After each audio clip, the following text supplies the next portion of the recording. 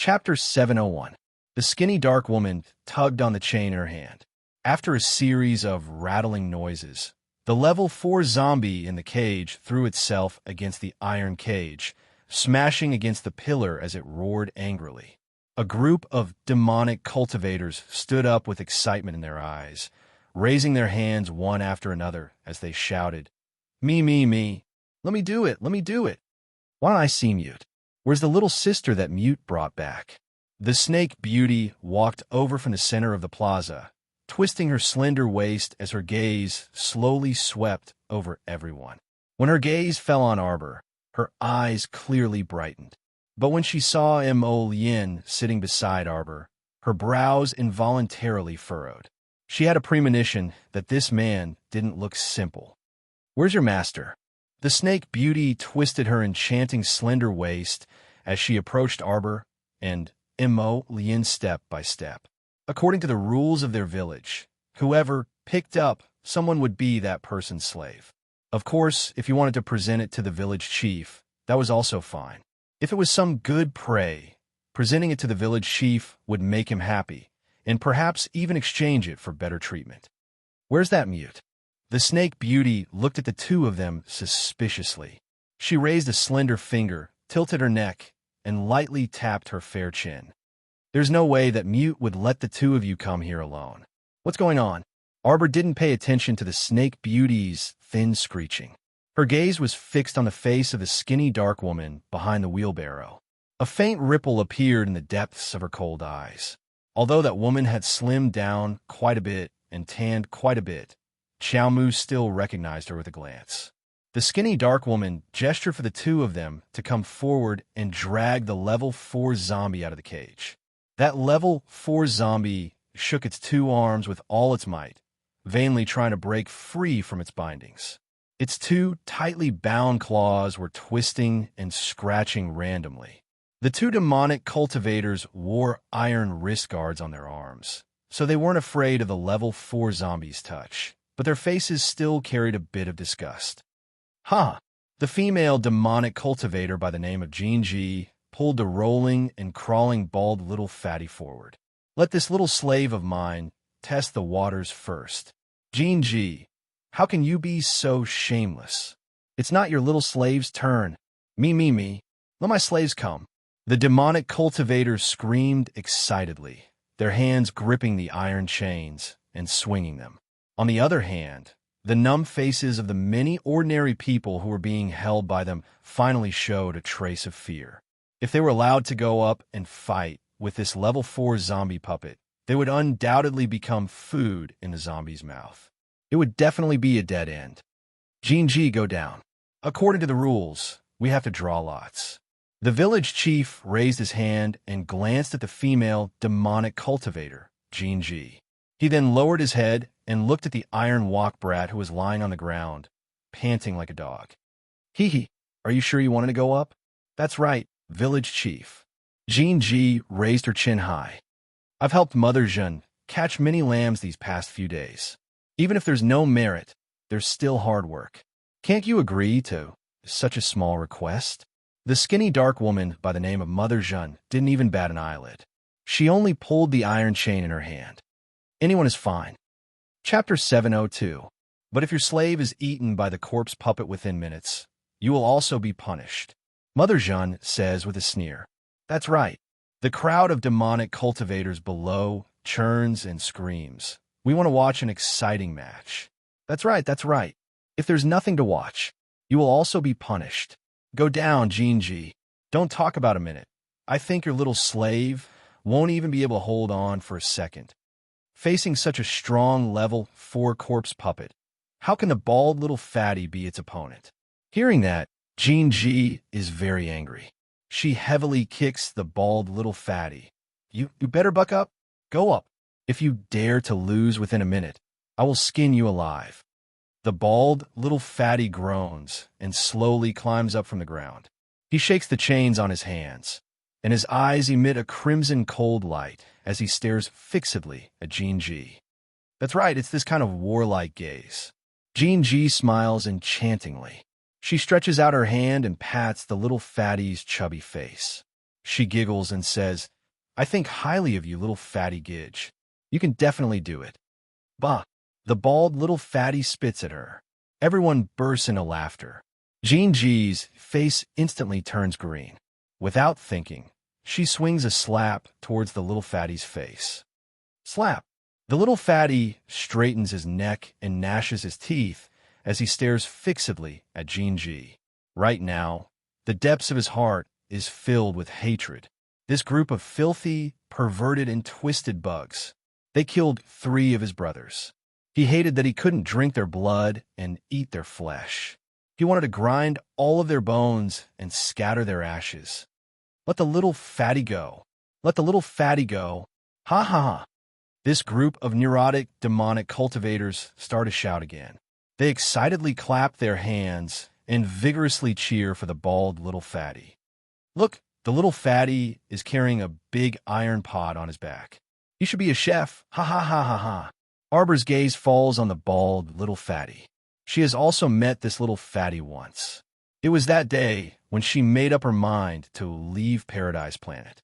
As he descended from the snowy peak, he saw the little fatty Zhang Yu and a few of his brothers. At that time, the 4 of them wanted to go to the snow-capped peak to dig something. For a moment, she wanted to kill them, but then she let them go. It was only because this Zhang Yu had a history with the Holy Water sect when he was young. But they didn't expect that the world would play tricks on them. They were allowed to live, but they still couldn't escape the fate of being slaughtered by the strong.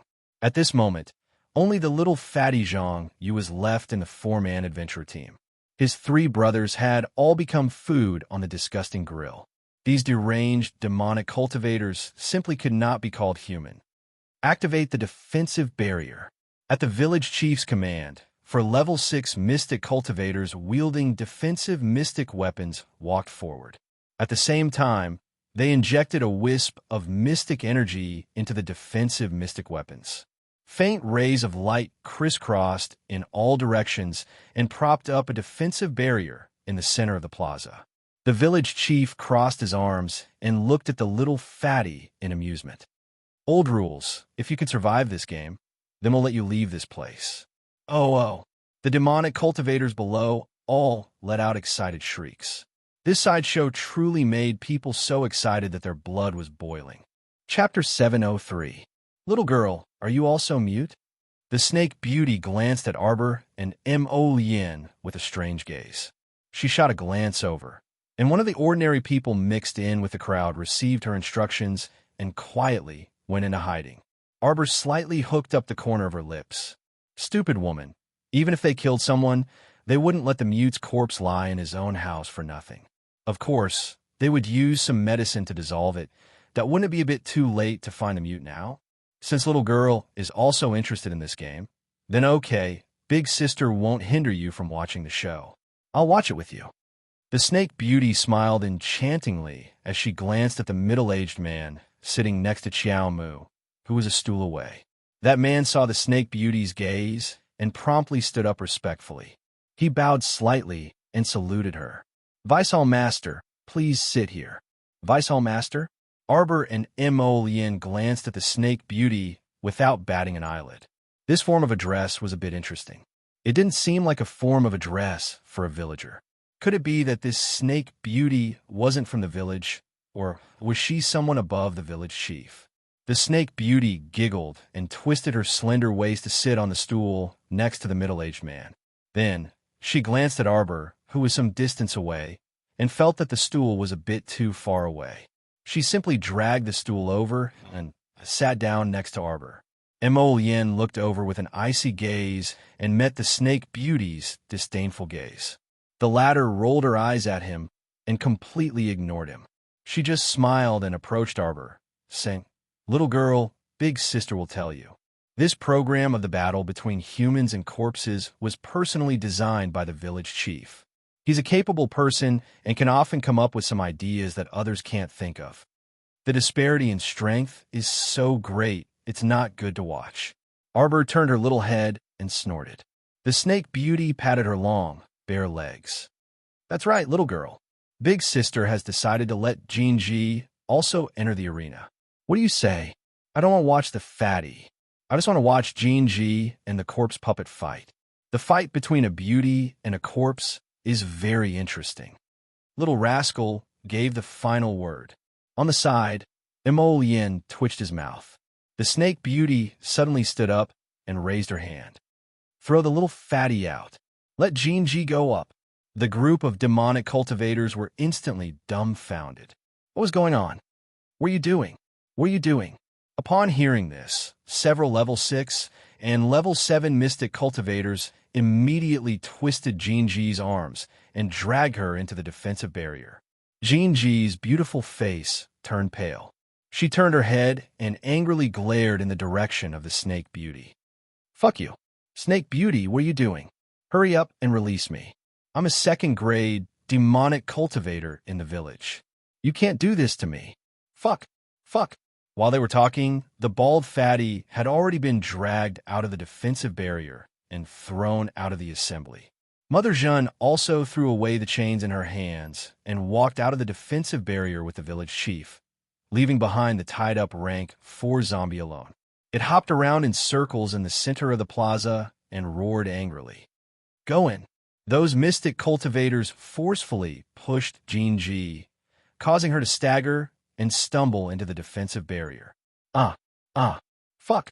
When G looked up, she saw a close-up and magnified zombie's stinky face. That disgusting appearance of crawling corpse worms covering its face made her vomit. Crack. The level 4 zombie opened its mouth and bit the air. Because its hands and feet were still tied up, it could only open its mouth and roar angrily as it charged at G. Chapter 704. In the nick of time, sharp thorns extended from G's 5 fingers and pierced into the level 4 zombie's throat with a whoosh. It was just that she was a little afraid of being infected by the corpse poison, so she pulled out the thorns from her fingers in less than a second and jumped back a few steps. She had fused with the poisonous mountain thorns, so when she attacked people, she could choose whether to use poisonous thorns or non-poisonous thorns. For example, when she had grabbed Little Fatty's flesh just now, she had used the non-poisonous thorns. But now, facing such a powerful level 4 zombie, in order to save her life, she had to use her best ultimate move. However, with her current ability, she could only use the poisonous thorns 3 times a day at most. There were 7 levels of demonic cultivators, from weak to strong. An average person who could cultivate to the level of a 3rd-grade demonic cultivator was already strong enough. The cultivation of a demonic cultivator was much more difficult than what an average person could imagine. Walking on the path of a demonic cultivator meant that you already had no way out. And G was a 2nd-grade demonic cultivator. In the entire village, she could be ranked in the top 100. But even so, the snake beauty still treated her like trash that could be discarded at any time and threw her into the field to fight the level 4 zombie for the entertainment of the people. Charge, you big idiot. Several demonic cultivators in the front row angrily slapped their thighs and roared at that silly level 4 zombie. That level 4 zombie didn't fall down after being pierced in the throat by the poisonous thorns. Instead, it hesitated on the spot for a while and looked at G with some confusion. Idiot, hit her, hit, kill her. The demonic cultivators all raised their fists above their heads and roared with surging emotions. G retreated a few steps and panted slightly. The thorns between her fingers faintly emitted a blue luster of poisonous light. The poisonous thorns attack just now had been effective. She just had to be a little more careful later. Roar.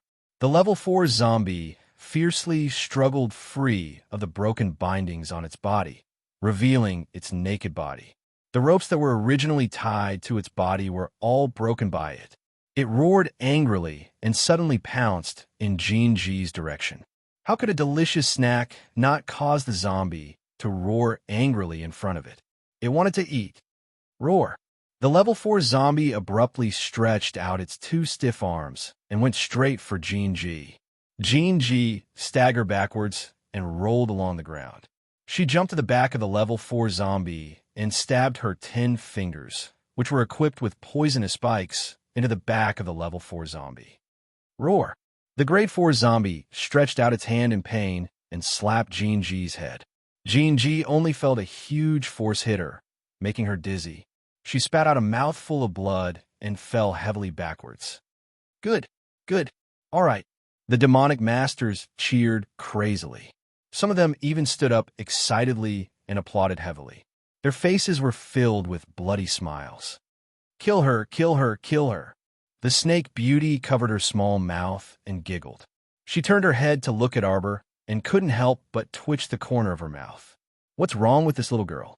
She was watching such an intense match with an expressionless face. Facial paralysis was really an illness. It had to be treated properly. Little girl, isn't the match exciting? Why don't you smile at all? The snake beauty really wanted to tease this little guy to talk. Chapter 705. The stoic face turned around and coldly glanced at her. Is it very funny? The snake beauty.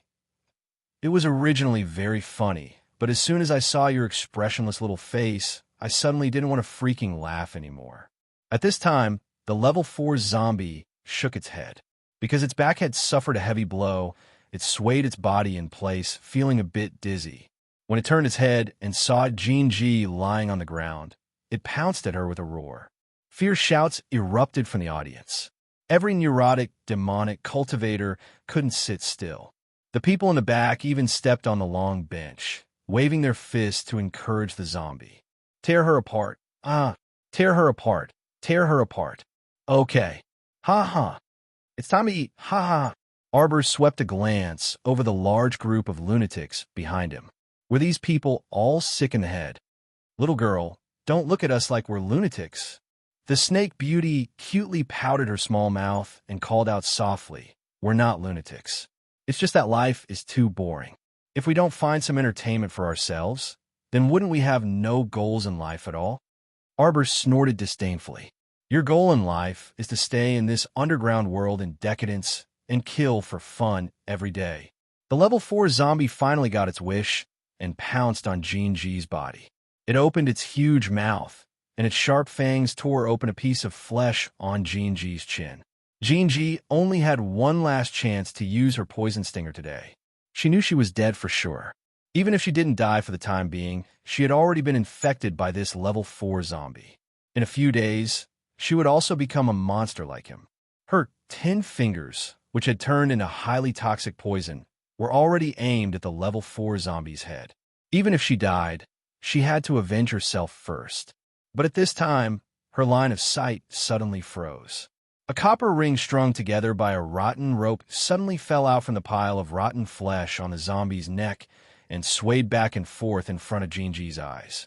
Jean G's eyes widened in horror, and she stared fixedly at the level 4 zombie in front of her just like that. Its face, which was full of rotten flesh, suddenly transformed into the face of a man with a silly smile. Wife, I bought this copper ring from a street stall. I think it looks pretty good. The boy next door also bought one for his wife. I can't let my wife down. The guy next door is wearing a low-level defensive ring. Do you know anything about defensive rings?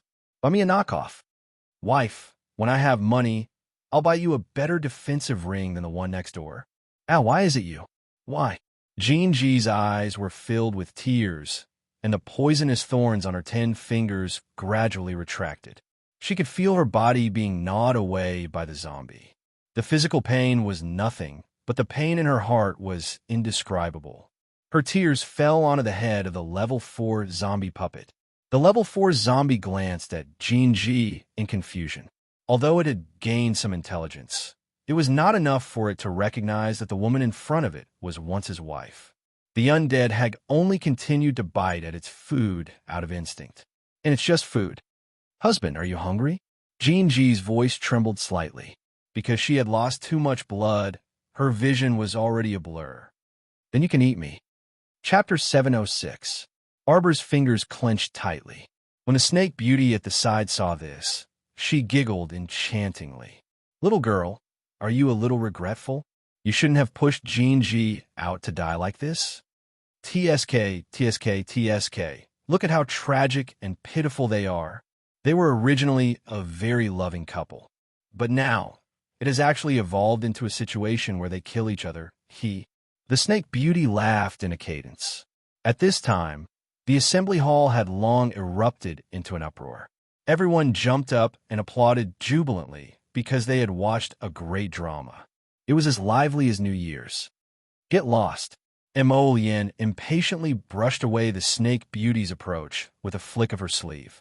She reached out and hugged her darling a little closer, stroking her little head while holding her in her arms. You bunch of demons and monsters. How are you worthy of being called humans? Emolian sneered. What's so pitiful about that, Jean-Ji? Haven't the slaves who died in her hands in the past never exceeded 10 digits? Heh, she only has herself to blame. What does it have to do with my darling? I'm talking to little sister. Why are you interrupting? The Snake Beauty's expression instantly darkened, and she glared at Emolian with extreme dissatisfaction. Get lost. I don't want to talk to you, Arbor said coldly. Snake Beauty, can you give me a little face, little sister? Arbor didn't want to say a single word right now, nor was she in the mood to deal with the Snake Beauty beside her. She sincerely hoped that she could get lost far away. At least for the time being, she didn't want to talk to anyone here. However, the Snake Beauty loved teasing the stoic face. She didn't give up and continued to tease her. Little miss, do you think that the drama just now was wonderful? Look at Jean-Ji. When she found out that the fourth-rank zombie in front of her was actually her husband, her expression at that time, oh ha ha ha, isn't it wonderful and special? Isn't this unexpected encounter well arranged? TSK, don't you think she's stupid? She clearly already knew that the one in front of her was only a corpse. Realistically speaking, he couldn't be considered her husband at all. She clearly had the chance to kill it, but she didn't. TSK, I almost thought she was a good person. The Snake Beauty continued to chat with the little stoic, even though the little stoic didn't utter a single word and didn't even look at her out of the corner of her eye. What is a pervert like you know? The little stoic suddenly said coldly. Every person who can be called a person has once left behind a pure land in their heart. If even this last piece of pure land disappears, then whether it's life or death, it doesn't matter anymore. Emolian's heart tightened, and she suddenly reached out to hold the little fellow's little hand tightly. He didn't know why, but he felt that when the little thing said those words, its eyes were illusory and didn't look like it was alive at all. This kind of nothingness that no one could touch made his heart feel very uncomfortable. He held her little hand tightly and gently squeezed it. As for the Snake Beauty, she coldly looked at the little girl beside her. You're saying that I'm not human. Do you believe that I can immediately let you enter that defensive barrier and come into close contact with that fourth-rank zombie? The Snake Beauty suddenly drew close to her, and a bewitching dark red color was concealed in the depths of those approaching eyes. It was rather bewitching and wanton, like a merciless whirlpool that wanted to suck in a person's soul. Chapter 707. Arbor's small face was stoic as he coldly stared at the Snake Beauty in front of him. There wasn't the slightest ripple in the depths of his eyes. It truly made one feel a sense of defeat. The Snake Beauty's expression instantly changed dramatically, and she said with a grin, "How about you call me good sister, and I'll spare you from fighting with a level 4 zombie. How about it?" She looked at the little stoic with a chuckle, with a very good deal, right? Expression on her face. Arbor sneered and turned his small head away, disinclined to look at her again. How infuriating. Why was this stoic face like this, so impervious to everything? This made her very angry. The Snake Beauty abruptly stood up and shouted with a fierce face. What is everyone waiting for? Pick the next person right now, and let this level 4 zombie continue to feed. I don't think it's full yet. When the group of sickly demonic cultivators heard this, they all excitedly screamed and stomped the ground, letting out excited howls. The Snake Beauty crossed her arms and swept a provocative glance at Arbor. How about it? Did you change your mind? Arbor didn't say a word. He turned around and leaned close to the Crown Prince, whispering a few words to him. The Snake Beauty's expression became increasingly gloomy. In the next match, what's the point of fighting with a zombie? Arbor's icy gaze landed next to the village chief. He expressionlessly stood up and pointed at Mother Jeanne next to the village chief. "You, do you dare to have a match with me?" Wow, this was great. That group of neurotic, demonic cultivators were so excited that they stuttered. They all jumped up on the spot and waved their hands and feet, shouting excitedly, "Someone wants to challenge Mother Jeanne! Challenge Mother Jeanne!" A haze flitted across Mother Jeanne's dark and thin face. Her pair of old eyes, filled with the vicissitudes of life, coldly watched the little girl in front of her.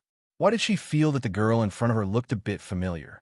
The snake beauty was startled and immediately reached out to pull her, but the latter dodged her small hand and evaded her. "You don't know what's good for you." A faint anger flitted through the depths of the snake beauty's eyes. "Do you know who Mother Jeanne is? She's a third-rank demonic cultivator. Moreover, she's a speed ability user. You're no match for her. She is fused with the power of a bear's paw. With one slap, even if you don't die, you'll lose a layer of skin." The snake beauty sneered. A person should know their limits. He could tell that the little girl in front of him was only a level 6 mystic cultivator. Don't joke around. A little level 6 mystic cultivator wanted to escape alive from the hands of a third-level demonic cultivator and an acceleration ability?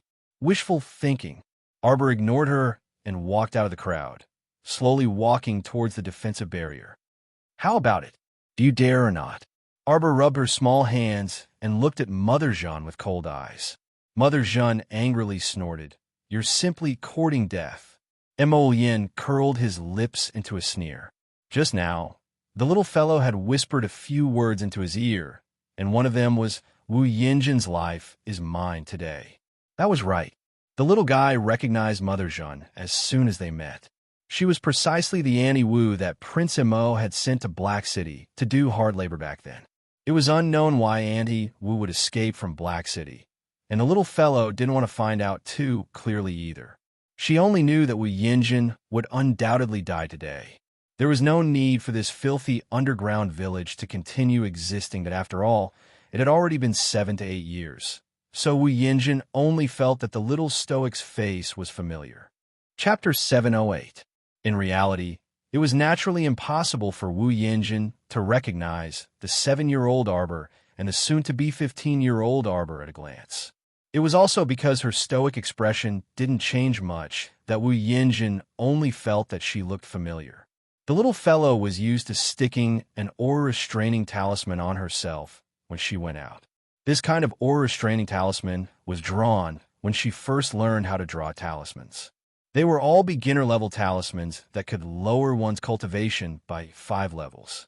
So right now, she looked especially sincere, like a tiny level 6 mystic cultivator. A level 6 mystic cultivator actually wanted to challenge Mother Jeanne in public. This time, it really stirred up the emotions of all the demonic cultivators. The snake beauty's expression was very unsightly, and she turned to glare at Emolien. "You actually didn't stop her. Would it work if I stopped her?" Emolien swept her a glance with a sneer. "If I stop her, wouldn't you have let her go up and fight with a level 4 zombie?" The snake beauty curled her lips and crossed her arms in front of her chest. "A bit interesting." Emolien coldly cast her gaze aside. "Who exactly are you people?" The snake beauty asked with a smile. "I had people go to Mute's house to check, but there weren't any traces. Don't tell me Mute was annihilated by you guys? But it doesn't matter." The snake beauty chuckled, her smile somewhat cold. "Mute was originally one of the few people at the bottom of this village. He already hasn't found any prey for nearly half a month. So look at him. He's so skinny because there's no meat to eat. If Mute died, then he died. It's just that I want to know what your purpose in coming here is." A small, sharp dagger appeared between the snake beauty's fingers, and it deftly slid and flipped between her fingers. On the other side, the neurotic, demonic cultivator's emotions had already been completely ignited by Arbor. Everyone stood up and shouted agitatedly, their emotions exploding and boiling. "Hit her! Hit her! Hit her!" The corners of Wu Yinjin's lips curled up slightly. She suddenly reached out and untied the black robe covering her body, revealing a short green robe inside. She then entered the defensive barrier in high spirits. When the level 4 zombie saw that there was more food coming to its door, It hurriedly threw away Jinji's already cold corpse and pounced towards Wu Yinjin with a roar. In the blink of an eye, Wu Yinjin's fat, deformed palm slid out of her sleeve and slapped the level 4 zombie's head. With a crisp bang, the level 4 zombie puppet's huge head was split open like a watermelon by Wu Yinjin's slap. Wow. Around the market, the crowd screamed and cheered. It couldn't get any better, all right? Sure enough, Mother Zhun was too strong. The moment she made a move, she directly smashed the head of a level 4 zombie like it was a watermelon. Aha! The demonic cultivators laughed wildly as they jumped and roared in unison. Kill her. This little mystic cultivator who doesn't know the immensity of heaven and earth. Do you think you're so great just because you're a mystic cultivator? Let me tell you, even if we're not mystic cultivators, we can still wring the heads of you mystic cultivators off one by one like watermelons. Arbor slowly walked into the defensive barrier amidst this wave of emotional shouts. He coldly raised his head and swept his gaze around. Can you all shut up? A bunch of men, yet they're shouting like ducks. Chapter 709. The voice abruptly stopped. Arbor's gaze coldly shifted to Wu Yinjin's face, and he suddenly pulled out 3 talismans. The immobilization, drowsiness, and dizziness talismans flew in front of Wu Yinjin and suddenly split open. Wu Yinjin's speed wasn't the least bit slow. When she saw the 3 talismans flying over, a trace of graveness gradually condensed in her eyes. Her body moved in the air, and her speed special ability was displayed to the extreme, leaving behind an illusory faint shadow. In fact, her body had already moved 1 meter away. Open, Arbor coldly rebuked. An ebony blue talisman suddenly floated in front of Wu Yinjin, slightly startling her. Her speed was already so fast, but the young lady in front of her actually caught up with her. What was going on? The confinement talisman was activated. Invisible chains instantly bound Wu Yinjin's body, causing her to be unable to move for a moment. Everyone was greatly shocked. The snake beauty also slightly narrowed her eyes, and a dark red color flashed through her eyes. A talisman practitioner? The snake beauty muttered to herself. It was very rare to see a talisman practitioner. After all, those talisman practitioners in Guanlan City basically didn't leave the house at all. They sat at home all day long and studied talisman techniques. Who are you? Wu Yinjin was also shocked. What's your relationship with the talisman patrician family? If she was someone from the talisman patrician family, then she would have to carefully weigh whether she should kill the little girl or not. After all, that kind of large patrician family wasn't to be trifled with. Unexpectedly, the little girl didn't fancy the talisman patrician family at all. She thought of Mu Yangda, and the talisman patrician family's talisman proficiency could be seen. You don't need to know who I am. Several streams of water drilled out of Arbor's hands, and he coldly looked at the woman in front of him. Are you prepared to die? Wu Yinjin's pupils abruptly contracted, and she stared in disbelief at the streams of water shuttling back and forth in the little girl's hands. The snake beauty also stood up with astonishment. A water spirit practitioner? Impossible. How could such a young water spirit practitioner appear in this boundary? The 5 spirits of this boundary basically couldn't be sensed, so why did the little girl in front of her? 5 nimble streams of water, like snakes, whizzed in front of Wu Yinjin. The streams of water were about to penetrate Wu Yinjin's throat, and Wu Yinjin had yet to break free from the confinement talisman. Her body was bound by invisible chains, and she was struggling with all her might. Suddenly, Wu Yinjin let out a loud roar, and a huge bare paw on her right hand actually flew off from her wrist. At the critical moment, his fat palm suddenly grabbed the 5 streams of water that were about to reach his throat. With a few popping sounds, the 5 streams of water in Wu Yinjin's hand exploded as if they were tangible objects that were being crushed. Disdain flashed across Wu Yinjin's eyes. Little doll, if you want my life. What? Before Wu Yinjin could finish speaking, she saw several sharp icicles pierce out her bare paw, piercing through her bare paw ruthlessly. The icicles pierced through the back of her hand and drilled out of her palm. They extended for more than a meter and instantly hit her throat. A stream of blood spurted out from her throat without warning. No, it was impossible. Wu Yinjin suddenly discovered that the confinement talisman's effect had been lifted, and she hurriedly used her other hand to block her bleeding throat. Gurgling sounds came from her throat, and Wu Yinjin's face was blank and terrified. See you tomorrow. Chapter 710. This kind of confinement talisman's effect could barely be maintained for a minute. However, in a battle where every second mattered, it was enough for talisman masters to do whatever they wanted with a flip of their hand. Wu Yinjin's bare paw returned to her wrist, and she staggered back a few steps with a dejected expression. Her other hand tightly clutched her throat, and soon her palm was drenched in sticky blood. Seeing that something was amiss, the village chief hastily walked into the defensive barrier. "Little girl, immediately stop your willful and reckless attack. Otherwise, you'll be punished by blood. You can't bear the consequences of this." Before the village chief could say the word "rise," his pupils abruptly contracted. Inside the defensive barrier, the little girl suddenly raised her hands, and a pair of plain-colored sleeves embroidered with twining branches fluttered in the wind.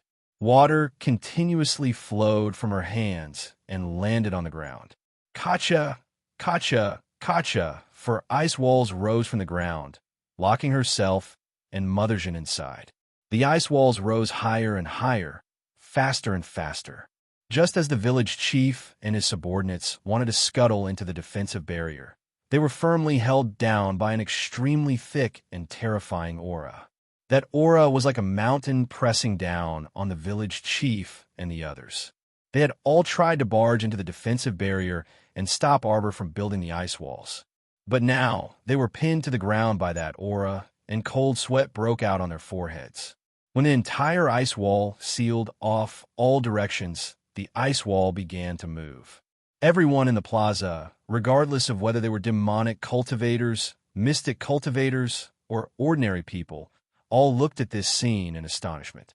A water spirit master was actually a water spirit master who could use such a strong water spirit master.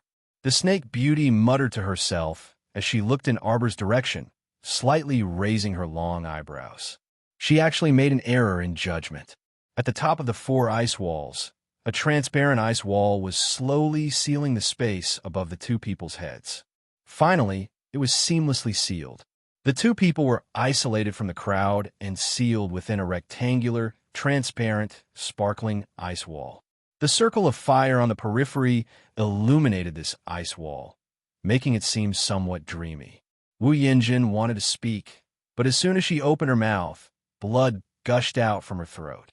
She could only glare at Arbor with a pair of venomous eyes, using her gaze to ask her, "Who are you?" Arbor ignored Wu Yinjin, this shrew. In reality, it was a bit strenuous for her to use water to create such a large ice wall for the first time. She was silent right now because she was seizing the time to recover most of the mystic energy in her mystic meridians. She wasn't sure how others used water and fire spirit power. In any case, ever since she merged with the natal essence water, she was able to use her profound energy to control this surge of water spirit energy. This was indeed very strange, and she herself also felt that it was a little strange. Logically speaking, her profound energy had yet to transform into spiritual energy, so she shouldn't be able to control the water spirit. However, when she used her profound energy to control the water spirit energy, it was rather easy for her to do so. On the other side, when Wu Yinjin saw that Arbor was ignoring her, she became even more nervous and stared straight at her. "Who the hell are you?" Arbor only recovered for a bit before taking a deep breath. Her gaze revealed a trace of frigidity as she stared at Wu Yinjin, who was using her gaze to question her. Her small mouth slightly opened as she spat out a cold sentence. "Go to the Yellow Springs and ask around." "Who am I?" "I'm the person who wants your life." Chapter 711. Arbor's eyes narrowed, and a burst of powerful, profound energy exploded from her body. In an instant, one of the ice walls closest to Wu Yinjin suddenly turned into pieces of 6 water chestnut snowflakes. Wu Yinjin clutched her neck and stiffly turned her head around, only to see pieces of snow flying up. This scene was truly a little frightening. What kind of water spirit control was this? Arbor gently raised a small hand and pushed her palm forward slightly. All the 6 water chestnut snowflakes fluttered and spun in the air like fairies singing and dancing. In an instant, they uniformly surrounded Wu Yinjin's direction. Walala, a large mass of snowflakes whooshed around Wu Yinjin's body, cutting her up and down. Outsiders simply couldn't see the situation of Mother Jeanne, who was surrounded by snowflakes. They could only see her figure moving back and forth within the ice walls. Her speed was extremely fast, but the speed of the snowflakes surrounding her was even faster. Wu Yinjin's body expanded by more than 3 times in an instant, turning into a war bear. She let out a weak, miserable howl, mixed with the gurgling sound of death coming from her throat. Everyone finally got a clear look at her current sorry state. Her hair was bald. Her limbs and body and even her face were scraped by the snowflakes until there wasn't a single piece of undamaged flesh. Bang! Another ice wall shattered, completely turning into a mass of snowflakes, pressing towards Wu Yinjin's tall body. Following closely, one after another, the remaining 3 ice walls all cracked. Snowflakes were like turbulent torrents, like pieces of small, sharp daggers, piercing through Wu Yinjin's body and limbs. She was attacked from the front and back. Her entire body was being torn apart by this kind of extreme torture. Like crazy, she swung her bare paws with all her might, slapping away the snowflakes that gathered around her. But it was completely useless.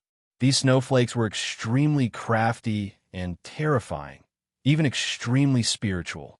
Even if they were slapped away by her, scattering into water droplets, but very quickly they would once again melt into ice and snow, absolutely endless. Wu Yinjin let out a series of hoarse roars. Because she had lost too much blood, there wasn't a single piece of undamaged flesh on her body. At the same time, her eyes also became abnormally blurry, almost unable to see the girl standing diagonally in front of her. Was this the limit? It must be very painful to have such a broken body, right? So back then, when her Shaolin was thrown into the wild like a ragged doll and was bitten by wild dogs, it must have been even more painful. What was this kind of pain? Arbor stretched out his hand, and his profound energy suddenly erupted violently once again. The snowflakes that had been circling around Wu Yinjin suddenly paused for a moment before shattering into pieces. The tiny snowflakes hit Wu Yinjin's skinny body. If it were only 1 or 2 snow particles, they wouldn't be able to harm Wu Yinjin at all. After all, she was a demonic cultivator who had fused with the sturdy body of a battleground bear. Her defense was naturally not to be underestimated. But right now, hundreds of billions of tiny snow particles were hitting Wu Yinjin's skin all of a sudden. Hundreds, thousands, and even tens of thousands of them hit every inch of her skin, instantly breaking through her defense. Everyone was dumbstruck and speechless as they watched Mother Jeanne being shot into a sieve in front of them. Countless tiny snow particles hit back and forth on her 4 limbs, smashing fiercely with whooshing sounds. Chapter 712. In the blink of an eye, all of Mother Jeanne's bones, flesh, and blood were crushed in a fine powder by the dense shooting snowflakes. Her body was like a puddle of mud, loosely and softly falling down. With a crash, she broke into a pile of minced meat. The Snake Beauty's pupils abruptly contracted, and she reflexively looked at the little stoic standing far away. The little fellow's stoic little face was apathetic, cold, and solemn, completely devoid of any expression. Under the swirling snowflakes, the little girl in a plain pink dress was like a naturally formed sculpture in a world of ice and snow. The eyes of the merciless queen who controlled ice and snow contained endless desolation and loneliness. At the same time, after losing Wu Yinjin as their target, the fine snowflakes that filled the sky pierced through the outer defensive barrier with a whooshing sound. This caused the 4 level 6 mystic cultivators who were increasing their power to throw away the shattered defensive mystic weapons in their hands in fright and to flee to the back of the assembly hall. A level 6 mystic cultivator who was slow to flee was immediately pierced through the back of his head by countless snowflakes, and he abruptly fell to the ground. The village chief forcefully mustered all the strength in his body and broke through the pressure pressing down on his back. Because of this, he even spat out a mouthful of old blood, and his furious expression also contorted. "Hurry! Hurry! Kill that damn girl! Kill her! That damn girl! She actually killed Mother Jeanne." Mother Jeanne was one of the few third-class demonic cultivators they had nurtured. She was completely different from Jinji, that kind of mediocre second-class demonic cultivator. Previously, in order to let Mother Jeanne properly assimilate, they had expended a large amount of manpower and resources just to find that demonic beast, War Earth Bear. They had finally managed to nurture Mother Jeanne to a useful state, but now she freaking died in the hands of an unknown little mystic cultivator. Even the village chief felt heartache at sacrificing a third-class demonic cultivator for no reason. After receiving the village chief's order, the demonic cultivators all rushed toward Arbor with crazed expressions on their faces. Mo Lien sneered. As soon as she moved, she was surrounded by a large group of demonic cultivators summoned by the Snake Beauty. "Get out of the way if you don't want to die."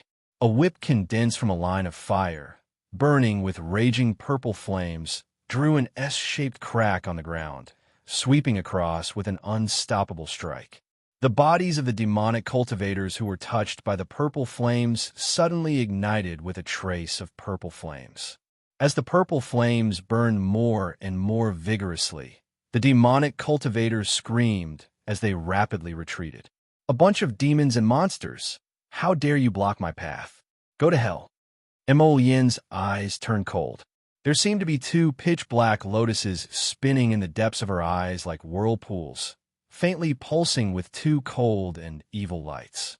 Merciless purple flames that seemed to swallow the heavens and devour the sun rose from his flipped palms, fiercely chasing after the demonic cultivators who were fleeing in all directions. Boom! The purple flames smashed a deep pit in the center of the plaza. Several novice demonic cultivators who were caught off guard didn't even have the chance to call for help before they were smashed into the deep pit by the purple flames and lost their lives. A pair of wings suddenly spread out from the village chief's back, flapping as he fled into the depths of the village. He shouted, "A strong enemy is invading! A strong enemy is invading! Activate the village's destruction talisman matrix! Activate the village's destruction talisman matrix!" Damn it, that youth who didn't seem to have the slightest trace of mystic energy around him was actually an extremely powerful fire spiritual cultivator. Chapter 713. At this time, a sharp whistle appeared in the sky above the village. The ground violently trembled from this whistle. Everyone was forced to sway their bodies, and they were practically unable to walk properly. The large grill collapsed, and the three figures wearing the grill fell heavily to the ground. The little fatty carried the iron pot on his back and crawled on the ground continuously for several minutes before barely crawling to the front of his three bloodied brothers. He bawled his eyes out and bawled his eyes out. Run! The ordinary crowd was in chaos. Taking advantage of the fact that the demonic cultivators couldn't even take care of themselves, they all scattered like birds and beasts. Run! Everyone pushed and shoved each other in panic as they rushed toward the village entrance. However, after the destruction talisman matrix was activated, the entire village's ground became rugged and uneven. A crack or two opened up on the swaying ground from time to time, swallowing up the frantically running people one by one. One of the demonic cultivators seemed to have fused with the leopard's speed as he shuttled through the crowd very quickly. When he saw a fissure in the ground, he jumped over it very vigorously and dodged the fissure. The corners of his mouth curled up into a satisfied smile. In the face of danger, everything was fake. Only by running faster than others could one obtain a slim chance of survival. However, while this smile was still hanging at the corners of his mouth, the enormous bamboo building in the marketplace came crashing down with its roots. A large bundle of bundled bamboo sticks, and bamboo tablets smashed into his back with a loud bang. That demonic cultivator's mind went blank. He didn't jump in time and was immediately sucked into the merciless crack, leaving behind a pitiful howl. Arbor's figure flashed, and he blocked in front of that village chief who was flapping his wings, calling out, "Qingwan." He threw out several talismans in succession, and his entire body leaped up, landing steadily on Qingwan's back. Qingwan let out a shrill cry and spewed out a large mouthful of icy mist, which swept in the village chief's direction. The village chief was shocked, and he stared at Arbor in disbelief as he roared, "You're not a level 6 mystic cultivator. You're not a level 6 mystic cultivator. You're making a fuss over nothing and made yourselves miss it. Confinement talisman. Open." Arbor gazed coldly at the village chief and didn't answer his question. Instead, he used the confinement talisman right away. She wanted it. Capture them alive. 5 confinement talismans sealed village chief's escape route. Qingwan was above him, completely blocking village chief's escape route. The village chief's pupils constricted. As the invisible chains climbed up his body and tightly bound him, he let out a shrill cry. "Little girl, you got guts. My master won't let you off. Don't even think about getting anything out of me." "Oh." Arbor coldly spat out a word and threw out 2 more dictum talismans. "Tell me, who built this underground village?" Arbor's voice was cold as if it had been fished out from the cold night. The village chief hammered his head hard, and his eyes instantly became bloodshot. Arbor's heart skipped a beat. He knew something was wrong and retreated. The village chief screamed crazily, "Master will not let you off." "Aha!" Abruptly, the village chief self-detonated, directly shattering those invisible confinement chains around him. Although Arbor had long been on guard against this person, the force of the self-detonation at close range was truly too great, and she and Qingwan were abruptly slapped to the ground. Chapter 714. Jojo. After burning several demonic cultivators who had surrounded him to death with his purple flames, Emolian looked up and saw his Qiao Qiao being sent flying by the burly village chief's self-detonation, sliding straight into a bottomless crevice in the ground. Emolian was so frightened that her heart trembled. She bounced up and swiftly darted to Arbor's side. "Jojo." Arbor only had time to comfort her with "It's fine" before he was instantly pulled into the crevice by a suction force. Emolian. Arbor's heart skipped a beat. The rumbling sound of bubbling underground water reached her ears. Soon after, she seemed to see a round object fall into the crevice along with her. Boom! Arbor fell into the vast, ice-cold underground water. Following the surging underground water, he seemed to slide endlessly into the depths of the Earth's core. "Jojo." Emolian swiftly chased after Arbor with a few leaps. She turned around and coldly ordered Huifeng and the others, who were following closely behind, "Leave no one here alive." Without looking back, she directly jumped into the crevice with a bang. Emolian was also quickly swept down by the surging underground water. "Your Highness!" Huifeng turned pale with fright. He turned around and said to his subordinates, "You guys stay here and clean up." After saying that, he also jumped into the crevice after Emolian. The remaining several dozen nimble black-clothed youths immediately spread out and hunted down the demonic cultivators like wolves and tigers. The demonic cultivators were exhausted from running for their lives. How could they have expected that a small group of ominous stars would suddenly appear in the village and attack them without a second word? The ground kept shaking and cracking, and several demonic cultivators were sucked into the crevice due to a moment of carelessness. The youths of the Hidden Night Pavilion were carrying out a mechanical extermination in the dark night. On the other side, Arbor, who had fallen into a crack in the ground and was flowing down along with the rumbling underground water, only felt a little uncomfortable from the resistance of the water flow. He couldn't help but circulate his mystic energy to protect his body. "Master, don't worry. These water currents won't hurt you. Try to merge with them instead of resisting them. Try it, Master." The water baby's soft and cute voice suddenly rang in her mind. Assimilate? The water baby's words gave Arbor a hint of inspiration. She was originally an intelligent person and understood with just a hint. Immediately, she silently circulated her profound energy and tried to merge it with the surrounding water. In this way, she only felt that the water around her flowed happily. Clusters of water were like naughty elves, gently caressing her skin. The resistance quietly vanished. She was someone who had fused with her life essence water, so she should have a greater affinity with the water spirit than anyone else. The gushing water formed a circle around her body. Arbor reached out a finger and lightly touched it. The ice-cold water flowed along her finger and unwittingly formed a transparent membrane around her body. This water membrane adhered closely to her body and freely shrunk and enlarged as she stretched and moved her limbs. This was a water spirit barrier, right? She had roughly glanced through the usage of the water spirit in the technique chapter of the Spirit Division record. However, she could only control 1 or 2 small streams at that time, so she didn't look at this technique in detail. Who would have thought that by chance, she would inexplicably have an epiphany in the rapids? Chapter 7:15.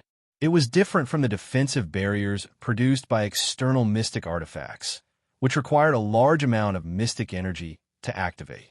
For example, in the assembly hall earlier, in order to expand the range of the defensive barrier, mystic cultivators were required to use defensive mystic artifacts at the same time. The water spiritual barrier that Arbor comprehended now didn't require the help of any external objects. As long as one had sufficient spiritual energy, the water spiritual barrier's range could be large or small, and it only required a little spiritual energy to maintain the barrier for a long time. Compared to a large-scale defensive barrier, this was naturally more flexible, and less energy-consuming. Of course, if one encountered someone as powerful as Yin, then it didn't matter and didn't care about the energy consumption. The technique chapter also specifically stated that very few people could comprehend this kind of full-body, defensive spiritual barrier. Most people could only achieve a localized defense, such as a spiritual shield, a spiritual wall, or a spiritual armor that could produce a spiritual energy bracer, chest, and helmet. However, the little fellow felt that producing a spiritual armor was more impressive. She was currently wrapped in a thin water membrane. No matter how she looked at it, it was strange. The layer of water surrounding his body was as soft as a mutated eggshell. She poked it with a finger, and the water membrane softly protruded out a finger's length. Feeling cooled sigh, she couldn't escape the fate of being an egg. She was still disdainful, completely unaware of how strange it was for a little mystic cultivator to create a water spiritual barrier. Arbor floated downstream. Aside from worrying that Yin would be anxious, she wasn't afraid at all. She simply sat inside the water spiritual barrier and swayed along with the current. Coo! The little chick climbed up from behind her wet shoulder and sat on it. This underground water was too turbulent. If it hadn't been for the quick thinking of grabbing a strand of its master's hair, it would have been swept to who knew where. This underground river branched out in all directions. Who knew if it would be swept to the deepest part of the Earth's core, never to return? When the little chick thought of this, it shuddered and then looked at Arbor with adoration. Master, did you create this water spiritual barrier? His little master was such a troublemaker. She casually made a cover that could isolate the underground water, and he could finally take a breather. Xiao Mu sighed as she petted the little chick's head. She then took out the Hidden Night Pavilion's Jade Messenger tablet from her inner world. Yin must be very anxious right now, so she decided to leave him a message first. I'm fine. Let's meet in Balon City. After he finished writing, Arbor put away the talisman pen and waited patiently for a while. Seeing that there was no reply, he put away the communication jade tablet. Don't worry. Yin will see it later. She won't be worried. A certain person comforted himself with a few words, calmed himself down, and looked around again. Dian, where do you think I'm drifting to? She didn't even know where the underground water led to. Would it directly wash her into the river? Wait a little longer, master. We'll reach the end soon. As the water baby's words fell, Arbor only felt the rumbling of the water beside his ears. His eyes suddenly lit up, and his body was instantly suspended in the air. Dear Xiao Mu only had time to cry out, "Fuck," before her entire body fell from the sky. It turned out that after she was washed out of the cave by the underground water, she was washed down by a jade waterfall that was 3,000 feet high. The little chick shrieked and covered its eyes with its wings. Wah! Darling Xiao Mu let out the first shriek since her rebirth. A little green face was frozen in time. Chapter 716. What do you mean it's going to end soon? This is a waterfall falling straight down from the sky. Our dear Xiao Mu was wrapped in a soft water spirit barrier. Her small body was dizzy as she tumbled down, tumbling all the way down. If someone was watching at this moment, they would definitely think that she was very funny. The little fellow was like a small animal wrapped in a transparent softball. With one tumble, she was jolted by the waterfall and fell over head first. With another tumble, she righted herself again, her small hands and feet constantly swinging to maintain her balance.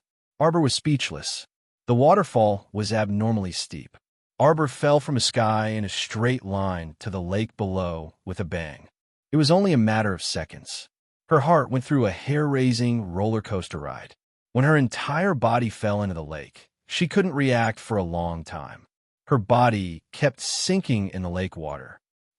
After a moment, a certain Xiao Mu's small head finally emerged from the lake. She spat out a bead of saliva and wiped her small face with her hand. Coo! The little chick lay on her messy bird's nest hair. Its feathers were all wet and withered, and it couldn't help but gasp for air with its small mouth open. The little chick spat out 3 mouthfuls of water in a row and cried out pitifully, "Master, let's go up quickly." Arbor looked around. The night was dark. Arbor looked around. This lake was not even 1/10 the size of her peach blossom lake. One side was the waterfall, while the other 3 sides were mountains whose peaks couldn't be seen. At a glance, she didn't know where the clouds and fog were. "I wonder if we've returned to the ground," Arbor muttered and swam towards the lake shore. The little chick lay on her head and cooed, "Master, master, look at my wings. They can't be pulled up." Arbor pulled her down from her head and held her in her hands. "Weak chicken, there's a cut on your wings. It must have been accidentally scratched by a sharp rock when you fell into the water from the crack in the ground." "I don't know. Normal rocks can't hurt me." Qing Wan was very puzzled. When did it become so weak? After that, the two of them squatted inside the water spirit barrier. Even if they fell straight down from a high altitude, they were not injured. Little Chicky spat out 2 more mouthfuls of water. "Don't worry, master. It's just a small wound. I'll bring you up later." Arbor swam ashore, looked down at his wet clothes, and frowned. "Little ball, pull us in." "Yes, master." Chocho paused for a moment before asking, "What about that snake?" The little snake came out of her waist pocket and glanced at Arbor with its watery eyes. "Pull them in together." "Oh," Chocho replied reluctantly. With her current cultivation, it would be rather strenuous for her to recruit a newcomer to Paradise Planet for the first time. Thus, when Chocho heard that she would have to recruit another little snake, it was somewhat unhappy. Moreover, this little snake was obviously here to compete with Chocho for favor. Chocho was even more displeased. After entering Paradise Planet, Arbor left the little snake behind and hurriedly ran back to her little tree house to change into a clean set of clothes. When she came out of the tree house, she was holding many bottles and jars in her hands. "Weak chicken, the wound on your wings is quite serious. Don't move around. Let me take a look." Arbor frowned and reached out to carry the little chick on her lap and began to treat the wound on its wings. On the other side, the little water child was staring at the little snake with a serious expression. "You can't crawl around here, and you can't steal the vegetables in the field." Chapter 717. Little cute snake and little water child looked at each other. Swaying its little snake tail, it slithered over to Arbor's feet. Suddenly, it fell limply onto the ground. The little snake's lively eyes swept over everything in Paradise Planet, its watery eyes containing a trace of pleasant surprise. "Wow, this place's mystic energy is so dense. I like it so much." Little water child immediately became alert. This scheming snake actually acted cute on the spot. How could this be? Luckily, Master was busy with the work in her hands and didn't have the time to care about this scheming snake. Umph. After Arbor finished cleaning the wound on Little Chick's wing, she suddenly made a sound of surprise. Little Chick stuck out its belly, and just as it was about to turn around, Arbor reached out and stopped it. Wait, don't move. Arbor reached out and gently pressed on its wing. There seems to be a foreign object in your wing. Does it hurt? It doesn't hurt, Little Chick said muddle-headedly. When you fell just now, you were scratched by something. Think about it again. There's nothing. Little Chick's face was filled with confusion. It was so strong, and it was an ancient Qingwan, not a real chicken. How could it be injured by a few small stones? Wasn't this a joke? Don't move. There should be some stones in your wing. I have to take them out, or else your wound will still hurt when it heals. Master. Little Chick was moved to tears. Master was so good to it. It was rare to hear Master speak so gently. Usually, she was cold. Xiao Mu placed it on a glossy stone block under the peach tree. She then rummaged through her needle pouch and took out a small brass tweezer. It hurts a bit. I have to take out the foreign object in your wing. Bear with it, Arbor said in a low voice. Little Chick was so moved that it immediately wanted to cry again. Master, do whatever you want. It doesn't hurt. Arbor looked at it in confusion. She thought to herself, you're not afraid of pain? Why you look like you're about to cry? She didn't know how to comfort people. Oh no, she was comforting a chicken. She used her fingers to stroke the outside of the little chick's furry wings inch by inch. Then, she used the brass tweezers to probe the wound. She accurately pinched something and quickly pulled it out. It was a soft clump of dirt that was as thick as a thumb. Xiao Mu tossed this thing on the ground and poked it with her tweezers. She saw that a pinhole-sized hole had sunk into it, and it was incredibly soft. It would be too funny to say that Newbie had been scratched by a thumb-sized lump of dirt. Newbie didn't believe it, and neither did she. All right, just apply some ointment on your wings and wrap them up. They should be fine by tomorrow or the day after. Ah, but Master, I have to send you up. Qingwan also saw that around the small lake, other than the waterfall, the other three sides were huge mountain ridges. I could do it myself. It's dark now, so we can climb tomorrow. Arbor quickly applied medicine and wrapped Qingwan with gauze. Master, there's someone outside, Qiu suddenly said. Who is it? Arbor was a little puzzled. I let out my spiritual sense to take a peek. It's a bald little fatty. He just climbed up the shore. Qiu jumped onto Arbor's hand and gestured. This kid is quite sharp. I used my spiritual sense to secretly size him up, and he looked around vigilantly. Arbor frowned slightly. Then how do I get out? Chapter 718. If she were to appear openly, wouldn't it raise suspicions? After all, what would people think if a person jumped out of nowhere? She didn't want to expose the secret of Paradise Planet in front of strangers. Why don't we wait for the little fatty to climb up before going out? Qiu suggested. That's the only way. Arbor nodded. She got up, and just as she took a step, she felt that she stepped on a piece of rotten mud. Squeak. Xiao Mu even inexplicably felt that the clump of dirt under her feet seemed to tremble slightly. She hurriedly lifted her little foot and rubbed it against the peach blossom tree next to her, rubbing that small piece of soft mud down and dropping it under the peach blossom tree. What the hell was that? Arbor deliberately squatted down and looked at it carefully for a while. It was just a small lump of mud that couldn't be more ordinary. Let's go to sleep first. We'll go out tomorrow morning and think of a way to climb a mountain. Qingwan's wings were injured, so it was better to let it rest for 2 days first. She wasn't a particular person. It wasn't difficult for her to climb a mountain with her hands and feet. 1 big and 4 small, twisting their small bodies, all ran back to their small residences. Arbor naturally returned to the treehouse she built herself. The little water baby built a small nest under the tree. At this moment, seeing the little snake swimming over, it immediately glared at it. What are you doing? This place is where I'm lying. The little snake glanced at it and didn't pay attention to it at all. It twisted its small body and climbed up the tree trunk. It climbed all the way to the roof of the treehouse and found a place with luxuriant foliage to lie down there. Arbor returned to the treehouse and checked on the little white squirrel's condition again before falling asleep. However, she didn't know that Mo Lien had been feeling uneasy ever since the two of them separated. Now that he couldn't sense Arbor's aura at all, he suddenly felt that the sky was about to fall down. This feeling overlapped with a certain time 2 years ago, making him feel uncomfortable. In fact, after Mo Lien jumped into the fissure, she was separated from Arbor by the tributaries of the underground water veins. After Mo Lien emerged from a small pool, she discovered that she was already in the tent area outside the Balon fortification. Under the night sky, the stars were bright.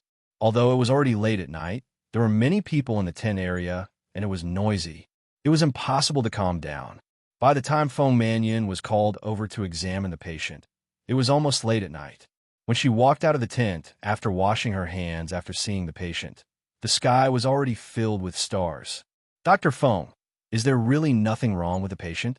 Just now, he was making a big fuss and wanted to bite anyone he saw. He couldn't have mutated into a zombie, right?" A deputy manager of the Shed district followed behind Feng Mannion. "Zombie transformation? It's not like he's dead." Feng Mannion glided ahead as she swept the manager an indifferent glance. "What problem can there be? You don't believe in my medical skills?" A young maidservant who was following closely behind Feng Mannion was holding a medicine chest with her sleeves rolled up. Upon hearing this, she scoffed. "Deputy manager, you can set your mind at ease. Our miss is one of the top 50 physicians in Celestial Medicine Valley. If she says there's no problem, then there's naturally no problem." That's good, that's good. How could the deputy manager dare to offend this great god of Celestial Medicine Valley? He naturally lowered his head and bowed as he repeatedly flattered her respectfully. The main reason was that there were many people in the Shed district. If something happened and they couldn't control it, the consequences would be unthinkable. Suddenly, Feng Mannion paused in her footsteps, and her gaze fixated ahead. She saw a slender and elegant figure quickly walking past her. Under the illumination of the moon, the young sir was truly as elegant as jade, unparalleled in his elegance. Speaking of which, did you guys draw a prize? Chapter 719. How's the little fatty doing now? The next day, Arbor woke up early, ate some porridge, and planned to leave Paradise Planet. Let's go, let's go. The little fatty is trying his best to climb up. He's been climbing for about half an hour. He should be far away by now. Chocho chuckled. "Master, you can go out now." "Okay." Arbor reached out and picked up the little white snake, and had Chocho send them out. She could only come out of Paradise Planet from where she entered, so she had to find a way to go up the mountain and take a look. It was already early in the morning. As soon as she walked out, she saw the small lake, which shimmered slightly under the morning dew. Arbor raised her head and looked at one of the mountain peaks. Just as she was about to take a breath and climb up, she suddenly heard a strange sound coming from the mountain peak. Following her line of sight, she saw something that looked like a meat bun rolling down the steep slope of the mountain peak. Seeing that, Arbor's eyes went blank. The bald little fatty rolled down from who knows where.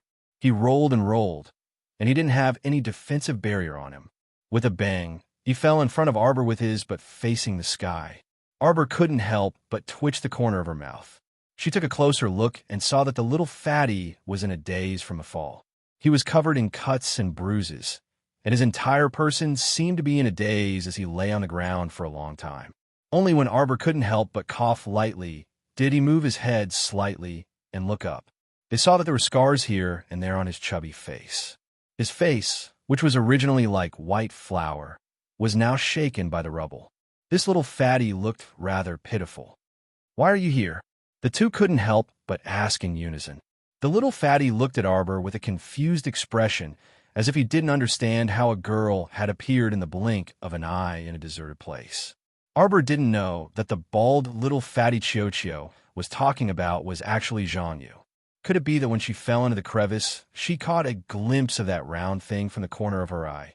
Was this guy? Cough. Arbor looked up at the mountain peak in front of her with her hands behind her back. Zhangyu quickly said, "Wait. I advise you to look for another mountain to climb." Xiao Mu turned her head to look at the bald little fatty in confusion. Zhang Yu said, there's a row of strange people on this mountain peak. It wasn't easy for me to get up there, but they stopped me at the mountain entrance and forced me to answer their questions. I got it wrong, so they threw me down. Little Fatty thought that the young lady in front of him would definitely burst into laughter after hearing what he said. Who would have thought that the little girl would be expressionless and calm, as if she had been paralyzed for 1,000 years? She only used a pair of black eyes to stare at him without blinking. Zhang Yu was a little embarrassed by her gaze, and he couldn't help but grin, revealing his white teeth. Where's your pot? Walk? What pot? Little Fatty didn't expect this girl to ask such a strange question, so he subconsciously followed up with a question. As soon as he answered, he knew that something was wrong. Sure enough, in the next second, the girl's hand glowed with a cold light, and a handful of shooting stars flew towards him, aiming for his upper, middle, and lower acupoints. Fuck!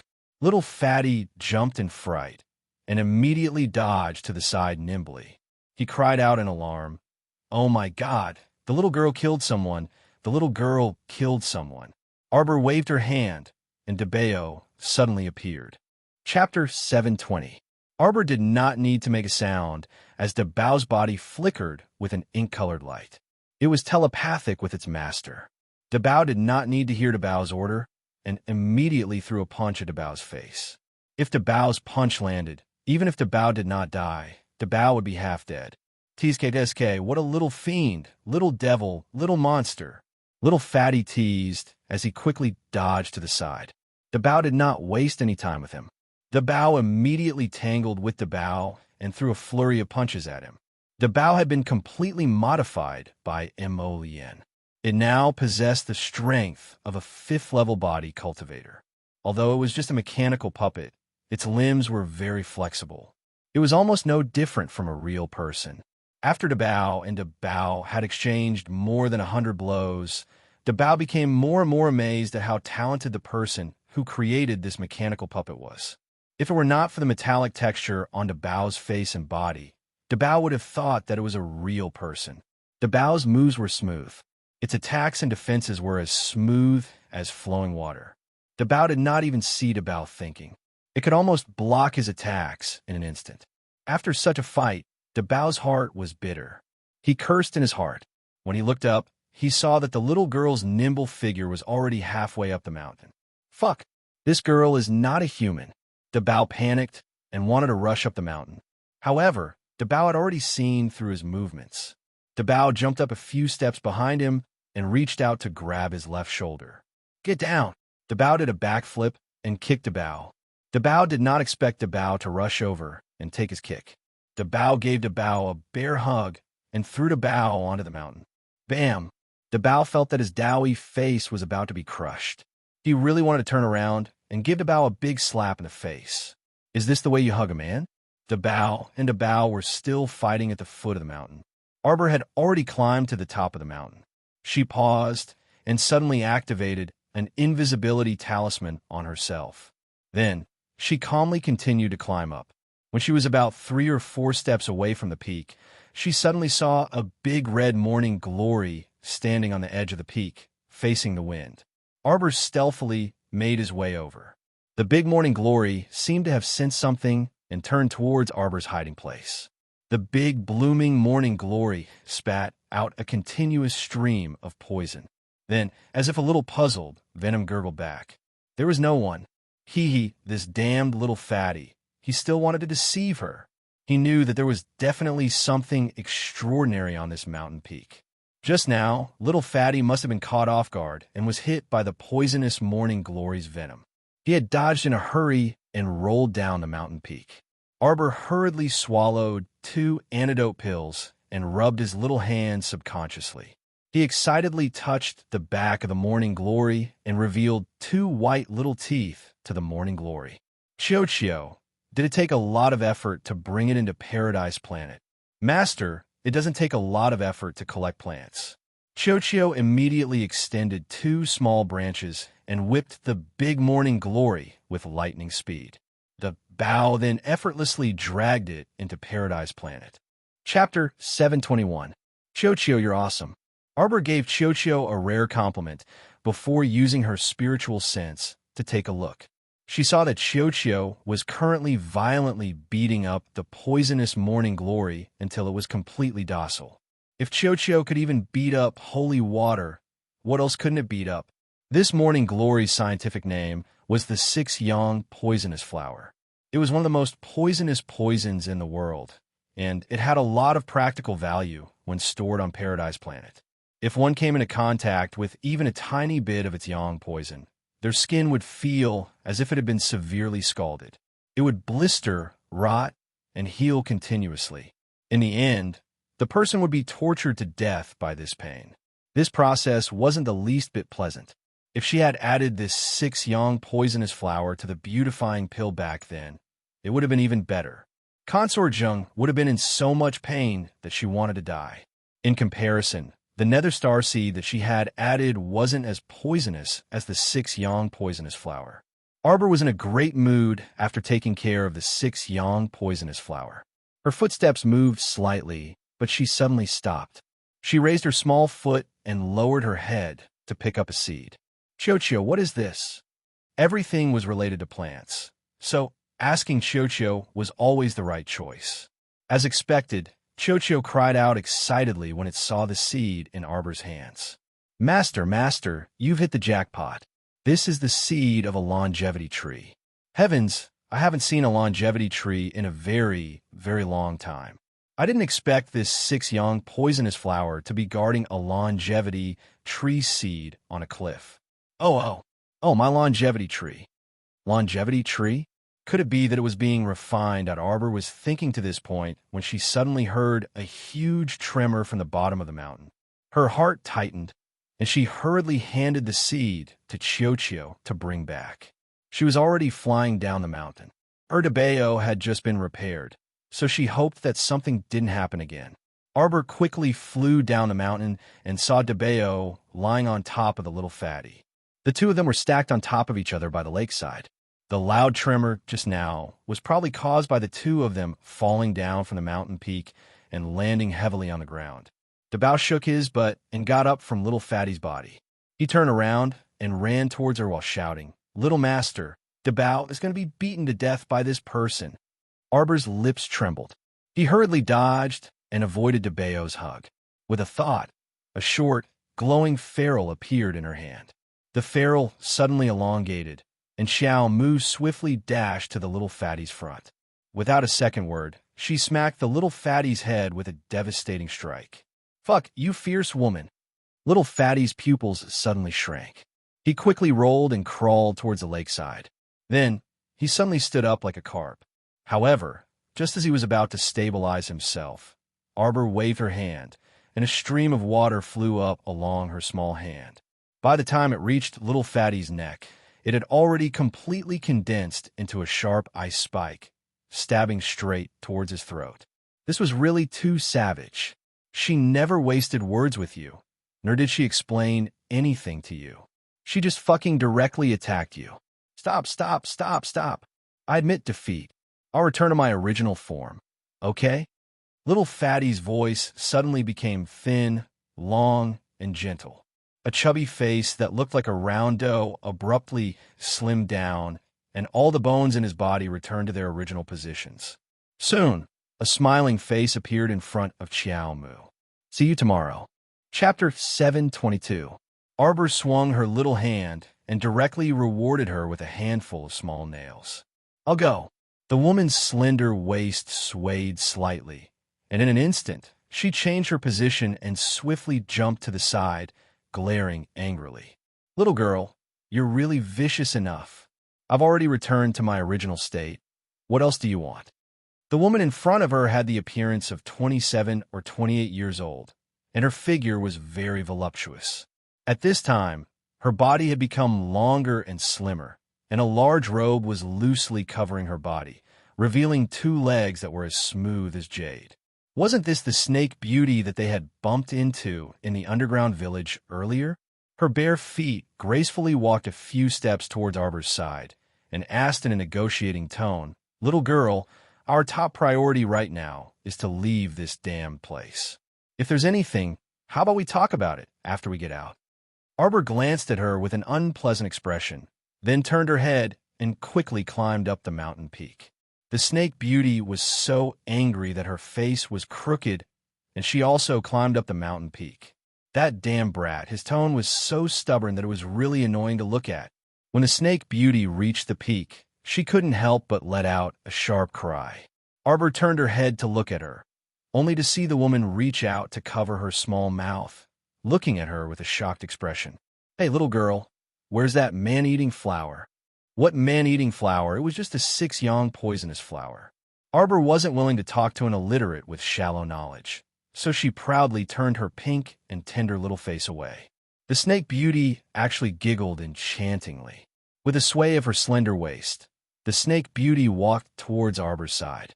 Her pair of beautiful eyes looked around the peak, only to see pine trees planted on it. Apart from that, there was nothing else on the mountain peak. Arbor had already released her spiritual sense to search the vicinity. The nearby terrain was a bit strange. After going over this mountain peak, the ground seemed to have sunk in, and there was a large pit in front of them, one after another. The mountain path was rugged and uneven, so it would naturally be difficult for ordinary people to walk on it. Arbor and the snake beauty, on the other hand, were moving exceptionally fast. They followed a muddy mountain path and ran down from the back of the mountain peak. In front of him was an endless pit, as if it was a natural trap. If he missed a step at any time, he would completely fall into the pit. "Little girl, quickly release your golem to scout the way," the snake beauty said hurriedly. Arbor glanced at the snake beauty. "You go and scout." The snake beauty grinned and pursed her lips into a smile. "You're really stingy. The golem won't die, even if it falls into a pit. We could just pull it out again." Arbor chuckled. The snake beauty couldn't help but twitch the corner of her mouth. "Miss, you'd better not laugh. That strange way of simulating laughter with your expressionless face is unbearable to look at." Arbor picked up a branch from the ground and threw it into a pit in front of him. Gulp! The wooden branch fell down and disappeared. "It's over, Mississippi. There are so many potholes in front of us. It's impossible for us to walk through them on foot. Why don't you summon that flying mystic beast of yours?" The snake beauty was naturally clear now that the little fellow wasn't some level 6 mystic cultivator. This little ass was too good at tricking people. "Summon yours," Arbor said indifferently. "Little sister, you're so stingy. How can people get along with you happily?" Then scram. The snake beauty was about to choke to death. Chapter 723. How could there be such a loathsome girl in this world? Would it kill you to say something nice? Telling her to scram at the slightest provocation. Where could she scram to? It was truly infuriating. Arbor ignored her and took another rotten branch and threw it into the air. After a soft, poochy sound, the branch was quickly squeezed by an external force and shattered into pieces that rustled and fell to the ground. The snake beauty reached out to touch her nose and subconsciously looked at the little girl. As expected, she was still expressionless. These days, it wasn't easy to deceive little children. If Arbor had listened to the snake beauty's words and let Blue One carry her through this area, she reckoned that she would have suffered injuries on top of injuries right now. The sky above this crater area was filled with strong, profound energy. If a bird touched this layer of strong, profound energy, it would be bounced off. If it tried to attack, then it would be mercilessly obliterated, just like that rotten branch just now. Arbor injected a faint trace of profound energy into the branch. As a result, it fell to pieces. That vast and mighty rebounding force faintly made Arbor's wrist feel somewhat numb. With her cultivation, wanting to break through this layer of strong, profound energy in one strike was simply a fantasy. She secretly opened her profound eye and raised her head to take a look. She only saw traces of profound energy filling the air above this crater area, intertwining with each other. If she wanted to break through by force, it would simply be a dream. The only way was through the crater in front of her. "You go first," Arbor coldly said. The snake beauty immediately shook her head like a rattle drum. "I don't want to. I'm not going to walk in front of you." If by any chance you push me from behind, wouldn't I die unjustly? Then don't go. Arbor suddenly scattered a handful of poison powder. The snake beauty was caught off guard and inhaled a mouthful of poison powder. She choked and coughed repeatedly, her delicate little face completely distorted. Fuck, where did this ominous star come from? Killing you just because of a disagreement. Wasn't this kind of demon that looked completely harmless on the surface more terrifying than the people of their underground village? Cough, cough, cough, cough, cough. The snake beauty secretly cried out and covered her chest with her hand. What kind of poisonous powder was this? How could it be so powerful? The snake beauty hurriedly gathered the poison in her body and transferred it out of her meridians as quickly as possible. Cough, cough, cough. He was too careless. He actually fell for the little girl's trick. If it weren't for her special ability of shifting her body and twisting her muscles and veins, she would have been able to control her body at will. If it were someone else today, they would have been killed by this little girl. However, she had only moved the poison to a bone to store it. In fact, she had not completely eradicated the poison in her body. She transferred the poison to a more harmless part of her body, away from her heart and brain, and the dizziness disappeared in an instant. With a calm face, the snake beauty raised her head and looked forward with an ice-cold gaze. He saw that the little girl had already walked to the middle of the pit area. She held a sturdy tree branch in each of her hands. As she walked, she carefully used the tree branches to explore the holes around her. Then, she chose the solid holes to run through. Although her speed was a bit slow, she estimated that she would be able to leave this place in about 2 hours. This damn child was so narrow-minded that he didn't let her take advantage of him. He tricked her and didn't let her follow the path she had opened and smoothly passed through. Chapter 724. Arbor purposely threw a handful of poison powder at the snake beauty to prevent her from following.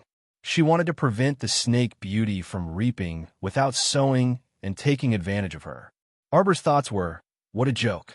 Is it so easy for others to reap the fruits of my labor when I, this darling, am scouting ahead? It's better to walk your own path by yourself. I'll scout my path, and you'll scout yours. You want to follow my footsteps? No doors and no windows.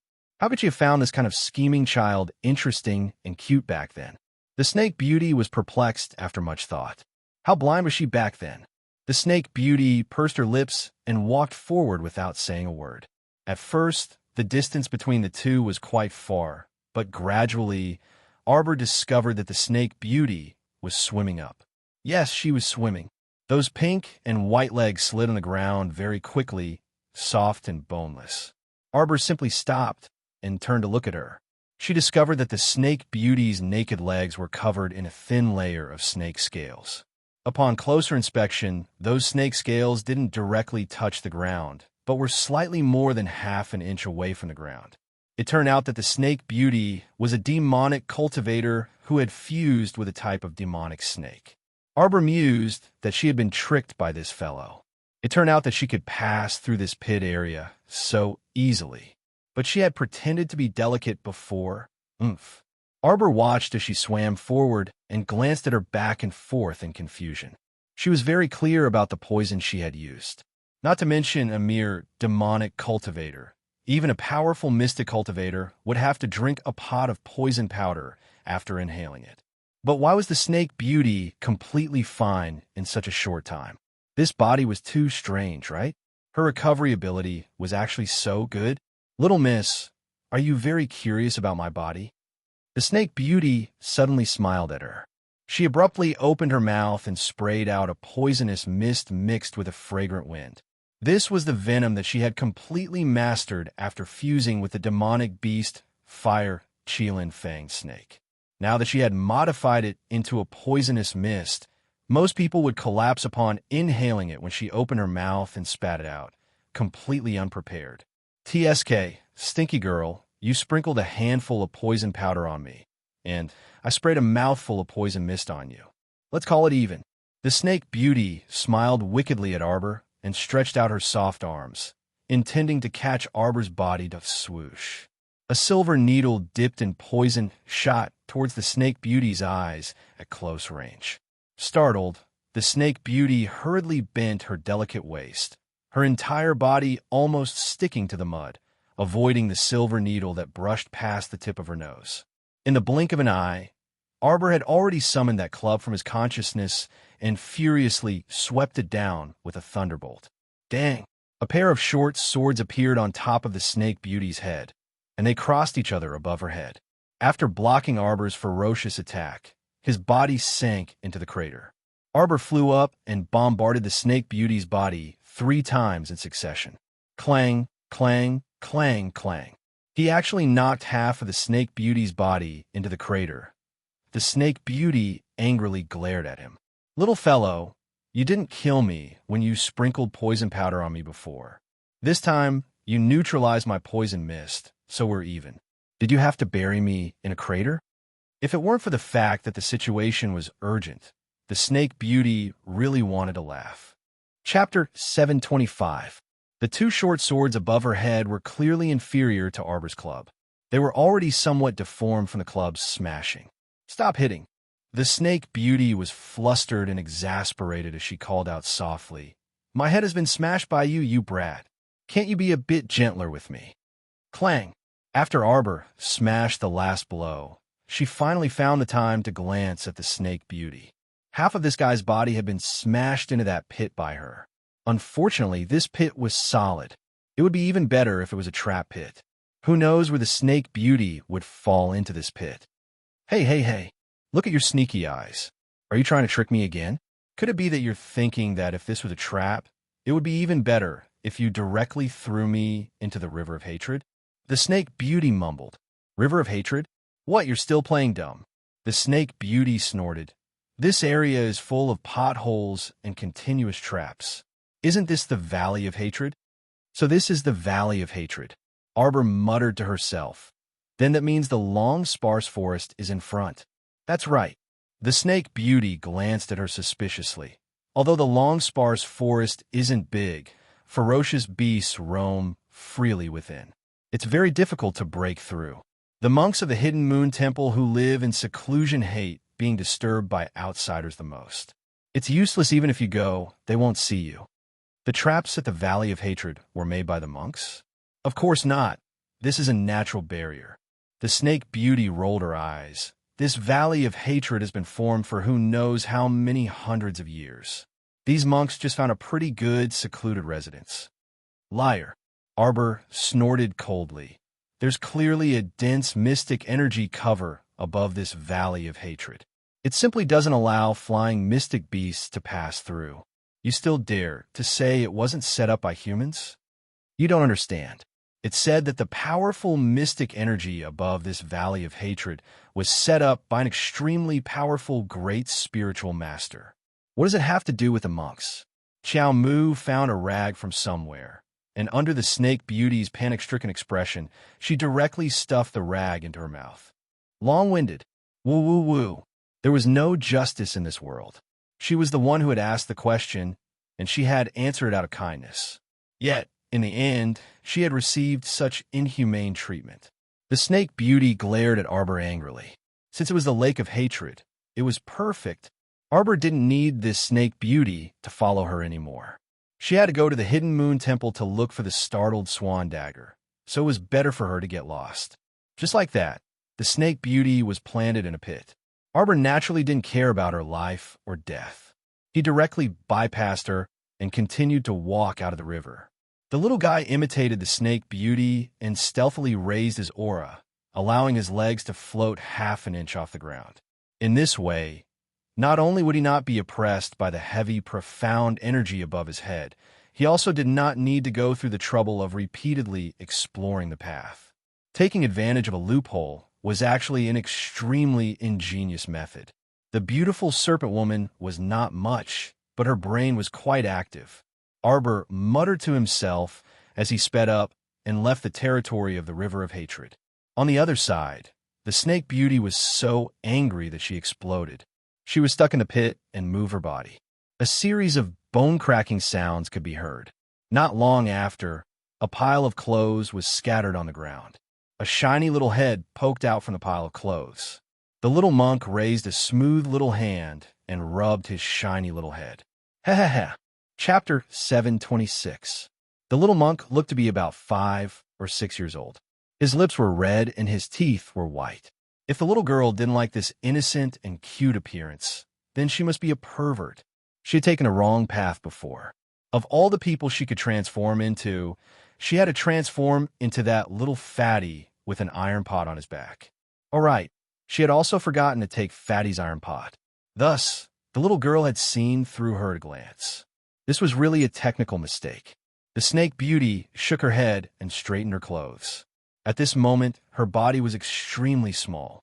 A pile of clothes hung on her body. She tore the clothes and tore a few pieces to wrap herself up. A handsome little monk wearing red clothes was born. If one looked carefully, there was a trace of evil charm in his eyes. The snake beauty took out a mirror and looked at herself for a while. No matter how she looked at it, she felt that it was very pleasing to the eye. Oh my, if the little girl still didn't like such a natural and cute appearance, then she had nothing to say. The snake beauty moved and chased in the direction of the long, sparse forest. A light flashed through her beautiful eyes. How could a damn little girl be so hard to deal with? She didn't believe in this evil. Arbor had already arrived at the entrance of the long, sparse forest. She let the little snake out and led the way in front. Thus, the journey was smooth and unhindered. They didn't see any stupid beasts blocking the way. What ferocious beasts! Bah! They didn't even see a single bird. This snake beauty was a big liar. It would be strange if they believed her. After leaving the long, sparse forest, they saw a solemn, ancient temple in front of them. It was surrounded by pine trees, and the eaves of the corridor were rotating. The temple's door was closed. Arbor walked up the steps and knocked on the door. After a long while, there was no movement. She went to knock on the door again. Just when she was about to impatiently climb over the wall, the ancient temple's door opened with a creak. The first to come out was an old monk. He looked to be in his 60s. His body was very thin, and his eyes were full of wisdom. When he saw Arbor standing outside the door, he was clearly stunned. For a moment, he stared blankly. Arbor also glanced at him, then lowered his head to look at the little monk who was following behind the old monk and tugging at the corner of the old monk's clothes. This little monk was about 4 years old. His small face was as white as jade, and his chin was round and bulging. He looked very cute. The little monk was very shy when he saw strangers. He shrunk behind the old monk's waist and only revealed his small bald head, curiously looking at Arbor. At this moment, the old monk had already regained his senses and asked, "Benefactress, this small temple has been abandoned for many years. It has already been a long time since we received any visitors." Arbor flipped his small hand, took out the jade talisman, and handed it to the old monk. When the old monk saw the jade talisman, he was stunned. He looked at Arbor in a daze, and then stepped aside to make a path. "Benefactress, please come in." The scale of this ancient temple was only average. The old monk said that the temple had been abandoned for many years, but the interior was still neat and tidy, clean and refreshing. "I am Kong-in, the abbot of this small temple." As the old monk spoke, he invited Arbor into a meditation room. "I wonder where Benefactress got this jade talisman. I got it by chance in a deserted small town. I wonder why Great Master would ask this." Arbor said lightly. The old monk held the jade talisman and seemed to be emotional. Chapter 727. This sound transmission jade talisman is indeed an old friend's item. This old monk hasn't seen it for more than 10 years. The old monk sighed emotionally, then nodded at Arbor. "Please wait for a moment, Benefactress." Then he walked to the side of the meditation room and took out a pitch-black box from a row of teak drawers. Reaching out his sleeve to stroke the box, the old monk held the box and stared at it blankly for a while. The little monk was wearing a small gray monk robe, kneeling on a small futon next to Arbor, his watery eyes constantly sizing up this foreign guest. The old monk held the black box and turned to face Arbor. After sitting down, he handed the box in his hand to Arbor. "Benefactress, this is yours." Jinghong? Arbor didn't expect this trip to go so smoothly. There was no need for any handover procedures, and the old monk handed Jinghong to her as soon as he saw the sound transmission jade talisman. Wasn't this a little too shocking? The old monk nodded and sighed deeply. This old monk has waited here for a full 14 years. From now on, I can finally resolve this obsession, and I have to thank this young benefactress for her help. Arbor asked curiously, "What is obsession?" The old monk stared at Arbor in a daze and muttered to himself, like. Even the question he asked was exactly the same. Like what? The old monk didn't say anything, but Xiao Mu was completely baffled by his words. She looked at the old monk and said, "If you had experienced life and death and faced the most unbearable past, perhaps you would know that obsession and whatnot are all nothingness. Only when you can't get what you want will you have obsession. If you don't want anything, isn't it fine?" Arbor said, and couldn't help but laugh. It's easy to say. How can a person not want anything? Like her, no matter how much she wanted nothing else, praying for the safety of her family was also a request. Arbor said softly, "As a person, do things and stay true to your heart. Why do you have to care so much about what the world thinks?" She didn't even realize that she had relaxed her mind in front of an old monk whom she had just met. She smiled inexplicably.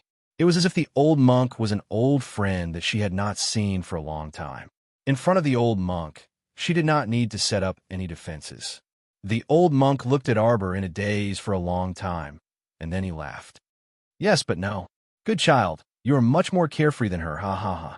With such a joyful laugh, the two of them became less restrained, and their conversation became more natural. The little monk was stupefied as he watched from aside. He had never seen his master treat anyone so cordially before. In the past, many of the guests who came to his door were like this benefactress in front of him. They were dressed in brocade and were obviously high officials and nobles. However, his master had never been polite to them. "Child, this is a remote village in the mountains. It's not easy for you to come here. Stay here for a couple of days before you leave. Thank you for your kindness, Grandmaster. However, I still have important matters to attend to, so I can't stay here any longer." "Thank you for your kind intentions, Grandmaster," Arbor hurriedly said. She had to hurry to Bailon fortification immediately. She was worried that Mo Lien would be anxious. "Since that's the case, then you must have a vegetarian meal before you leave," the old monk quickly said. Arbor nodded. Deference is no substitute for obedience. The old monk nodded with a face full of smiles. "Take a look at this graceful sword first. I will go prepare the vegetarian dishes."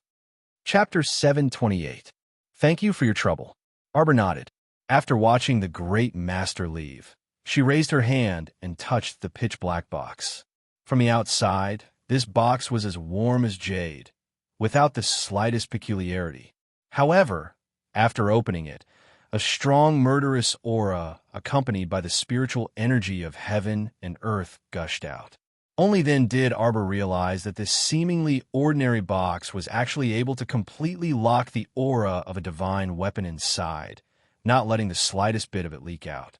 Spiritual light surged into the sky. Even though it was only for a split second, the commotion was enough to startle the surroundings. Arbor was startled and hurriedly raised her head to look. Only then did she realize that the entire sky above the meditation room had already been sealed by an aura. This layer of spiritual light simply couldn't surge out. Only then did she let out a sigh of relief and slowly sat down again. She thought to herself, so when a spiritual tool is born, a spiritual treasure's brilliance will overflow and spread in all directions. If I didn't guard against it, it would inevitably cause a commotion and the world would know. Then the spiritual tool that Mo Lien gave her before must have used some special method to seal the spiritual treasure's light. She was ignorant and inexperienced. As for the Tingy treasure map, that was because it was originally sealed by the concealed weapon box, so its divine light didn't appear in the world. However, that 9 stars mirroring the moon cauldron was rather peculiar. Arbor always felt that this medicinal cauldron wasn't that simple. This thing couldn't be a mere profound weapon. The reason why it didn't have a spiritual treasure's light was probably related to the 9 stars mirroring the moon pattern on the cauldron. So far, this cauldron only had 1 star that emitted a stream of light. Arbor sat on the praying mat, holding the dagger in her hand and carefully examining it. She saw that it was snow white and flawless, with a layer of light silver spiritual light floating on it. It was a bit longer than the palm of her hand and was quite easy to hold. Arbor gently swiped it, only to see a strand of hair in front of her was cut off at the waist. It was truly a sharp weapon that could cut through hair and cut through iron like mud. She held it in her hand and couldn't bear to part with it as she turned it over and over again. The profound energy in her hand slightly spat out, but with a whoosh, the startled swan dagger was instantly sucked into her consciousness. Her consciousness was now in a liquefied state. When he directed his spiritual sense into it, he saw a stream that looked like a jade belt slowly flowing in his conscious. Above the stream, the Spirit Division record, the Golden Talisman Jade Tome, the Tianji treasure map, the ferrule, the wooden club, the cauldron, and other items floated quietly in the air. Now that the startled swan dagger had been sucked into his consciousness, it found an empty space on its own and stayed there quietly without any strange movements. Arbor watched for a while, then a wisp of spiritual sense quietly dispersed into his consciousness. When she came back to her senses, she lowered her head and looked at the black box on her knees. She reached in with her small hand and took out the compartment of the box. Xiao Mu took out a map drawn on parchment from it. This map should be the location of the Land of Heritage. When she unfolded the map and glanced at it, she could not help but be stunned. She was too familiar with the place drawn on the map. She didn't even need to look at the names of the places marked on the map. She could recognize the mountain range drawn on the map at a glance. At this moment, a chubby little hand gently tugged at the corner of her clothes. Arbor came back to her senses and lowered her head to look at the little monk. She saw that the little monk's round chin was slightly tilted up. A pair of clear black and white eyes stared fixedly at her as he said in a childish voice, "Benefactress, it's time to eat." Arbor reached out to stroke his little bald head, the corners of her mouth involuntarily curling up. "Call me Big Sister." It was a very good meal. The old monk's skill in cooking vegetarian food was really impressive. Chapter 729. After the meal, the old monk looked at Arbor as if he wanted to say something but hesitated. Arbor spoke up. "Does Great Master have something to say to me?" The old monk sighed and said, "This old monk has a presumptuous request. All these years, this old monk has been waiting for a fated person with the startled swan dagger. Now that my wish has been fulfilled, this old monk would like to leave Shadow Moon Temple and travel to the outer planets." "You want to leave Seacone Planet?" Arbor was slightly taken aback. The old monk nodded and said with a smile, "Traveling can broaden one's horizons and broaden one's mind." Arbor's gaze landed on the chubby little monk on the side. This little monk was currently looking up at them with his round chin and his round eyes. "He's called Kong Kong. He's a very easy child to raise. You don't have to worry about him usually. Just give him 2 or 3 vegetarian buns every day." The old monk's heart was too big. He wanted to slip away and throw the little monk to her. That's right, she did take the startled swan dagger and map that he gifted her, but he didn't say that she had to bring a child back along with her. Arbor pursed her lips. The old monk glanced at her and quickly continued, "Child, if you're unwilling to take Kong Kong with you, then leave. After that old monk goes out to travel, there will be only Kong Kong left in this empty temple. Although there shouldn't be any problems with food for 2 to 3 years, leaving such a young child alone in the temple. Sigh, how can this old monk bear to do that?" Arbor rolled her eyes and muttered to herself, "If you can't bear to, then can't you take him along with you on the road? Wouldn't it be fine if you also brought him to travel around? Kong Kong is still young after all. At this age, it's not suitable for him to go out for such a long time." The old monk seemed to have seen through Arbor's thoughts and quickly said, "Don't worry, this old monk will only go out for 3 years at most. After 3 years, I'll definitely come find you and bring Kong Kong back. As for Kong Kong's safety, you don't have to worry. Although he's young, He has enough strength to protect himself. Kong Kong, the old monk called out. The little monk, Kong Kong, suddenly stood up shakily from the praying mat. He shook his little button, suddenly stretched out his 10 little round fingers. 2 balls of fire were slightly jumping on these little hands. Fire spirit. Arbor was shocked. This was the first time she had seen someone other than Mo Lien who could control fire so skillfully. The 2 flames were crimson in color and looked very bright. Compared to the red flame in Mo Lien's hand, it seemed to be even purer. Of course, it couldn't compare to Mo Lien's purple flames. However, this wasn't the main point. The main point was that this little brat was only 4 years old, yet he had already comprehended spiritual fire. This is the level 7 spiritual fire that Kong Kong controls. When the old monk mentioned this, his expression could not help but turn slightly strange. When he brought Kong Kong back, Kong Kong was still a baby. It seemed that he had only been born for a few days. However, it was precisely this kind of baby that was born with spiritual fire. At first, the old monk did not notice it. After he brought this baby back, the meditation room would occasionally catch fire. Later, he realized with a start that every time the baby got angry, his little bed would catch fire if the old monk coughed lightly. It's that. Kong Kong's ability to control fire is still not very good. Sometimes when he gets angry, it's easy for him to cough and cause the fire spirit to go berserk. Arbor's eyes widened. Then wouldn't this child be an unstable factor? How would she dare to send him home? Chapter 730. The old monk hurriedly added, Don't worry, don't worry. Kong Kong is a very obedient child. He usually doesn't get angry. Once he gets angry, it's like a mountain flood erupting, magma spewing out. He's usually very quiet. Prepare a meditation room for him and let him chant sutras. He doesn't come out to cause trouble. The old monk said again. Arbor looked at the old monk speechlessly. She always felt that the old monk was like a shopkeeper who didn't do anything.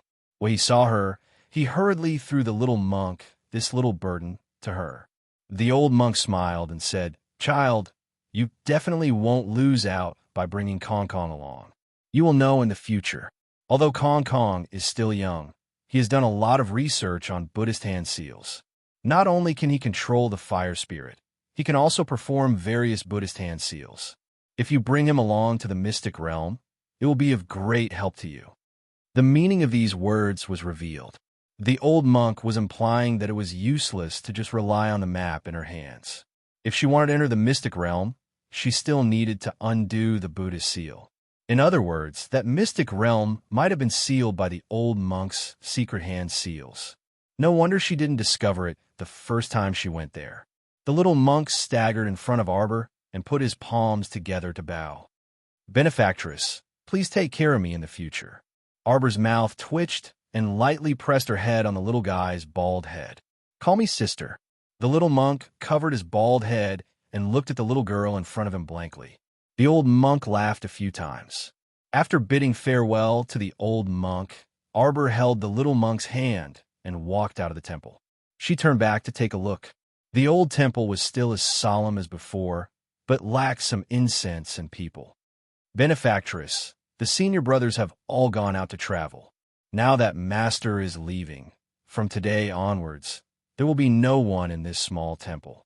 The little monk puffed up his chubby cheeks. Arbor stretched out 2 fingers and gently pinched the little monk's soft cheeks. She corrected him with a serious face. Call me sister. The little monk looked at her pitifully and thought, Benefactress is so fierce. Arbor was both amused and annoyed. She raised her hand and patted his bald head. Call me big sister, or there will be no vegetarian buns to eat. As soon as the little monk heard that he wasn't going to be given a vegetarian bun to eat, he hurriedly and obediently called out elder sister. Thus, his gluttonous nature was fully revealed. Do you eat meat? Arbor asked, holding his little hand. The small monk shook his bald head like a rattle drum. This little monk doesn't eat meat. The Buddha once said that if one adheres to the precepts of cleansing oneself, one should not eat meat. This little monk is from the Shadow Moon Temple and should naturally abide by my duties, strictly. Pa! Arbor couldn't take it anymore. He raised his hand and flicked the little monk's forehead. Nagy. This little monk was so young, yet he had the potential to be a chatterbox. The little monk glanced at Arbor pitifully. Benefactress, it's not good for you to keep hitting this little monk's head.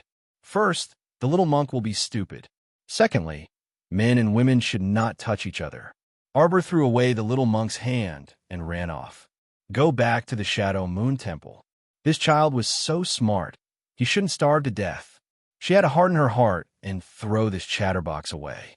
The little monk saw that things were bad. His sugar daddy had actually run off. He hurriedly chased after her, shouting all the way, "Benefactress, wait for this little monk." Arbor was running happily in front. When she heard the little monk's shout, she immediately slipped and almost fell to the ground. Chapter 731. An hour later, Arbor got onto the official road and flagged down a carriage. She gave the driver of the carriage the equivalent of half a liter of soybeans. She then carried the little bald child and sat on a carriage headed for Balon City. There was still about 2 hours' journey from here to Balon City, so Arbor didn't feel like carrying the little baldy. There were only 2 couples in the carriage, and one of the couples was also carrying a 4 to 5-year-old girl. When they saw the little monk get on the carriage, they sized him up curiously. "Umipa, greetings, benefactors. This poor monk pays his respects." The little monk put his palms together and chanted a Buddhist proclamation. The people in the carriage looked at Arbor even more curiously. A half-grown young lady with a 4-year-old little monk. No matter how one looked at it, this combination was strange. Arbor twitched her mouth, and she pulled apart the little monk's clasped hands. The little monk pursed his small lips and looked pitifully at Arbor. "Benefactress, this poor monk chased you all the way just now, and now I feel hungry." A vegetarian bun stuffed the little monk's small mouth. "Eat your food. You're nagging to no end. Moreover, you're so freaking young, yet you're so scholarly," which really made people laugh. The little monk held a vegetarian bun with both hands and started nibbling on it happily. On the other hand, the little girl of the same age stared at the little monk with an impatient expression. The little monk ate halfway, but he couldn't eat any more from the little girl's stare. After thinking about it, he tilted his head, tore off a small portion of the untouched vegetarian bun, and handed it over. The couple carrying the child hurriedly thanked this compassionate little master and took the vegetarian bun to feed the little girl. Arbor didn't say much, but the couple who had fetched the vegetarian bun revealed to her that they were going to Balon City to seek refuge with their relatives. The one driving the carriage was their old father, and the other couple in the carriage was their younger brother and sister-in-law. This family had lost many siblings during their escape, and even their old mother had passed away on the road due to catching a cold. Now, the large family of more than a dozen people was left with only a family of 6. Speaking of this, they couldn't help but sigh endlessly. However, Xiao Mu only listened attentively. At least this family had a carriage that could shelter them from the wind and rain. They could be considered to be quite well off. Many people lost their entire family during their exile. This was not an exception. The closer they got to Balon City, the greater the flow of people, and the carriage also gradually slowed down. Her father, who was driving the carriage, shouted from outside, "Miss, the road ahead is blocked. Please wait for a moment." "Yeah, I'm fine," Arbor said faintly. She lifted a corner of the curtain and saw the passage outside. Sure enough, it was blocked by large and small carriages and people. He couldn't help but frown slightly as he thought to himself, "If it really doesn't work, then I'll just sneak in through the night. That way, I won't have to stay outside the city to catch the wind." "Benefactress, I want to pee." Arbor, he really wanted to send this little baldy flying with a slap. Not only was he nagging all the way, he also had all kinds of bad habits. But when she turned around to look, she saw that the child's fair and tender face was red. He looked at her pitifully, and her heart inexplicably softened a little. The woman with the child couldn't help but laugh out loud. "Miss, how about I take this little master to relieve himself?" Without waiting for Arbor to express her opinion, the little baldy shook his head like a rattledrum. "No, I want Benefactress to take me there." Chapter 732. That woman then smiled and didn't say anything else. Arbor pulled the little baldy down the carriage and sized up the surroundings. However, she saw a sea of people congested on the path. Fortunately, there was a circle of underbrush that was half a person's height, which was just enough for the little monk to enter and relieve himself. In any case, the little monk was only 4 years old, so there was nothing to be ashamed of even if other people saw him. Benefactress, you aren't going to sneak away, right? The little monk parted a pile of underbrush and turned to look at her, his large, dark eyes staring straight at her. Arbor, benefactress? Arbor gnashed her teeth. Don't waste your breath and hurry up. I'll wait for you here. Okay. The little monk finally relaxed and happily ran into the underbrush.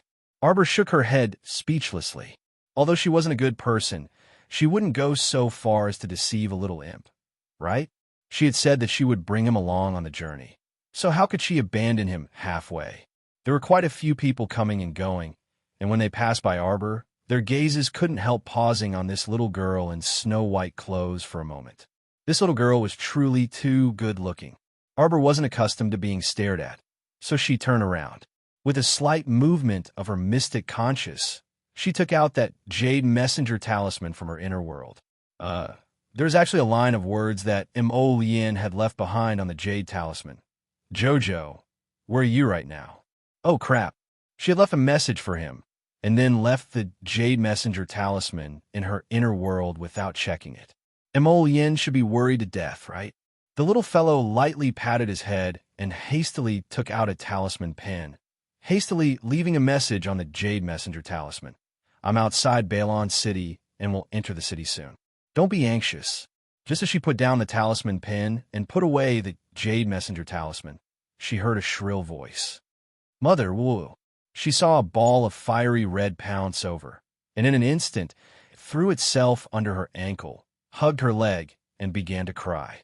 The surrounding people were immediately petrified, and they all looked in disarray at that red-clothed little Baldy who had suddenly pounced over and hugged the little girl's leg. Little Baldy's lips were red and his teeth were white, tender, and cute. He looked very cute, but Arbor was shocked by this child. Where did this little brat come from? Why did he randomly grab someone and call her mother?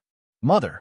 Little Baldy slightly raised his little head, stared at the little girl, and cried, Mother, mother, mother. Chamu yanked him off her lap and tossed him to the side. There was a slight movement in the bushes. Kong Kong heard the movement and ran out. The two little Baldies looked at each other. The red-robed little Baldy suddenly pointed at Kong Kong and shouted, Who are you? You actually pretended to be me and pester my mother. Do you want to replace me and be mother's son? The passers-by were stunned. At this moment, many pairs of eyes were staring at Arbor in disbelief.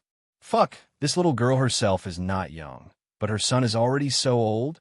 Now, these two bald sons are even vying for favor in public? Kong Kong was baffled. He went forward and put his palms together, bowing to the red-clothed little Baldy. This benefactor, this poor monk, is a monk. Please don't speak nonsense. Afterwards, he turned back to look at the speechless Arbor. Benefactress, is this little benefactor your son? I don't know him. Arbor irritably pulled down the little monk's clasped hands. Let's go. She didn't have time to chat here. She still had to hurry into the city. Chapter 733. Mommy. Woo-woo-woo. The red-clothed little Baldy was immediately like an abandoned puppy, whimpering as he threw himself at Arbor's feet and cried, Mommy, Mommy, don't leave me behind. Fuck. The Snake Beauty was truly drunk. She had originally planned to disguise herself as a little monk who was sincerely devoted to Buddhism, infiltrate the Hidden Moon Temple, and then think of a way to approach Arbor. How could she have known that plans couldn't keep up with changes? The little guy didn't stay in the Hidden Moon Temple for long before coming out. The Snake Beauty chased after him, and a plan came to her mind. She threw herself at Arbor in front of everyone and loudly called out Mommy. The Snake Beauty felt that she was really going all out. At this moment, she was following Arbor with an adorable expression, crying all the way, Mommy, don't leave me behind. Arbor's head was about to explode from his shouting, and she hated that she couldn't grab a ball of mud and directly stuff his mouth with it. At this moment, a tent flap suddenly opened. When the woman saw Arbor, she was slightly startled. It was as if she hadn't expected that she would suddenly encounter an unimaginably beautiful woman in the tent district. Afterwards, she saw a red-clothed little baldy chasing after the cold-faced woman, repeatedly calling her mommy. A look of disdain flashed across her face. Heh, so young, yet so ignorant of self-love. So what if she was beautiful? Mississippi, her personal maid, hurriedly ran out with a medicine chest. Let's wrap up early today and go back to rest. The woman reached out and brushed the hair on her temples. She swept her gaze across Arbor's face, leaving a faint light in her eyes. How could a woman who only had beauty and didn't know how to love herself compare to her? She was one of the top 50 physicians in the Celestial Medicine Valley. She was a very capable woman. Of course, the capable here wasn't referring to her cultivation, but rather her exceptional medical skills. She was very confident in the medical skills of the Celestial Medicine Valley. For a top 50 physician like her, she would definitely have exceptional strength if she went out. In terms of medical skills, there weren't many who could compare to her in the entire Balon fortifications. Mommy! The snake beauty pounced and hung onto Arbor's leg. As Xiao Mu strode forward, she felt uncomfortable from head to toe with a burden on her foot. Go away. This was ridiculous. Which family did this brat come from? Why didn't anyone come out to discipline him? Young madam, what you're doing is wrong. Although the world is tough, children are our family's treasures. How can we just abandon them?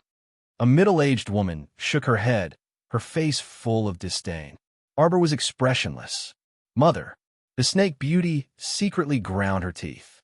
Why was this stubborn child so hard to deal with? She was so hot and cute. Would it kill her to hug her? Arbor pulled away the snake beauty's small hand and stretched out his small foot, kicking her away with neither light nor heavy force. I'm not your mother.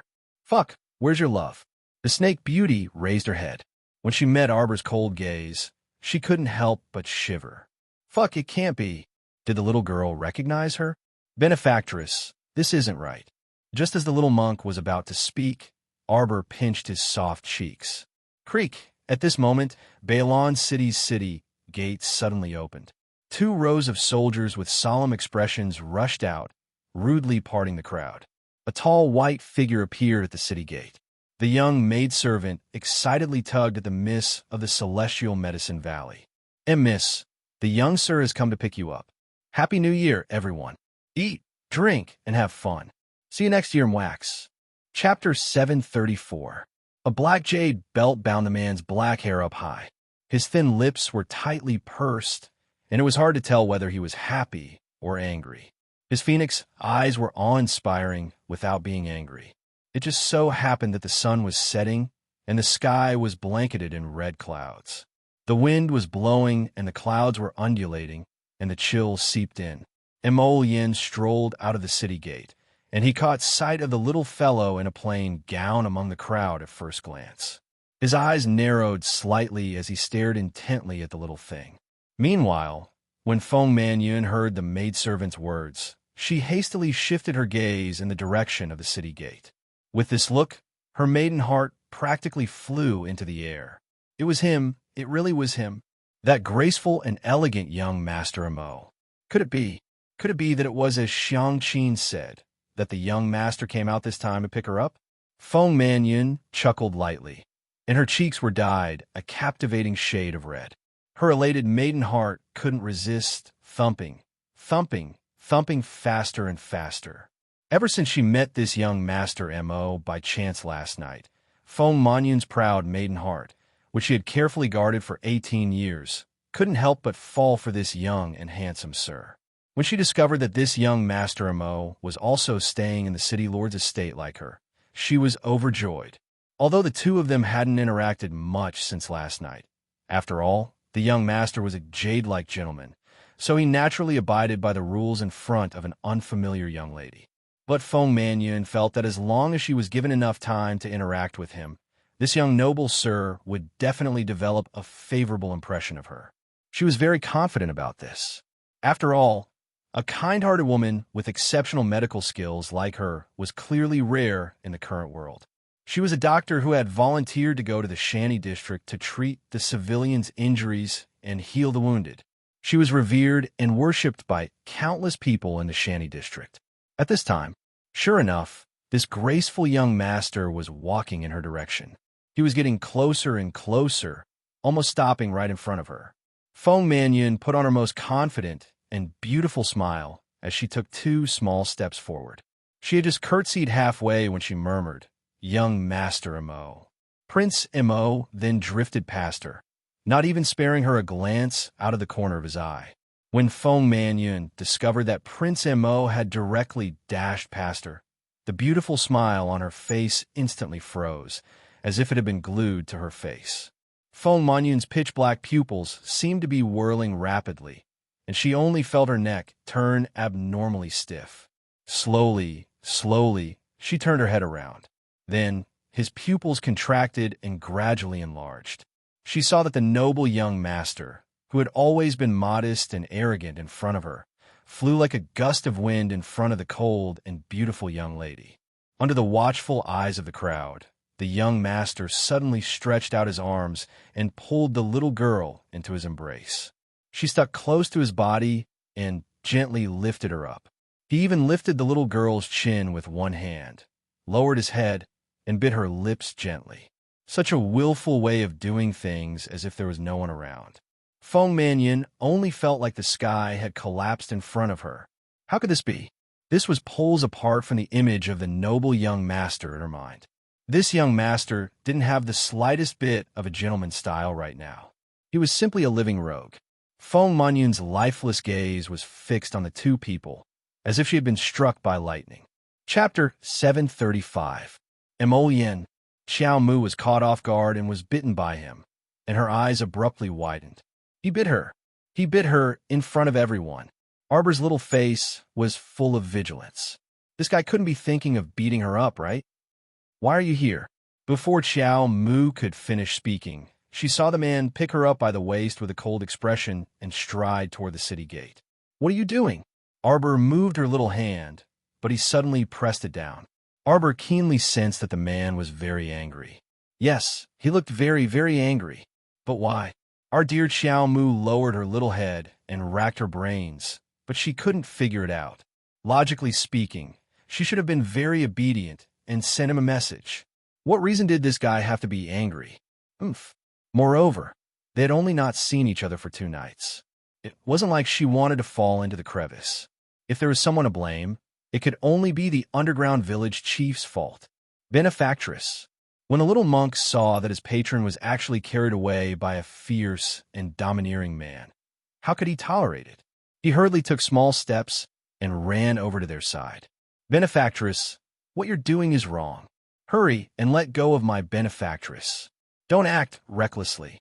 The little monk raised his round little chin and stretched out 2 chubby little fingers, pointing forcefully at Emollient, who was much taller than him. His appearance was so adorable that the surrounding people broke out into laughter. Emollient's eyes darkened, and she muttered to the little monk, "Your benefactress?" That's right. The little monk didn't know that he was about to die. He still stretched out 2 fingers and raised them towards the sky, pointing them at Emollient. Hurry and let go of my benefactress. Let this little monk tell you, karma exists in this world. We should have a clear conscience when dealing with people, and we can't force anyone.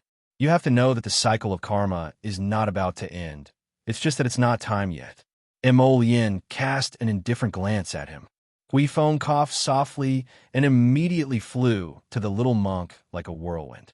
Before the little monk could finish chanting, he picked him up and grabbed him in his hand. Let go, let go. The little monk shouted. There was no anger in his voice, but he still stretched out 2 fat fingers and muttered cutely, "How can you use violence and power? This method was wrong. Quickly let go. Benefactor, turn back and be saved. Don't make a single mistake that will lead to a series of mistakes. When the time comes, there'll be no turning back." The corner of Huifeng's mouth twitched. Under Prince Mo's gaze, he tore off a corner of his robe and directly stuffed the little monk's mouth. Where did this little brat come from? He was so small, yet he was able to preach clearly and logically. Yes, the world was finally peaceful again. Even Arbor felt that it was a good idea to stuff the little monk's mouth. Otherwise, it would be too noisy. Emollient didn't say anything else and directly turned around to leave with Arbor in her arms.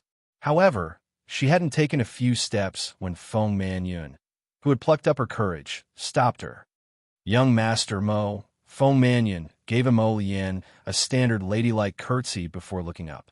Her watery eyes gazed deeply at Emollient. Young Master Mo, you have been deceived by this woman. She isn't a young lady from a good family at all. Everyone here saw it just now. She has a son. Feng Manyun abruptly pointed at Arbor with widened eyes.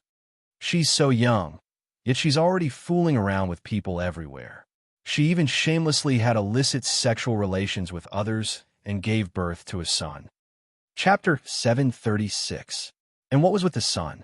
Emollient simply didn't notice the Snake Beauty's appearance at all. That was to be expected.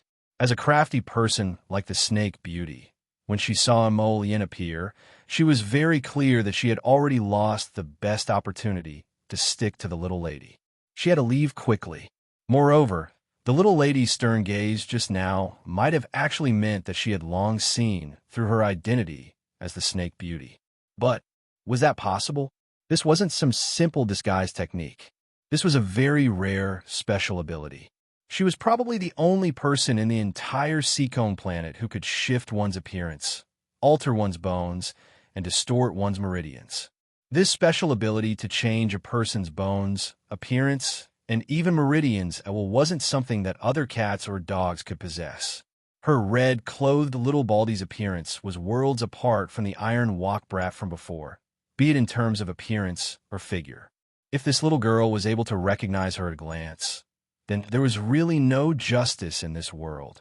Emollient lowered her head to glance at the little lady and saw that the little lady was currently staring at Feng Manyun. Feng Manyun felt uncomfortable all over from the little lady's gaze. The little lady's watery eyes were like two icy pools, and when she stared at someone, it made them feel very oppressed. Who did you say had a son with someone? Miss Chiao was an especially sensitive person. She could discern that the young lady before her clearly harbored a very strong enmity towards her with a single glance. Feng Manyun forcefully suppressed the anger in her heart as she gazed coldly at Arbor and said, "Could it not be? Just now there was a bald child in red." Feng Manyun turned around, but her pupils suddenly contracted. Where was that child? Where did that damn little Baldy in red run off to? Just now, there was clearly a little Baldy in red who kept calling you Mom. Granny, Arbor suddenly called out, interrupting Feng Manyun's words. What? Feng Manyun's gaze suddenly froze as she stared at the little lady in front of her in disbelief. Although her face wasn't as rosy and exquisite as the little lady's, and she was also slightly older than the little lady, she was still a charming 18-year-old young lady in the end. If it weren't for the contrast of the little lady in front of her, Feng Manyun would also be a great beauty that everyone praised. But now, just listen to what this wretched lass called me. Granny? Granny? Granny. Arbor didn't even raise his head, merely raising his eyebrows coldly. Without waiting for the infuriated Feng Manyun to retort, he continued to say with a stoic face, "Could it be that you really are my granny if I call you Granny? I'll only be 15 after the new year. That little brat looks like he's 5 or 6 years old. You've all seen it."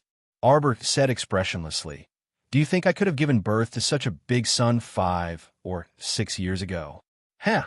Arbor's lips curled up in mockery as he cast Feng Manyun a disdainful glance from the corner of his eyes. "You still claim to be a doctor. Isn't such a simple medical theory something that can be discerned at a glance?" "Doctor, huh?" The two consecutive "s" caused Feng Manyun's charming face to swell with a myriad of colors, turning it into a purplish-red hue. "You." Feng Manyun was rendered speechless by Arbor's rebuke. She wanted to say something, but she was tongue-tied and couldn't retort. "You scolded me very viciously just now. Apologize to me immediately. Otherwise, I'll make sure that you won't be able to utter another word from now on," Arbor said apathetically. The relatives at home hadn't left yet. "Speaking of which, your family is also kicking up a fuss, right?" Haha. Chapter 737. In reality, ever since her rebirth, Arbor had been consciously or unconsciously recuperating her body. Her period started around the age of 13 in her previous life, so it was indeed late in this life. However, she had checked her pulse before, and her body was much better than in her previous life, so she wasn't too worried. According to her calculations, it should be within the next 2 months. That was why Feng Manyun's insults towards her just now were truly extremely laughable. Feng Manyun's face flushed red from embarrassment, and she stammered, You, this damn lass actually wanted her to apologize to her in public? Impossible. Feng Manyun's face flushed so red that it was about to flush blood. Just now was merely a misunderstanding. I misunderstood, Mississippi. Feng Manyun's lips trembled, and she couldn't resist speaking softly. What misunderstanding? Could it be that you're this kind of person? That you go around fooling around and casually having a son with someone else? Arbor coldly interrupted her, throwing Feng Manyun's previous words back at her. After all, if your body is dirty, everyone you look at is dirty. From the looks of it, you've given birth to more than one, right? Everyone. This little lady's mouth was truly venomous. Others said that she had given birth to a son, yet she wanted to accuse others of giving birth to several sons. That look at how Physician Feng was so infuriated that her face flushed red and tears streamed down her cheeks. She really was pitiful. Arbor scoffed and turned his small face away, no longer looking at Feng Manyun. They simply weren't on the same level of fighting strength, so he didn't want to waste his breath on her. You're already shedding tears after saying a few words. What use are tears? Can they be eaten or drunk? Young Master Mo, this miss is babbling nonsense. Don't listen to her. Before Feng Manyun could finish speaking while wiping her tears, Mo Lien directly strode past her with Arbor in her arms, not even sparing her a glance out of the corner of her eye. Feng Manyun's entire body stiffened. He actually didn't even want to waste time listening to her explanation. It turned out that this humble, noble young master only showed his rascal side in front of that little girl. He completely turned a blind eye to everyone else. It wasn't that young master who maintained the etiquette of a gentleman and maintained his poise and distance from unfamiliar girls. Instead, this young master simply couldn't be bothered to pay attention to a strange girl. His coldness that kept people 1,000 miles away came from the depths of his bones. Arrogance, indifference, and gentlemanly manners. These were the views of this noble young master in the eyes of the other ladies. In fact, he wasn't even that kind of person. She hasn't apologized to me. Arbor angrily pulled Mo Lien's hair. From the beginning until now, Mo Lien hadn't spoken to her. The little girl was unhappy. In front of Prince Mo, darling Xiao had always been like a little emperor. When Mo Lien ignored her, she was a little angry. Apologize. Mo Lien abruptly turned around, and he abruptly glared at Feng Manyun with a bone-chilling severity. Feng Manyun's entire heart started trembling fiercely. This was the first time Prince Mo had spoken to Feng Manyun since they met yesterday. Yet these two words made Miss Feng feel as if she had fallen into an ice cave. Feng Manyun's body started trembling involuntarily. She stubbornly pressed her tongue against her teeth, unwilling to utter a single word. Bang! An intense pressure forced her knees to give way, and she abruptly knelt on the ground. Chapter 738. Feng Manyun only felt that pressure crushing her from head to toe, and her bones were about to shatter. How could she resist it? Saliva and snot flowed out of her nose and mouth. She only felt that she was battered and exhausted in front of everyone, and her image as a fairy physician from Celestial Medicine Valley didn't exist at all. No, how could she kneel in front of that girl in such a lowly and contemptible manner? Her neck was nearly crushed, and she heavily knocked her head against the ground, unable to lift it up at all. He actually treated her like this? Intense hatred welled up in Feng Manyun's heart. At this moment, the tender feelings of a young girl that filled her heart all transformed into bone-deep hatred. Hate, hate, hate, hate. This icily arrogant and heartless man actually trampled on her, Feng Manyun's, feelings like this. Right now, she couldn't tell if she was feeling regret or resentment, or perhaps it was even more hatred. If she didn't take revenge, she wasn't a gentleman. She would definitely avenge this grudge. Arbor tugged at Emollien's sleeve and puffed up her cheeks. She just didn't like that woman scolding her like this and wanted that woman to apologize for her tongue. She wouldn't go so far as to insist on killing her over a few words. Her original intention was only to have Feng Mannion apologize. Shouldn't she apologize for using malicious and untrue words to scold someone in front of them? She kept feeling that this man had nowhere to vent his anger and just so happened to bump into the unlucky Feng Mannion herself. Speaking of which, although Prince Emo always looked gentle and amiable, giving off a refreshing feeling, he was actually more ruthless and decisive than anyone else in the world. Emollien pressed her lips tightly together, and her face was as cold as snow. Her pair of phoenix eyes were dyed with ruthlessness, and she raised her hand apathetically. "Your Highness! Your Highness!" Baelon City's city lord, Lin Yongyi, who had rushed over after hearing the news, hastily stepped forward and knelt on one knee in salute. "Your Highness, please quell your anger. Your Highness, please show mercy." Lin Yongyi's eyes contracted slightly. As a level 13 mystic cultivator, City Lord Lin could see more clearly than anyone else present that His Highness's move clearly carried killing intent. His Highness wanted to execute this Miss Feng on the spot. What should they do? Miss Feng came from the Celestial Medical Valley. Even if he didn't give face to the monk, he still had to give face to the Buddha. The Celestial Medicine Valley had always lived in seclusion and never asked about worldly affairs. The people in the Celestial Medicine Valley would often come out to travel around and treat people. They had indeed treated many people who were on the verge of death and saved many people's lives. It was definitely an excellent sect that was praised by tens of thousands of people and praised by everyone. If His Highness rashly killed a doctor from the Celestial Medicine Valley, not to mention whether he would become enemies with the Celestial Medicine Valley, even if it was for the sake of his reputation, he absolutely couldn't do it on the surface. Io, His Capricious Highness really made all the officials worry about him. Your Highness, Your Highness. Miss Feng made a mistake and should naturally be handed over to the people of the Celestial Medicine Valley to deal with. Your Highness, please. Slowly withdrawing the pressure all over her body, Emollien coldly glanced at City Lord Lin, turned around, picked up the little fellow, and floated away. Woo-woo. Ugh. The little monk kicked his two little legs and angrily glared at Huifeng, who was carrying him. With a tap of his foot, Huifeng picked up the little monk and swiftly followed after the crown prince and his wife. Ha-ha. Cough, cough, ha. Feng Manyun's entire body went limp, and she sprawled on the ground like a dead dog, shuddering all over. The maidservant Xiangqin hastily helped her up with tears in her eyes. Chapter 739. However, she was small and weak, so even after supporting her twice, she only made Feng Mannion half kneel on the ground limply, unable to get up even after a long time. Mississippi, Xiangqin wiped her tears and called out pitifully. City Lord Lin gave the two maidservants on his left a look, and those two hastily ran up to help Feng Mannion up. At this time, Feng Mannion was already in an extremely sorry state.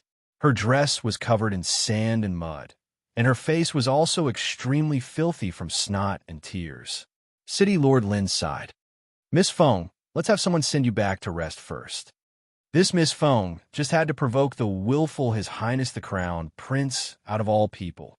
Such poor eyesight. How could he endure this? After Feng Mannion was helped up, she kept silent the entire time. Her eyes merely emitted a chilly glint, and the corners of her mouth were tightly upturned. Miss, let's go. Xiangqin forcefully wiped her tears in indignation. This place is too much of a bully. Let's return to Celestial Medicine Valley and never come here again. City Lord Lin waved his hand at those two maidservants, and those two quickly helped support Feng Mannion to the carriage parked on the side. It wasn't until they got on the carriage and lowered the curtain that Feng Manyun's bone-deep trembling finally stopped slightly. Just now, those people outside were all looking at her with disdain and schadenfreude. These people, just how dark and terrifying were their hearts. If she had known earlier, she wouldn't have saved them. She wouldn't have saved them. Why would she be a healer who saved the dying and healed the injured. She saved people in order to enjoy everyone's respectful attitude and loving gazes. She wanted everyone to know that she, Feng Manyun, was an incredible physician who could pull a dying person back from the gates of hell with a single silver needle. Yet at this moment, not only did she, this physician, not only did she not receive heartfelt respect and adoration, she even completely lost face in front of a crowd of commoners, making them see her, great physician Feng, as a joke. She wanted to kill them. She wanted to kill these people who dared to mock her. Feng Manyun's body convulsed and spasmed from time to time, and her limbs trembled uncoordinated. After the carriage left, everyone sighed and gathered together to whisper, "Dr. Feng has been wrong this time. We have to think of a way to visit her in the city lord's mansion. That young master just now was so powerful. When he was angry, I didn't even dare to make a sound. Dr. Feng is really pitiful. Encountering such a powerful young master, we can't help it all."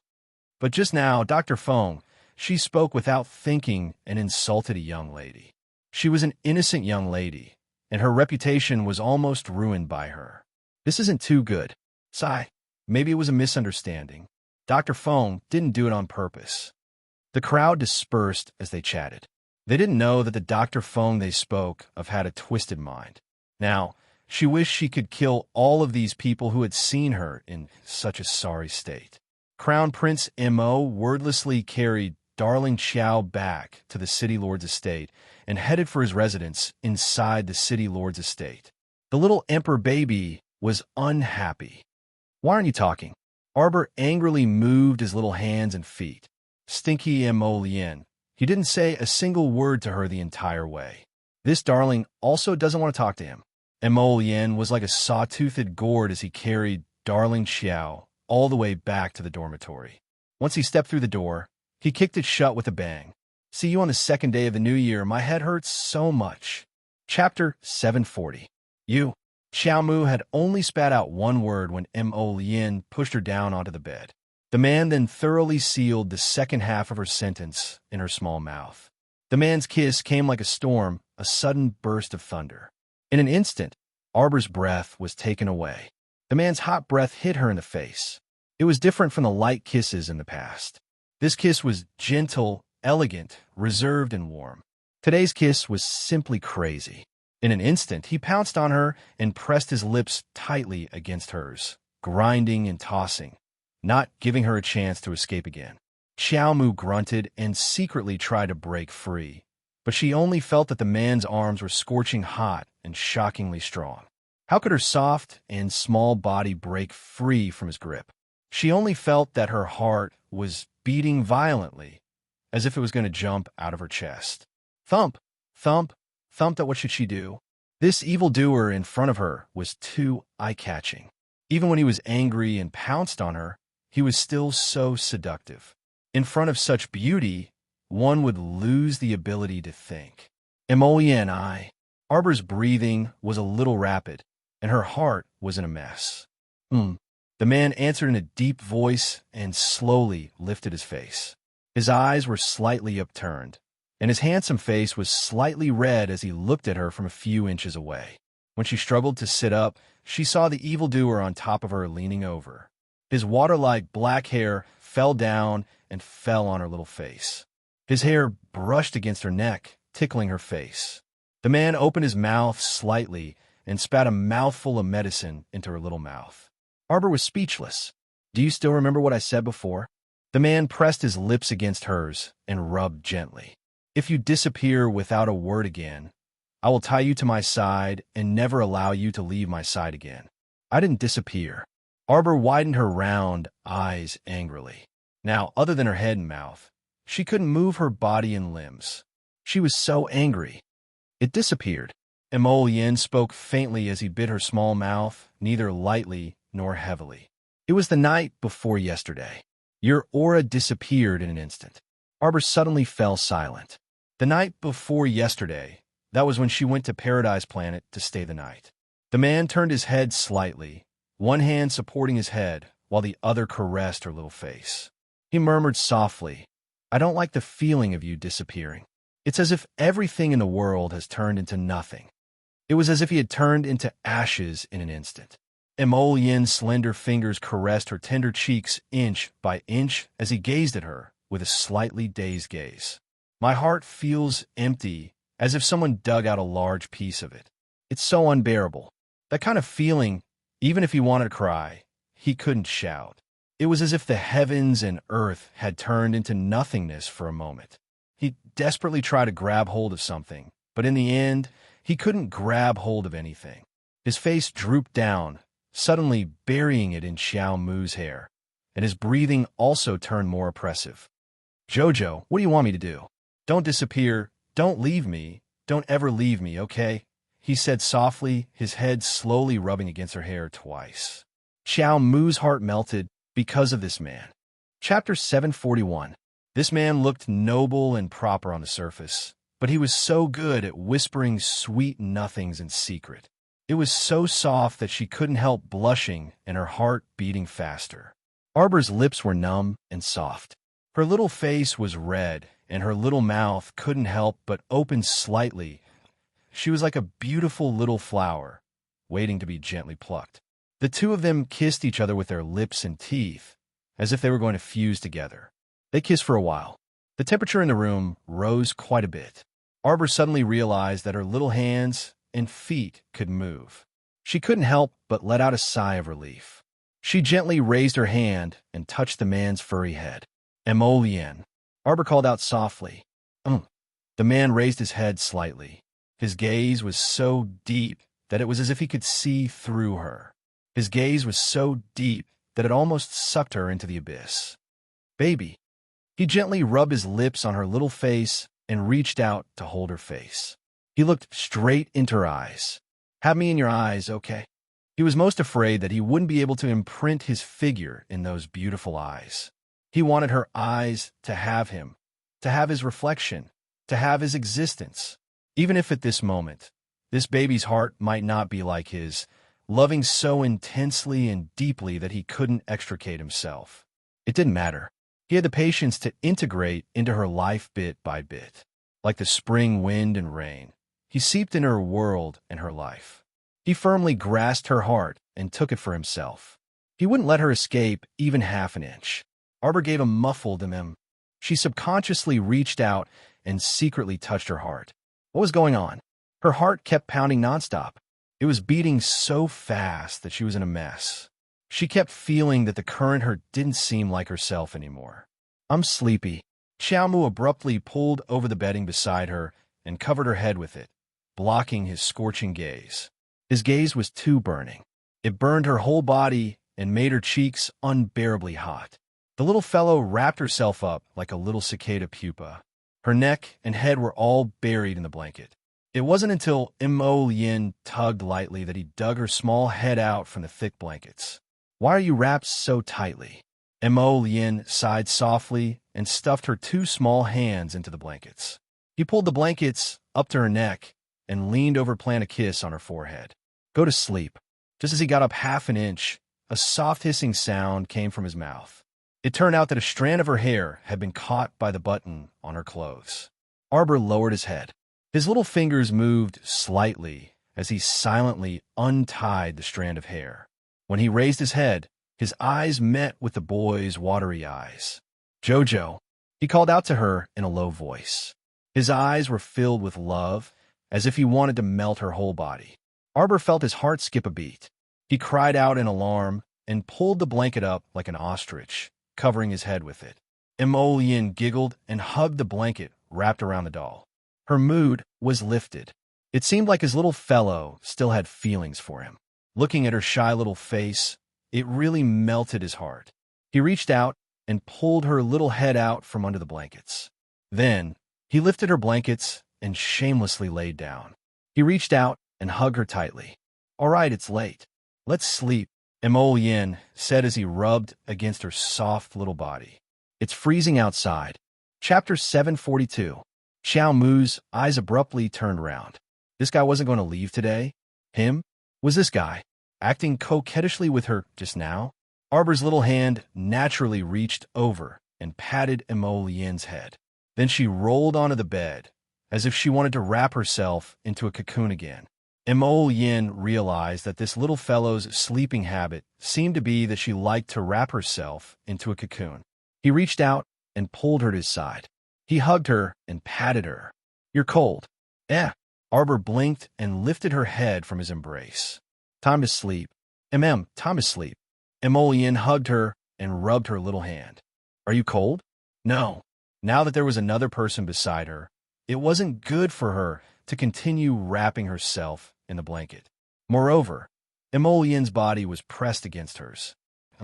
It felt like there was a small stove beside her. Yin's body was so warm. He was a man, so his body temperature was higher than hers. Moreover, he cultivated the fire spirit, so he was naturally like a little sun, emitting warmth all over. With this person pressed against her, she was enveloped in a unique masculine scent. How could she fall asleep? Instead, she felt more and more awake. "I can't sleep." Yin was still talking to her. He patted her back gently. "Do you want to get up and eat something?" "Eating a midnight snack?" Xiao Mu asked, and even rubbed her small belly. It seemed a little flat, but supper was not bad. Yin's eyebrows twitched. Suddenly, there was a sound from the window. A voice rang out softly from outside. "Master, supper is here. Do you have any orders?" Arbor was speechless. Why did their master always come up with such ridiculous names? Yin coughed lightly. "If there's nothing else, you can leave." "Oh." Student Xiao Yi scratched his head and hid his figure in confusion. Yin chuckled. "Our subordinate is very honest." Arbor curled his lips speechlessly. Let them all rest. It was already so late at night. What could possibly be happening? Furthermore, he was standing guard by the window, popping his head out from time to time. It was really creepy. All right. Yin didn't say much. She carried the little fellow and sat down by the bed. She ordered the servants to prepare some food. Not long after, a box of piping hot pastries and 2 bowls of wontons was brought in. After eating 5 to 6 small wontons, Xiao Mu couldn't eat anymore, so she pushed the rest to Yin. Meanwhile, she picked up a small piece of glutinous rice cake and nibbled on it. "Tomorrow morning, I'm going to follow Lin Yongyi to see the field that can grow crops." Yin stretched out her finger and wiped away the pastry crumbs on the little fellow's lips. "Do you want to go together?" Arbor thought for a moment before shaking his head.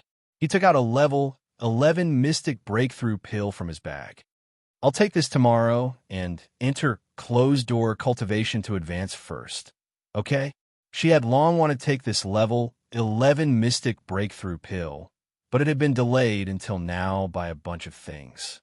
Yes, she wanted to quickly break through to level 12 mystic cultivation so that the sapling could drag Yin into Paradise Planet to take a look. "Okay." Yin naturally nodded. "Then you advance well. I'll go alone. I might come back late. If you come out of seclusion early, you can eat by yourself first."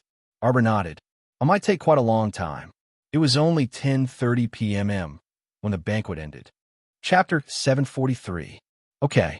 Yin naturally understood that the more stable one's cultivation was when they wanted to advance, the longer it would take to advance. "I'll wait for you. There's no hurry. Advance well, you must not be distracted." After eating supper, the two of them wandered around the room twice to digest their food. Seeing that the little fellow was sleepy, Yin carried her to rinse her mouth, wipe her face, and fall asleep on the bed. Early the next morning, Arbor opened her sleepy eyes and subconsciously reached out to touch the bed. The bed beside her was already cold. Presumably, Yin really went to the fields early in the morning before dawn to look at the crops. The little fellow was a little listless. She got to wash up and casually ate some breakfast. Then, she ordered people not to disturb her and closed the door by herself. A level 11 mystic breakthrough pill appeared at her fingertips. Arbor lowered her head to take a look. With a wave of her finger, 60 blue guiding talismans appeared around her, forming a circle. Then, another 60 binding talismans were thrown out, setting up a binding talisman array around her.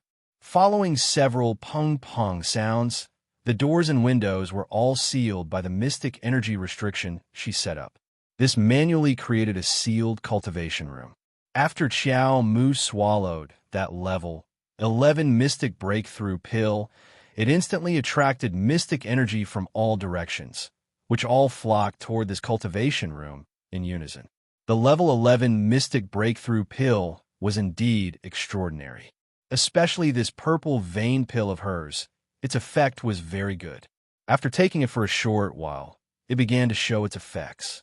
She calmed her heart and closed her eyes to break through. On the other side, Emolian was led by Lin Yongyi to a field to check it out. This field was not even 10 mu of land, and it was planted with a field of earthy yellow crops. This crop seems to have never been seen before. Is it a newly cultivated variety? Emolian was talking to Lin Yongyi in a low voice. Lin Yongyi nodded repeatedly. Your Highness, after this yellow stalk is harvested and ground into powder, it's somewhat similar to wheat flour. It's a crop that we've researched with great difficulty recently. The most gratifying thing is that this crop will not mutate when it grows. How long is the growth period of this crop? Lin Yongyi hesitated for a moment, then sighed and said, I won't hide it from your Highness. This kind of yellow shaft takes too long to grow. It needs 1.5 years to harvest. But rest assured, your Highness, we are also working hard to shorten its growth cycle. Emolian nodded with a heavy expression. A harvest period of 1.5 years was a little too long. If there was enough food to sustain the lives of the common people, then their lives would get better and better. City Lord, City Lord. As they were speaking, a dark-skinned steward from the City Lord's estate hurriedly ran over with sweat all over his forehead. He hurriedly greeted Emolian and the City Lord. Greetings to your Highness the Crown Prince and the City Lord. Old son, if you have something to say it quickly. The City Lord saw his anxious expression, and his heart couldn't help but tighten a little. City Lord, that apothecary Hong suddenly decided to quit. Old son was burning with anxiety and couldn't help but curse loudly. That son of a bitch, how could he do this? He's too inconsiderate. The City Lord had given him such preferential treatment, and had even sent someone to serve him with food and drink. How could he quit just like that? What? Lin Yongyi was greatly shocked. Chapter 744. Apothecary Hong is quitting? But he's the main researcher on the yellow shaft's accelerated growth period. How could he? Did he say why he's quitting? That son of a bitch, he didn't say anything. Old man's son was so angry that he stomped his feet and scolded. He threw away his tools just now and even dragged a few of the commissioners with him. Then hurry up and stop him. Lin Yongyi also jumped up anxiously. The research on the yellow shaft harvest hadn't been completed yet, so how could Apothecary Hong just leave like that? These days, thanks to Apothecary Hong's special cultivation of the yellow shaft with special herbs, they would be able to harvest in 2 or 3 months. How could he just leave like that? Old man's son hurriedly shouted, I've already sent people to stop them. They should be at the gate of the courtyard now. Then let's hurry over and take a look. The City Lord hurriedly turned and bowed to Prince Emo. Your Highness, this humble subject has been impolite. There are some urgent matters here that need to be dealt with immediately. Prince Emo nodded. I'll go with you to take a look. Yes. City Lord Lin hurriedly nodded and hurried to the gate with Old Man Sunday. This piece of land was behind a farmhouse. Ever since this piece of land was able to grow crops like the yellow stalk, it had been growing for a long time. The ecstatic City Lord Lin was worried that some ignorant commoners would run in and trample the farmland, so he had already set up guards outside the courtyard. Therefore, when Apothecary Hong and the others wanted to go out, the soldiers who received the order would definitely stop them. At this time, Hong Yaowei was holding his nose to the sky and crossing his arms. He coldly looked disdainfully at the soldiers blocking their way. All of you, get out of my way. Apologies, Apothecary Hong. The City Lord has ordered you to wait for a moment. The soldiers guarding the farmhouse's courtyard said to him in a manner that was neither servile nor overbearing.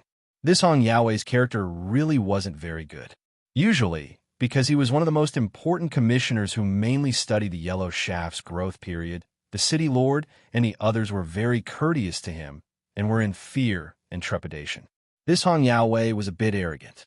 Wherever he went, he looked down on people, causing the farmhouse's soldiers and servants to look down on him. However, due to the city lord's order, he had no choice but to be courteous to Hong Yaowei. When the mayor and Prince Mo arrived at the entrance of the farmhouse, they saw Hong Yaowei angrily scolding the guards. The city lord hurriedly ran forward and comforted him with an apologetic smile. Alchemist Hong, please calm down. I wonder what the servants have done to displease Alchemist Hong? Why did Alchemist Hong suddenly propose to leave this place? Hong Yaowei snorted coldly. City Lord Lin, everyone knows what you've done. Don't play dumb with me. City Lord Lin was confused. He really didn't understand how he had offended this Apothecary Hong. Apothecary Hong. I really don't know what made Apothecary Hong unhappy. Why don't Apothecary Hong tell me? Hong Yaowei burst into laughter. How could you forget what you did to my junior sister at the city gate last night, after only one night? Junior sister? Lin Yongyi's heart skipped a beat. In an instant, it was as clear as a mirror. That's right, this Hong Yaowei was also an apothecary who had walked out of Celestial Medicine Valley. Moreover, he was Feng Manyun's senior and junior sister. Feng Manyun's matter must have agitated this Lord Hong. Chapter 745. Hong Yaowei's heart ached for his good junior sister, and in a fit of rage, he abandoned his job and came to avenge her. Apothecary Hong, Apothecary Hong. City Lord Lin persuaded this Lord Hong with a distressed expression. Please quell your anger. You really can't just quit on the matter of the yellow shaft. And Mo Lian, who was standing silently on the side, had long understood the sequence of events, and she couldn't help but sneer at that Apothecary Hong. City Lord Lin's heart immediately sank along with Prince Mo's sneer, who in the imperial court hadn't heard of His Highness the Crown Prince's various willful deeds. This was a lord who did as he pleased. City Lord Lin cursed Hong Yaowei inside out, but on the surface he still had a smile.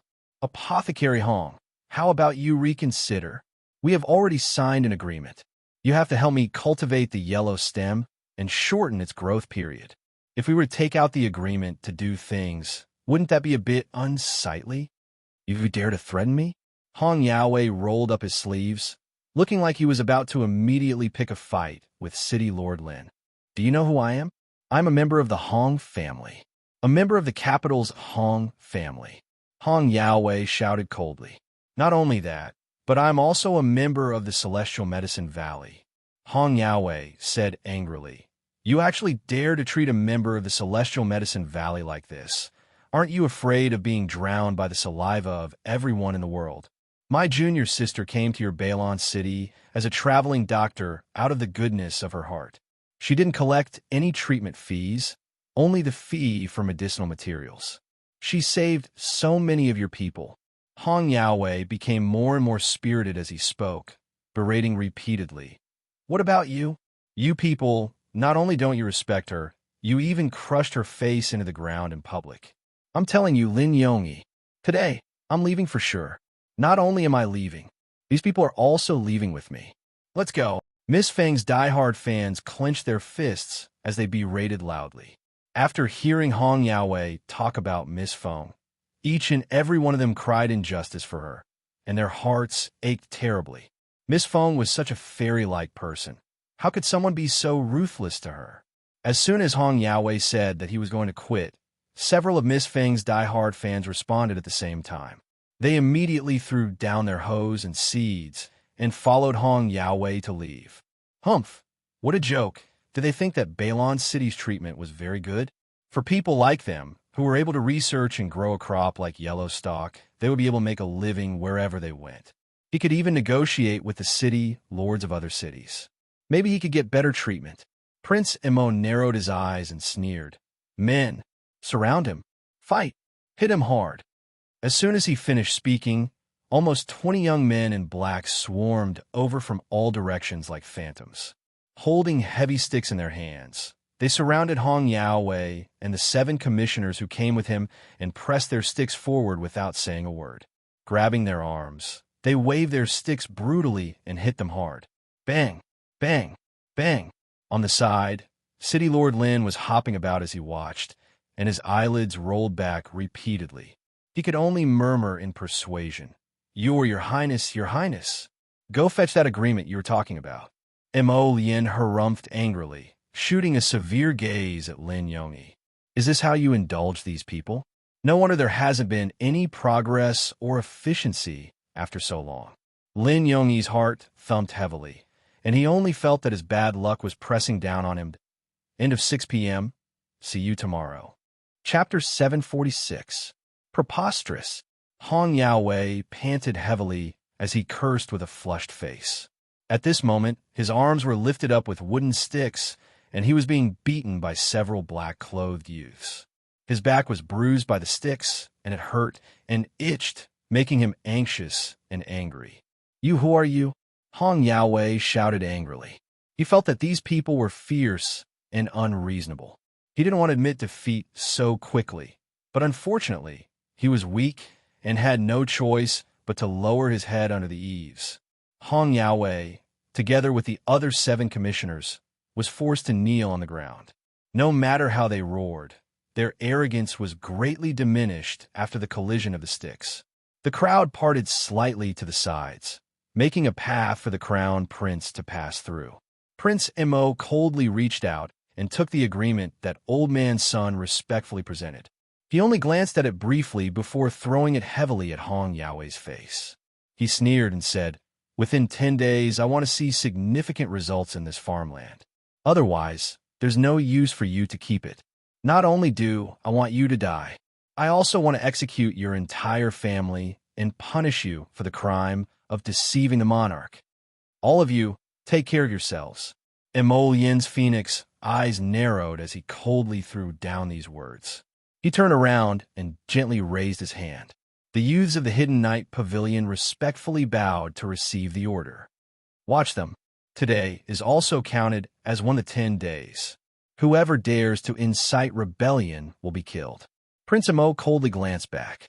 In an instant, everyone in the farmhouse held their breaths, not daring to say another word. Lin Yongyi slightly lowered his head and cupped his hands in salute, not daring to raise his head. Prince Mo's cold gaze shifted to City Lord Lin as he said indifferently, "You come here." "Yes." Lin Yongyi's heart skipped a beat. His head was still lowered as he quickly moved to keep up with Prince Mo's pace. Seeing that terrifying man leave, Hong Yaowei was about to open his mouth and shout when a commissioner beside him couldn't help but curse. "What are you doing, you people? How dare you treat us like this? How dare you use this method to force us to study the cultivation of the yellow stalk? We will not yield." A silver light flashed across that man's neck. In the next second, a round head fell off from that guy's neck and rolled on the ground before landing beside Hong Yaowei's feet. Hong Yaowei collapsed to the ground in fear. He screamed in a hoarse voice and kicked his legs, tried to move his butt backward. "Shao!" Yi raised his hand and stopped the young man who was about to make a move. He said coldly, "By His Highness' order, anyone who disagrees will be executed without mercy." Hong Yaowei and the remaining 6 commissioners became obedient.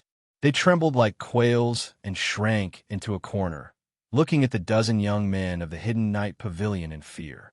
On the other side, when they arrived at the City Lord's estate's study, Mo Lien wordlessly sat down on the seat of honor. Hui Feng's hands were clasped behind his back as he stood upright behind the crown prince. Lin Yongyi hastily knelt in front of the desk and buried his head, smiling wryly on the inside. It was a pity that he, a man in his 40s, was so intimidated by a young man in his early 20s that he didn't even dare to breathe loudly.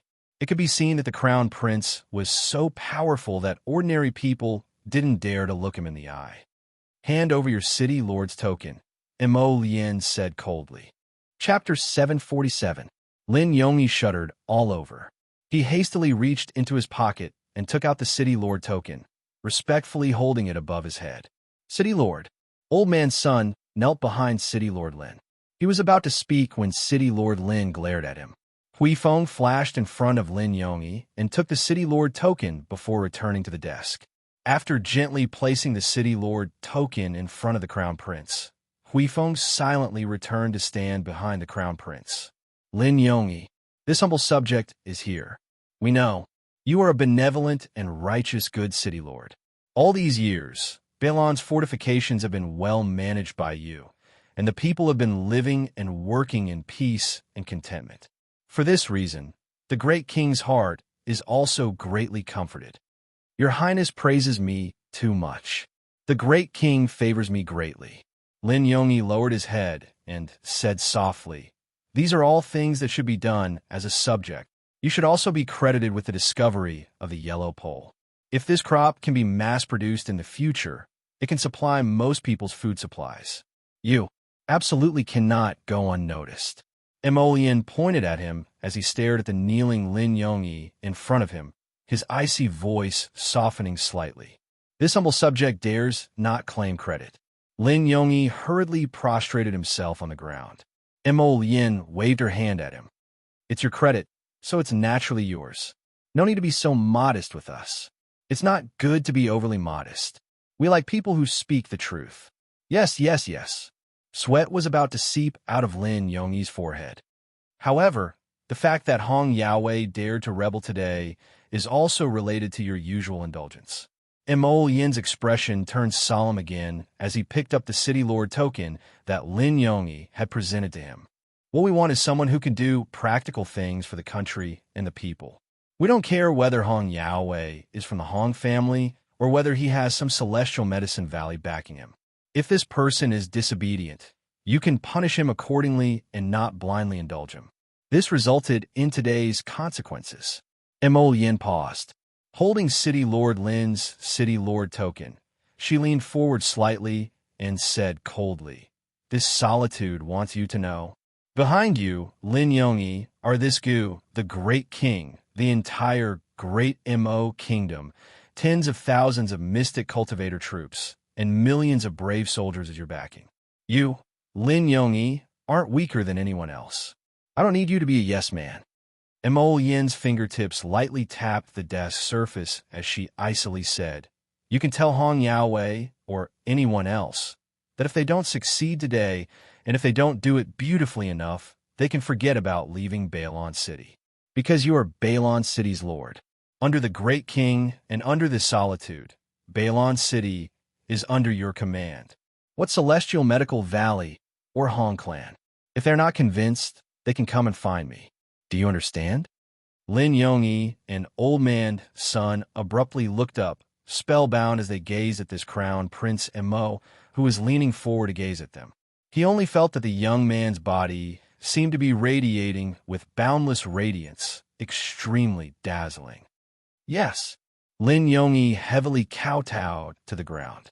He couldn't help but feel the blood in his heart boil, and his voice contained a trace of agitation as he said, "This lowly official was foolish and ignorant. This lowly official was incompetent. Will your Highness please punish me?" Emolian lightly tossed that City Lord token into Lin Yongyi's hands. "Get up. For the time being, I will remember your merits and demerits. Properly supervise that batch of people. Within 10 days, we want to see results. These aren't empty words. This lowly official will solemnly obey your Highness's verbal instructions." Lin Yongyi nodded heavily. Chapter 748. Miss, it's bad." Xiangqin tossed aside the kettle in her hand and stumbled inside. Feng Manyun, who was currently concocting some medicine on the table while wrapping herself in a quilt, abruptly raised her head, and her limbs convulsed in an uncoordinated manner. "Miss!" Xiangqin ran up and hastily helped tidy up the medicine on the table. "Miss, when I passed by the kitchen just now, I overheard the other maidservants saying that the City Lord has already ordered us to be evicted from the City Lord's estate and sent to live on a farm. It's the farm that your senior brother Hong is at." Feng Manyun's pupils contracted, and her limbs convulsed uncontrollably again. She shrieked uncontrollably. "Lin Yongyi actually dared to treat us like this.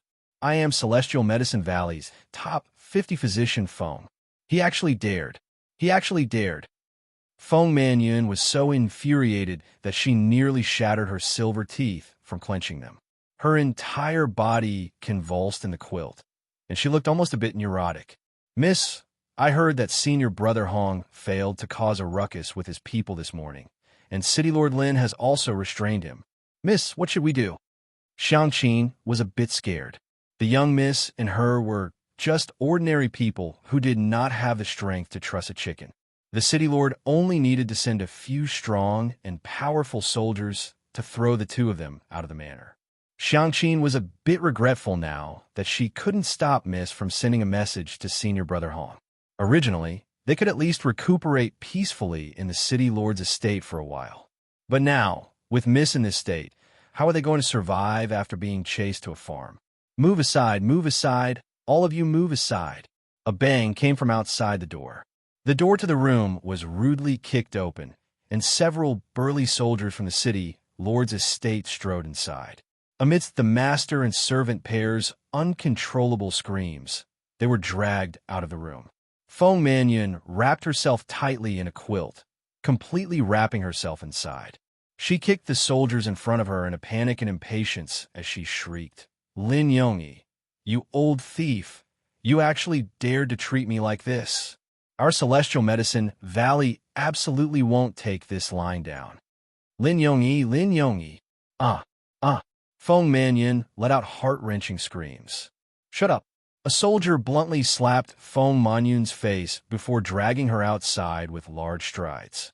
His Highness has ordered that all unrelated people are to immediately move out of the city lord's estate and are not allowed to disturb the crown princess's peaceful cultivation. Violators will be beheaded. Let go of me! Let go of me! Let go of me! Feng Manyun's limbs twitched nervously, and she was so infuriated that her face was completely distorted.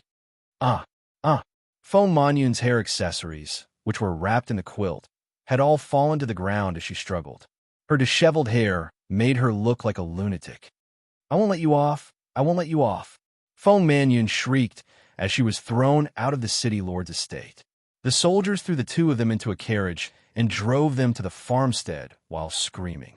Feng Manyun crawled on the tattered carriage's curtain. Her face, which had turned scarlet and distorted, was imprinted on the carriage window as she shrieked, I won't let you off! I won't let you off! Miss, they're too much! Xiangqin wiped away her tears as she shrieked, Lin Yongyi is ungrateful, treating a member of the Celestial Medicine Valley like this. Miss, we can't take this lying down no matter what. Feng Manyun frantically searched through the bundle beside her. Chapter 749. After rummaging around, Feng Manyun finally pulled out a bottle from her cloth bag. She clutched it tightly in her hand and bellowed while panting heavily. I want all of them to die for me. Die. Someone would eventually have to suffer all the humiliation, grievances, and suffering she had to endure. Someone would have to pay a heavy price for this. Wrapped in the bedding, Feng Manyun convulsed and trembled uncontrollably. Her lips were snow white, and her gaze was fixated on the bleak scenery outside the window that was constantly moving. My Chow's section break, SSS. Slivers of wriggling black shadows crawled up the window lattice. SSS. The white snakelet inside Arbor's waist pocket suddenly stuck out its small head, and its watery eyes vigilantly surveyed its surroundings. SSS. The small black snakes that had burrowed into the room were firmly bound by the binding talisman matrix. No matter how they wriggled, they couldn't break free from the binding talisman matrix. The white snakelet's head was raised high, and its pair of watery eyes turned icy as it stared at those black snakes that had burrowed into the room. Suddenly, a black figure burrowed out from the floor of the room. This person seemed to have burrowed out of thin air, and his figure was abnormally short. If Arbor could open his eyes right now, he would definitely discover that this person looked exactly the same as the pygmy who had tamed the poison-tailed butterflies that she had killed back then. He had a triangular head, different-sized eyes, and one eyebrow was high while the other was low. It was an extremely irritating sight.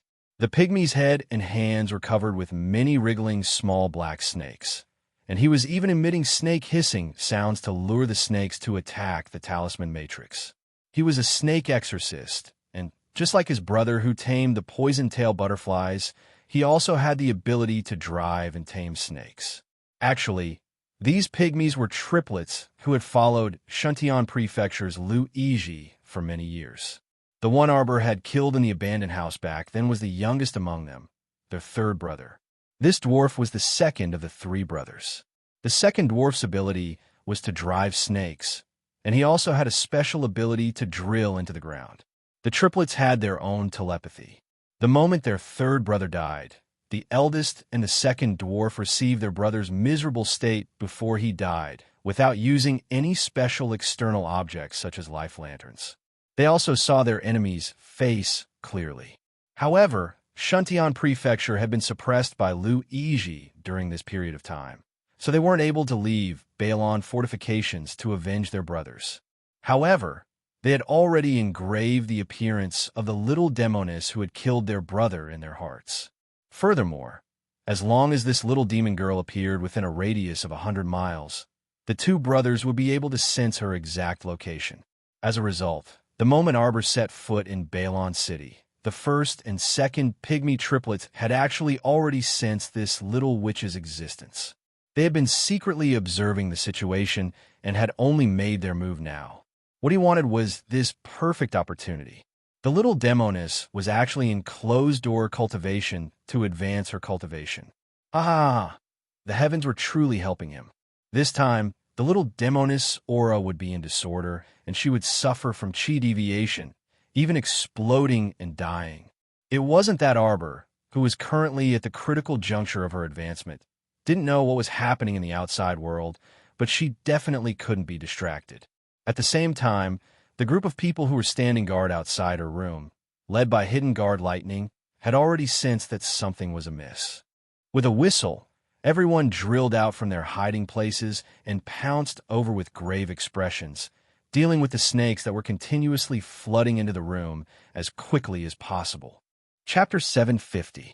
Lightning and the others did not dare to make too much noise, fearing that they would disturb the crown princess who was cultivating in seclusion. However, the number of snakes was too dense. Lightning made a gesture, and everyone spread out, quickly clearing the snakes. Hiss! A fierce look emerged from the white snake's cute eyes as it coldly stared at second dwarf brother's figure that had emerged from the corner. Second dwarf brother moved his feet, a cold smile on his lips as he approached the binding glyph array step by step. Bang! His figure suddenly burrowed into the ground under the watchful eyes of the little white snake. The little white snake was on full alert. In its pair of round eyes, there was already a substantial murderous intent condensing. Whoosh! Second dwarf brother's figure suddenly appeared within the second layer of the mystic guiding glyph array that Arbor had set up. At this moment, the mystic guiding glyph array had already lost its effectiveness due to the passage of time. Second dwarf brother used his special ability to directly avoid coming into contact with the binding glyph array and appeared beside Arbor. His pair of cold old eyes were filled with killing intent. He raised the heavy hammer in his right hand high up and was about to smash it down on Arbor's little head. Second dwarf brother cracked open his mouth and laughed. Little bastard, let's see if you still have half a life left if you don't die this time. Ha ha ha ha ha. Outside, Lightning leaped into the air and let out a shrill cry. With a whistle, hundreds of black shadows gathered from all directions and surged toward the room. Several hidden guards had already heard the noise from inside the room. One by one, they flipped over the window and entered the room, only to hear a hiss, roar coming from inside the house. The roar rolled, and a huge snake as thick as 10 people hugging it opened its huge mouth, swallowing and spitting out black fog. With a boom sound, it penetrated through the roof.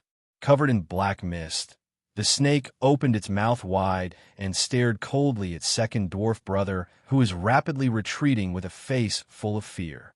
Hiss! The huge snake roared angrily and swayed its huge tail. Its huge mouth was right next to second dwarf brother's frightened face. In the blink of an eye, he had bitten the upper half of the dwarf brother's body into his mouth with a crunch.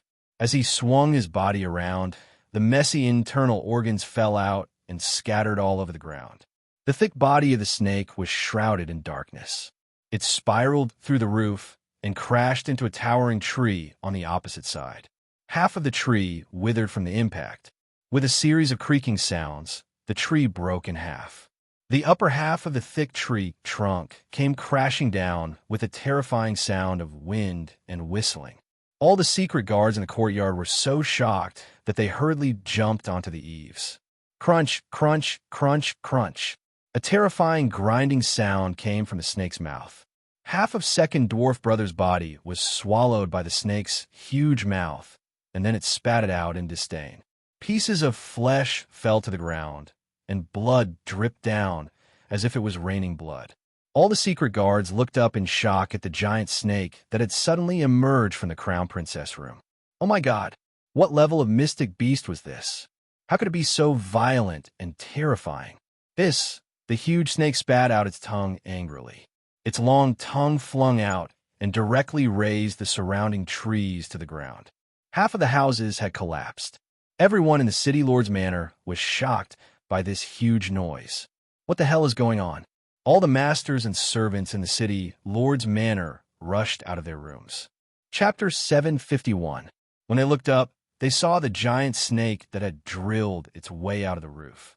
The snake's head was held high above the eaves, and its enormous body was coiling in circles. Even though Lin Yongyi was experienced and knowledgeable, he couldn't help but be speechless at this moment. The giant snake spat out a poisonous mist from its mouth. All of the frightened and writhing little snakes were sent flying by this cold wind. The giant snake once again let out a terrifying roar, shaking some of the shadow guards who were closer to it. The blood in their hearts surged, and they couldn't help but bleed from the corners of their mouths. The giant snake's coiled body slithered down from the eaves, shrinking inch by inch until it finally shrunk to the white snakelet's original tiny size. With a plop, it limply landed on Xiao Mu's knees. The crown prince rushed over after hearing the news, burning with anxiety. At a glance, he saw that more than half of the wing where Jojo was in had collapsed. His heart began to clench tightly. Jojo. Prince Mo hurriedly ran into the wing, but was shocked to find that his baby's body was wrapped in a patch of emerald green vines. In front of his eyes, she was gradually becoming transparent inch by inch, as if she was about to disappear. Jojo. Mo Lien rushed forward in a panic, wanting to grab her little hand, but her wrist was entangled by several green vines. Master is fine. Relax and cooperate with me. I'll drag you in. Chocho shouted. Right now, it couldn't care too much. It could only waste some of its life force to drag Prince Mo into Paradise Planet first. Lien's heart stirred slightly. Her fingers slid and wrapped around Arbor's somewhat cold fingertips. Suddenly, her vision blurred. When she looked again, she was already in a beautiful paradise. In front of her was a towering tree. It was actually a terrifyingly tall peach tree. Lien had never seen such a mutated peach tree that was so tall that it looked like it could pierce through the sky. The peach trees were laden with fruits. Each peach was as big as a wash basin. This was simply too exaggerated. The vines retreated from his hand, and Lien hurriedly reached out to hold Arbor, who had collapsed and was breathing unsteadily. Jojo, Your Highness, don't worry. Master is fine. Please help her sit down and let her continue to absorb the mystic energy here. The little Trant hopped over and directed Lien to move Arbor to the tree so that she could continue to meditate. Little Water, Child used water to circle a large pile of magnetite and ran over, piling them up beside Arbor's legs. It's all right now. Let Master continue to absorb the mystic energy. She's about to break through. The little Trant wiped its sweat, and only then did it have the time to run over to observe the little white snake's condition. Lien looked at Arbor for a while. Seeing that her breathing was gradually stabilizing, she couldn't help but sigh in relief. It's fine. Chocho hopped around and directed the other little Trants to move the little white snake to the side to rest. The little white snake suddenly transformed and erupted. She should just be exhausted right now. She'll be fine after some rest. You guys. Prince Mo looked at the little Trants in shock. His gaze then swept past the little water child and the little chick. Chocho drooped its head, looking completely exhausted. I also have to go rest. Dragging you in just now was really too tiring. Why don't you send a message to your subordinates first and tell them not to worry? I'll wait for Master to wake up and have her tell you herself."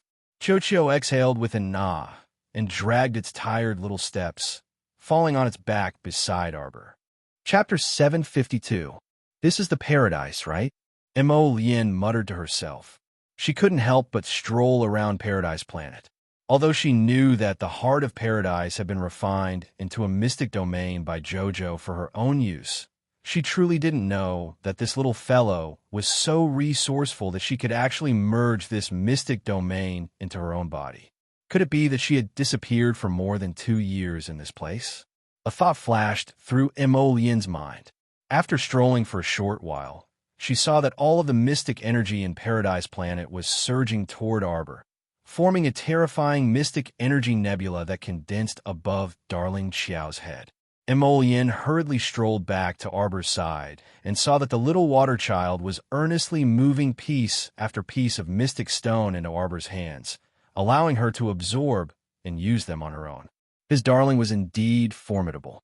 She needed such a vast amount of mystic energy just to break through to level 11 mystic cultivation. The more mystic energy consumed during the breakthrough, the more stable and solid the realm after the breakthrough. And just now, she had already cleanly absorbed all of the mystic energy in the vicinity of the City Lord's estate within a radius of 50 kilometers in the outside world for about a day. This still wasn't enough. Mo Lien's heart stirred. She stood in front of Arbor, and with a slight movement of her fingers, a thick mystic energy was drawn out of her body and endlessly channeled into Arbor's body. The small tree Chiochio, who was lying on the side like a corpse, suddenly moved and exclaimed in its heart, "The Crown Prince's mystic energy is very thick and pure. With his assistance, Little Master's breakthrough this time will definitely be smoother, even though there will be some twists and turns." About 2 hours later, Arbor's consciousness gradually became clearer. She used her spiritual awareness to observe her body and saw that the 2 branch meridians had already undergone continuous training and were now about the same width as the main meridians. She successfully entered the cultivation of the 4th layer of the Spirit Division Record Soul Chapter and opened the 3rd branch meridian. The 4th layer of the Soul Chapter mainly cultivated the mystic energy in the 2 branch meridians and the main meridians as one wished, ensuring that the mystic energy in the main meridians was endless and continuous. With this kind of cultivation method, it was equivalent to using the vast and mighty profound energy stored in 3 profound veins to fight against one person. Naturally, the chances of winning would be much higher. The current mystic domain realm was already 2 inches larger than its olive-sized appearance from before. The profound energy from the 2 branch veins and the 1 main vein made a few rounds in the profound veins before the excess profound energy returned to the profound ruins. The mystic domain realm was entangled by the little tree's vines. After absorbing the remaining mystic energy, it was gradually buried into the little tree's roots, disappearing without a trace. When normal mystic cultivators fought, they would use the mystic energy surging in their mystic veins. The mystic domain was equivalent to a replenishment area. If it could be like Arbor and absorb profound energy with the profound domain talisman array, then when fighting, the profound domain realm would be able to continuously absorb profound energy from the outside world. Naturally, the duration of the battle would be extended. If the most fundamental profound energy stored in the profound domain was also completely exhausted in battle, then the situation they faced would be quite dangerous. After all, the speed at which mystic cultivators recovered mystic energy was not fast. If the mystic domain was exhausted and damaged, the mystic veins and even the mystic domain realm were damaged, treatment would become very troublesome. Unless you had some miraculous elixir that could rapidly recover your mystic energy, or you were like those people from large sects who carried some kind of natural treasure that could recover mystic energy at any time. Of course, this kind of thing was very rare. After the mystic domain realm disappeared, Arbor felt that the vast and mighty mystic energy in his body had already successfully broken through the barrier of level 11 mystic cultivator. Level 12 Mystic Cultivator, Entry Level. Chapter 753. Sure enough, this level 11 Mystic Breakthrough Pill was out of the ordinary. It helped her break through the 4 minor realms of level 11 Mystic Cultivator, Gradual Accomplishment, Initial Accomplishment, Phenomenal Accomplishment, and Peak in one fell swoop, successfully entering the threshold realm of level 12 Mystic Cultivator. However, this was also thanks to her usual cultivation realm suppression and accumulation. Arbor slowly opened her eyes, and there seemed to be star fragments swirling and gathering in her clear and cold eyes. As soon as she opened her eyes, she saw Mo Yin's tall and straight figure imprinted itself into her eyes. That man in white, who was as slender and exquisite as jade bamboo, was currently standing under the towering peach blossom tree beside her and gazing at her with a grin. Arbor immediately crawled up from the ground. She rubbed her eyes and abruptly reached out to pounce at Mo Yin. The man's chuckle deepened. He reached out and caught the little fellow in his arms, pressing her down and stealing a kiss without any explanation. Jojo, Mo Yin. Arbor's little head squirmed in his arms, and she looked up at him. I advanced. My Jojo is awesome. Mo Yin reached out to hug her, his eyes turning into crescents as he smiled. Jojo. Arbor turned to look around and suddenly seemed to have discovered something. Her gaze landed on the towering peach blossom tree behind the two of them, and she exclaimed in shock, Chochio, this tree. Master. Chochio stood up stiffly from under the tree, like a corpse coming back to life. It straddled its 2 short legs and wailed as it wriggled over to Arbor's side. Its 2 forked arms hugged Arbor's thighs and hung on her skirt. Chochio wailed, Master, I actually wanted to tell you yesterday. I don't know if our family's peach blossom tree ate the wrong thing, but it feels like it's grown a bit perverted. Arbor, all right, where's the little white snake? How is it? What could have happened to little white snake? It just used too much force and now needs to rest and recover. Although Arbor had sealed his 5 senses at that time, his telegnosis could still see the scene of the little white snake biting through the dwarf's second brother. At that time, if it wasn't for the little white snake's attack, his situation would have been very bad. Xiaomu first went to the peach tree to check on the white snakelet that was paralyzed and recuperating there with its eyes closed. After confirming that it was indeed fine, she then pulled Mo Yin towards that perverted peach tree. Chochio, what's wrong with this tree? Master, this peach blossom tree has become so strange. I think it has something to do with that lump of dirt. What dirt clump? Master Silver, go take a look. Do you still remember? The lump of dirt that you took out from the blue one's wing. With that, Arbor remembered. She hurriedly pulled Mo Yin and ran to the peach blossom tree. Was it that day? She took out that soft lump of dirt from the blue one's wound and threw it on the ground. Before she left, she stepped on it and it stuck to the bottom of her shoe. She then casually raised her foot and rubbed it against a peach blossom tree, rubbing the soft lump of dirt under the peach blossom tree. It can't be. Arbor hurriedly squatted under the peach blossom tree and pulled at a thin and soft peach blossom petal under the tree. She saw that the thumb-sized lump of dirt was indeed stuck under the peach blossom tree. It's it, Master Silver. How could a normal lump of dirt possibly scratch the blue one's wing? Cuckoo.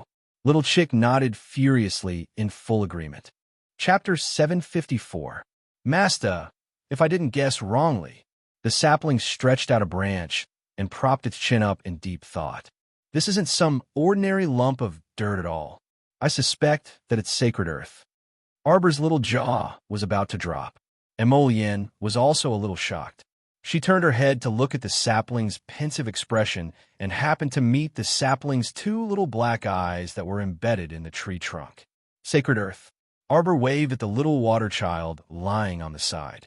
The water child let out a jubilant cry and swiftly hopped onto Xiao Mu's palm, twisting its small, chubby body in high spirits on her palm.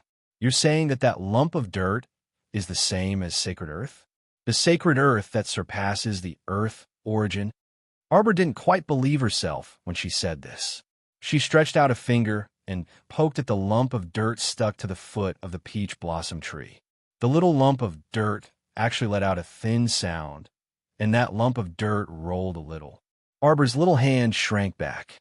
The little water child even cried out in alarm and stretched out its little watery hands to hug Arbor's wrist. It widened its eyes defensively. "Be careful. Master, this is a monster. You're a monster yourself." The sapling slapped the little water child's onion head with its branch in annoyance. "Guru." The little water child melted into a water blob. Its two blue eyes were embedded in that blob of water, ready to attack at any time. "Be careful, Master. Dottie will protect you." "What monster are you? What are you?" Arbor, the sapling Chochio, was really angered by this idiot water. "You said you were a drop of water, chattering away like a monster all day long, and now you dare to call someone else a monster? Sai, go, go, go, go." The sapling swung its branch in annoyance and pushed the little water child to the side. "Master, Chochio feels a little tired. You take care of this sacred earth. I'm going to sleep for a while." Hey, don't go. You'll have to send us out later," Arbor said hurriedly. "All right then. Master, hurry up." The sapling sat down under the peach blossom tree. "Little ball, why are you so tired? Is it because I pulled Yin in?" Arbor couldn't care less about that lump of dirt. He hurriedly ran to check on Sapling's clone. Chochio's main body couldn't move in the star field, but seeing how tired its doppelganger was, its main body couldn't be any better. Not entirely. Chochio shook its head and lifted its branch to point at the surroundings. "Master, look." Arbor looked around along its branches. "Here? Why is the profound energy so thin?" Chochio pitifully nodded its little head. "Master, once my profound energy is thin, Chochio feels as if I can't breathe. My head is so dizzy and heavy. I want to sleep, then rest for a while first." Arbor hurriedly reached out to comfort little ball. "It must be because I just advanced here and absorbed all the profound energy in Paradise Planet." Arbor's gaze was slightly grave as he turned to look at Lien. Lien hurriedly said, "Then is there any way to replenish the profound energy here?" Little ball stealthily swept a glance at Lien. It leaned weakly against the peach blossom tree and said, "You don't have to care about me. Let me slowly recover on my own." "Sigh, why are you being so eccentric? Hurry up and say what you have to say." I didn't succeed in reversing the situation. Herherda. Chapter 755. Master, normal mystic energy is of no use to me. What I need is the purest mystic energy in the world to absorb, or the essence of mystic energy cultivated in a person's body. The more mellow and rich it is, the more effective it is for my recovery. As it spoke, its beady black eyes swept over Lien from time to time. Arbor didn't hold back and gave the sapling's head a flick. This sentient tree was still thinking about Lien. Just how smart was Lien?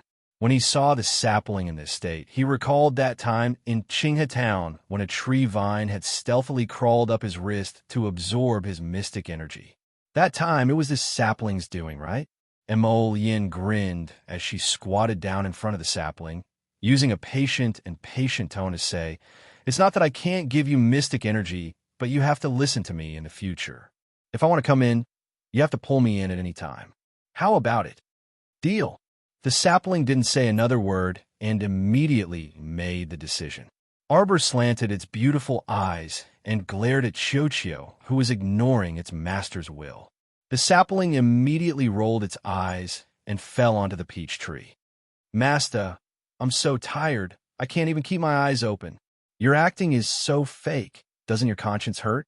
"Sapling, it doesn't hurt. What the hell is conscience? Can it be eaten?" Lien pursed her lips and smiled. She stretched out her wrist in front of the sapling and raised her phoenix eyes slightly. "Hurry up." Chochio cheered, and its claws immediately climbed onto Lien's wrist like an octopus and hugged her tightly. Arbor angrily glanced at the person and tree. "Chochio, give me a little more time. Don't go overboard." Seeing that the person and tree had already entered the state of transmitting mystic energy, Xiao Mu helplessly rolled her eyes. She stood up and looked at the thin mystic energy floating in the air. She thought to herself, the mystic energy in the paradise can only be slowly replenished after she leaves and finds an opportunity to absorb mystic energy from the outside world and convert it to Chochio. Chochio, can't you absorb the mystic energy in the profound stones as a supplement? No, no. The little water child shook its head in place of Chochio and replied, Master Silver, Chochio's main body supports the entire star field. Actually, all the profound energy in this star region was closely related to Chochio's main body. For every portion of Master Silver used, Chochio's main body would consume a portion more. If its main body consumes too much energy and cannot be replenished in time, it will also affect the stability of the star field, and the paradise will also be damaged. There were always impurities in magnetite and spirit stones that weren't suitable for Chochio to absorb. Only the purest profound energy between heaven and earth could protect Chochio. Or for those with extremely high cultivation, the profound energy essence they cultivated could also help it recover quickly. Like you, Master Silver, the profound energy you cultivate is not good enough. The moment the little water child finished speaking, he felt that there was something wrong with what he said. Something was wrong. Before the round water ball could even jump, Arbor reached out and gave it a heavy knock on the head.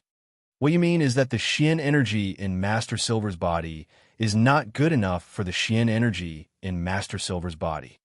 You let it slip. The water ball hurriedly rolled to remedy the situation. No, Master Silver, Dian doesn't have the slightest intention of despising Master Silver. The corner of Arbor's mouth twitched, and he glanced at the little water ball. Other than the two supplements you mentioned, there are no other ways? Chapter 756. There's also an extremely rare heavenly treasure called the Black Spirit Jade. It can replenish the energy of us 5 spirits. The little water ball chirped. However, Master Silver, the Black Spirit Jade, is very hard to find. It's said that it's buried in the deepest part of a spirit stone mine, but very few people can find the existence of Black Spirit Jade in a spirit stone mine. Sigh. Black Spirit Jade, Arbor muttered to herself. Carrying the little water ball, she walked to the foot of the peach blossom tree and poked at the little clump of dirt that was lying dormant under the peach blossom tree. If you're the sacred ground that little ball spoke of, then flip over and let me see. The little water ball widened its eyes and stared nervously at the little clump of dirt. The little clump of dirt that had been motionless all this time, as if it was playing dead, suddenly moved and really flipped over. It moved from under the peach blossom tree to Arbor's feet with a gurgling sound. Arbor lowered her head and met the little water ball's eyes. Both of them cried out in their hearts at the same time. It really is a clump of dirt that has become a spirit. This peach blossom tree of mine is your doing, isn't it? A green vine quietly crept out from under Arbor's sleeve and whipped at the clump of dirt on the ground. Hurry up and show yourself. The little clump of dirt that was as thick as a thumb jumped and jumped, hiding behind the tree. After a long while, under Arbor's scolding, it stuck its head out from behind the tree. Arbor took a closer look and was almost angered to the point of laughing. This clump of dirt had turned into a square clump of yellow dirt. It had 2 black eyes and was timidly hiding behind the tree to look at her. Come here. Arbor rolled up her little sleeves and used the vine in her hand to draw a bright mark on the ground. Master, let me go catch it. The little water ball immediately helped the tyrant and stretched out its evil claws towards its brother. It spat out a rapidly spinning wave of water from its mouth. Like a water dragon, it bypassed the towering peach blossom tree and suddenly wrapped around the yellow soil block. When the clump of dirt saw the flood of water, it almost peed in fright. It hurriedly squatted down and completely buried itself under the peach blossom tree's roots, shrinking until there was no trace of it. Thus, the little water ball's mighty wave of water rushed all over the peach blossom tree with a splash. Emol Yin and Little Ball, who were under the tree, were drenched from head to toe. Arbor, cough, cough, cough. Arbor raised her voice to reprimand and reprimanded. Dotard, what are you doing? Don't spray. As she spoke, she hurriedly stepped forward, took out a clean white cloth from her inner world, and hurriedly wiped the water droplets on a man's face. Mo Lien opened his eyes slightly and abruptly grasped one of her fair and tender wrists, abruptly pulling her into his dripping embrace. You did it on purpose, didn't you, baby? Mo Lien blinked at the little fellow and unhurriedly unbuttoned her outer shirt. Her fingers then moved to her waist to undo her belt. Her expression was very captivating. If you want to see your husband's body, just say it. Why did you have to make such a big wave of water and drench your husband? TSK, he's soaked. Arbor, though what can I say? This narcissistic man, I didn't want to see your body. Mo Lien's fingers gently tickled the little fellow's waist. Arbor couldn't help but burst out laughing. She twisted her little body and turned her head to look at him with a slightly red face. She reached out to hit him neither lightly nor heavily. Hurry and dry yourself with the fire spirit. Hey, you got it wet. You're responsible for wringing it dry. Mo Lien moved closer to her neck and nuzzled her head under her hair. Chapter 757. Arbor reached out and pinched him on the waist. However, even when her fingers hurt, she couldn't pinch him. She was so angry that she scratched him on the waist as well. Don't touch me. Mo Lien pulled her little hand to her face with a serious expression. She held it in her hands and kissed it twice. Jojo, this is where you've been for the past 2 years, right? Arbor was slightly startled, but then nodded. She reached out and hooked her arms around his neck. She stared at him with her dark eyes and said, Are you angry? Why would I be angry? Mo Lien was also slightly startled. Arbor gently bit her lips. I hid it from you. Do you blame me for not telling you about the Paradise Planet earlier? Mo Lien stared at her, her eyes as gentle as water. How could I? On the contrary, I'm very happy that Jojo was able to tell me such an important secret. He rubbed his wet head against her cheek. Jojo, I'm very happy that you trust me so much, and I will absolutely not betray the trust you have in me, even if it means death. All right, you don't have to swear. Arbor reached out and covered his thin lips. She rolled her eyes and said, Look, my Paradise Planet is very powerful. Ordinary people can't sense the aura of this profound domain at all. Moreover, she was very careful. When she was in front of others, she almost never went in and out of Paradise Planet, so as to avoid being targeted by people with ulterior motives. After all, no one knew if there really were strange people in this world who could see through the profound domain of others. It was best to be careful in everything. Moreover, this profound domain of hers was no ordinary profound domain. In the future, Mo Lien would know that this profound domain of hers was a large and strange star domain. Mo Lien hugged her and nodded. Her expression relaxed a little as she smiled and said, Jojo, with such a life-saving, mysterious domain, I can rest assured in the future. Mo Lien, the reason why you couldn't sense my aura before was because I didn't know before. I was afraid that you would leave me without a word. Now I know. Mo Lien reached out to cup her little face and planted a kiss on her soft little face. In the future, I don't need to worry like this anymore. Xiao Mu pursed her small mouth and grumbled. You've already reached an agreement with the sapling immediately. Mo Lien chuckled, and a green vine emerged from her sleeve. Do you see that? You are now in a place where nothing can be removed. If you hide in the land of peach blossoms, I will follow you. Arbor's eyes suddenly widened. He turned his head to look at the little tree ant that was lying on the ground like a corpse. Hey, you bastard! It had actually been snapped off by Mo Lien to become a doppelganger. This time, Mo Lien really could summon Little Tree at any time. As long as Little Tree didn't leave the Mo Kingdom capital, he could enter and leave Peach Blossom's planet as he pleased.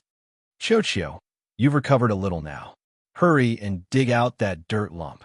Hurry and deal with it. Arbor hastily instructed.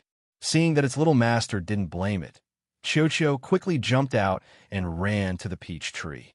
It dug out the yellow dirt lump that was hiding underground in a matter of minutes and gave it a good beating without any explanation.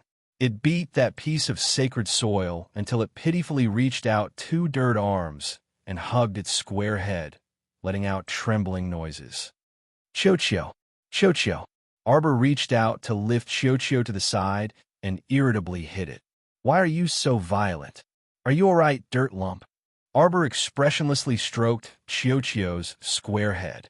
The latter inexplicably shuddered for some reason. Chapter 758. When Masta caressed it with a stoic face, she looked so scary to Crown Prince Emo also lowered his head to look at this lump of lus. He also caressed the lump of lus's squarish head in passing, his eyes full of watery glints of swords. Master, master, master Silver. Feeling that the man was even more difficult to deal with, the lump of soil waved its small hands and feet in a very human-like manner. With its square head, it ran to its little master's skirt and squatted down, looking like it was asking for protection and hugs. Little Waterball saw this. Oh no, why was there another one acting cute here? It was already very unhappy that the little white snake was fighting with it for attention. All right? Mo Yin snorted softly. With a wave of his hand, a few inches of red flames circled around his hand. In an instant, the water on his and Jojo's bodies was dried. Little soil.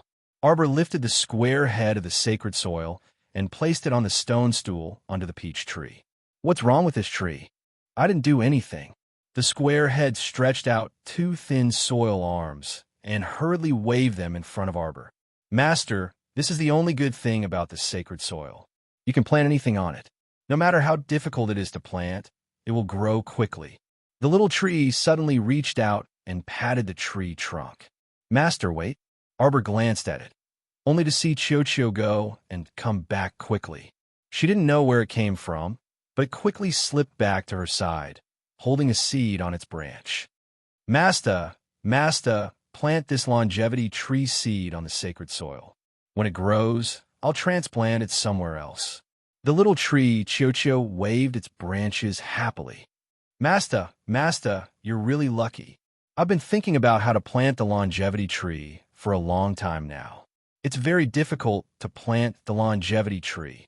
Without the sacred soil, I feel that even if I keep hastening it, it won't be able to grow smoothly. It's all good now. Chocho happily urged Arbor. Masta, hurry up. Once the longevity tree was planted in the ground, as long as it sprouted, Chocho would be able to speed up the growth of the longevity tree. Furthermore, it would be able to absorb the longevity tree's pure energy during the process. The pure elemental life force contained within the longevity tree was not as weak as the 10 or so winter fruit trees. The more Little Ball thought about it, the happier he got. As long as it absorbed a portion of the longevity tree's life force, it would definitely be able to immediately recover to its original state and recover all the profound energy in this paradise. Little Ball was really the best.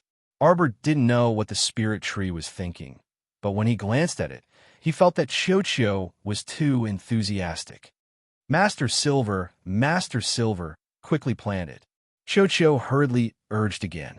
Arbor glanced at the lump of dirt. You?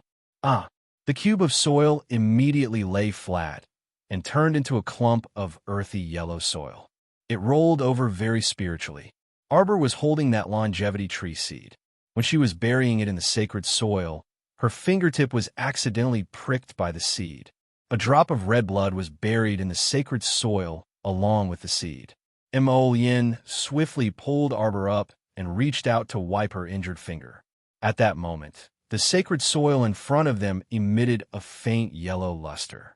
An earth particle instantly left the sacred soil and flew towards Arbor.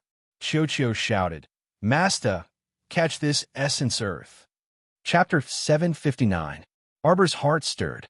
The life essence earth was the same as Little Water's life essence water. It could increase her cultivation. She did not have time to think further.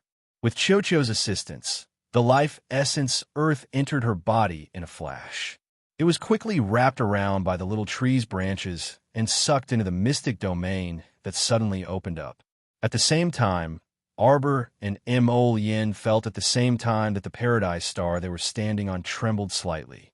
Arbor could see that the entire star field had lit up for a moment. In the vast and boundless star field, a fist-sized main star was suspended high up in the center of the star field. 4 stars of different colors slowly revolved around the main star. Suddenly, they dimmed again. Little water child shook its body at the side, countless drops of water falling onto the sacred ground. In a few seconds, a thin sapling of the longevity tree broke out of the ground, burrowing out of the sacred ground and stretching its thin and weak body. Mo Yin and Xiao Mu both focused their eyes, and they subconsciously clasped their hands together. Then, they slowly moved their feet and slowly retreated backwards. Qiuqiu was excitedly stimulating the growth of the longevity tree at the side, absorbing the vigorous life force of the longevity tree at the same time. Its little tree face was filled with joy.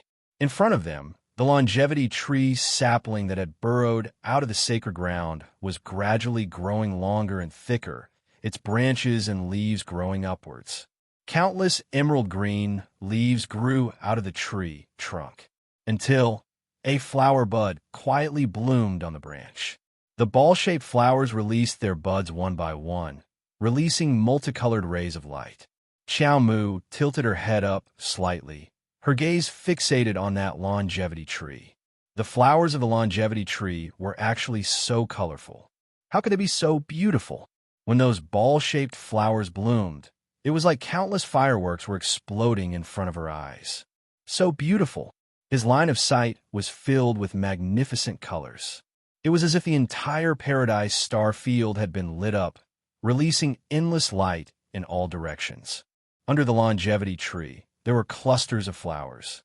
A pair of immortal-like jade people looked at each other. From each other's eyes, they could see tenderness and sweetness. Changsheng and Mo Ruo would be together forever. Only with you in this life can immortality show its true meaning. Otherwise, it would just be a waste of time, a waste of time. Their gazes locked together, and everything in the world seemed to disappear before their eyes at this moment. Time and space no longer existed. Even the longevity tree that emitted a flourishing light was not as beautiful as the person in each other's hearts. Qiuqiu landed on the ground with a thud and lay at the foot of the longevity tree, panting heavily. Wow, the longevity tree's life force was indeed tenacious. Even after absorbing so much life force, it was still able to bloom flowers. Qiuqiu, what's wrong? Arbor's gaze shifted from Mo Yin's face to Qiuqiu, who was as bright as 3,000 candles. I'm fine. Qiuqiu stretched out its little paw and yawned tiredly. Master, I'll transplant the longevity tree next to this peach tree.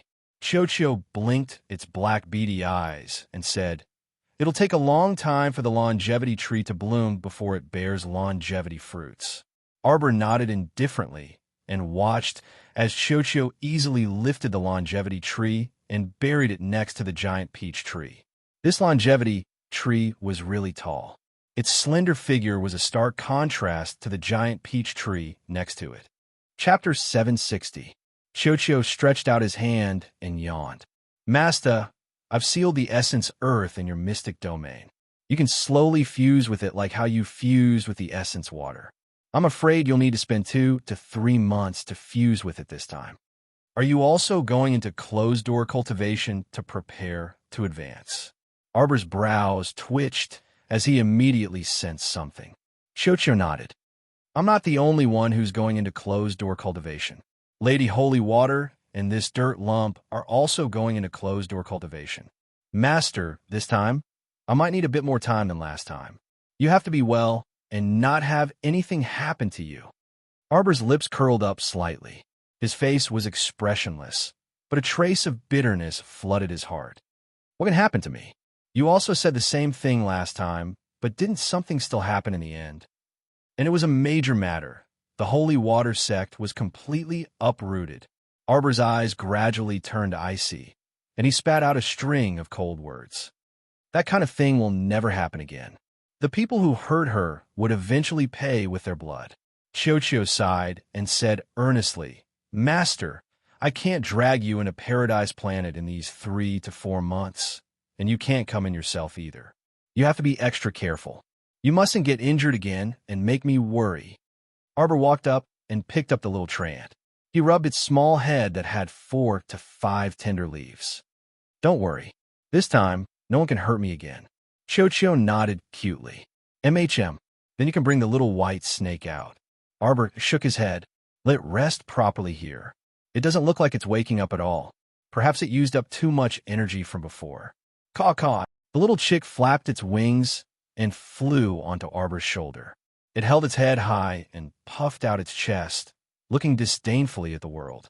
"See, at crucial moments, you still have to rely on your Lord Qingwan." Chocho sleepily shook its head. "All right, then you can bring Qingwan out. Be more careful, Master." "Master, you have to be good." The little water baby strode forward with its short little legs, tugged at the corner of Arbor's skirt, raised its head, and called out cutely. "Don't worry, I'll keep an eye on Jojo. Nothing can happen." Emolian jumped down from the stone block at the side, glanced at the little tray ant and the little water baby, and stepped forward to hold Arbor's little hand. Xiao Mu turned her head to meet his eyes. Chocho nodded repeatedly. "Master, if I can successfully advance to the late stage of the infant stage and step into the growth stage this time, then I'll be able to do so. Who knows, maybe we'll be able to open the other stars in the starfield." "Really?" Arbor was delighted. "Perhaps, but at the very least, I need to enter the growth stage before I can open the other powerful stars." "Ah." Chocho fell down from the longevity tree in exhaustion. "Master, let me send you out. Be careful and don't let Chocho worry." "Chocho, I brought Chocho out with me. These few months, I left it alone in the treehouse without anyone to take care of it. I'm worried." Okay. "Chocho, I'm not in a hurry to open the stars. Take care of yourself. Don't be greedy when you advance." Arbor's lips moved slightly, and he raised his hand to pat the little tree's head. "I'll wait for you to come out." Chocho nodded, shook its 2 branches, and sent the 2 of them out together with Qingwan and the little white squirrel. Chapter 761. As soon as the 2 of them came out, they choked on a mouthful of dust. With a flick of their sleeves, they swept away the hazy gray air in front of them and lightly coughed twice. The perfectly fine wing room in the city lord's estate had now become a wasteland. Emolian lowered her head to glance at his little one and pursed her lips into a smile. "Jojo, we have to change rooms tonight." Arbor rolled her eyes at him. Huifeng passed through the window with a sound. When he saw the 2 of them, his gaze relaxed slightly, and he exhaled. Although he had received the Crown Prince's message earlier that he and the Crown Princess were fine, Huifeng still felt uneasy without seeing the Crown Prince and the Crown Princess with his own eyes. "This subordinate came too late to rescue your highness." All right. Emolian waved her hand and said, "The Crown Princess and I are both fine.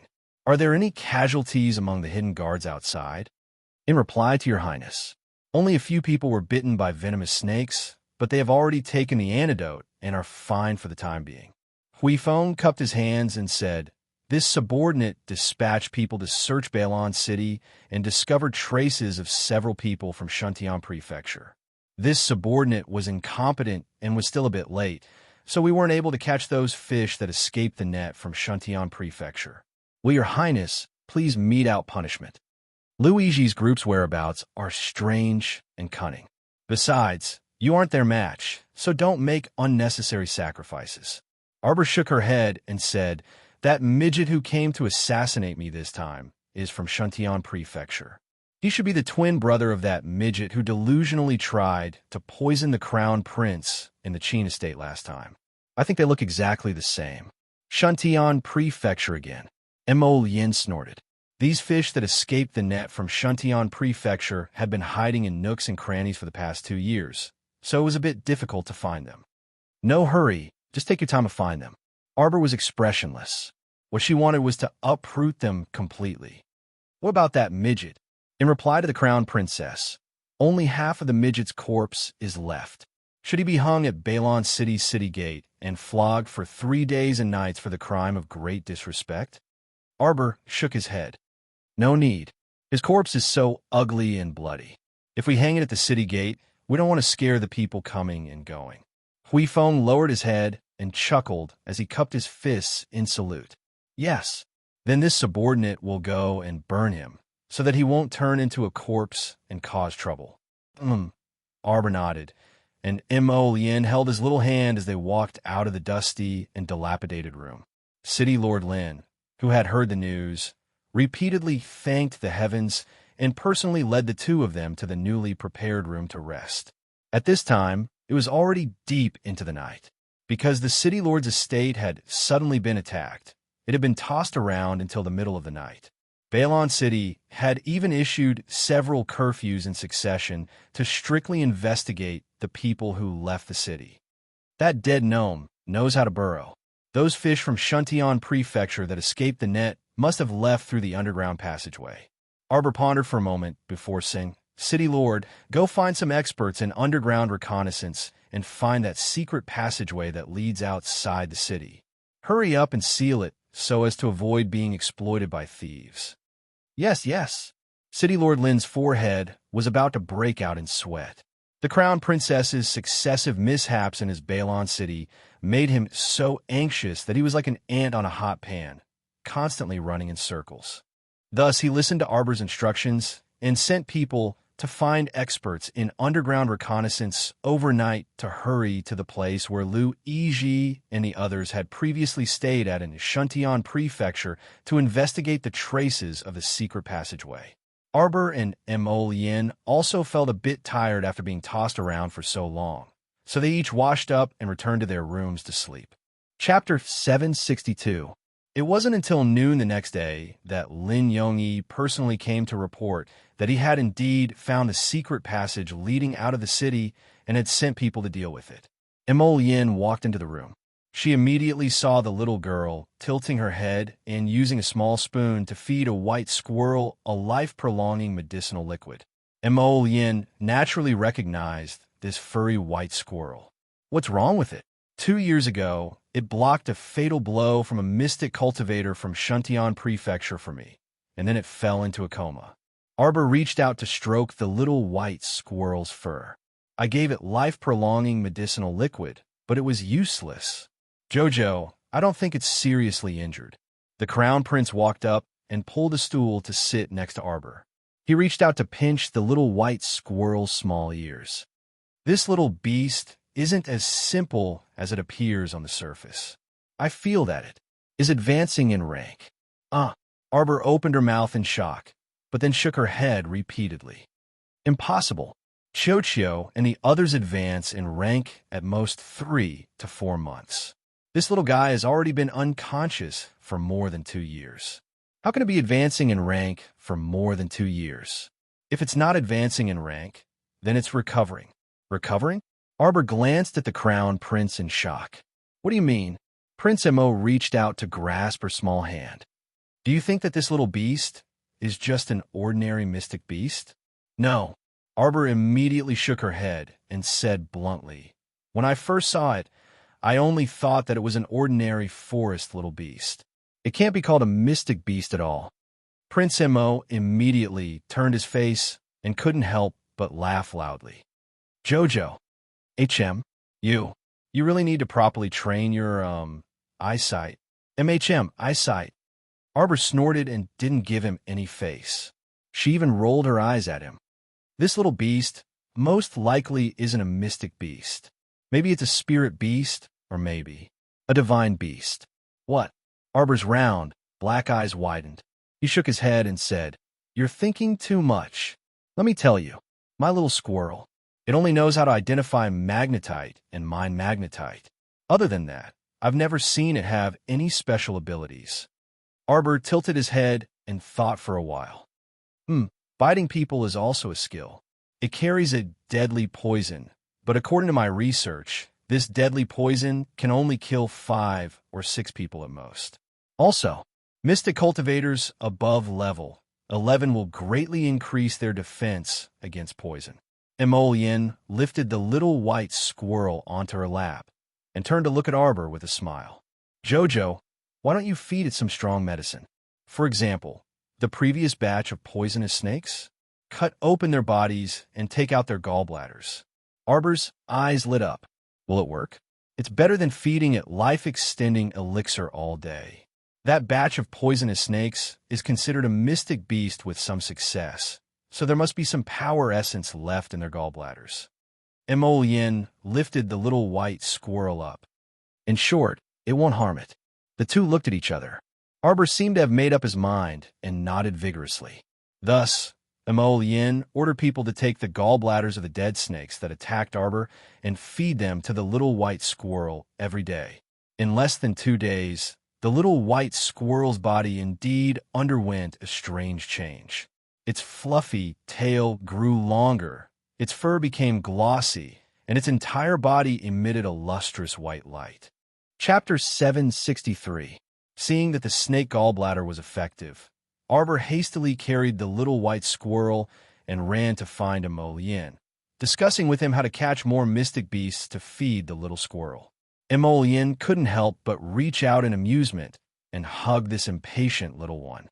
There aren't any mystic beasts in the vicinity, but there might be zombies. Mystic beasts usually only appear in the Mystic Beast Forest, which is a bit too far from here. We still have to hurry back after we're done with the matters here. In this case, you should be at ease. That squirrel wasn't injured at all.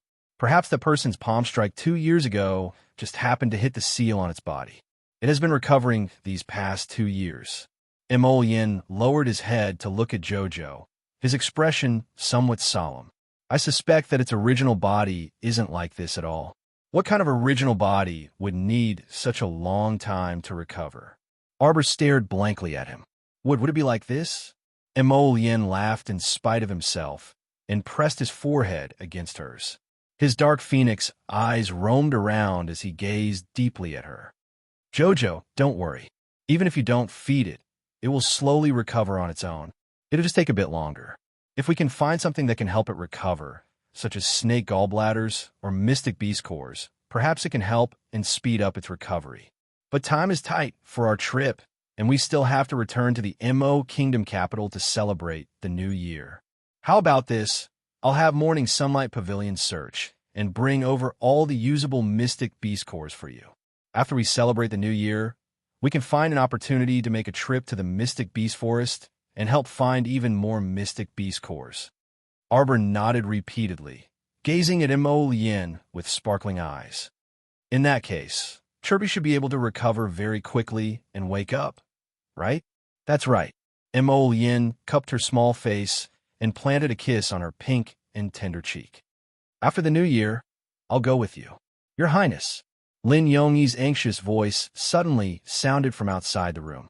Emolien raised her hand and pinched Arbor's little face, loosened her waist, and casually straightened her robe and sat down. Come in.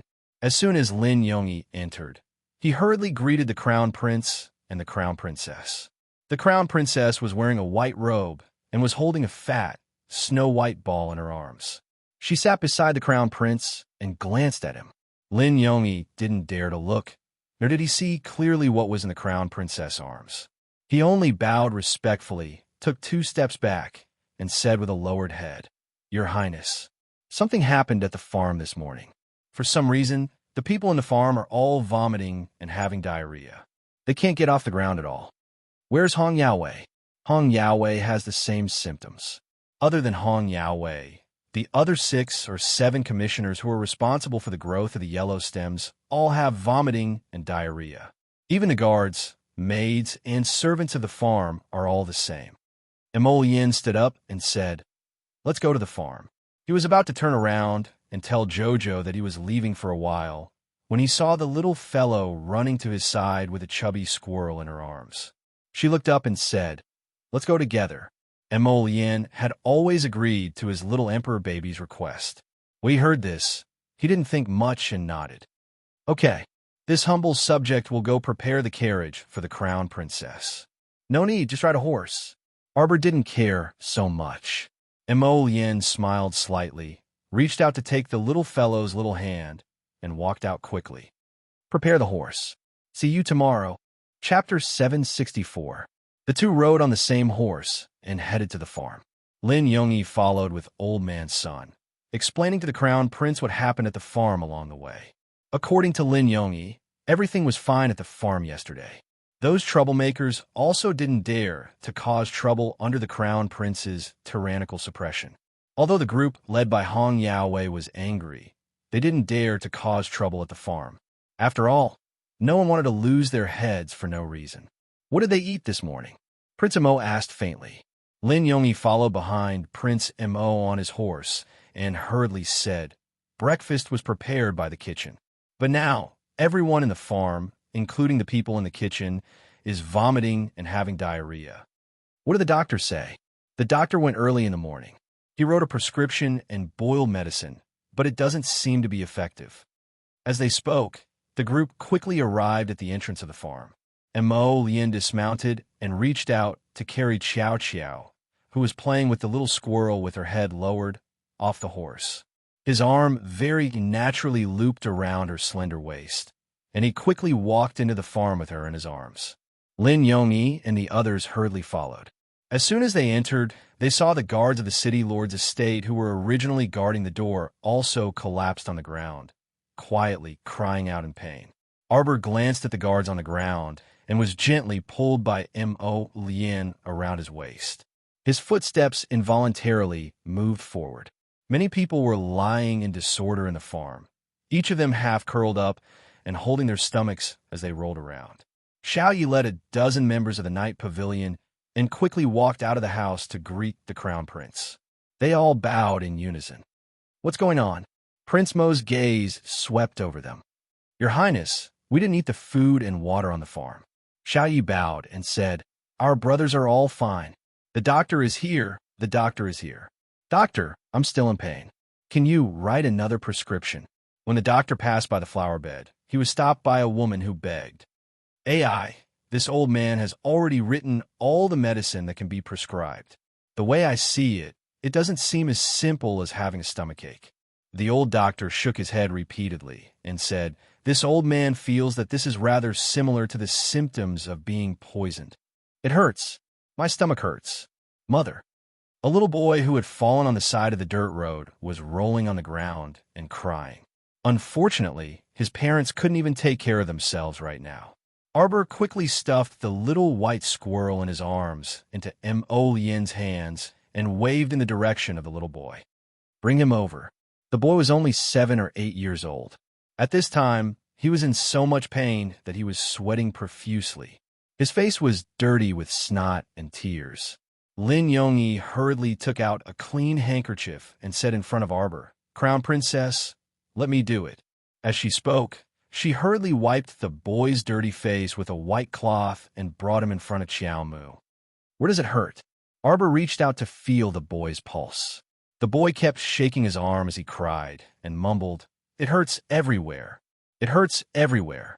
It hurts everywhere.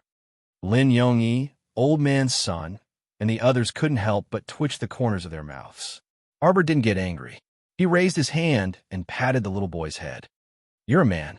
What are you crying for? Stop crying. The boy stopped crying with reddened eyes, but his eyes were still filled with tears. He looked pitifully at Arbor and said, Sister, if you're in as much pain as I am, you'll cry too. Chapter 765. What nonsense are you talking about? City Lord Lin pulled a long face, scaring the child into silence.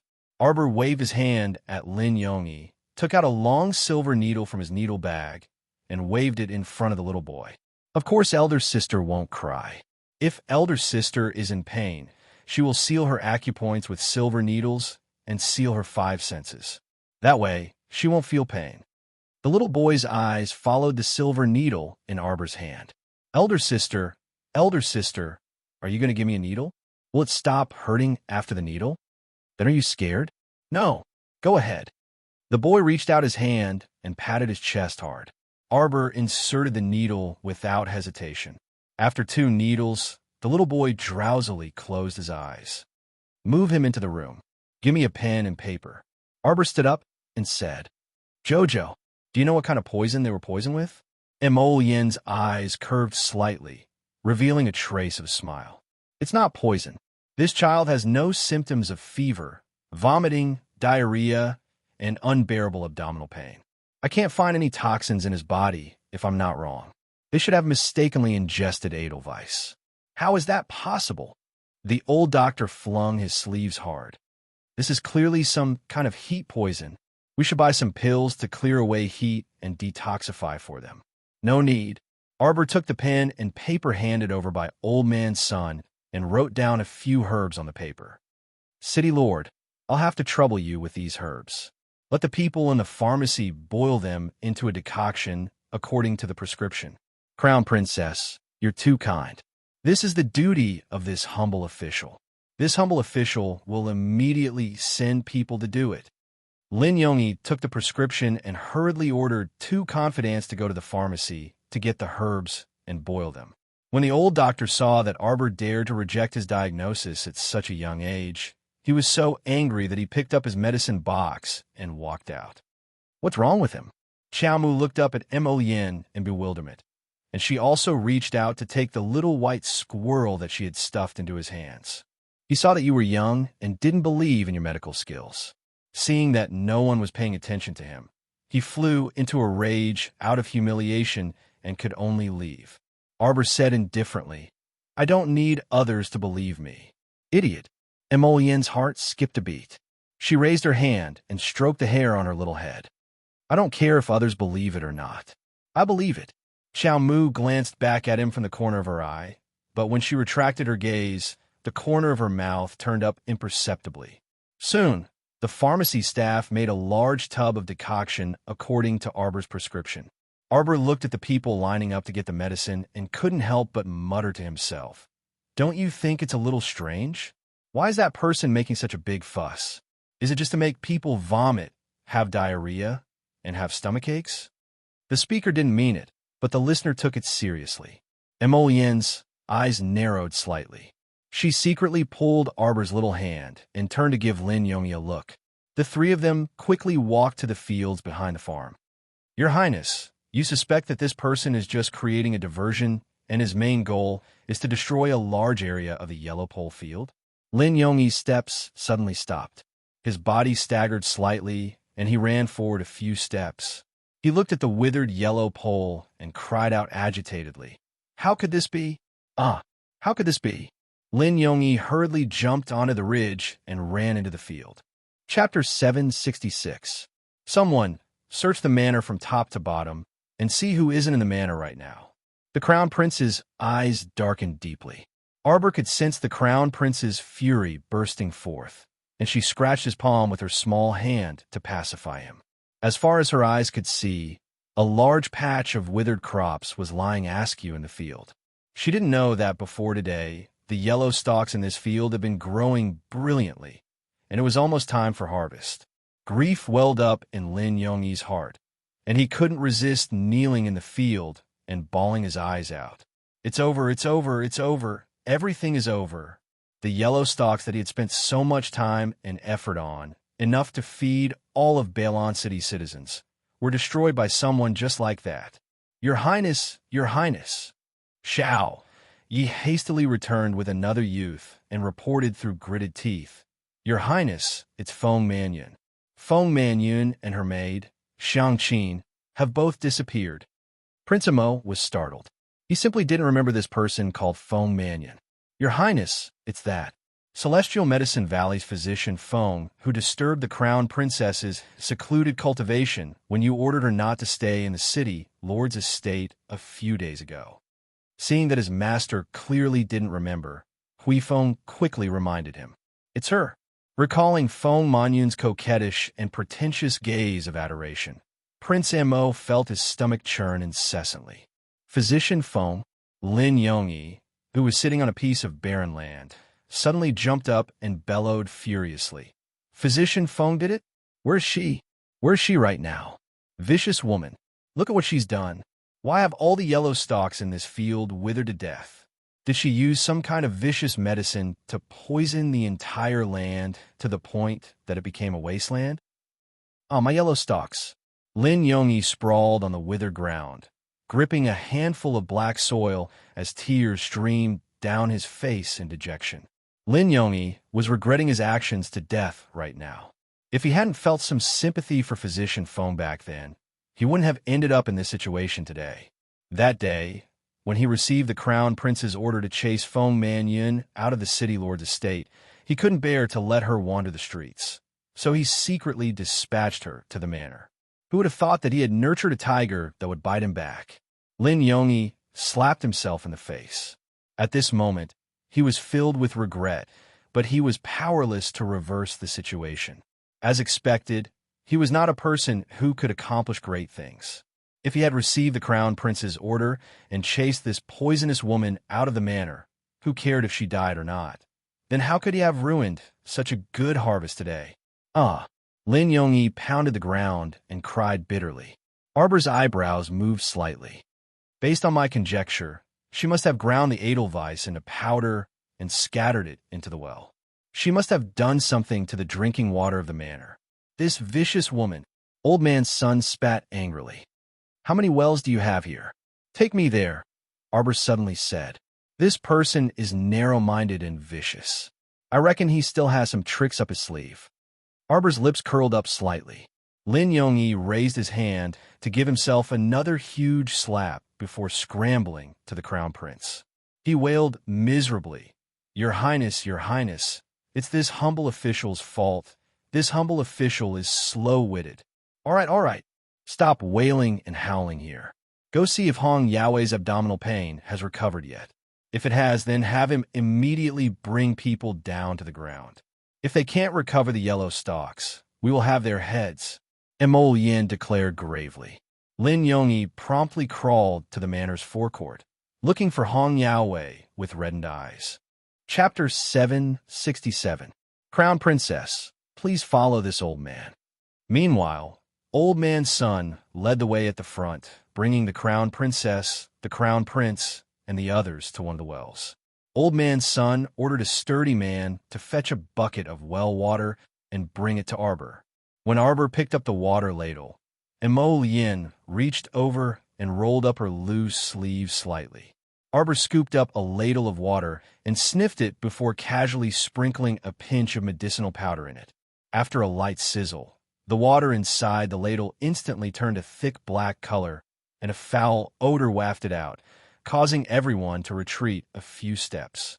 Arbor shook her sleeves and sprinkled some more medicinal powder in, dispelling the foul odor in the water. She then turned to Old Man's son and said, Quickly inform everyone in the manor that they can't drink water for the time being. Jojo, is the powder of the tinder grass in this well water the one you mentioned? Mo Yin asked gravely. No, it's highly toxic.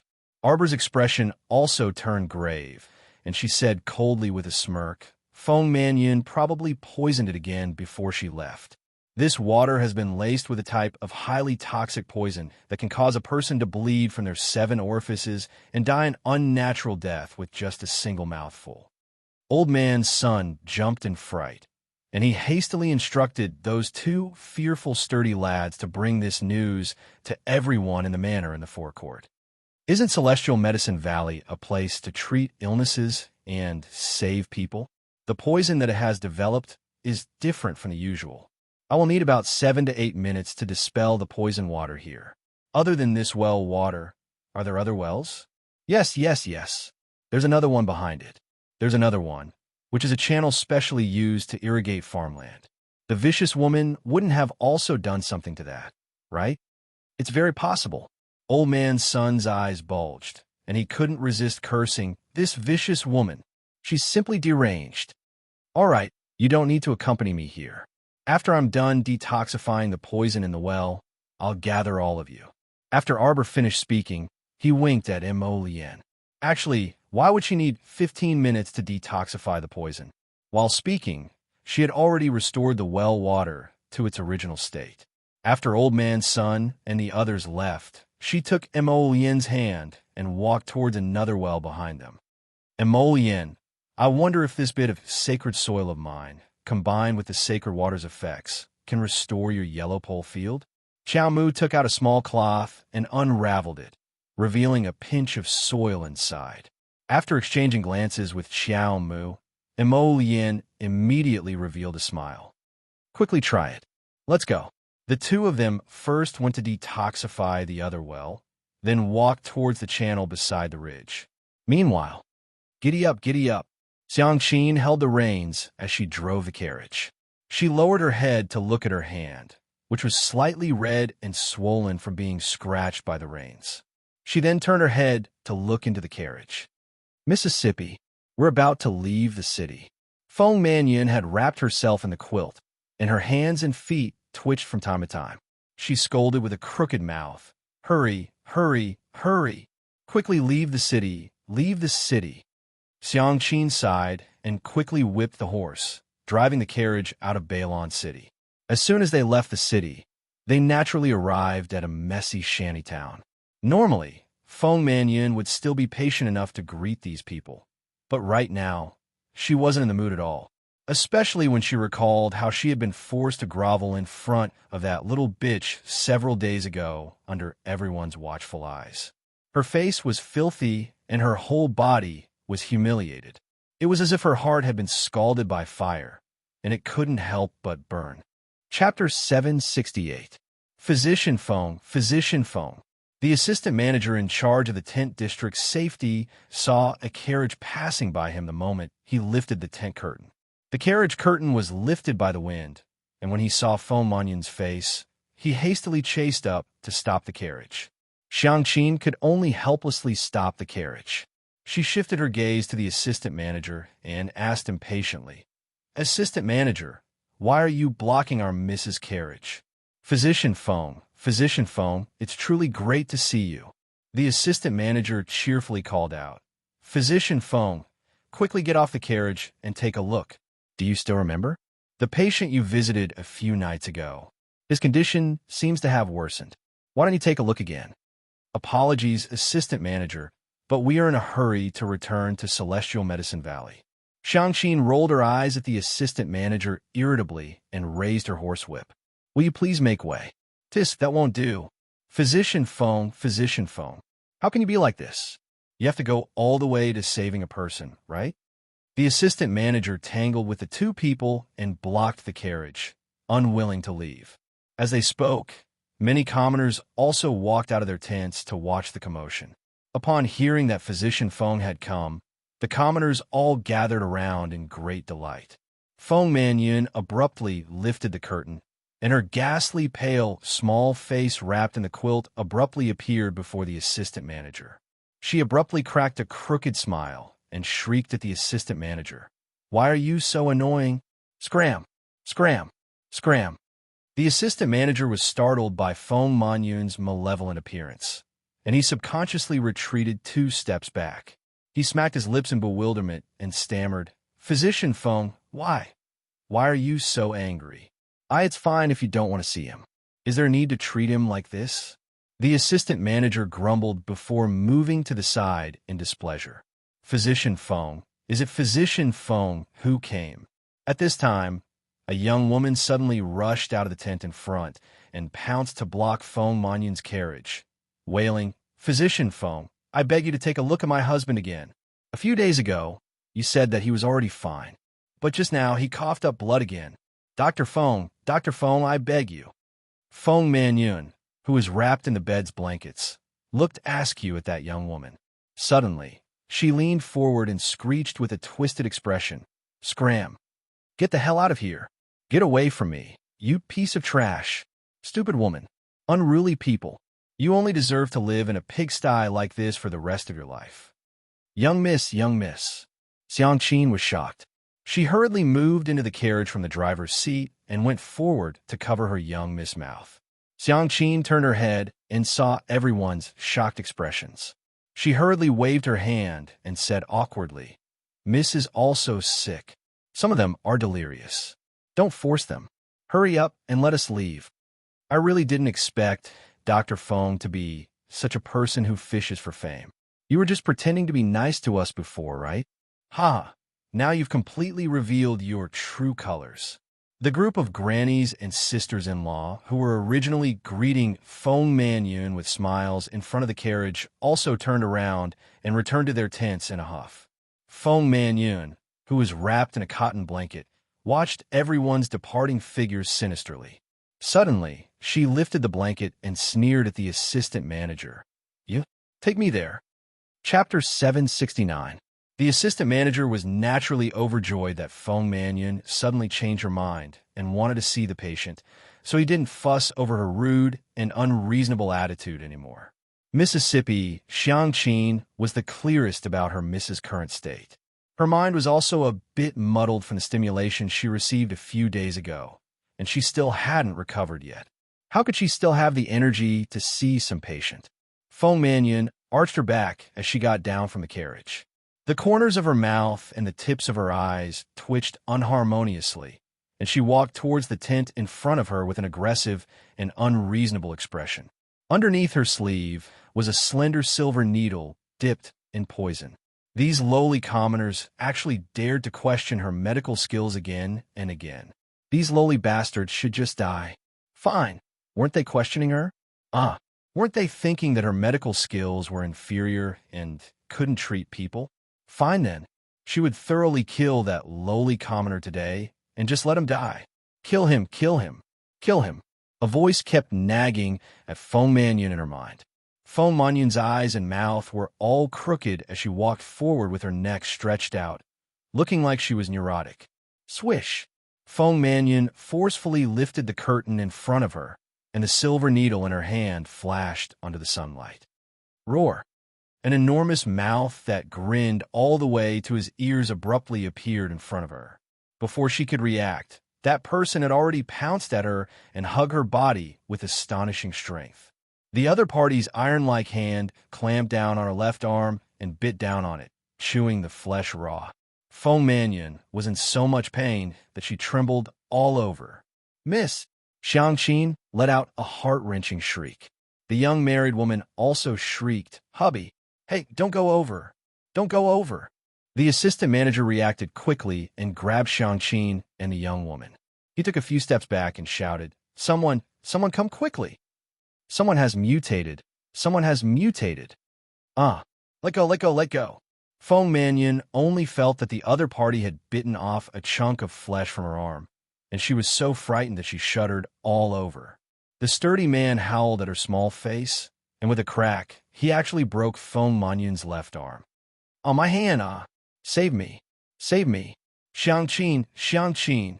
In the midst of Feng Mannion's panic, the silver needles in her hand had long fallen off somewhere. Miss. Xiangqin was eager to protect her master. She threw away the assistant manager's hand and casually picked up a wooden stick. With a loud shout, she smashed it towards the strong man's back. "Let go of Miss. Let go of Miss." The brawny man let out a roar that sounded like a human, but not a human. He suddenly turned his head and stared fiercely at Xiangqin with his bulging eyes. Plop!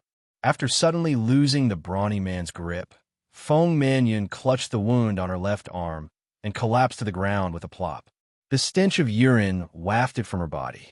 Xiangqin hugged the rod and trembled like a sieve. She stared at the bulging eyes of the burly man and swallowed her saliva. Her forehead was covered in sweat, as if she had just been fished up from a river. It was still the assistant manager who saw the opportunity and kicked Xiangqin over, just in time to avoid the claw that the brawny man had pounced at her. The tent district guards had already rushed over after hearing the news. Several dozen guards donned battle helmets and were fully armed with sabers, swords, and clubs as they surrounded this mutated brawny man at the edge of the tent. Chapter 770. How is this possible? How is this possible? This person clearly didn't die, so why did he suddenly mutate? He was still fine earlier. Feng Mannion, who was sitting paralyzed on the ground, subconsciously pulled down her tattered sleeve to cover up the wound on her left arm with all her might. Her severed arm drooped down, and the bite wound was excruciatingly painful. Feng Mannion barely propped herself up and crawled backwards. It's fine, she'll be fine." Feng Mannion slowly shrunk backwards with a face drenched in sweat and tears, until a piercing voice rang beside her. "Someone come quickly. Physician Feng was bitten by a zombie." "No, I didn't, it's not. It's not a zombie. He's not a zombie." 5 to 6 burly men swarmed towards her and twisted her arm in reverse. They abruptly shoved her, pressing her face firmly against the filthy tent. Feng Mannion shrieked as if she had lost her mind, and she kept twisting her arm as she shouted sternly, "Let go of me! Let go of me! Let go of me! Let go of me!" Be careful not to get scratched by her. The assistant manager's pupils contracted when he saw the woman's deranged state. "Don't, assistant manager, don't." Xiangqin hastily went up to tug at the assistant manager's arm. "Let go of my miss. Miss is also a victim. You can't let go of her. Look at her arm." The women stared at Feng Manyun's left arm, which was dripping with blood continuously, in horror. "Let go of me, you bunch of cursed idiots. Lowly people. How dare you treat me like this? I won't let you off." Feng Manyun shrieked viciously, and her arms kept twisting as she tried to break free from the burly men's control. Bang! One of the burly men decisively punched her on the head. Feng Manyun's head tilted, and her eyeballs rolled around. She only felt her vision darken, and she gradually lost consciousness as she slumped into the crook of a burly man's arm. "Tie her up first." The assistant manager directed those burly men to find several sturdy ropes to bind Feng Manyun. Xiangqin was bawling her eyes out, and she knelt before the assistant manager with disheveled hair. "Assistant manager, I beg you, please don't harm our miss. Xiangqin, your miss has already been bitten by a zombie. She'll mutate very soon and become like that person." The assistant manager's face was filled with horror as he pointed at the mutated man who was being guarded by dozens of heavily armored guards. She won't. Miss won't lose her mind. Young Miss will be fine. Assistant manager, you have to believe me. Miss is one of the top 50 physicians in the Celestial Medical Valley. She will definitely be able to cure herself." Xiangqin scrambled to the vice manager's feet and hugged his leg as she cried out. "Before we left the valley this time, Mrs. Master gave Miss a profound-grade medicinal pill that can cure all kinds of illnesses." "Assistant manager, Miss or her, assistant manager. Her. A black-rank pill was a legendary item, and it could be considered the treasure of every major pill house. As expected of Celestial Medicine Valley, any random disciple could possess a black-rank pill. Even members of the pill union might not necessarily possess this kind of black-rank pill. MHM. Xiangqin wiped away the tears on her cheeks with her sleeve and nodded repeatedly. "It's true, assistant manager. I'm not lying to you. It's true. Miss has a black-rank pill on her. She does." Chapter 771. The assistant manager couldn't help but be skeptical. "Where is that black-rank pill right now?" "I can't say where it is, but as long as you wake Miss up and let Miss take this black-rank pill, then she will definitely be fine," Xiangqin said with certainty. The assistant manager had people restrain the trust-up Feng Manyun first. "Although you say this, for safety's sake, I can't completely believe your words for the time being. Let's tie her up first." "Assistant manager." Xiangqin creased her brows and was about to speak when two sturdy women went up and grabbed her arms.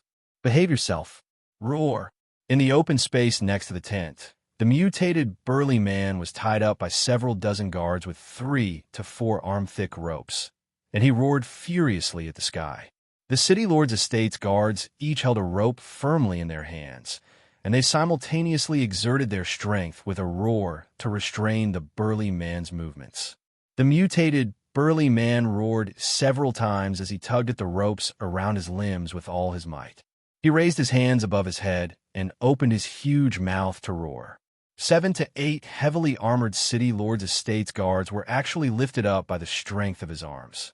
Their feet abruptly left the ground, and they flailed about with shocked expressions. The remaining dozen or so guards instantly tightened the ropes around their arms, and they were dragged forward several steps by the mutated burly man's brute force. Their feet were firmly hooked to the ground, and they scraped up thick sand marks. Roar! The mutated burly man raised his head and roared furiously. Suddenly, he pulled over a nearby guard and snapped him into two, kicking him to the side like trash. "Husband!" The young woman's vision darkened, and she fainted on the spot from fright. During this tug and pull, several armored city lords' estates guards were no match for the mutated burly man's boundless strength, and they were pulled to the side and piled together like a human pyramid. The assistant manager hastily had people bring out bows and arrows while muttering, "Release the arrows, release the arrows, release the arrows." Swish, swish, swish. Several iron arrowheads pierced through the burly man's body, but the burly man didn't feel any pain. Instead, such an action angered him even more. An inhuman roar came from his mouth, and he suddenly raised his left arm. Several guards of the city lord's mansion followed the force of his pull and pounced over. They were about to pounce on the burly man and be torn to pieces. Suddenly, a silver light flashed across the sky and pierced into the mutated brawny man's left eye with a swoosh, causing a terrifying hissing sound. The mutated man raised his head and roared as he staggered back a few steps. In the blink of an eye, a black figure suddenly stopped at the top of the tent. With a slight stomp of his feet, he leapt towards the mutated brawny man's head. Swoosh! The sword landed on the mutant man's neck, which was as hard as steel. This slash actually produced sparks from the collision. "Young hero, be careful." The assistant manager stretched out his hand and shouted with a greatly changed expression. However, the newcomer turned a deaf ear to his shout and directly pulled out the long sword that was half embedded in the brawny man's neck. The sword was covered in a layer of pure, white, profound light, and the sword in his hand quickly swept across the brawny man's neck. Ah! The mutated brawny man let out an unpleasant, blood-curdling scream, and his entire body suddenly fell backwards, heavily smashing into the ground. In a short moment, his head fell from his neck and was sliced into 4 or 5 pieces by the sword in the black-clothed youth's hand. Clap, clap, clap. 2 or 3 scattered claps came from behind the crowd.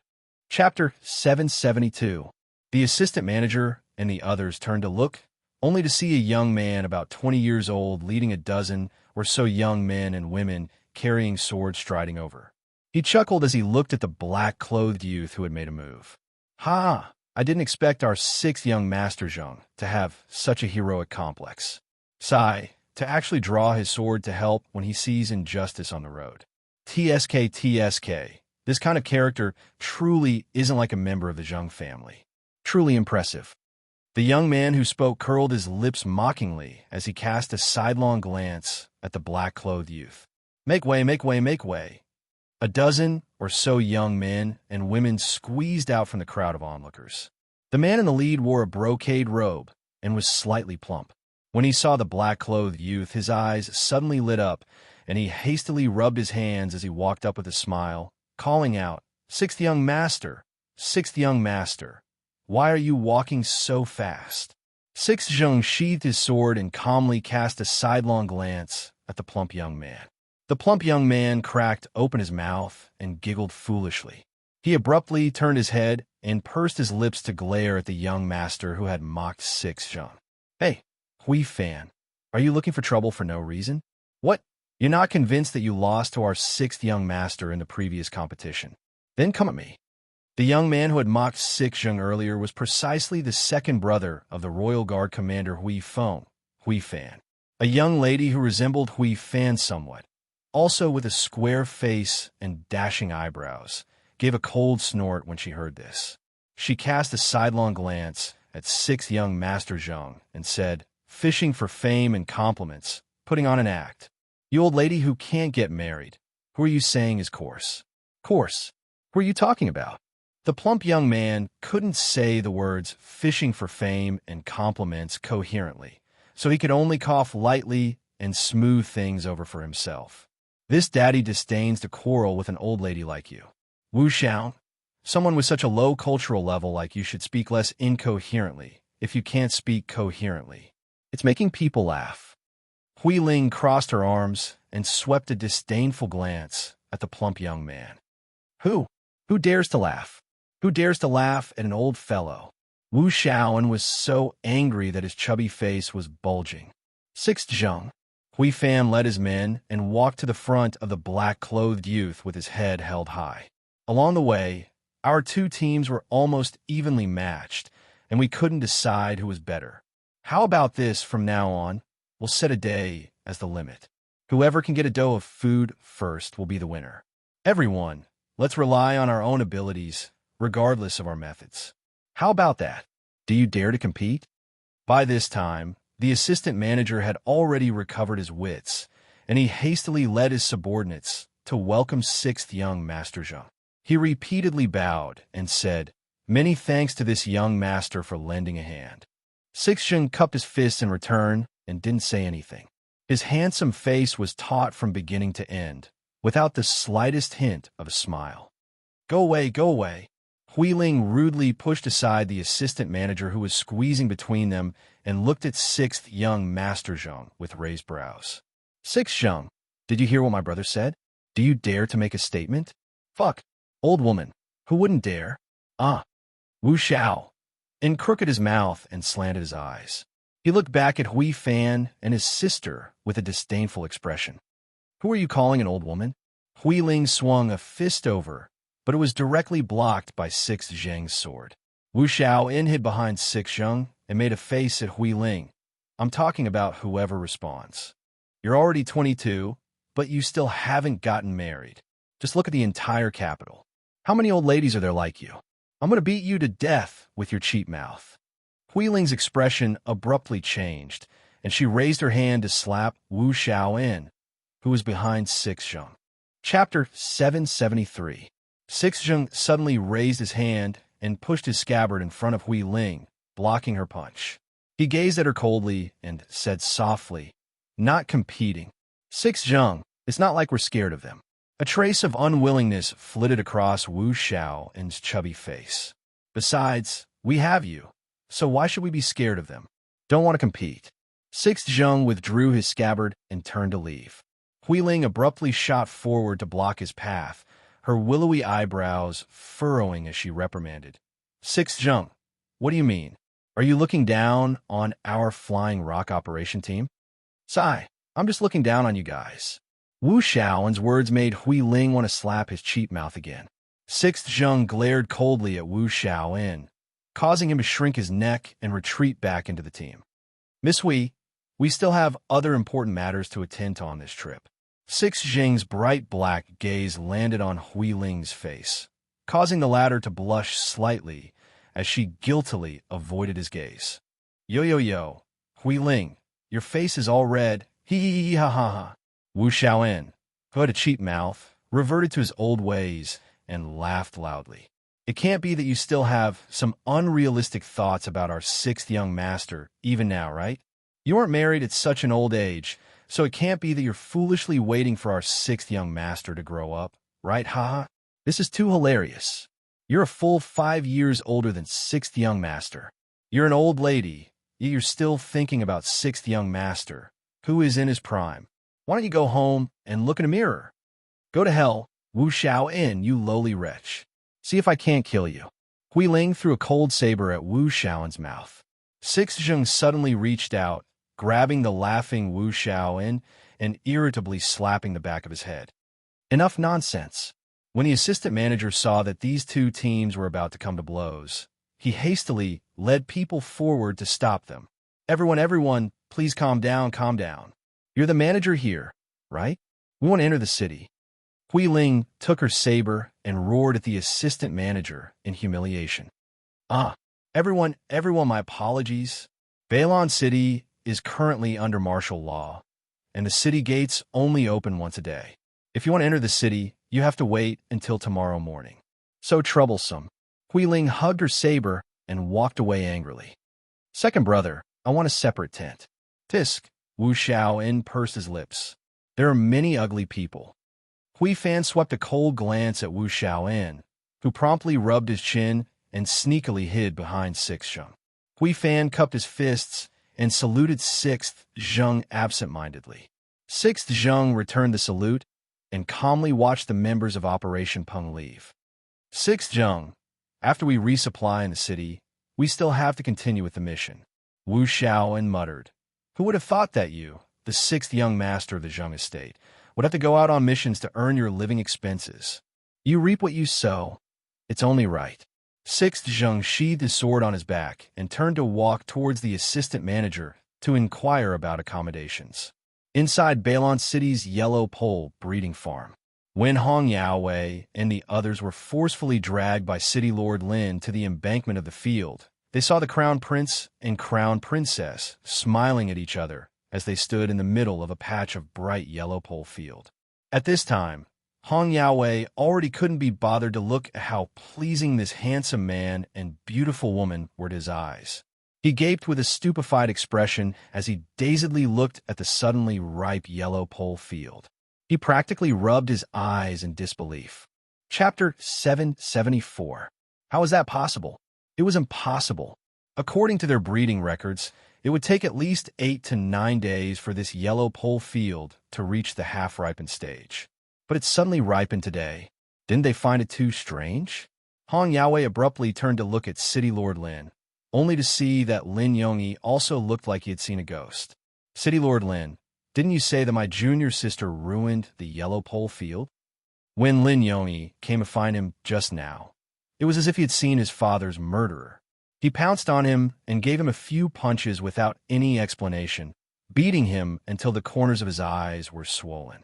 But now, wasn't it the greatest irony that the yellow pole field looked like it had a bountiful harvest? Lin Yongyi also subconsciously wiped his eyes. He hastily got off the ground and scooped up a handful of soil.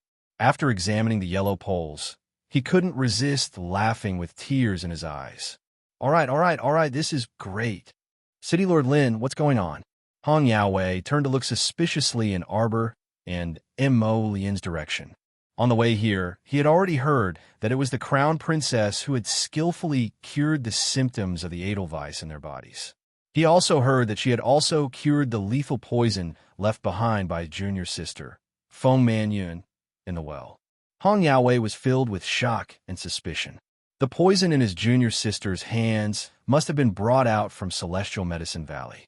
It was an extremely poisonous substance. Even so, this Crown Prince consort was able to resolve it so easily. It could be seen that her medical skills were brilliant. The scariest thing was that he suspected that this Crown Princess might have some spirit herb that could accelerate the growth of plants. Thus, she could ripen the entire yellow pole field overnight. Unfortunately, City Lord Lin ignored him and didn't have the intention to explain to him. He simply threw himself into the yellow pole field and shouted while crying and laughing. After going through numerous trials and tribulations, this batch of yellow pole field finally ripened. Prince Mo grasped the little girl's small hand tightly and whispered in her ear, "You can't tell anyone about this sacred soil." A small pinch of sacred soil, plus the watering of sacred water, could actually revive nearly 10 mu of yellow pole field, resulting in such a bountiful harvest. Naturally, he couldn't let others know about such an eye-opening sacred object. Otherwise, it would be like the holy water, attracting covetous eyes and causing unnecessary trouble. Xiao Mu tilted her small head and nodded in understanding. The sacred land was in seclusion. Other than the sacred land in her hands, she didn't have anything else. After all, she still hadn't completely fused with the earth essence. If she could fuse with it like the holy water, she would be able to control the water and soil on her own. It would be much more convenient for her to plant anything. The little fellow looked up and whispered to him, "Mo Lian, tell me what you want to plant in the future. I'll secretly put some holy soil in the ground and water it. When the time comes, you'll get whatever you want." It can also completely improve the quality of the soil, accelerate the harvest, and increase the yield. Mo Lian was in a good mood as she reached out to pinch the little girl's tender cheeks. She reached out and hugged her. "My baby is really amazing. If the little guy had a tail, it would definitely be wagging it left and right," he said proudly. "Of course. Don't joke around. This was the power of the sacred land and holy water, the origin of the 5 spirits. It was just planting something. How could it not be easy?" Mo Lian couldn't help but laugh.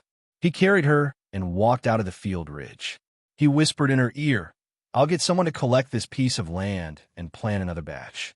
While the effects of the sacred land and holy water hadn't completely disappeared, let the yellow pole seeds also freeload with great nourishment in the next round. Chapter 775. If his guess wasn't wrong, After the improvement of the sacred earth and sacred water, the yellow stalks planted in this 10 mu of farmland could be shortened by at least 1/3. Moreover, they didn't need to find a commissioner to take care of the farmland anymore. They only needed to send several honest farmers to be responsible for irrigating the fields regularly. So they basically didn't need to expend any effort. When the Crown Prince revealed this news to City Lord Lin Yongyi cried tears of joy again. This was great news. City Lord Lin, Hong Yaowei questioned with a grim face. What exactly is going on? Why is a yellow stock field? Guards! Lin Yongyi suddenly hollered, and the guards of the city lord's estate immediately swarmed over and bowed to await his order. Break this person's limbs and throw him out of the farm immediately. Lin Yongyi bellowed while pointing at Hong Yaowei with a solemn expression. Lin Yongyi, you dare! Hong Yaowei was so anxious that his eyes had turned red, and he was forced to kneel on the ground. Hong Yaowei shrieked, Lin Yongyi, I'm from Celestial Medicine Valley. Lin Yongyi, you bastard, you actually dared to lay your hands on me. I'm from the Mo Kingdom Capital's Hong Estate. You dare. Ah. Smack. A staff smashed heavily into Hong Yaowei's back. Hong Yaowei was only an ordinary physician, so wouldn't he fall to the ground while spitting out blood and foaming at the mouth from this strike? Your junior sister, Feng Manyun, is vicious and wants to kill everyone in the entire farm. Don't blame me. If you want to blame someone, blame that good junior sister of yours. People like you simply don't deserve to be physicians. Break his limbs for me. Make sure they can't practice medicine and harm people in the future. Lin Yongyi waved his hand resentfully, leaving behind a group of vicious subordinates to furiously smash Hong Yaowei's limbs. A quarter of an hour later, a crippled and blood-soaked person was carried out of the farm and thrown out of the door, leaving him to fend for himself. Lin Yongyi, Feng Manyun, you're the ones who harmed me. Hong Yaowei couldn't conceal the hatred in his eyes. His body trembled as he crawled forward, dragging out a long trail of blood on the ground. Suddenly, a black shadow landed beside him. Hong Yaowei raised his head to look, but before he could see the person's face clearly, his neck was slit by a sharp sword. The night was quiet, and the moon was as clear as water. Mo Yin sat sideways on the edge of the bed and reached out to pat the little one on the bed. Under the illumination of the moonlight, the little fellow hugged the chubby little white squirrel and fell into a deep slumber. The window frame moved slightly. Mo Yin reached out to help her tuck in the corner of the quilt. He got up and walked towards the door. With a flick of his sleeve, the candle flame followed his figure and gradually went out. Your Highness, Hong Yaowei has already been cleaned up. Hui Feng cupped his hands and murmured. Yes. Mo Yin responded indifferently. She raised her hand and gently closed the door. I want the information of everyone in the Hong family. Yes, Lin Yongyi is benevolent and righteous, but he is not decisive enough. Choose someone to support him. Yes. Hui Feng nodded slightly and watched as the Crown Prince left. He then turned to glance at the side room, and shortly after, he disappeared into the night with a single breath. Cuckoo! A black shadow glided across the night sky and sank into the moonlit night. The sleeping arbor seemed to have stirred and abruptly opened his eyes. He stared coldly at the muslin canopy above his head and stared blankly for a while. He abruptly jumped down from the bed barefoot. He arrived at the edge of the bed in a flash and gently lifted the curtain with his fingers. His gaze was clear as he gazed at the hazy night outside. Chapter 776. Under the night sky, a short and small figure stealthily crept up to the wooden prisoner carriage. Suddenly, she threw herself in front of the pillar and called out softly, Mississippi, Xiangqin, hurry and untie my ropes. Xiangqin heaved a sigh of relief and glanced at the 2 to 3 guards who had long fallen unconscious on the ground. She hastily went up and reached her hands through the wooden cage, hastily peeling off the ropes on Feng Manyun's body. Miss, where did you put your black rank pill? Hurry and take it out and consume it. Right. My black rank pill. Feng Manyun, who was sitting in the prisoner carriage, quickly took out a small, round porcelain bottle from her chest pocket. She poured out that life-saving black rank pill and swallowed it in one gulp. "Miss, these guards have all been knocked unconscious by me. They're fine now. Shang-Xin, find the key and quickly release me." After the master and servant busied themselves for a while, Shang-Xin finally took out the key to open the lock and helped Feng Manyun down from the prisoner carriage. "Miss, is your arm all right? What could be wrong with me?" Shang-Xin's words seemed to have triggered an abnormal nerve in Feng Manyun, and she immediately wanted to howl loudly. Shang-Xin hastily reached out to gag Feng Manyun's mouth. "Miss, don't make a fuss. My medicine is only enough to knock out these people. If the assistant manager and the rest are summoned, we won't be able to escape." Feng Manyun quieted down and muttered to herself, as if she was talking to herself, but also as if she was consoling herself. "I'm fine, my arm will be fine. That isn't a zombie at all. He hasn't undergone a zombie transformation. I will definitely be able to treat it myself. I can treat it. Miss, our carriage is over there. I'll help you over. Let's hurry and leave. No matter what injury it is, when we return to Celestial Medicine Valley, the old Valley Master will definitely take care of it." "That's right." Feng Manyun nodded repeatedly, neurotically, before turning to Shang-Xin with a dazed gaze. "Shang-Xin, when I return to Celestial Medicine Valley, I will definitely reward you well."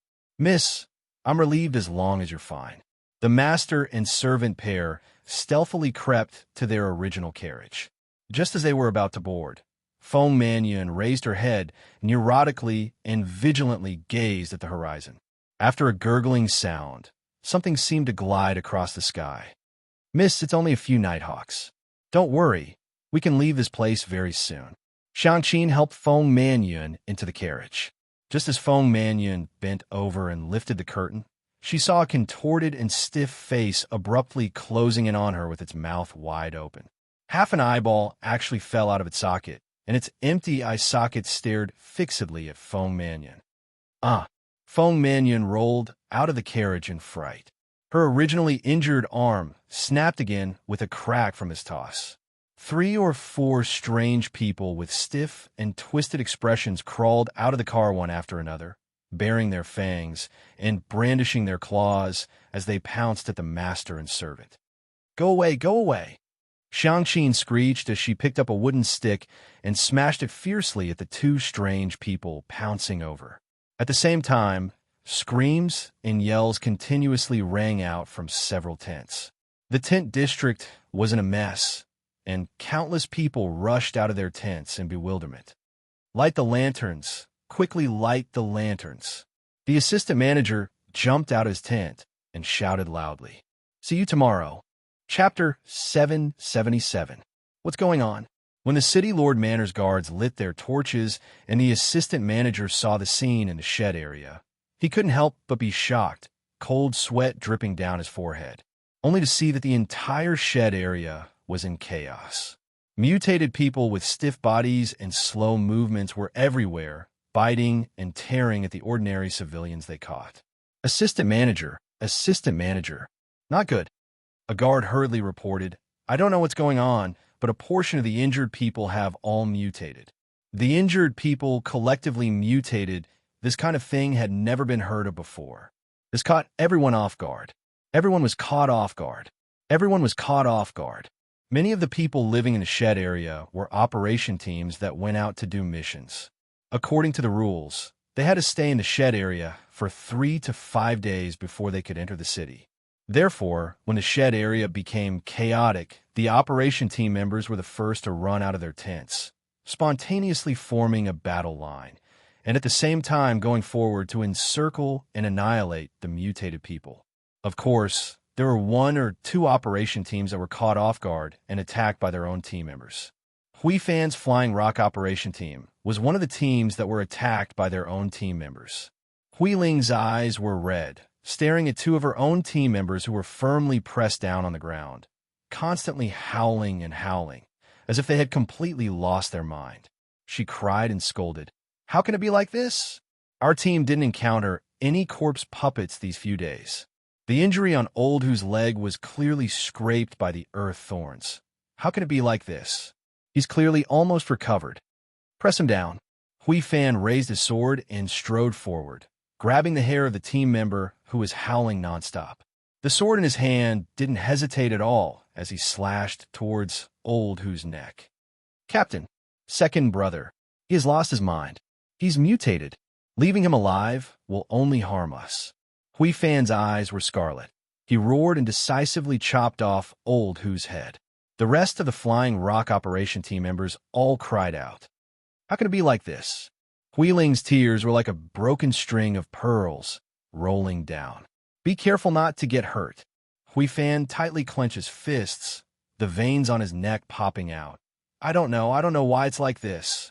But this situation, I don't think it's an exception. In short, pay attention to protect yourself. Those who had profound armaments had all activated their defensive barriers. If you don't have a Xian artifact, put on your armor. Everyone, pay attention.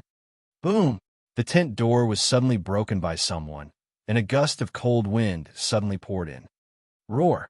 A few mutated humans with bulging eyeballs rushed in, baring their fangs.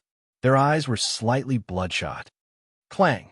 One of the body cultivators smashed the metal rod in his hand into the face of one of the mutants without hesitation. The mutated human flew out and crashed into another person.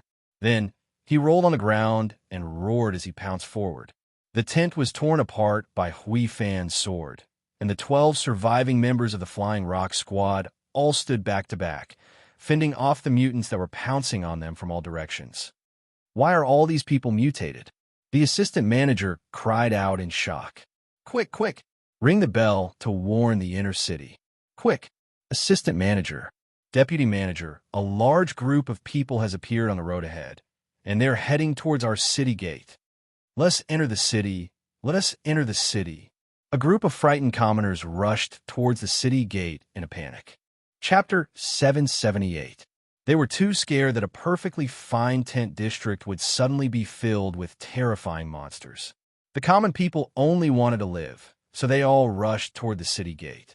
Their emotions were surging and somewhat out of control, and everyone let out cries of alarm. Six Zheng lifted the tent flap and pierced the zombie that suddenly appeared in front of him with his sword. The long sword passed through its throat, emitting a gurgling sound. He pulled out his sword. There were no bloodstains on it, only some mud-like unknown substance. Sixth young master, save me. The slightly plump Wu Xiao staggered and fell flat on his face. He got up, pulled up his pants, and strode towards Sixth Zheng. Just as he reached Sixth young master, Wu Xiao stepped on a round log and kowtowed in front of Sixth young master with a thud. The corner of Sixth Zheng's mouth twitched. He stepped forward and lifted him up. Wu Xiao tugged at his belt, cutting a sorry figure. It looked like he'd been badly frightened by the zombie that suddenly attacked. He didn't know if he was unlucky or lucky, but when he went out to pee in the middle of the night, he drowsily heard a strange gnawing sound. Halfway through peeing, he turned around and saw a bloody mouth open at him. Wu Xiao was so frightened that his 3 souls and 7 spirits flew away. He even freaking peed on his hand. He didn't even have time to pull up his pants before running to Sixth young master for help. Sixth young master. So scary. What's going on? Wu Xiao, and asked through chattering teeth. Where are the others? Sixth young master.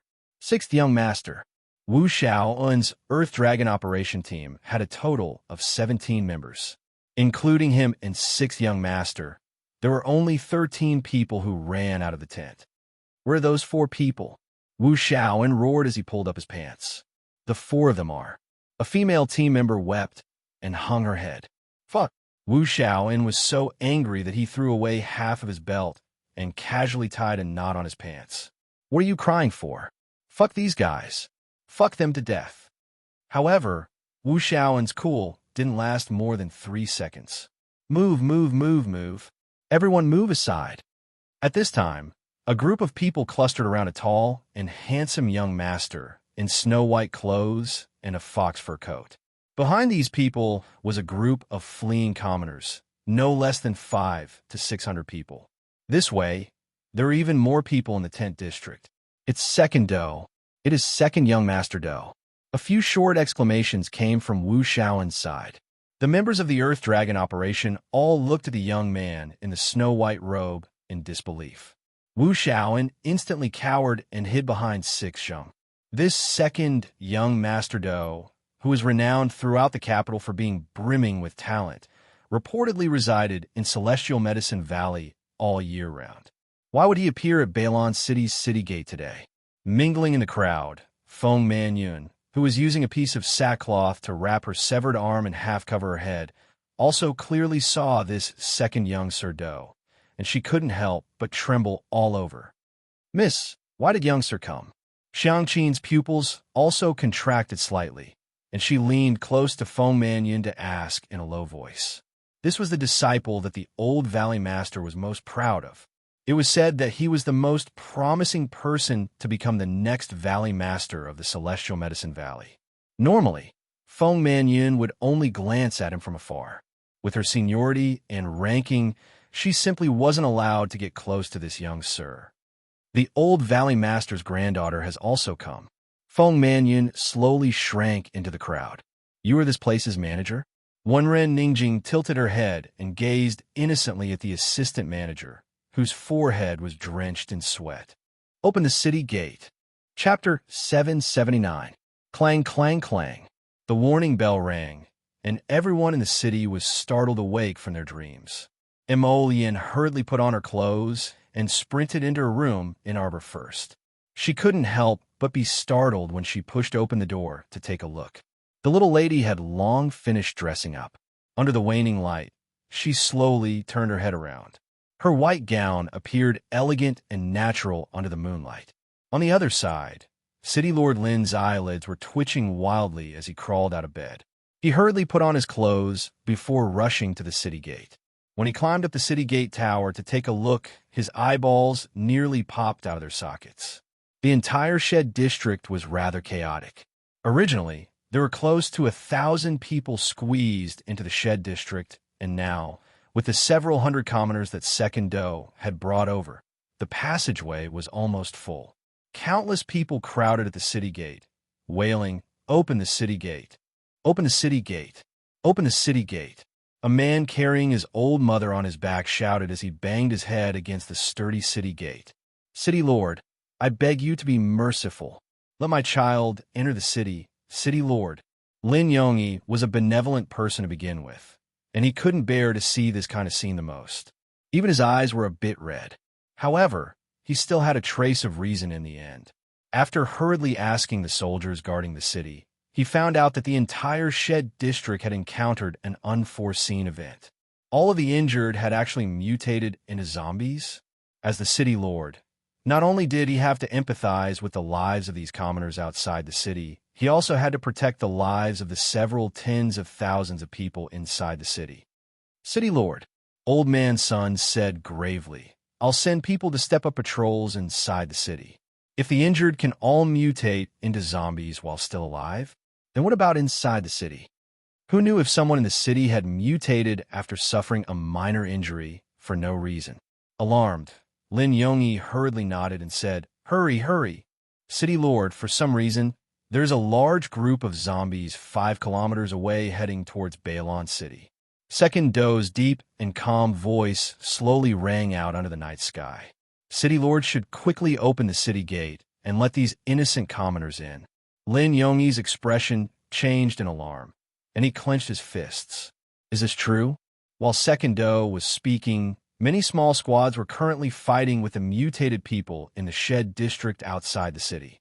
The defenseless civilians huddled together as much as possible to prevent themselves from being scratched by the zombies that suddenly pounced on them. "I'm not lying. What are you nagging about, old man? Hurry and open the city gates." Wenren Ningjing was so anxious that she stomped her feet. "As the city lord, you're responsible for the lives of the people. Are you going to watch as your people are torn to shreds by the corpse puppets?" Lin Yongyi's lips drooped as he clenched his fists. "No, we can't open the city gates. How would I know if any of these people have been scratched by the corpse puppet? Is there anyone mutating? If we let them rush into the city, wouldn't they bring disaster to all the people in the city?" "You damned old man." Wenren Ningjing pointed at the city gate tower and cursed The people inside are people, but aren't the people outside? How can you bear to watch them die without doing anything? Lin Yongyi stiffened his neck and turned his head. I can't make the decision on this matter. Then tell the one who can make the decision to come out. Next to Wenren Ningjing, an arrogant and bossy girl shouted angrily. Your Highness, Your Highness, greetings to Your Highness. Greetings came one after another from below the city gate tower. It wasn't until Mo Lian's figure appeared on the city gate tower that Lin Yongyi wiped the sweat on his forehead and bowed towards Mo Lian with a wry smile. Your Highness. Chapter 780. It was already late at night. Arbor was draped in an ice silk mink fur cloak, a small hand warmer tucked in her sleeve. She slowly followed Mo Lian up the city gate tower.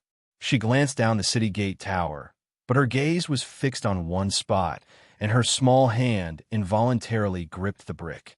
Arbor's eyes suddenly brightened, and she muttered, Little Six. Among the crowd, the black-clothed youth's figure appeared extremely vigorous and outstanding. A long sword danced in his hand, chopping, slashing, and stabbing. His sword pierced the space between a corpse puppet's brows, and his body lightly leapt up, agile as a swimming dragon, his figure like a demon. After a few leaps, the youth had already arrived at a fatty's side, helping him block a corpse puppet that pounced from the side. The fatty broke out in a cold sweat, hastily reaching out to subconsciously grab at his slipping pants. He turned to Sixth Zheng and nodded gratefully. Sixth young master, many thanks. Jojo. Mo Lian didn't look at anyone else, her gaze landing on Arbor. Naturally, she immediately discovered her abnormality. Following her gaze, she saw a youth with decent skills, and her slender brows furrowed slightly. Arbor's gaze fixed on the youth with fluttering ink-black hair, and the corners of her lips involuntarily curled up. She truly didn't expect to see Little Six in this kind of situation. Seeing him live so energetically, she didn't know what to think. Jojo. Alarm bells rang in Prince Mo's mind. What was going on? Jojo's eyes seemed to be glowing as he stared at that youth. This kind of Jojo was rarely seen. He had never seen Jojo's eyes light up when he stared at someone. It was as if he had discovered some kind of treasure. HM? Arbor turned her head in confusion and met the Crown Prince's eyes. At this time, second young Master Do's voice came from below the city gate tower. Do Fenghua greets Your Highness the Crown Prince. Only then did Prince Mo's gaze shift to below the city gate tower, indifferently sweeping over Second Do's face. So it's the Do family's second son. Do family? Arbor was slightly startled. He quickly turned his gaze to Do Fenghua. It was a handsome young man dressed in plain white clothes.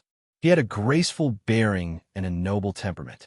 It seemed to be quite different from the barbaric and shameless Do family in her impression. Why? Your Highness, please open the city gates and let the people outside the city in. Second Do cupped his hands in salute and hastened to plead. If this Do's guess is correct, a large group of corpse puppets will surge over in about the time it takes to brew a cup of tea. Even though you're pleading for the people and everything you say is true, I'm afraid that you're wrong. However, my view is the same as the city lord's. Mo Lian said indifferently. Before confirming that these people are not infected, no one is allowed to enter the city. Your Highness, cries could be heard from outside the city. Your Highness, please save us. Your Highness. Wenren Ningjing and one of her sisters beside her stomped their feet in anger, pointing at Mo Lian and cursing. What kind of country's heir apparent are you? You look on helplessly as your people suffer outside. What right do you have to be the crown prince? Shut up. Arbor's gaze turned cold as she angrily shouted. Her crisp voice, wrapped in a deterrent force, immediately suppressed all the chaotic clamor. Everyone raised their heads and looked at her in a daze. You're not allowed to slander the crown prince. You're even more not allowed to scold him. Arbor pointed at Wenren Ningjing and Wenren Ningjing, her gaze suddenly stern. Chapter 781. Who are you? Wenren Ningjing shouted, her eyebrows furrowed. You don't have the right to know. Arbor raised his hand with a cold expression, and the crow-repeating crossbow extended from his sleeve, suddenly aiming in Wenren Ningjing's direction. "What are you doing?" Wenren Ningjing cried out in alarm, hugging her head and shrinking her neck. She only felt a rush of wind blow past her ear, and the arrow seemed to have hit something in an instant, and the sound of something falling to the ground came from behind her. Wenren Ningjing turned her head and finally saw clearly. It turned out that one of the commoners in the group had already quietly mutated, grabbing towards the back of her head. However, he was sent flying by an arrow from the little girl in the city gate tower, directly piercing through his head, making him deader than he could be. The city gate tower was at least 300 meters away from here. With this kind of arm strength and eyesight, it instantly caused the area outside the city gate tower to be so silent that even a pin drop could be heard. Look at you motley crew, stray dogs. You actually have the face to scold others? Turn around and take a look. How many of you are actually fighting? Arbor sneered with extreme mockery. If you were the crown prince, you'd probably be so scared that you wouldn't even dare to go up the city gate tower. Prince Emo turned to look at his JoJo with a grin. The little girl's wholehearted protection caused the trace of displeasure that had arisen in His Highness the Crown Prince's heart to instantly fly away. Look, his JoJo was the most protective of him. Your Highness, it was this Do who didn't think things through. Do Fenghua recovered his wits and hurriedly said, "But there are close to 10,000 zombies gathered nearby. If we don't open the city gate, then? Do you think this is feasible? Time is of the essence right now, and we can't check them one by one. Would your Highness please open up an independent area in the city and let all of us enter first before checking them one by one? Your Highness can send some guards to watch us.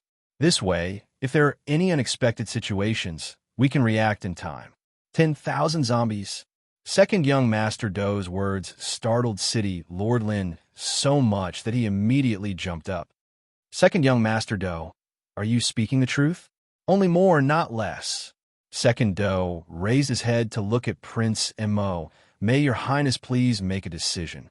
Looks like there'll be a bloody battle today," Emo Yin said coldly. "Second Do, your suggestion is also pertinent. Let's do that for now." Lin Yongyi. "Thank you, your Highness." Second Do let out a sigh of relief and turned to look at Wenren Ningjing. "Yes, your Highness." Lin Yongyi immediately ordered 300 soldiers to descend from the city gate tower. Then he ordered people to turn the winch and pull open the city gate. He drove the commoners outside the city to a small plaza near the city gate tower to watch over them. "Miss, are we going in or not?" Xiang Qin was confused. Previously, they had risked their lives to get out of the city. Who would have thought that they would have to return to the city in less than a night? What the hell was he doing? "Are you stupid? Of course we have to enter." Feng Manyun casually picked up a cloak and wrapped herself inside, twitching slightly with a contorted face. She didn't want to stay outside the city to be torn apart and eaten raw by those ugly zombies. "Miss, but what if someone discovers your injuries?" "Stop talking nonsense. Let's go in first." Enter the city. After Six Zheng cleaned up the last zombie beside him, he grabbed the hand of a team member next to him and pushed him into the crowd. Second Do and Wenren Ningjing's group also stood at the back of the crowd, not in a hurry to enter the city. At this time, when their gazes met, Second Young Master Do nodded at Six Zheng. Sixth Young Master Zheng. Chapter 782. Six Zheng cast a sidelong glance at Second Young Master Do before nodding slightly in agreement. Suddenly, a very tall and sturdy zombie darted out from behind a dilapidated tent where Six Zheng was standing, pouncing towards Six Zheng's head like a tiger. The distance was too close for Six Zheng to react in time. Wenren Ningjing hastily pulled Second Young Master Do's arm and hastily retreated several steps, shouting, "Senior brother, be careful." Actually, that zombie was still some distance away from Second Young Master Do. Moreover, it was pouncing in Sixth Zheng's direction, so it couldn't harm her senior brother at all. If Wenren Ningjing was willing to help Sixth Young Master Do, his crisis would be resolved immediately. However, Wenren Ningjing only had eyes for her senior brother and no one else. Boom! In the nick of time, an arrow from the city gate tower directly pierced through the zombie's head, nailing it to the tent behind it. The night wind assaulted the city gate tower. A plain-clothed figure was elegant and exquisite, her figure snowy and icy. Separated by the boundless night, Six Zheng turned his head and gazed into the depths of the little girl's ice-cold eyes. Those were a pair of clear and emotionless eyes. They were like two deep, dry wells, without ripples or waves, expressionless like a wooden carving. For some reason, Six Zheng felt his heart twitch slightly, as if something had been triggered. When he wanted to take another look, he saw that the little girl's figure had already disappeared from the city gate tower. Everyone rushed into the city, and the soldiers dispatched by Lin Yongyi hurried to the small plaza. Everyone followed the flow into the city, except for two people who came against the flow. Arbor released several crow gold arrows with his crow-repeating crossbow, instantly sending several zombies bearing their fangs and brandishing their claws after the crowd flying. It was truly killing one person every 10 steps.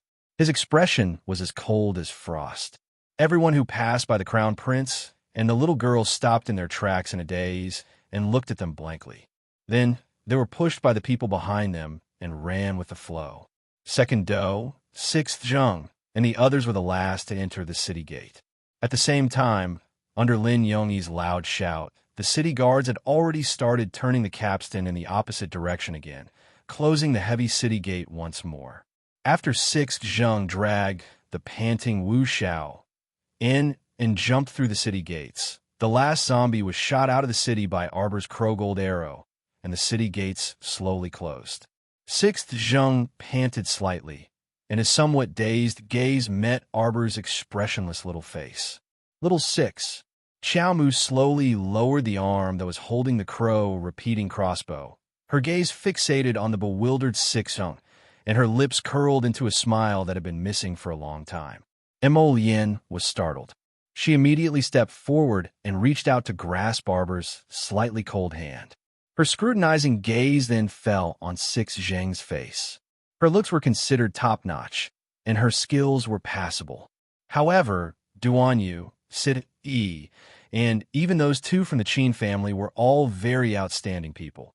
Yet he had never seen his JoJo show such a tender and affectionate expression toward any of them. She even directly and intimately called him Little Six. What was going on with this gaze that clearly carried a trace of reminiscence? Mo Yin was very certain that this was her darling's first time seeing this sixth young Master Zheng. However, what the hell was this inexplicable sense of familiarity between the two of them? This caused the Crown Prince's heart to fluctuate wildly, as if it was being scratched by a cat. He looked at sixth young Master Zheng, as if he was facing a great enemy. Crown Princess. Huifeng also glanced at Arbor in astonishment. Chapter 783. Arbor snapped out of her daze and finally realized that her behavior was a bit strange. Little Six must have also thought that she was quite strange. She then collected her thoughts and switched to an expressionless face. Arbor nodded and said, "Time to sleep." Huifeng, Crown Princess, your ability to forcefully change the topic is improving. What time is it now? Yet you're still thinking about sleeping. Can you sleep? Your Highness. City Lord Lin anxiously ran over with his men and hastily saluted. Just as second young Master Do said, a large group of zombies has arrived 2 li outside the city. There are over 10,000 of them. Huifeng, take a team and go up the city gate tower to hold them off, the Crown Prince ordered decisively. Lightning, go back with the Crown Princess and protect the Crown Princess well. Lin Yongyi passed down the order to gather all the mystic cultivators, body cultivators, superhumans, and so on in the city. Gather everyone who can fight near the city gate tower. The Crown Prince issued several orders before turning to Arbor and saying softly, "Jojo, go sleep if you're tired." Everyone, Your Highness, this style of yours? Don't you think it's a bit strange? Arbor waved his small paw and really turned to return to his room. Lightning, along with a few shadow guards, naturally followed him like a shadow. Lin Yongyi and the others were tongue-tied, but they didn't know what to say.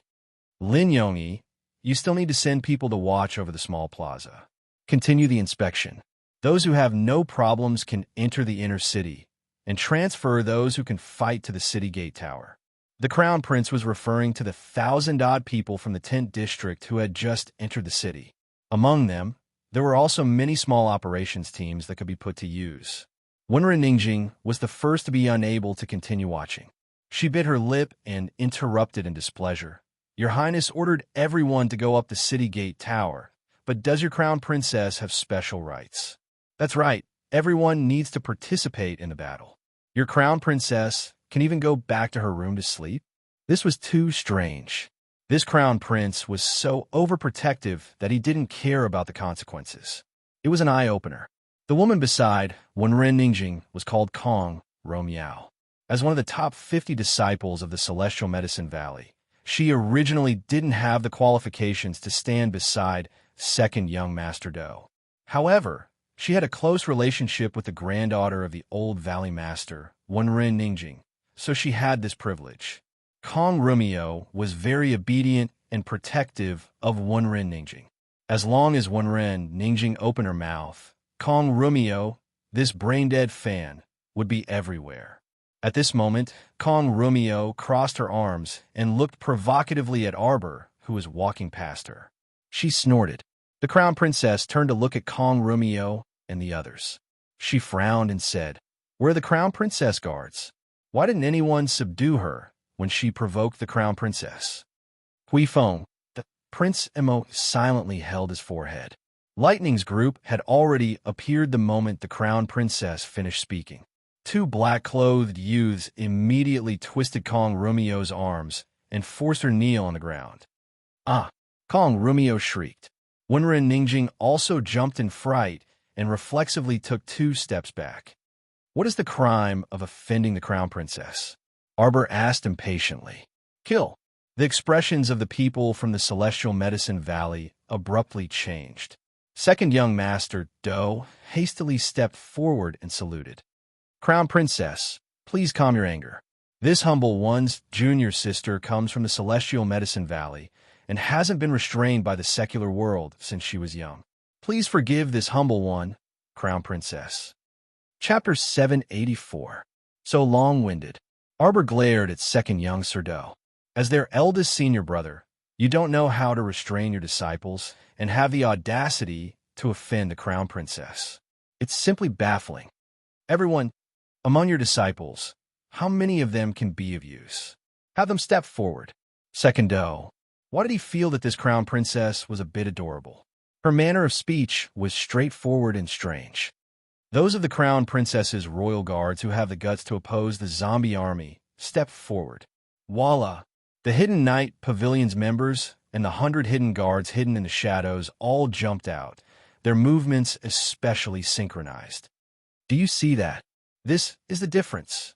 The Crown Princess rolled her eyes at the people from Celestial Medicine Valley. Lin Yongyi and company were unexpectedly speechless. When they turned to look at the Crown Prince, they saw the Crown Prince holding his forehead as he stifled a chuckle. Cough. Hui Feng coughed lightly to remind his Crown Prince. Prince Emo walked up with a grin to grasp Arbor's small hand. That's right. Do you see? The Crown Princess has several hundred subordinates who are willing to risk their lives for her to oppose the zombie army. You don't have anyone, so you naturally have to go yourselves. That's right. Not a single one of these Celestial Medicine Valley idiots understood her words. That was exactly what she meant. She had money and people, so why couldn't she first go catch up on sleep to make herself feel better?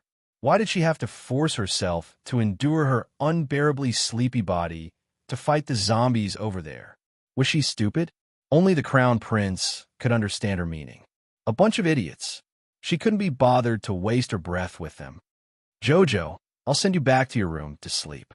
His darling must be unbearably sleepy, but even her overbearing appearance was just as adorable. That's right, these insensible things didn't know that his darling was still growing. How could she not properly grow up? The Crown Prince carried Arbor back to the side room and settled her down before leading the others back to the city gate tower. Half a kilometer away from Balon City, several prisoner carriages were frantically speeding forward. There were 5 to 6 people imprisoned in each prisoner carriage. There were men, women, old, and young, and all of them were shrieking with terrified expressions. It wasn't horses that were pulling the carriage, but two giant hyenas. These hyenas ran much faster than horses, but they were very brave when they ran. The prison carriage kept shaking, causing the people in the cage to retch. In the beginning, there were more than a dozen of these prisoner carriages, but when they fled all the way to Balon City's entrance, there were only 4 to 5 of them left. The others had already overturned halfway and were savagely devoured by the zombies that were chasing after them. These prisoners still felt like they were in a dream. Originally, they were all locked up in the prison. They didn't know what was going on, but when they opened their eyes, they found themselves on a fleeing prison cart with a large group of zombies following closely behind. They were getting closer and closer to Balon City's city gate. They cried aloud and waved their arms vigorously from their cages to the rows of dark figures on the battlements for help. They didn't want to die. They hoped to be locked up in the prison again.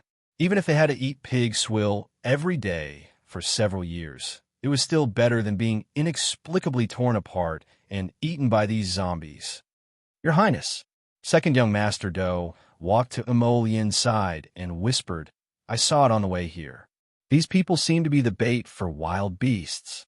If this Do's guess isn't wrong, someone deliberately lured them to Balon City. It's the end of the month, so stop hiding and quickly vote. I'll give you more monthly votes tomorrow, moi." Chapter 785. At first, I thought it was extremely strange. Why would someone go to such great lengths to use some prisoners to lure a large number of zombies to Balon City? Second Young Sir Do turned his head and glanced indifferently at Prince. Oh, this Do only understood when this Do saw the Crown Prince for the first time. It turns out that these people were targeting Your Highness the Crown Prince. Prince Mo's icy lips pursed into a thin line as he nodded apathetically. Did Second Do discover anything else? Second Do nodded slightly. Where did these prisoners come from? If this Do's guess isn't wrong, these prisoners should have been transferred out from the Mo Kingdom Capital's dungeon. The Supreme Court only imprisons high officials of 3rd rank and above, as well as the king's relatives. Even if these people are imprisoned, no one dares to touch them in the slightest. Second Do analyzed. Therefore, this Do guesses that these prisoners were probably transferred out from the Ministry of Justice's dungeon. At this time, the Ministry of Justice is probably already in complete chaos. Second Do's guess wasn't wrong. At this time, the Minister of Justice, Mao Kongfu, was kneeling inside the Great King's royal study. He had just reported that a large number of prisoners had escaped from the Ministry of Justice's dungeon, and he didn't even dare to breathe loudly. The Great King of the Mo Kingdom only felt his eyelids twitching madly, and he felt like something bad was about to happen. Unfortunately, the people he sent out hadn't returned yet. Someone stole your waist tag and released 100 prisoners without permission. The old king was so angry that he slapped the desk. "This is such a big thing, and you didn't realize it until now? What are you doing?" Mao Kongfu took off his official hat and held it in his hands as he knelt on the ground with his head bowed. "Great King, it is this subject's dereliction of duty, but this subject requests the Great King to give this subject a chance to redeem himself by meritorious service and escort these prisoners back. They've already escaped for so long. How are you going to escort them back?" The commander of the royal guards, Hui Feng, led He Tian to the royal study in large strides and knelt on one knee in salute. "Greetings to the Great King. Come in." The old Great King hurriedly waved at them. "Hui Feng, He Tian, hurry up and bring 2,000 men to assist the Ministry of Justice. Capture all the escaped criminals." "Great King." A dark shadow appeared in the Great King's study.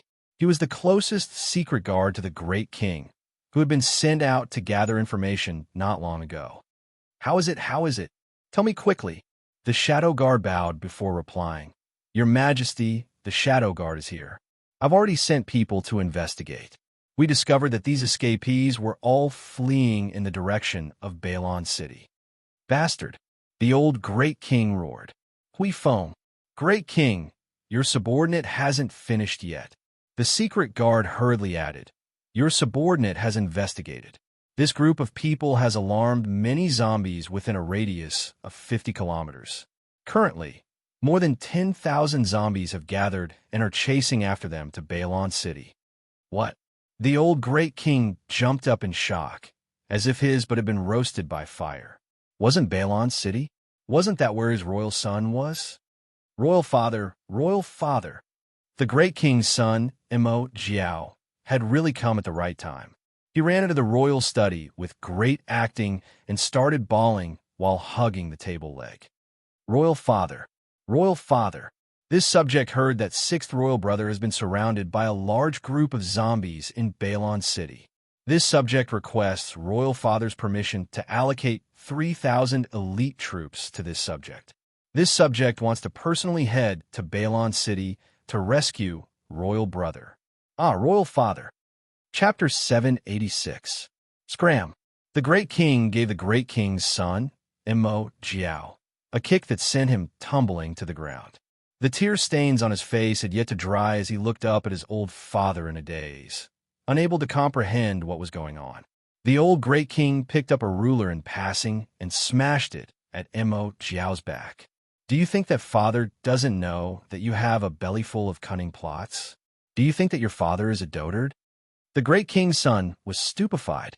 He had come over at the right time to express his attitude and express his excellent moral character of cherishing and protecting his younger brother. Yet he still incurred his old father's disdain. If this wasn't called dotard, then what was? Royal father, royal father. The old great king smacked the ruler twice on Mo Jiao's back. You came to father at this time to show off your cleverness. You even said that you didn't find someone to secretly release those people from the Ministry of Justice's prison. Mo Jiao, what did I do? Don't think that your royal father is dotard. That little scheme of yours? How can we not know? Why do you want to lead troops to Balon City? Are you there to save your royal brother, or to harm him?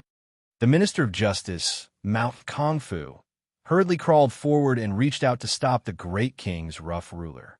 Great king, this matter shouldn't have anything to do with the great king's son. I'm afraid this official's waste token was stolen by the infamous bandit Ding Ting Ding. What? The old great king turned around with the ruler in hand and stared sharply at Mao Kongfu. Didn't you say it just now? Mao Kongfu was speechless. He had indeed wanted to conceal this matter at first, because how would it be honorable if he revealed it? Ding Ting Ding had sent him a letter stating that he would steal his personal waste token within 24 hours. He had already put up a 360-degree defense without any blind spots. Who would have thought that when the time came, his waste token would disappear without a trace? Sob. He really didn't want to tell the great king that the waste tag was stolen by Ding Ting Ding. But now that he saw the great king angrily scolding the great king's son, if he continued to hide this matter, it would escalate into a conflict between father and son. Father. When the great king's son heard this, he immediately burst into tears and snot. I am really innocent. This son naturally wants to lead troops to Balon City to rescue sixth brother. This son can swear to the heavens that this is absolutely not a lie. Did she take him for a fool? Even if he really wanted to find an opportunity to get rid of the crown prince, he couldn't possibly lead an army to kill the crown prince right under his father's nose. How dare you say you're not an old fool? What a fucking muddle-headed old man. The great king's son inwardly cursed endlessly.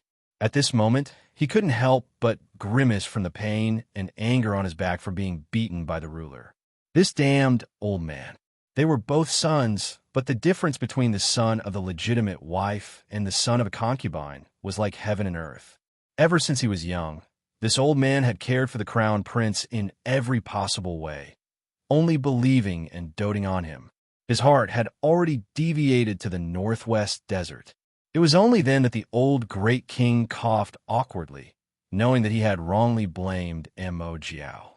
He tossed the ruler onto the ground and said resentfully to Gong Chong and beside him, "Why haven't you summoned a physician from the royal physician building to examine the great king's son's injuries?" Mo Jiao, father knows what you're thinking. The old great king's lips drooped as he coldly said, "Let us tell you. The crown prince simply doesn't care about the things that you're so attached to. This is the most fundamental difference between the two of you." Mao Kongfu broke out in a cold sweat. He didn't expect that the old great king would actually lecture his eldest son in front of him today. You father and son quarrel with each other on a daily basis, so why don't you do it behind closed doors?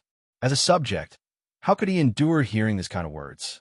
Chapter 787. Hui Feng He Tian. This subject is here. Immediately bring 2,000 men and head to Balon City to rescue them. We solemnly obey the great king's order. The great king's son, Imo Jiao, failed to act obedient and was beaten up by his old father instead. Suppressing his belly full of anger, he quietly clenched his fists and left the royal study. The most fundamental difference. They were all sons, but royal father only favored the crown prince and didn't favor the other sons. This was the most fundamental difference between them. Royal father simply didn't know that every time he mentioned the crown prince, his old eyes seemed to glow with pride. That was a gaze filled with extreme pride for this son of his. He said that the most fundamental difference between them and the crown prince was that they were wholeheartedly attached to power and position, while the crown prince didn't favor them at all. By holding the crown prince up so high, wasn't he afraid that if the crown prince were to fall one day, his body would shatter and his bones would be consigned to eternal damnation? Why was it that the crown prince was good in every way, while his other sons were as worthless as dog shit? Imo Jiao heavily punched the corridor pillar and left in a huff. Just as he walked out of the great king's palace, he saw the great king's second consort, Shu Quan, standing on the side of the road with a slight smile, waiting for him to come out under the moonlight.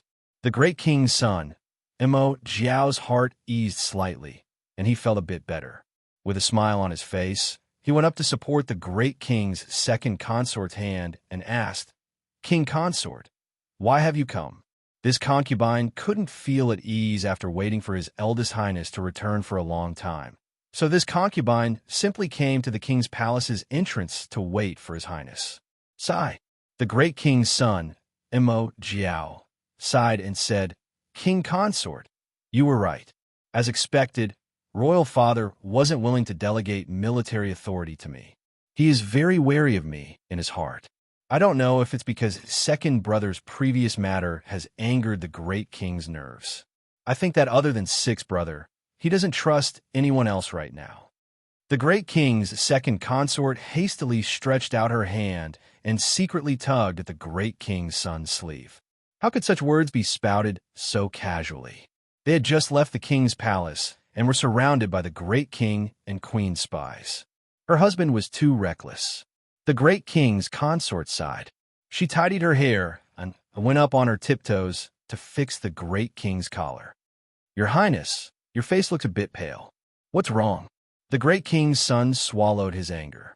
He supported the great king's wife and said, "We'll talk about it when we get back."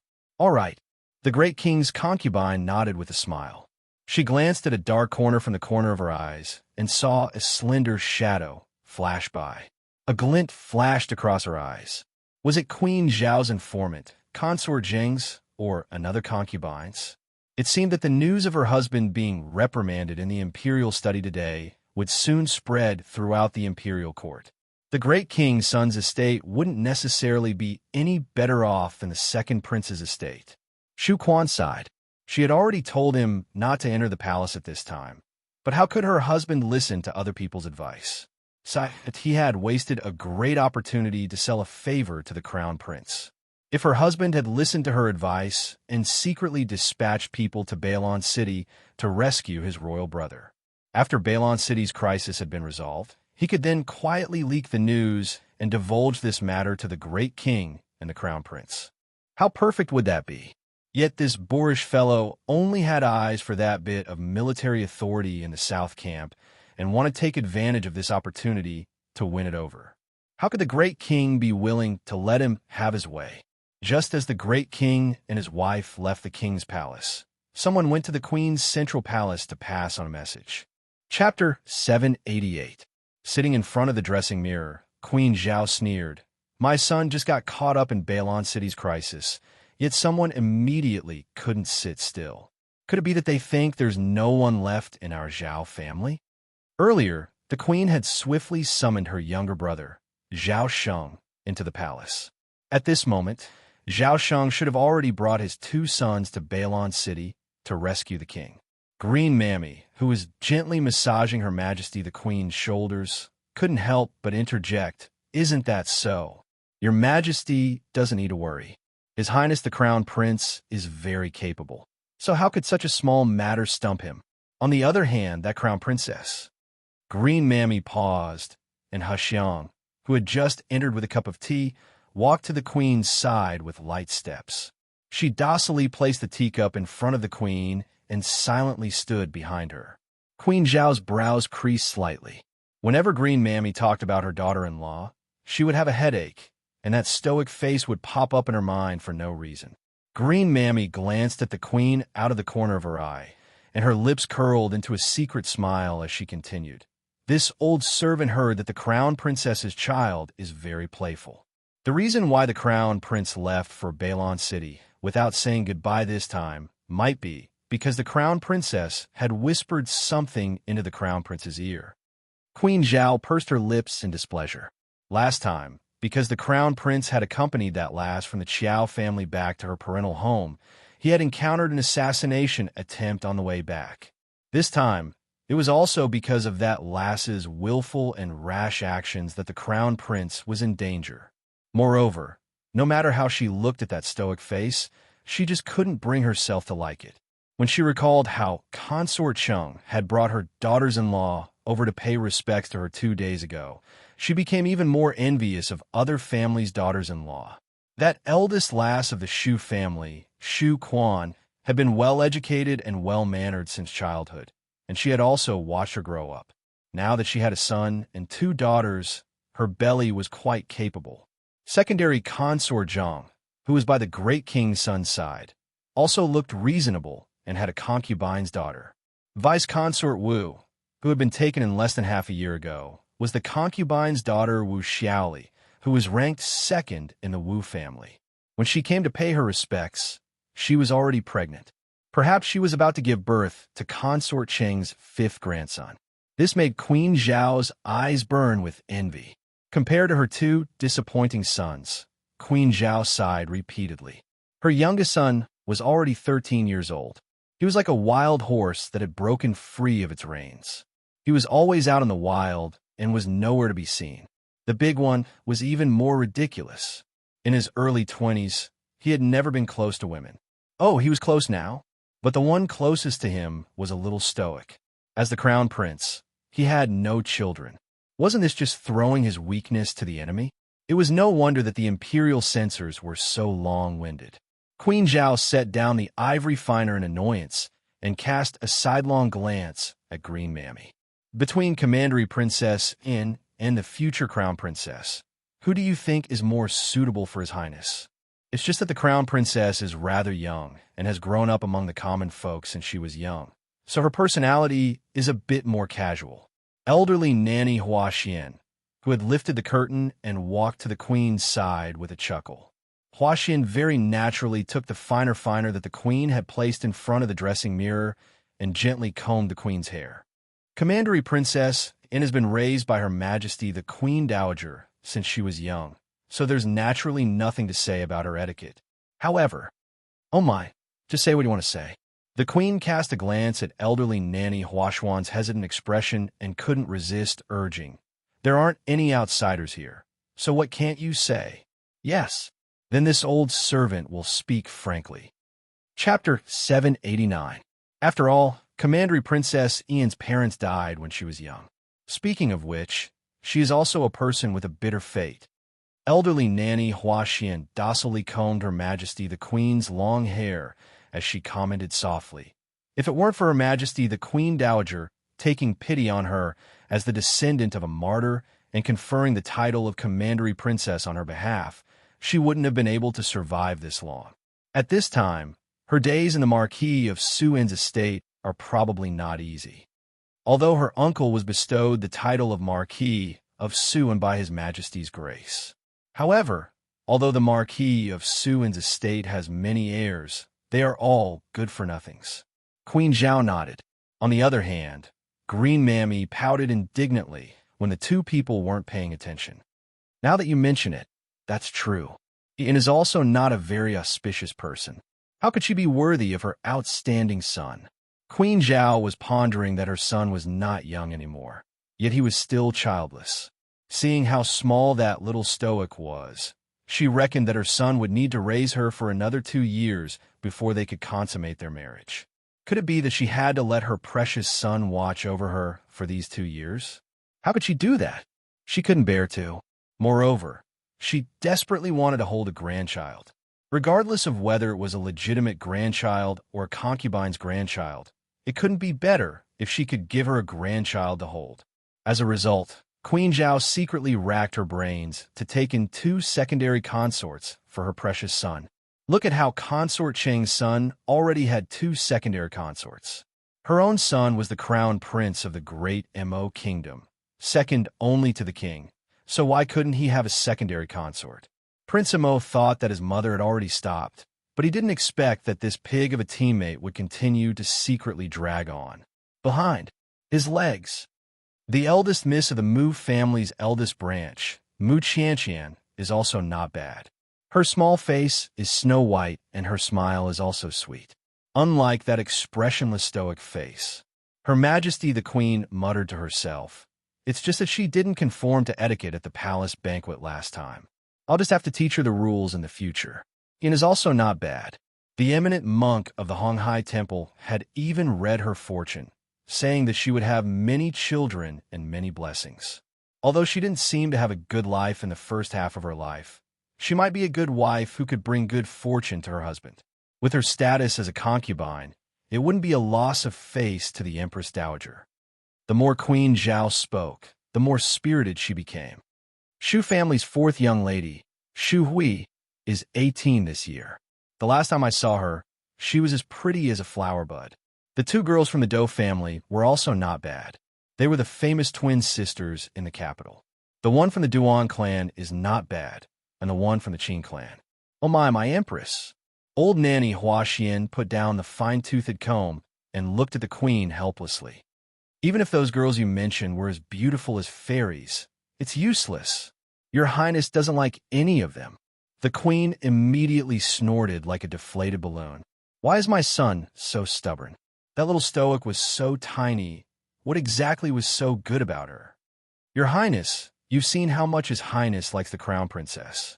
Hua Xian whispered into the queen's ear, her eyes flickering with the wisdom of an old nanny. We can't cause a rift with His Highness because of this. The affection between mother and son. The green mammy still wanted to follow, but she had no choice but to halt her steps after Hua Xian cast her a cold glance from the corner of her eye. Moreover, Her Majesty the Empress Dowager's heart aches for that commandery princess in. Do you think it's a good idea to place her beside the crown prince? His Highness and commandery princess in have known each other since they were young. There hasn't been much between them for so many years, yet you insist on getting involved with them. Won't His Highness be disgusted? Chapter 790. Nonsense, Queen Zhao retorted indignantly. I see that child Ian's eyes light up every time she sees our son, and she can't shift her gaze away. How can you say that it's nothing? Oh my queen consort. When your family's His Highness goes out, he looks like a jade tree facing the wind. Which girl's eyes don't shine when they see him? Hua Xian said with her mouth twitching. That stoic face doesn't light up. Speaking of this, the queen got angry. She just felt that that little stoic didn't value her precious son enough. She kept a stoic face in front of her husband all day long, and her gaze never lingered on her son. She treated her son like a radish instead of a vegetable. It was simply infuriating. Hua Xian. But after all this, it was just that the mother-in-law felt that her daughter-in-law didn't value her son enough. Elderly Nanny Hua Xian could completely understand Queen Zhao's mentality. Indeed, such an outstanding person like His Highness would attract pursuers wherever he went. The crown princess's attitude was improper. Cough, but the crown princess was still young. Perhaps she hadn't been enlightened yet. Your Majesty, this old servant advises you not to meddle in the young couple's affairs. Don't even think about that secondary consort selection. Look at how much His Highness cherishes your stoic-faced daughter-in-law. Queen Zhao abruptly glared at elderly Nanny Huaxian, who was following beside her. That Nanny, why did you also call her stoic-faced? Cough, cough, this old servant's meaning is, if you go and start some secondary consort selection, His Highness definitely won't like it. When the time comes and he kicks up a fuss with you, the one who will lose face is still you. Elderly Nanny Huaxian coughed twice as she explained. Truly, a grown son can't be controlled by his mother. Queen Zhao went asleep in a huff. Wasn't she just feeling sorry for her precious son? Her son actually didn't appreciate it.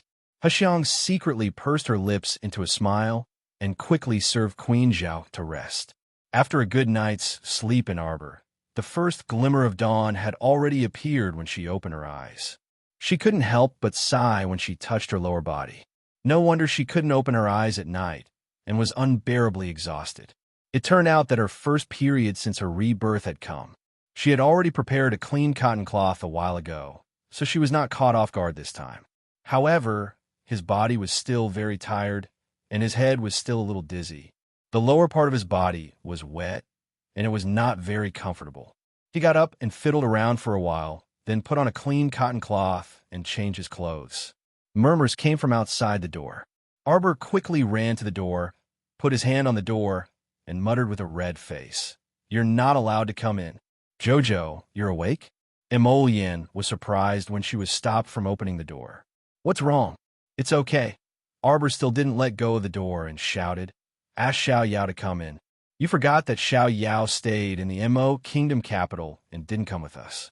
Emolian was at a loss, unable to understand what was going on with her little miss. Then call any maid in. After saying that, Arbor thought again.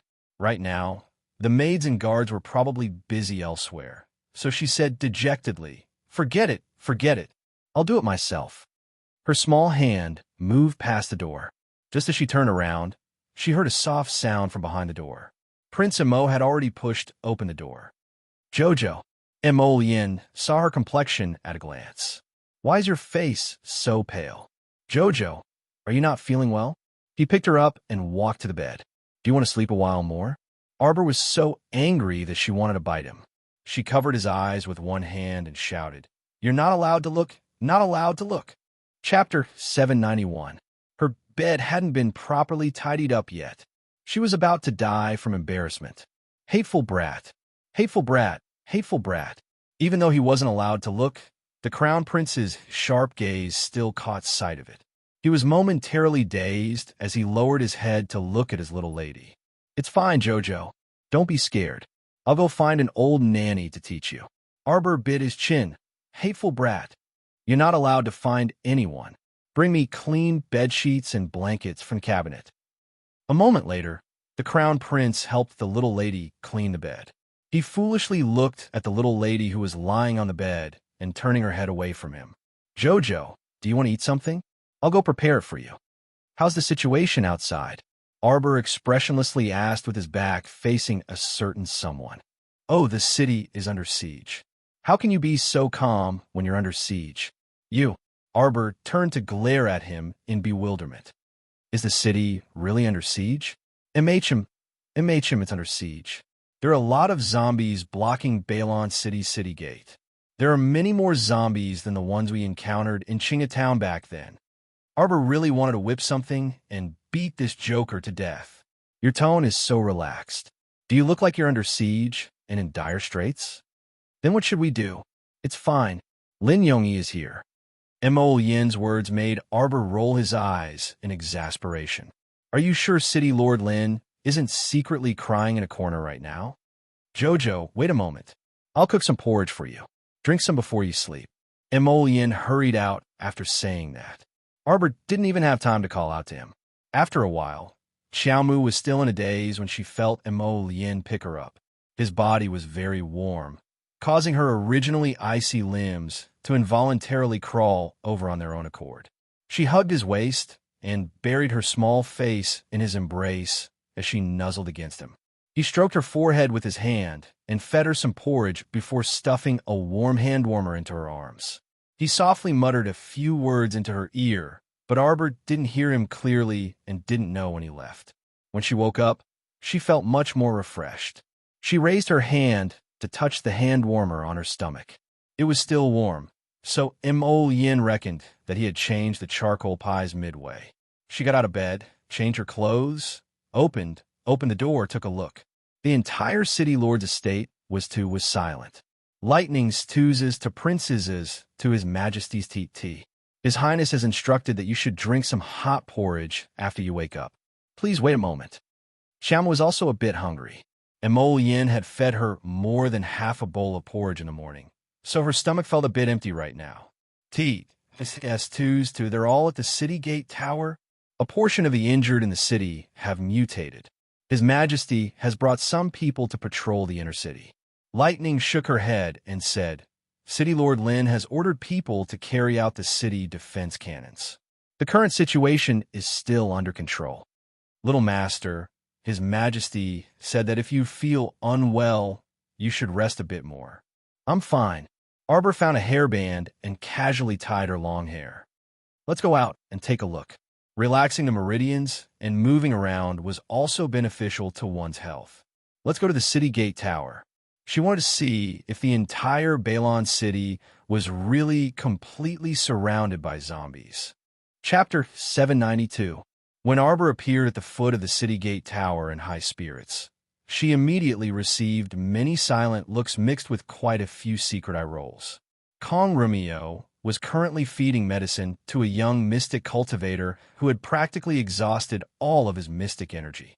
When she looked up, she saw that crown princess leisurely walking over as if she was taking a stroll in her own backyard. Kong Rumio's face immediately darkened, and she was furious.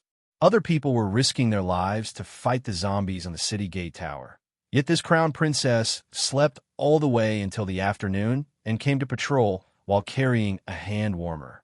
They had been fighting the zombies for an entire day and night. The crown princess's leisurely appearance was too deserving of a beating. Wenren Ningjing creased her brows and gently tugged at Kong Rumio. It couldn't be helped. The crown prince covered the sky with one hand in Balon City and wanted to protect his dainty little wife with all his might. Even if other people found him an eyesore, they couldn't say anything. Arbor climbed up the city gate tower and pattered over to the city wall to take a look. His small mouth immediately formed an O shape. So many zombies? When City Lord Lin turned around and saw this crown princess the Great, he almost knelt down. He wiped his sweat and said, Crown Princess, why have you come? The wind on the city gate tower is strong. How about you go down first? When Wenren Ningjing saw the city lord's fawning face, she promptly turned her face away, unable to continue watching. This city Lord Lin normally looked like a man, but in front of the crown princess, he became a wretch, which made her a bit angry. Wenren Ningjing reached out and helped several weak mystic cultivators to the side. At times like this, mystic cultivators' long-range attacks could thoroughly display their strengths. There were about 500 mystic cultivators gathered in the city, and they went into battle one after another, bombarding the densely packed zombies below the city wall. Arbor stood next to the defensive wall and looked down with rapt attention. Sure enough, an army of over 10,000 zombies was climbing the wall bravely. Severed limbs filled the gaps in the city walls, and a long string of corpse puppets hung from the city gates. Everyone was pushing and shoving. Under City Lord Lin's command, the cannons fired and landed in the middle of the zombie horde, immediately blasting a dozen or so zombies into pieces. Don't you find it strange? After fighting for a day and a night, why hasn't the number of corpse puppets decreased? 10,000 corpse puppets. If they fought desperately, there would be a time when they would be killed. Arbor's words stunned Lin Yomi. His face stiffened as he turned to look at the young crown princess. He had never thought of this question before. Could it be that this siege was premeditated by someone who had secretly transported large batches of zombies into Balon City in an unending stream? Arbor thought more than City Lord Lin. Inexplicably, she thought of the underground village. Those neurotic, demonic cultivators seemed to take pleasure in killing the corpse puppets. Could it be that the underground village wasn't just a base for cultivating demonic cultivators? Was its real underground operation? Raising zombies? Arbor's chilly eyes narrowed, and she turned around to walk down the city gate tower. Kong Rumio sneered. Do you really think this is your own back garden, just going through the motions and patrolling? Arbor turned a deaf ear to this mocking voice. She didn't have time to deal with these idiots right now. She had to find the Crown Prince as soon as possible and inform him of her suspicions. None of these people understood her, so she couldn't be bothered to waste her breath on them. After descending the city gate tower, she heard cries of alarm coming from a small plaza nearby. It's Physician Feng. Be careful. Physician Feng has mutated. Chapter 793.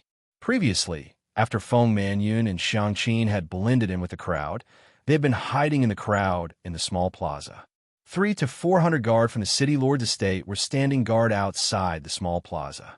It wasn't until dawn that several physicians from Celestial Medicine Valley came over to examine the bodies of the people in the Shed District. Soon, the small batches of people were all finished with their examinations and were taken away from the small plaza. The people in the small plaza gradually decreased. Feng Manyun felt very uncomfortable, her whole body alternating between hot and cold. She shrunk inside her filthy cloak and hugged her knees, involuntarily burying her head. Meanwhile, Xiangqin had been secretly watching her miss the entire time, and she asked worriedly, Miss, did the black rank pill take effect? How do you feel right now? Not good, not good, not good at all. Her whole body was very uncomfortable. Feng Manyun's heart was even filled with boundless panic. Why didn't that black rank pill, which was used to save her life, seem to have any effect? It couldn't be. It couldn't be. She must be scaring herself. How could the life-saving pill that Master gave her not be able to save her? Creak, creak, eh? Why was her neck so stiff? When she twisted her neck, she could even hear the creaking sound of her bones rotating. Little Mississippi, Xiangqin turned around to look at her, and she was nearly scared out of her wits. Heavens! Why were Mrs. Eyeballs slightly protruding, and her neck was also bulging with veins that resembled thin vines? It looked very frightening. Feng Manyun turned around, and her protruding eyes stared fixedly at Xiangqin beside her. She called out, Xiangqin. Her nose suddenly twitched as she abruptly extended a pair of claws. In front of Xiangqin, the joints of that pair of hands suddenly twisted, and a section of her fingernails also grew out. She had clearly mutated. This frightened Xiangqin so much that she jumped up high and scrambled backwards, crying out tragically, Miss! On the side, a woman carrying a child came face to face with Feng Manyun, who had suddenly pounced forward, and she immediately revealed a horrified expression. Physician Feng? It's Physician Feng? Physician Feng is actually mixed in with our crowd? Heavens! Her appearance. Be careful, Physician Feng has mutated. The woman carrying the child was rather nimble, and she rolled away on the spot, evading Feng Manyun's claw. On the other hand, a thin and frail man beside her was not as lucky as the woman. Caught off guard, Feng Manyun tore off a piece of flesh from his arm, causing him to grimace in pain as he cried out loudly. The city lord's estate's guards, who had acted promptly upon hearing the news, surrounded them in full armor. They flung a lasso as thick as the rim of a bowl at Feng Manyun and that thin and weak man. At this time, Feng Manyun had already completely finished the process of living body mutation. She widened her bulging, bloodshot eyes, and with a furious roar, she dodged that lasso at an abnormally fast speed. The skinny man wasn't so lucky, and his head was caught in the noose of a few city lord's mansion guards. With a tug and pull, the thin and weak man was dragged to the ground by the lasso. Under the combined efforts of several city lord's mansion guards, he was dragged all the way across the square. The guard raised his sword and chopped off the thin man's head, causing the people to scream in horror. Physician Feng, this jinx, clearly knew that she had been clawed by a zombie earlier, yet she still mixed in with the crowd and took someone else's life for nothing. Even if Feng Manyun saw the disdainful and hateful gazes of the women nearby, she wouldn't be able to comprehend it. Chapter 794. Because she had already completely lost the mind and soul that belonged to a human. Roar! Feng Mannion let out an inhuman roar from the depths of her throat. The two guards from the city lord's estate flung out the lassos in their hands and cooperated appropriately, trapping Feng Mannion from both sides. The two of them simultaneously berated her and tightened the lassos for both sides. In the blink of an eye, the two lassos were stretched taut, tightly trapping Feng Mannion in the center. Feng Mannion roared and suddenly exerted her strength, jumping up abruptly. She swung her left and right arms while howling like a ghost. Following her vigorous flinging of her arms, the two guards from the city lord's estate staggered forward a few steps due to Feng Manyun's immense strength. Xiangqin shrunk to the side in fright, not even daring to breathe loudly. She tightly covered her mouth with both hands as she gazed at this kind of miss in horror. All of a sudden, several guards from the city lord's estate were flung away heavily by Feng Manyun's immense strength. Bang! The guards from the city lord's estate crashed heavily onto the ground, feeling dizzy as if they were dizzy from the fall. Junior Sister Feng? At this time, the two Celestial Medicine Valley disciples finally realized that this mutated zombie was actually their Celestial Medicine Valley's Junior Sister Feng. The two people's expressions turned unsightly on the spot. Celestial Medicine Valley's disciples actually mutated into zombies. This kind of thing absolutely wouldn't be honorable if it got out. Why did Junior Sister Feng become like this? She was still fine when she left Celestial Medicine Valley for practical training. But now, Junior Sister Feng actually mutated into a zombie? How could people accept this kind of thing? While the Celestial Medicine Valley disciples were at a loss out of fear, they heard Feng Manyun's fierce roar as she suddenly pounced toward the outside of the small plaza. And at this time, Arbor just happened to come down from the city gate tower and pass by the small plaza. Suddenly, she saw a zombie wrapped in a tattered cloak dashing out. She didn't think too much about it at once and hurled a burst of mystic energy in that direction. Crown Princess, wait a minute. The two Celestial Medicine Valley disciples suddenly cried out in alarm as their expressions changed drastically. Arbor turned a deaf ear to the cries of the two disciples. Boundless profound energy once again gathered in his hand and fiercely slapped towards the corpse puppet. The pure-colored mystic energy crashed heavily against Feng Manyun's head like raging waves, sending her flying on the spot. Bang! Feng Manyun crashed heavily onto the ground, her bones creaking all over. Like a maggot, she curled her limbs and crawled on the ground. When Arbor's gaze fell on her, his eyes gradually turned cold. So it turned out to be that Feng Manyun who had escaped after drugging the farm? As for how she ended up in such a miserable state, Arbor didn't want to know at all. Was there a need for her to waste her time on an unrelated person? Crown Princess, please show mercy. The two Celestial Medicine Valley disciples' expressions abruptly changed as they dashed madly in Feng Manyun's direction.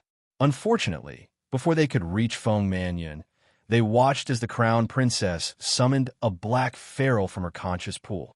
With an abnormally apathetic expression, she promptly made a prompt decision and smashed the feral down heavily on Feng Manyun's head. Roar! Feng Manyun let out an inhuman howl. That head that could be considered intact was instantly smashed into smithereens by this feral, and there was no way to save her. Crown Princess, that's our Celestial Medicine Valley's disciple. The two Celestial Medicine Valley disciples glared fixedly at Arbor with reddened eyes. Chapter 795. It was as if the little lady in front of them was their mortal enemy who had killed their loved ones. So what? Arbor swept them a cold glance, his expression grim and wooden without the slightest change. Celestial Medicine Valley disciples also don't have special privileges. That apathetic and calm voice stated a fact. Could it be that I didn't kill a zombie? Before the two Celestial Medicine Valley disciples could speak, Arbor coldly interrupted them. If it's a zombie, then it must be killed. Could it be that I'm still keeping it for the new year? We have black rank pills that can treat Junior Sister Feng. The two Celestial Medicine Valley disciples roared indignantly. Who told you to kill her? Junior Martial Sister Feng's life has been ruined in your hands just like that. Don't you feel ashamed? I don't feel it. Arbor glanced at them apathetically before turning to leave. Despicable. You simply treat human life like grass. The two Celestial Medicine Valley disciples glared at the Crown Princess resentfully, their fists clenched tightly. Why does Celestial Medicine Valley have brainless disciples like you? Arbor shook his head as he looked at them disappointedly. Who are you calling brainless? The two Celestial Medicine Valley disciples were angered half to death as they glared furiously at Arbor. Arbor already couldn't be bothered to talk to them anymore, so he turned around and coldly tossed them a sentence. You guys are truly too lacking compared to Xixia Valley. A bunch of brainless people fishing for compliments. How are they worthy of being on par with Xixia Valley? They should just hide from the world early and save themselves from making a spectacle of themselves. Although you're the Crown Princess and have a lofty status, we won't allow you to slander our Celestial Medicine Valley like this. How is Celestial Medicine Valley inferior to Xixia Valley? Xixia Valley had vanished without a trace these past few years. They weren't worthy of being on par with Celestial Medicine Valley. The two Celestial Medicine Valley disciples flew into a rage, simply about to go crazy from the stoic face in front of them. Arbor glanced at them coldly. If it weren't for your Celestial Medicine Valley's people being inefficient and dilly-dallying, how could you have harmed other people after all this time without discovering that Feng Mannion had mutated alive? That's right. The woman holding the child from before, who had nearly been scratched by Feng Mannion's mutation, nodded repeatedly in support upon hearing this. It could be said that the amount of anger the two Celestial Medicine Valley disciples had suffered in their entire lives wasn't as much as today. Look at how the Crown Princess was criticizing them, as if the entire Celestial Medical Valley was worthless. Someone carry Feng Mannion's corpse out and cremate it. Arbor ordered expressionlessly. No, all of the Celestial Medicine Valley's disciples, even if they die on the path of training, must return to the Celestial Medicine Valley in one piece. The Celestial Medicine Valley's disciple voiced out to stop her. There's no need to trouble the Crown Princess. We will deal with Junior Sister's corpse ourselves. The City Lord's Mansion's guards and the crowd all looked at each other in dismay. They only felt that these two Celestial Medicine Valley's disciples' thoughts were too strange. Although the Crown Princess looked quite young, her decisiveness in handling matters was far from what those two short-sighted Celestial Medicine Valley disciples could compare to.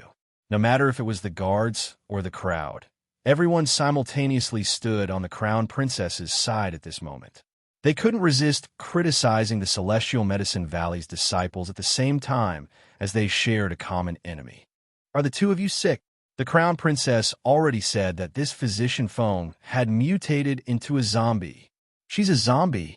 Of course we have to cremate her. Aren't you afraid that she'll come back to life midway and gnaw the two of you to death? I think these two people's brains are spoiled. Chapter 796. Don't waste your breath on them. Burn! The crowd shouted with surging emotions, and they promptly pushed aside the two Celestial Medicine Valley disciples with unsightly expressions. Several City Lords' estates' royal guards carried Feng Mannion to the cremation site to dispose of the corpse without a second word. Humph! Since that's the case, there's no need for us two brothers to continue staying here to invite humiliation. As for the matter of the examination, leave it to your almighty Crown Prince Consort. The two Celestial Medicine Valley disciples angrily flicked their sleeves and left, leaving behind the indignant crowd. Arbor shook her head, remaining speechless for a while. Two grown men in their 30s to 40s actually had such immature behavior, mixing business and personal matters together. Because of personal matters, he suddenly threw away his work and quit. His behavior was really shameful. Seeing that there were less than 100 people left in the small plaza, Arbor had them line up one by one to inspect their bodies. After the inspection, the commoners were naturally led into the city by the City Lord's estate's guards. Because of the living body mutation, City Lord Lin acted as if he was facing a great enemy. He ordered people to demarcate 5 areas in the inner city and temporarily gather all the commoners there. Most of them were the elderly, the weak, women, and children. As for the able-bodied youths, Those who could fight and resist were practically all dispatched to the city gates to help. Arbor turned around and walked into the city. "Have you contacted the Crown Prince?" Lightning shook his head as he followed behind her. "Not yet." Arbor nodded slightly. Then she would just stroll around the inner city. Even if she couldn't bump into the Crown Prince, she should be able to see him when she returned to the city gates. Besides Arbor and Lightning, no one else could be seen on the entire street. As they walked along the desolate street, Arbor would occasionally stop and raise the crow repeating crossbow in her hand to kill one or two zombies hiding behind the walls. Her movements were so swift and precise that even Lightning, who was following closely behind her, couldn't help but click his tongue in amazement. The Crown Princess practically didn't need to aim. This level of proficiency and control in killing zombies didn't seem to be something that could be practiced overnight. Arbor pondered continuously in her mind. The speed at which the corpse puppets mutated in this life was clearly much faster than in the previous life. In her previous life, it was only when she was 18 years old that ordinary patients would undergo a living mutation. However, in this life, it had happened 3 years earlier. If that was the case, according to the accelerated time, it wouldn't take long for the water source to be infected. "Crown Princess, please be careful. Don't get hurt, not even an ordinary cut." Lightning followed closely behind Arbor, worriedly reminding him. "It's okay, Lightning." Arbor faintly shook his head, a cold light flashing in his eyes. "Do you think they mutated because they were injured? Isn't that the case?" Lightning was taken aback. She turned to look at Arbor. Arbor didn't say anything. He just looked up at the dark sky. It seemed like there was going to be another storm tonight. Thinking back to his previous life, from the corpse transformation to the corpse puppet, Arbor had a vague idea of what was going on. Everyone thought that this was just a natural disaster. However, at this moment, Xiao Mu increasingly felt that perhaps this was a premeditated man-made disaster. "Crown Princess." A shadow guard suddenly appeared beside Lightning and bowed. "This subordinate has found traces of His Highness the Crown Prince. However, His Highness the Crown Prince's group seems to have encountered a little trouble." Arbor abruptly turned his head. Chapter 797. Emollien's group had indeed run into a bit of trouble. They had originally received a report and had gone to a temple in the south of the city to clean up the corpse puppets inside. Who would have thought that they had only seen a few corpse puppets and had dealt with them quite quickly? However, when they came out, they ran into a crazy woman who, without saying a word, tangled with Emollien and insisted on capturing him alive to present him to their family's Luosha princess. The group of people fought, and the crazy woman took out an offensive spirit weapon, covering Emollien's group inside. That offensive spirit weapon was like an upside-down transparent bowl, forming a small spiritual domain, and was actually somewhat powerful. That woman only needed to control it, and a few wisps of spirit power would fill the entire small spiritual domain with berserk lightning power. When Arbor and Lightning came over, they just happened to see this scantily clad woman standing outside the small spiritual domain, threatening with a ferocious face. "Are you going to obey or not? You man, how can you be so unappreciative? It's not like I want you to climb a mountain of swords or plunge into a sea of fire. I just want you to marry our Luosha princess. Hurry up and say something. Hurry up.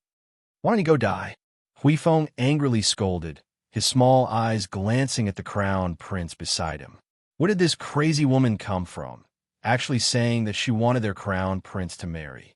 What Luosha princess? He had never heard of her. Bah, even if he had heard of her, so what? Even if he had heard of her, it was still not enough for his master to marry.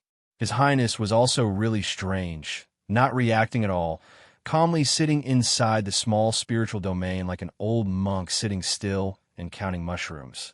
Several wisps of faint flames were burning inside the small spiritual domain. "What's she doing?" Arbor asked crisply. "Jojo." Emollien's eyes lit up, and with a slight movement of her finger, the translucent spiritual domain around her suddenly dissipated. The woman controlling the offensive spirit weapon was shocked, suddenly feeling pain in her finger. Looking again, the spirit weapon that was originally on her finger flew into the man's palm with a whoosh. "Ah, my defensive thunder shield," the woman exclaimed, staring blankly as the ring was clamped between the man's two fingers. "How dare you?" the woman shrieked, but before she could reprimand him, she suddenly felt a sharp pain in her conscience and spat out a mouthful of blood.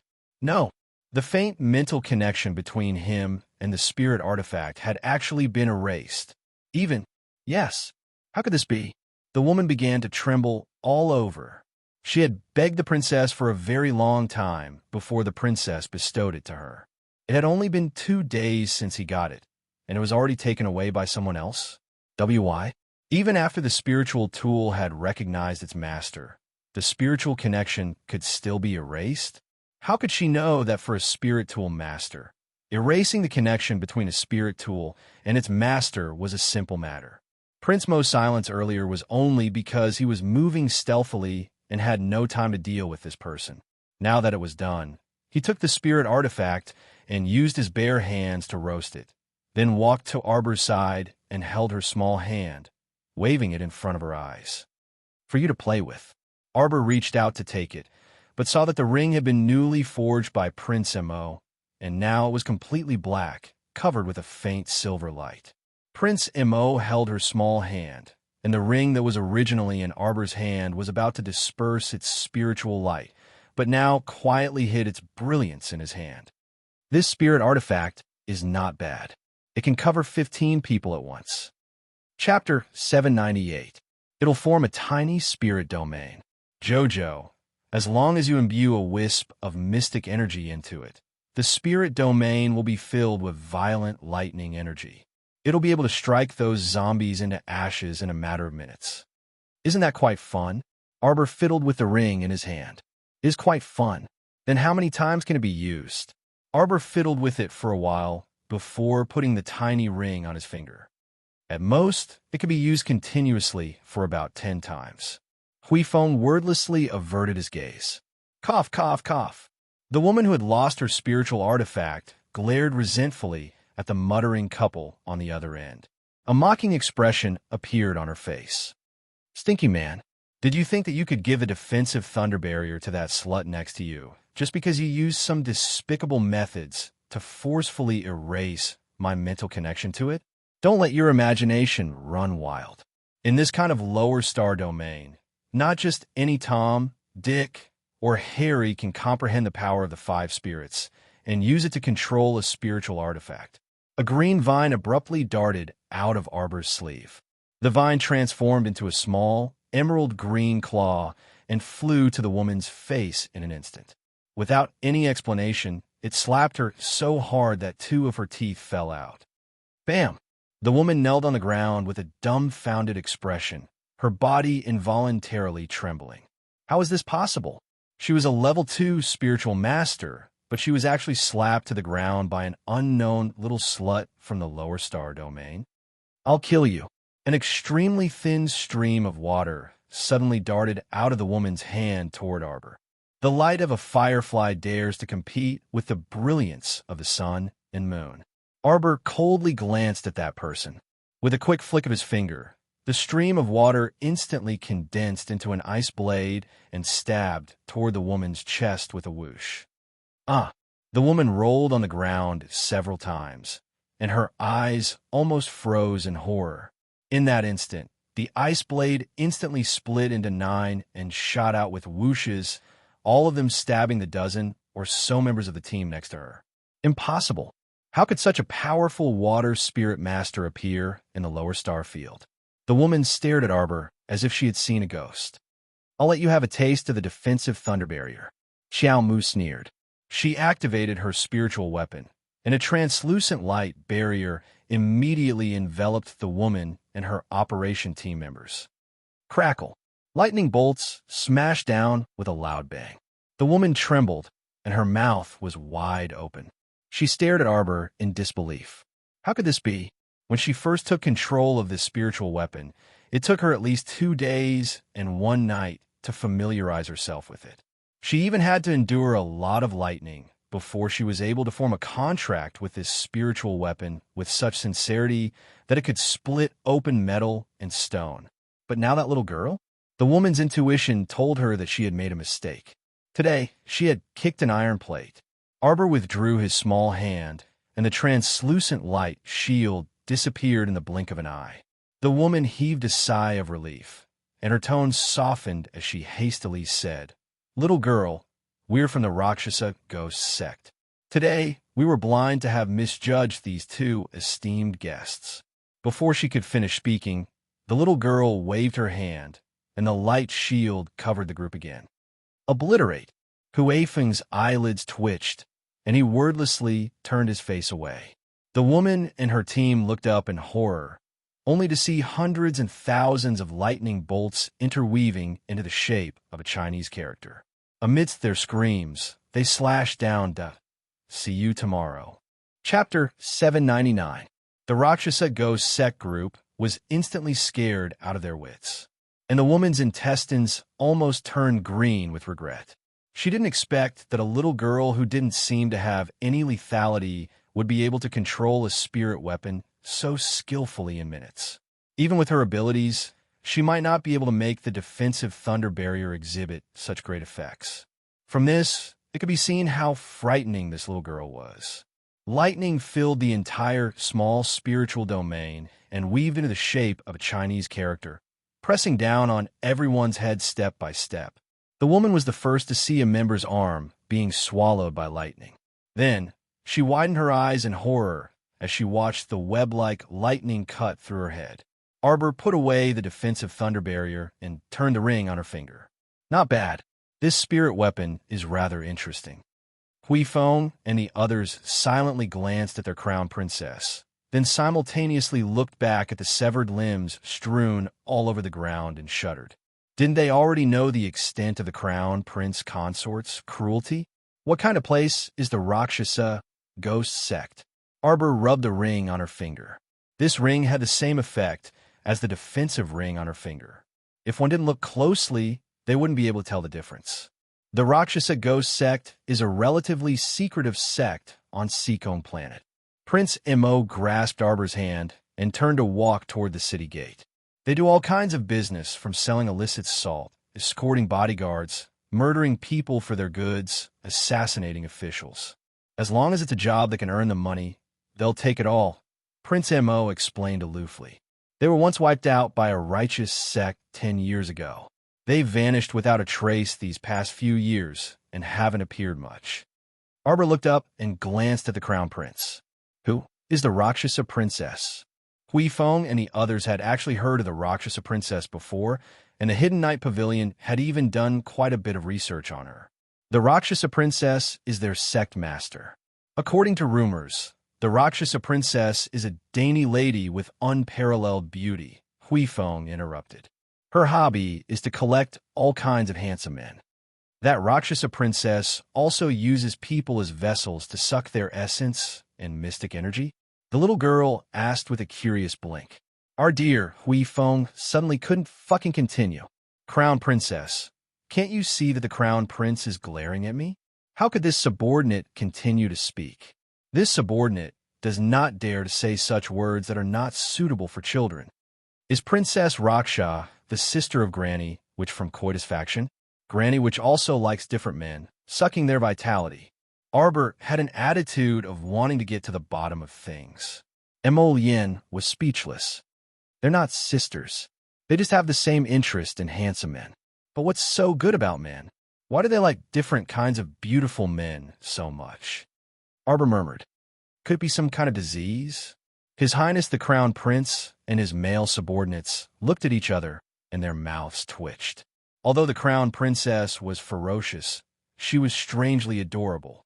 Ahem, Crown Princess, didn't you say earlier that you had something to discuss with the Crown Prince? Lightning hastily changed this strange topic and reminded Arbor. Oh, that's right. Arbor nodded. Emolian, let's find a place to sit down, and I'll tell you in detail. Okay. Emolian breathed a sigh of relief and pursed her thin lips into a smile. Chapter 800. If the little girl asked him again, what exactly does the Rakshasa princess like about beautiful men?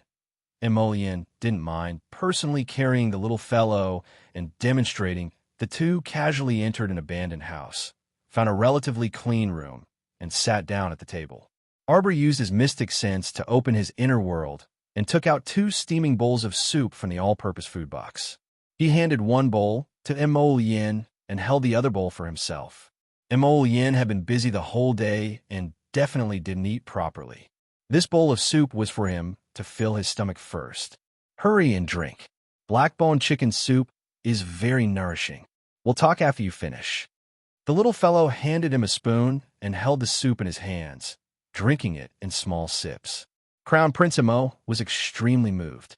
As long as his little emperor darling treated him slightly better, Crown Prince Emo felt that he would definitely be moved by the heavens and the earth. Thus, he shattered a bit more of this stoic baby's layers of ice. The Crown Prince's goal was to defrost his baby as much as possible and warm her heart. Amen. It would be best if she smiled at him often. That would be perfect. Arbor looked at him in bewilderment, his bright black eyes staring at him. Why aren't you drinking? It's delicious. Amen, amen. Prince Emo hastily drank a mouthful, but he almost scalded himself. Are you an idiot? Arbor rolled his eyes and reached out to take out a handkerchief to wipe the corner of his mouth. This soup is still warm. It's very hot. Jojo, you even carry hot soup with you. If this treatment was placed in peacetime, it would be especially blissful to be able to drink a mouthful of hot soup at any time when one went out for training. Amen, hurry and finish it. Arbor watched him finish the soup and then took out 3 dishes and 2 bowls of rice from the food box. He handed one bowl to him. Eat. We'll talk while we eat. Prince Emo was instantly dumbfounded. Jojo, you really cooked rice and brought it out? No. I have a lunchbox with a lot of food in it, but I didn't cook it. Arbor stuffed a mouthful of rice into his mouth and said casually, Let's talk business. According to my observation, every time there's a large-scale outbreak of zombies, there was a bird about the size of Qingluan that would fly across the sky. Perhaps there was more than one. Maybe there are a few of them, but they're flying high, so we might not be able to notice them. Doesn't it look a bit like a nighthawk? That kind of bird? You noticed it too. Arbor chewed a mouthful of rice and nodded vigorously. That's right, that's right. I call them nightcaw birds. Prince Mo's expression turned slightly solemn. He put down the spoon in his hand and said, This kind of nightcaw bird's flying speed isn't any slower than the blue phoenixes. Jojo, come on. Crown Prince Emo pulled Xiaomu up and walked to the room next door. Suddenly, with a flick of his finger, he abruptly released a giant bird carcass from his inner world, which practically filled more than half of the room. Arbor's eyes suddenly brightened. Yes, it's this kind of bird. Heavens, so Emolien was actually that sharp. She had already shot and killed a nightcaw bird at some point in time and hid it in her inner world to study it for a while. Back in Quoto village on the night of the zombie outbreak, she had vaguely seen this kind of nightcaw bird. At that time, a thought flashed through her mind, but she couldn't grasp the fragments of memory. It wasn't until last night when she saw the bird's afterimage flying past from the window that she suddenly woke up. Chapter 801. She had seen this bird in her past life as well. Emolien, do you know what I'm thinking? Arbor held Emolien's arm tightly, her expression changing slightly. I know, Jojo. You must be thinking. This disaster is not a natural disaster, but a man-made one. Emolien picked up Arbor and put the nightcaw bird's body back into his inner world. He turned to the original room and put her in front of the dining table. Arbor looked at him with sparkling eyes. She loved talking to Emolien the most. Every time she said the first half of a sentence, Emolien would know what she was going to say next. It was effortless. Moreover, Emolien was too smart, and his observation skills were very strong. She only noticed the nightcaw bird's existence because of the experience she had accumulated in her past life. Emolien, on the other hand, only noticed it because of his meticulous observation. This man was so smart that people did not know what to say. If I'm not wrong, these nightcaw birds only spread the mutated poison at specific times. Arbor quickly said, Maybe these nightcaw birds are not omnipotent. You see, they have only appeared twice in the past 7 years. Emolien also continued, There's also another possibility, which is that a certain organization behind this has been researching the evolution of toxins for as long as 7 to 8 years. Before the poison evolves, they will not send out the night-caw birds to spread the poison powder again. Arbor's eyes narrowed, and she reached out her finger to point in circles on the table. When the mutated poison is spread, the poison powder will mix with the rainwater and flow into the ground when there is a storm. Therefore, the corpses that have just been buried will have a reaction. The mutated poison will make the corpses not stiff and will even start to have the ability to move slowly. But at the same time, when it is absorbed by a living person, it can also cause some people to mutate. But this mutation is developing in a good way. Some of the people who absorb the mutated poison will mutate into people with special abilities. Yin lowered his head slightly in thought and raised his hand to look at it. Even I was not spared. My body has produced a special medicinal effect. Yin's eyes gradually merged with Arbor's. The two of them spoke at the same time and quickly said, "Usually, those who can mutate and become people with special abilities should be ordinary people. Mystic cultivators and body cultivators who have special abilities at the same time are only isolated cases. So, this poison is actually a poison that targets ordinary people." What was this? Survival of the fittest? The mutated poison could mutate some people into people with special abilities, while ordinary people without special abilities would die in large numbers at the hands of the zombies. In the end, the remaining ones should be mutants with special abilities. There would no longer be ordinary people in this world. Other than superhumans, there would only be mystic cultivators, body cultivators, and demonic cultivators. Are they crazy? Arbor was furious. He slammed the table, and the bowl of rice bounced. What does the existence of ordinary people do to them? Why can't you give others a chance to survive? Jojo. Yin hugged her tightly in her arms. The little girl angrily roared in agitation. Do ordinary people deserve to die? Without mystic energy, no special abilities, no mystic beasts, no mystic weapons, nothing. Do poor people like them not have the right to continue living? Chapter 802. In her previous life, before the age of 16, she was this kind of ordinary person, a person who couldn't be any more ordinary. Her father, Qiao Zhongbong, was also a cripple whose mystic meridians were crippled in her previous life. When she was 9 years old, her family sought refuge in the Mo kingdom capital's Qiao family. How much contempt did they suffer? How difficult was it to survive? These matters were vivid in her mind, and she didn't dare to forget a single bit. Why do they have to do this? Why couldn't they give ordinary people a chance to live? This damned organization manipulated all ordinary people in the palm of their hand. What exactly did they want to do? Did they want to completely change the world? Their poison has evolved. Arbor clutched Yin's sleeve tightly as he said each word.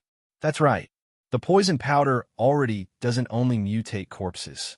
It can enter the blood through ordinary wounds and cause living people to turn into zombies. Arbor said with an icy gaze. That was why she said those words to Lightning. Those people who mutated yesterday definitely didn't mutate because they were injured. The main reason was that the nocturnal coot bird's poison powder had entered their wounds and blood, causing their bodies to mutate again. This dark organization behind the scenes was truly terrifying. They could actually develop such a terrifying poison for the human body? What was their goal? Did they want the world to be destroyed? What benefits would they gain from the destruction of humanity? First stage, mutating corpses. Second stage, mutating living bodies. No, they're about to enter the third stage. Water source mutation. These people acted faster than in her previous life. Arbor turned to Yin with a solemn expression and said, "Every fortification must open up a new water reservoir and bring in underground water. Every water storage point needs to be guarded day and night." Jojo, do you think they'll extend their evil claws to water sources in the following third stage? What's faster and fiercer than polluting water sources? In her previous life, the nocturnal coot birds had spread poison powder to rivers and lakes. According to her experience, one would turn into a zombie after drinking water. This kind of thing was about to happen before her eyes. She didn't know if Yin had been in northern Mo in her previous life. In any case, The construction of the fortifications in her previous life simply wasn't that fast. Basically, after the zombie disaster, the symbol of national power completely fell from power, and there was no distinction between countries anymore. At that time, the entire Seacone planet was in chaos, abnormally tragic, and chaos was everywhere. It wasn't until 2 years later that the construction of the defensive fortifications was started by people who crawled and rolled on the ground. In the later stages of the zombie apocalypse, when she was about 18 or 19 years old, finding a water source had become a fatal and terrifying problem. It was already very hard to find a clean water source on the entire Seacone planet. Therefore, people were frantically searching for the secret realm. Yes, the mystic realm. There might be a clean water source in the Immortals' Grotto Heaven or the Land of Heritage set up by the expert. What people yearned for the most were naturally formed secret realms. This kind of secret realm was like a paradise. It had its own natural law, and everything in the world was created to form a complete ecological world. However, this kind of secret realm required thousands or tens of thousands of years to form. Once it was found, it would naturally be a fierce struggle for it. At that time, some of her teammates in the team of 20 had died of thirst. Chapter 803. If only she had a bowl of clear water back then. How great would that have been? She wouldn't have become all alone. Surviving in a hopeless situation was really tough. Watching her teammates die one by her side, her mentality would gradually become distorted. She still remembered. It should have been a flourishing May, but because of the destruction of large areas of vegetation, the withered leaves were as cold as the 12th lunar month. She could clearly see that among the withered yellow leaves, an 18-year-old black-clothed youth with a long sword on his back was walking towards her. His face was handsome, but his eyes were like a desert, expressionless when he looked at people or things. Who's that person? Arbor used a dirty handkerchief to wipe off the bloodstains from the hunt just now. Oh, a newcomer called Little Six. The young girl fiddled with a palm-sized sweet potato from the fire. She reached out to take it, but it was so hot that she couldn't stop pinching her fingers and covering her ears. I'll share half with you, Little Chow. No need, you eat it. Arbor stuffed the dirty handkerchief into her waist, her gaze following the black-clothed youth. This person doesn't have a surname? The young girl peeled the sweet potato and giggled. No, he's like a sawed-off gourd. No matter how others ask, he won't say what his surname is. He just said he's called Little Six. But his skills are not bad. Jojo, what's wrong? Mo Yin immediately noticed that the young girl's mood was not right. He hurriedly reached out to hug her and lightly patted her on the back. Arbor retracted her wandering thoughts and looked at him intently. She said softly, Mo Yin, in my heart, there's always been a dream. I'll tell you later. Arbor pursed her lips and patted his chest. Finish the food, don't waste it. Okay. Mo Yin didn't ask any more questions. She reached out and gently pinched her little chin.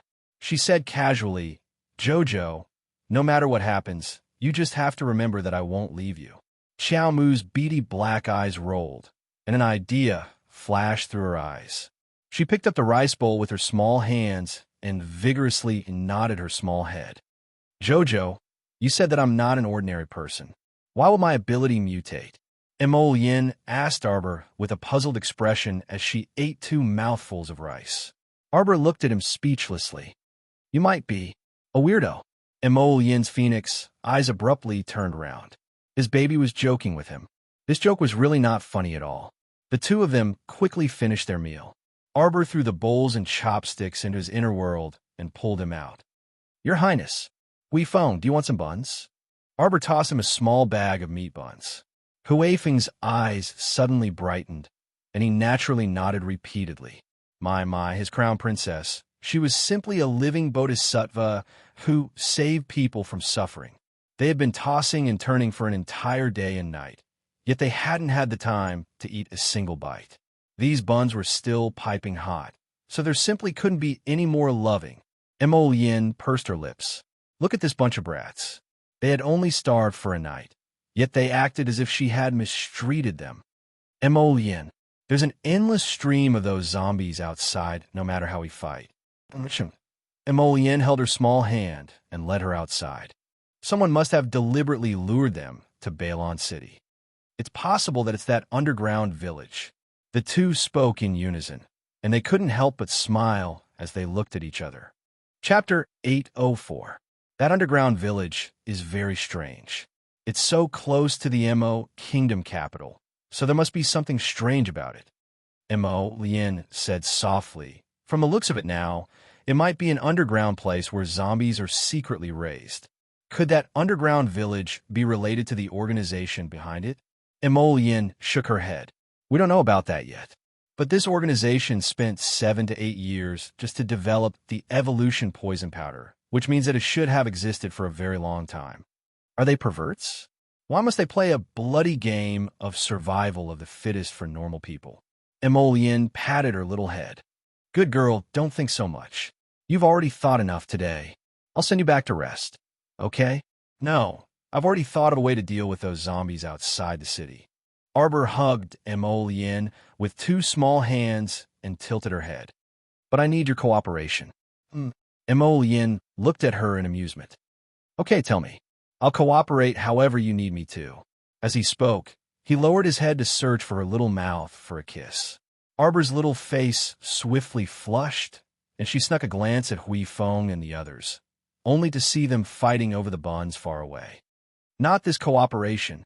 Xiao Mu angrily blocked the man's thin lips with her hand. Emolienne pulled down her little hand and directly kissed it twice. Her heart inexplicably softened when his thin lips grazed her little hand. Oh, then this is it? This? Or this? He kissed, touched, and licked. Xiao Mu forcefully pulled back her small hand and angrily cast this scoundrel a glance. You're neither. It's that you need to show off your skills at the city gate later. Kiss at the city gate. Emolienne hugged her and floated forward with a tap of his feet. Isn't that too high profile? Scram. Arbor was so angry that she wished for nothing more than to bite him. You know little Six Zheng? MHM, Wasn't this weird topic changed a little too abruptly? Xiao Mu was caught off guard and was tricked into revealing the truth by a certain two-faced guy. Alarm bells rang in Emolienne's mind. Not good. Her baby really knew little Six Zheng? When did they meet? And where did they meet? That was impossible. Could it be that this little Sixth Zheng knew his Bao Bao before him? How old would that be? 3 or 4 years old? 5 or 6 years old? Fuck, weren't they childhood sweethearts and innocent playmates? Get lost. When the two of them approached the city gate, they heard a commotion. Wu Shaoan blocked in front of Six Zheng and was currently cursing Wenren Ningjing furiously. Get lost, woman. No. Six Zheng's hand was cut. He's going to mutate soon. We have to kill him immediately. Wu Shaoan was so angry that his eyes turned red. Bullshit. How did the 6th young master get injured? What do you think? If it weren't for a certain capable person who insisted on shooting with a bow, an arrow, and almost accidentally injuring a teammate, would the 6th young master get injured while saving someone? Wenren Ningjing's face reddened, and then she said angrily, no matter what, Six Zheng must die to prevent more people from being infected. Who dares to touch little Sixth? Arbor shouted angrily. Emolienne couldn't stop her in time and only saw the little fellow dash over like a fleeing rabbit. For a moment, her emotions were all jumbled up, and her gaze turned sharp as she stared at 6th young Master Zheng. What are you all crowding around here for? Arbor pushed aside the sword-wielding Wenren Ningjing like a female leopard protecting her cub. Scram. Chapter 805. Mo Kingdom Capital, Guanlon City, Jade Hue Parlor. It was not yet night, but business was already flourishing. The girls were greeting and sending off guests at the entrance, bustling with noise and excitement as they sang and danced in celebration. Zhao Charan was the only one seeking peace and quiet. She was sitting on a swing by the pavilion in the rear courtyard, her thoughts reverberating back and forth. Miss Ran. A maidservant hurried over and bowed to her. Zhao Charan's eyes brightened slightly. Is the Qin Estate's 2nd young master here? The maidservant shook her head at her and said cautiously, Yes, it's the Duan Estate's eldest young master and 3rd young master inviting you over to sit. Mama Li wants you to prepare. Zhao Charan's bright eyes dimmed bit by bit. At the same time, in an incomparably luxurious room on the third floor of the Jade Hue Parlor, a red-clothed girl was lying on the bed, revealing her fair and graceful thighs. She was gently waving a silk fan in one hand. "Princess, Snake Beauty is here. Let her in." This princess's voice was innately babyish. The moment she opened her mouth, it was soft and limp, as if a kitten's claws were scratching someone. "Snake Beauty greets Princess." Snake Beauty swayed her body as she entered, acting as if she was going to kneel on the ground. All right, all right, all right." The princess waved her fan and glared irritably at her. "After the village was destroyed, where did you wander off to? Only now did you know to come back. It's really a long story to tell." Snake Beauty swayed her waist and casually sat down on the round stool in front of the bed. She reached out to pick up a cup of hot tea and took a sip. "Princess, this subordinate almost lost her life to come back to see you," Snake Beauty said pitifully as she wiped the corners of her eyes with her sleeve. Then she rambled on and on, exaggerating how Yin and Arbor had barged into the underground village. She also added how she had narrowly escaped with her life, how she had been trapped in the underground waters after escaping, and how much effort she had expended to come back. After this long-winded rambling, an hour had already passed. The Raksha princess, on the other hand, was completely engrossed in his story. "Sigh, if I had known earlier, I would have gone to the underground village earlier. I could have gone on an adventure with you. I've experienced so many strange things." Sigh. Princess Luosha raised her slender hand and waved the silk fan in her hand. "Snaker." When the Snake Beauty heard this nickname, her ears couldn't help but twitch. In fact, even though she was disguised as an adorable little baldy, she was still disdained by Arbor. After parting ways with Arbor at Balon City's gate, she even went to take on a private job midway before returning to see the Raksha princess. However, she obviously wouldn't tell Princess Luosha about this. Alas, the Raksha princess sighed sadly. "Snake, I recently accepted a business deal, but without you by my side to advise me, the business isn't going so well." The Snake Beauty revealed a smile that was comparable to a flower. "Princess, what kind of big business did you take on?" "Someone placed an order in our Raksha Ghost sect and paid an astronomical price to buy Northern Prince Mo's life." Princess Luosha waved her fan and bent her long and fair leg. "For this reason, I even specially dispatched someone to invite Thief Sage to take action." Snake Beauty's smile was as gorgeous as a mountain flower. "Is that so? Then, Princess, you must have succeeded." "Not really." Princess Luosha sighed softly. "Until now, those little cuties of mine haven't even been able to enter Balon City's city gate." Chapter 806. Sigh, without being able to get close to that Northern Prince Mo, what's the point of talking about buying my life? Princess Luosha touched her smooth skin and said softly, "The most despicable thing is that I actually didn't see that legendary Thief Sage this time. Originally, I was secretly hiding in a dark place to take a look at him." Princess Luosha said indignantly. "Unfortunately, I didn't even see a single feather." The Snake Beauty's mouth twitched, and she coughed awkwardly. "Sigh, you're making my heart uncomfortable." Princess Luosha suddenly stood up and crossed her long white legs. She looked at the Snake Beauty with a smile. "I heard that Thief Sage Ding Ting Ding is a pretty boy who looks pretty good. Moreover, he's a rarely seen playboy." Princess Luosha threw the handkerchief in her hand at the Snake Beauty's dumbfounded face. "Hee hee hee." Princess Luosha's enchanting laughter sounded. "Snake Air, look at your dazed face." "Me? I like to conquer those playboys the most. The more playful they are, the more I like them." "Princess, can you stop being so coquettish?"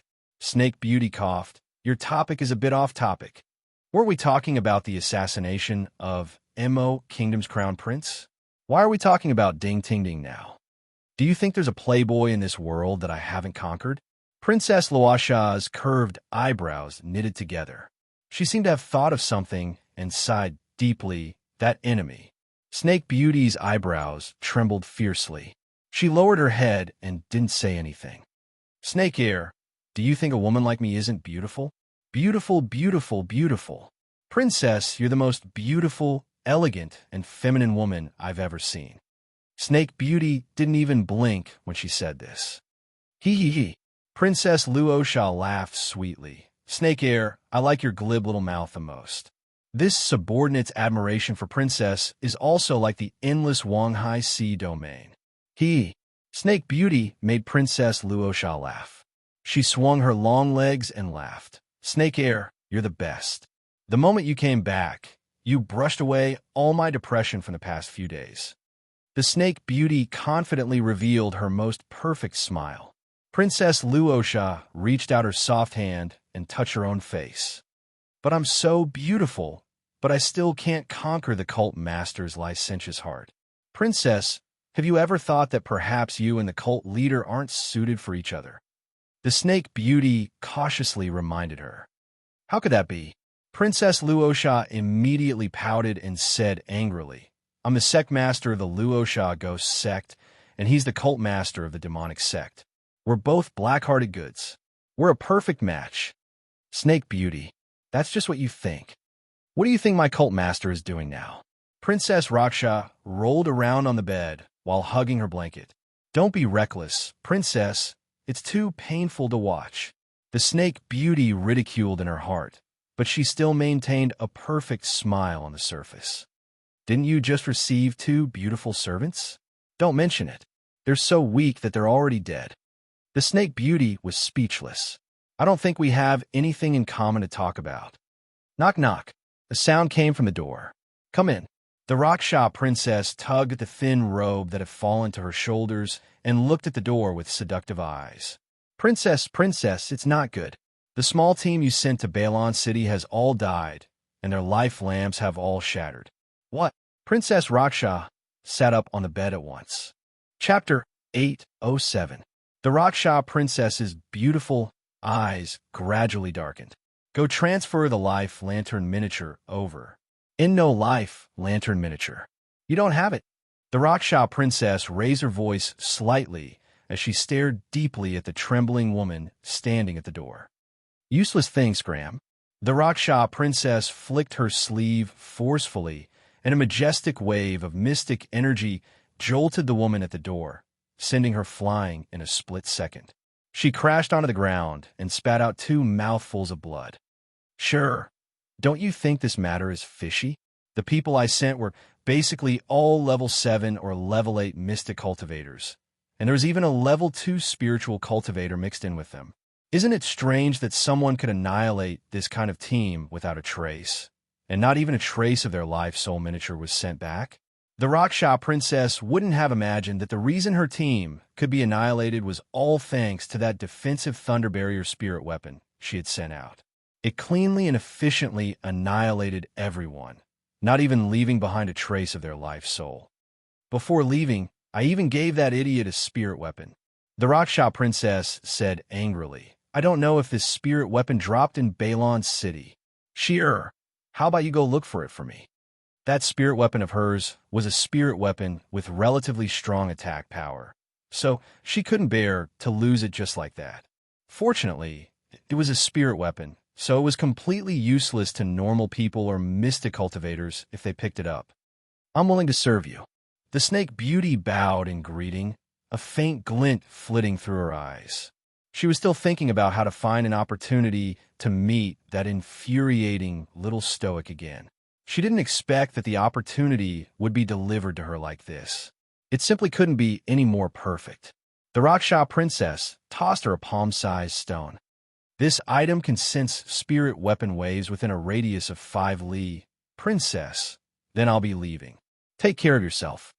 The Snake Beauty caught the stone and giggled at the Raksha princess. The Raksha princess shook her coquettish wrist at her. Forget it if you really can't find it. Remember to come back earlier. As she said this, she even threw the Snake Beauty a coquettish glance, which made the Snake Beauty choke on her saliva and flee from the room like a fleeing rabbit. Heavens, the princess's scheming gaze was too disgusting. It was truly an eyesore. The Snake Beauty's body involuntarily shuddered, and a stoic face inexplicably appeared before her. She tossed that spirit-testing stone in her hand, and her lips curled into an indifferent smile. Little stoic, I really don't believe it. I really don't believe I can't handle you, brat. What's that right face doing right now? The corners of the snake beauty's mouth curled into a smile. Then, her silhouette suddenly flashed and disappeared in the air. At this time, Xiao Mu was standing in front of little Sixzheng, her icy gaze fixed on Wenren Ningjing, who had opened her mouth to rebuke him. Wenren Ningjing retreated a few steps in fright from Xiao Mu's gaze, which immediately infuriated her brain-dead fan, Kong Romeo. This crown princess was abusing her power to bully people again. She was simply using her connections to intimidate others. Kong Romeo immediately jogged to Wenren Ningjing's side and hooked her arm around Wenren Ningjing's. She glared at Arbor as if they shared a common enemy. What are you doing? Did our little Jing say anything wrong? Sixth Jing's hand was cut. He's about to mutate and become a zombie. If you don't restrain him now, can you restrain him if he loses control of his mind? Chapter 808. Don't talk to them. The two Celestial Medicine Valley physicians who had previously quarreled with Arbor walked over gloomily. Deal with them immediately. I'll see who dares to make a move. Arbor blocked their way, his black eyes revealing traces of impatience.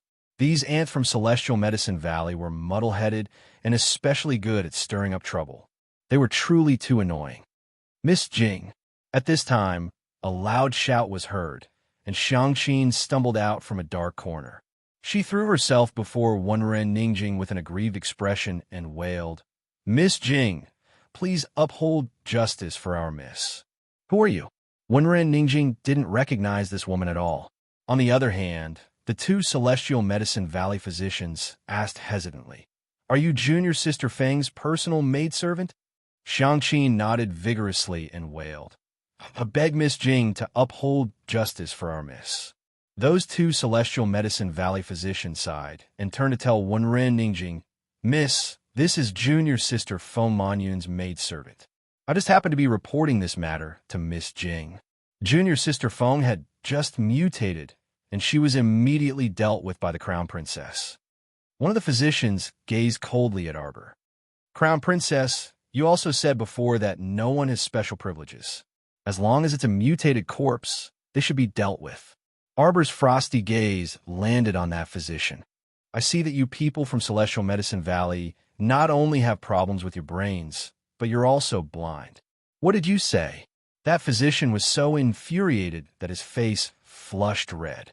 He was a grown man in his 30s, yet he was actually scolded like a dog by a little lady. Just the thought of it infuriated him. You keep saying that little Sixth has mutated. If you're not blind, then what are you? Arbor stepped aside, and the youth's tall and straight figure appeared in front of everyone. The Crown Princess is right. Wu Xiaoan nodded heavily. Little Sixth is completely fine, yet you just have to talk about mutated. If you're not blind, then what are you? The Celestial Medicine Valley physician scoffed.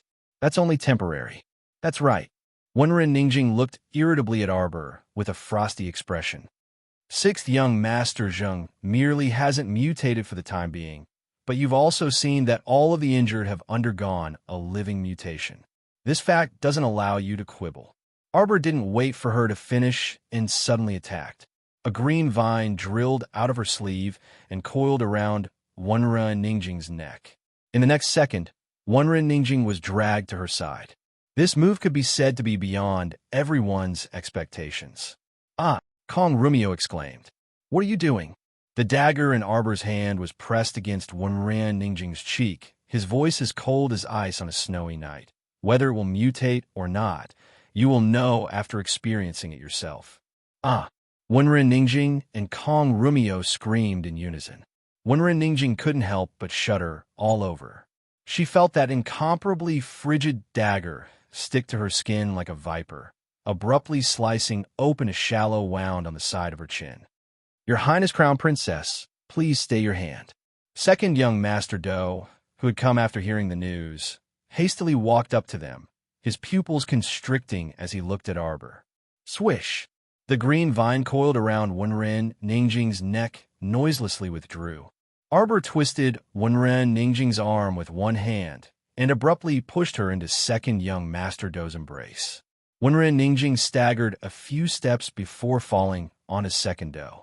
Chapter 809. You best keep an eye on them. Don't test my patience again and again.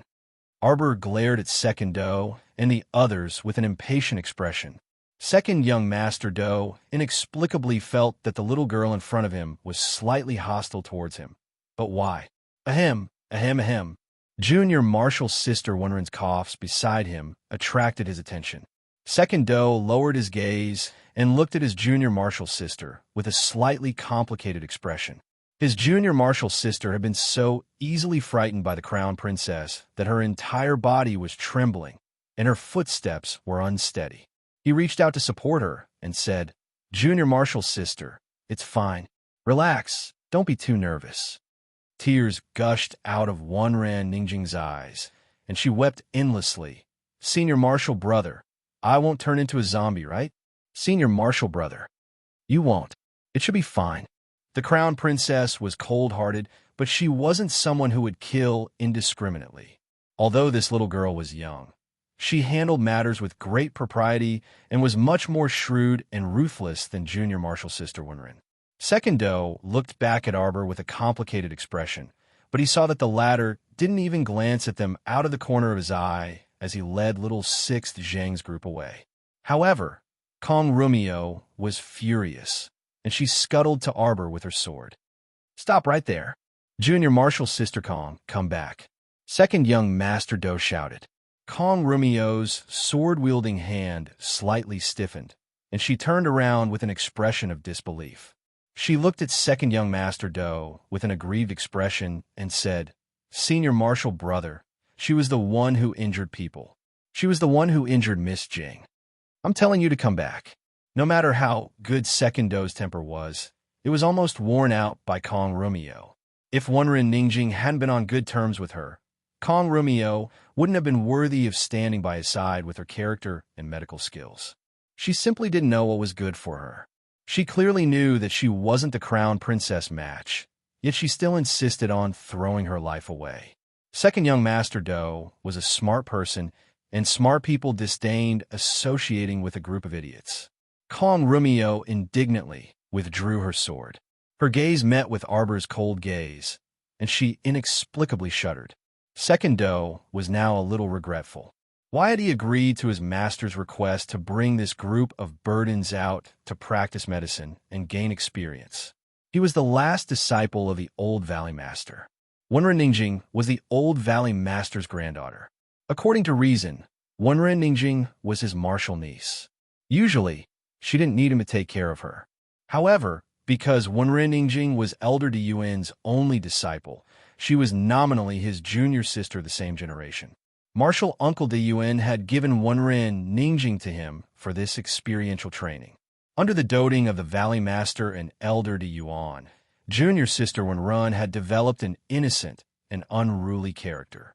Although junior sister Wenren's temper had toned down quite a bit after coming out of train, Miss Jing, who was used to being flattered by others, would definitely not be able to hold back her anger once she suffered a setback in reality. How troublesome. Second Do narrowed his eyes and sighed inwardly. On the surface, he had no choice but to put on a caring expression.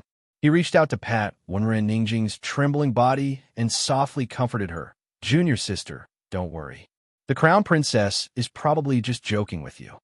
Wenren Ningjing gritted her teeth, her small face flushed red with anger. Who would make such a joke? If the wound mutates, I'll die. The wound on her chin was actually very shallow, and there were no longer any bloodstains seeping out. However, she couldn't stand being frightened and kept feeling that the wound would mutate, so she felt uneasy and itchy all over. Chapter 810.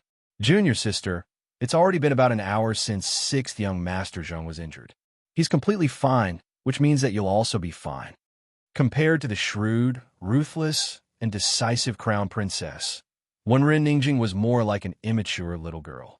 Her intelligence and judgment were far inferior to the Crown Princess's. The problem was that Wenren Ningjing was 3 to 4 years older than the Crown Princess, yet she was so naive. Sigh.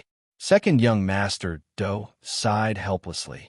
He patted Wenren Ningjing's shoulder and handed her a small box of ointment. Junior sister, apply the ointment. You'll know in a bit that nothing will happen.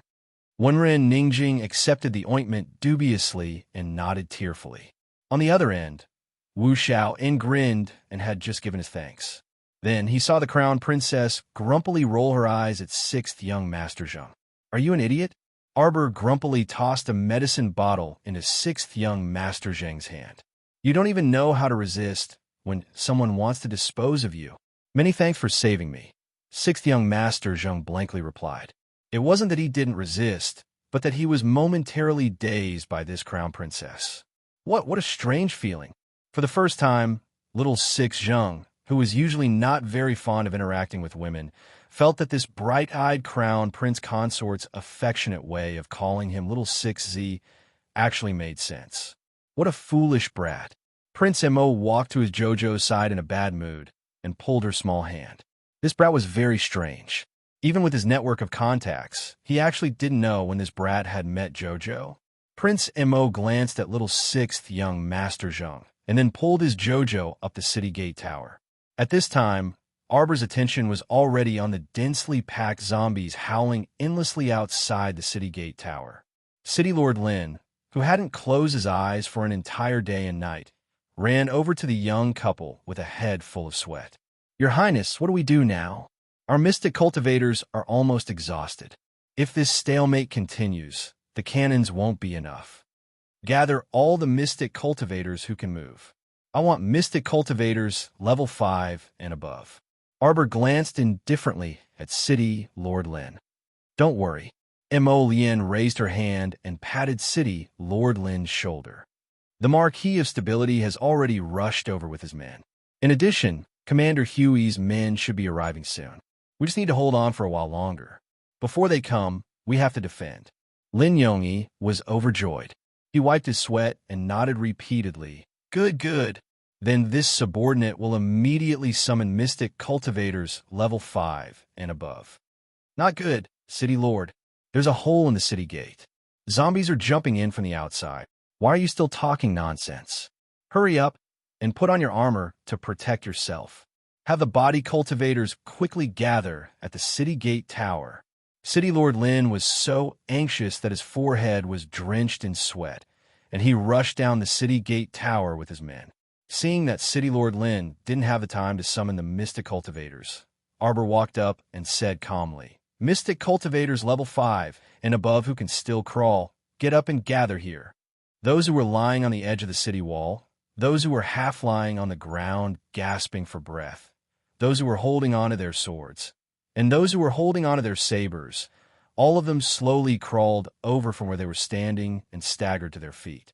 There were less than 100 Mystic Cultivators level 5 and above who could crawl and stand up. Chapter 8:11. They supported each other as they tried their best to stand up, but their mental exhaustion had already reached its peak.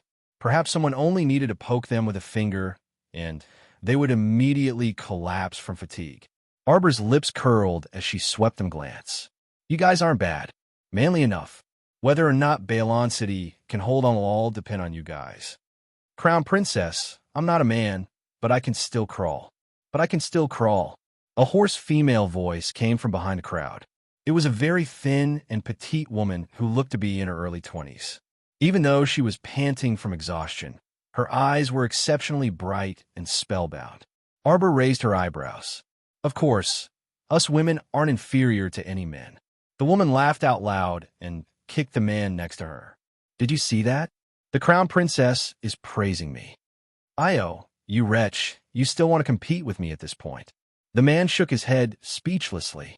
Arbor turned to look at Emolien. The latter's eyes brightened slightly, and she hurriedly walked to her side and asked with a smile, What do you need me to do? Jojo. Arbor raised her hand and took out a jar of medicinal liquid from her inner world, tossing it to the Mystic Cultivators. Drink a mouthful. It can help you replenish your mystic energy as quickly as possible.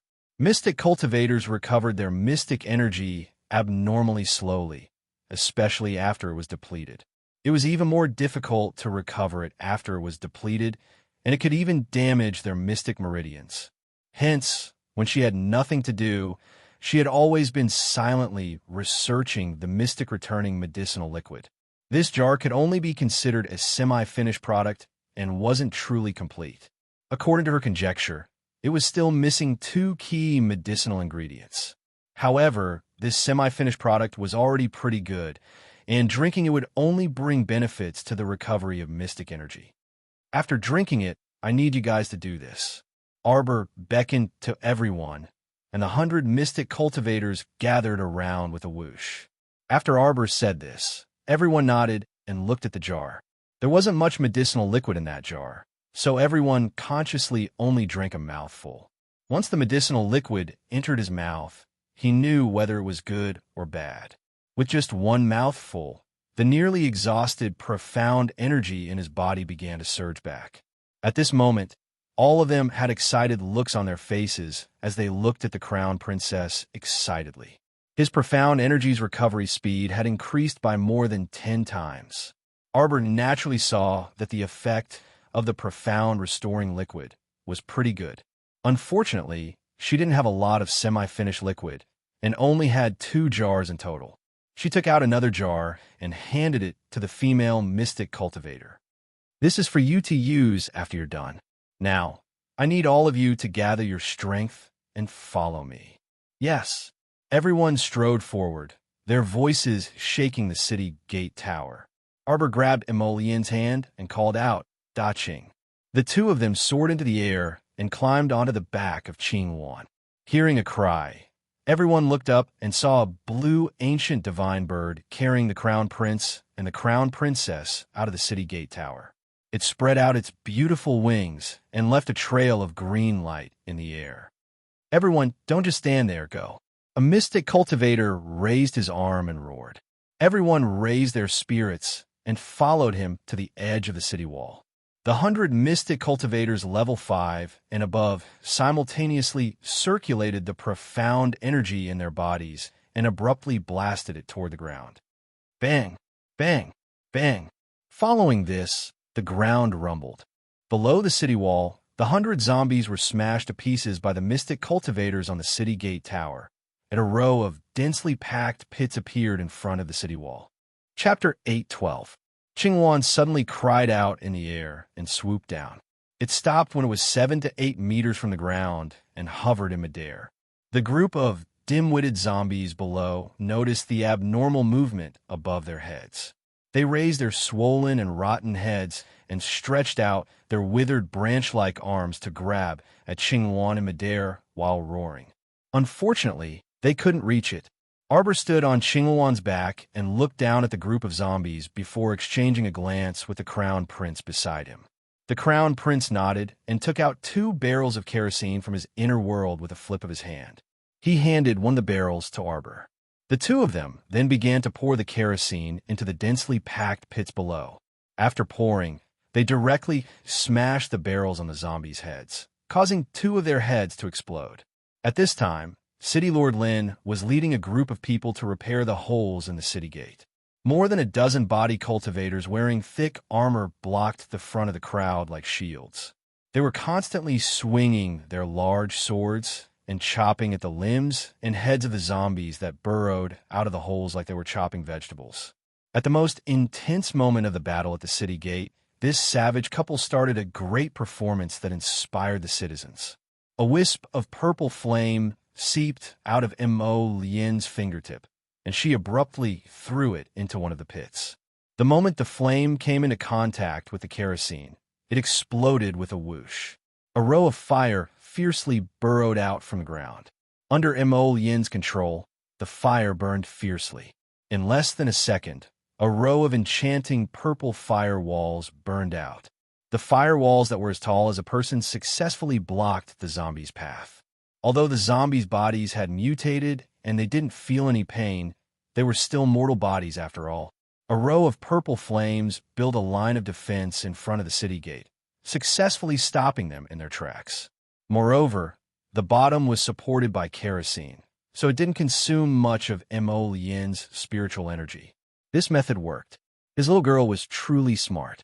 This was much faster and more powerful than directly consuming large amounts of fire spiritual energy to deal with tens of thousands of zombies. Hundreds of zombies standing in front of the firewalls that couldn't dodge in time were directly burned to ashes by the purple flames. The mystic cultivators on the city gate tower erupted in intense cheers.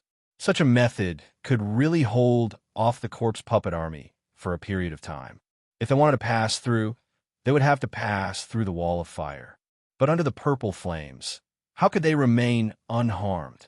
Mo Lien raised her hand and stroked the little girl's fluffy head. A smile flashed across the corner of her mouth. City Lord Lin also saw everything through the hole in the city gate and immediately shouted with trembling hands, "Everyone hurry!" Taking advantage of this opportunity, he cleared out the remaining corpse puppets. "We have to repair the city gate and hold on. Commander Hui and Marquis Zhao will be here soon to save us." A series of blood-boiling roars erupted from within the city gates. Everyone increased their strength and hacked at the corpse puppets that had entered the city, quickly repairing the holes. Rumble. At the same time, Zhao Sheng led thousands of armored elite soldiers and arrived before Hui Feng. When the people on the city gate tower saw that the elite soldiers had arrived, they burst into cheers. The mystic cultivators drank the second bottle of mystic restoring medicinal liquid and began to gather their strength to carry out the second round of smashing the ground. This was to prevent the first layer of fire from being extinguished so that the second layer of fire could be replaced in time. But from the looks of it now, it probably wasn't necessary. Zhao Sheng, clad in armor, took the lead and led a group of elite soldiers to clear out the large number of zombies on the field from the rear. Chapter 813. Horsehooves galloped, kicking up dust and sand. The Marquis of Stability, Zhao Sheng, and his two sons were both brave and skilled in battle. The 3,000 elite troops charged through the zombie army's camp with unstoppable force.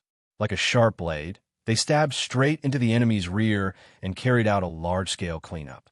Zhao Sheng had already seen His Highness the Crown Prince standing on Qingluan's back. Seeing that the prince was safe and unperturbed from afar, he naturally let out a sigh of relief.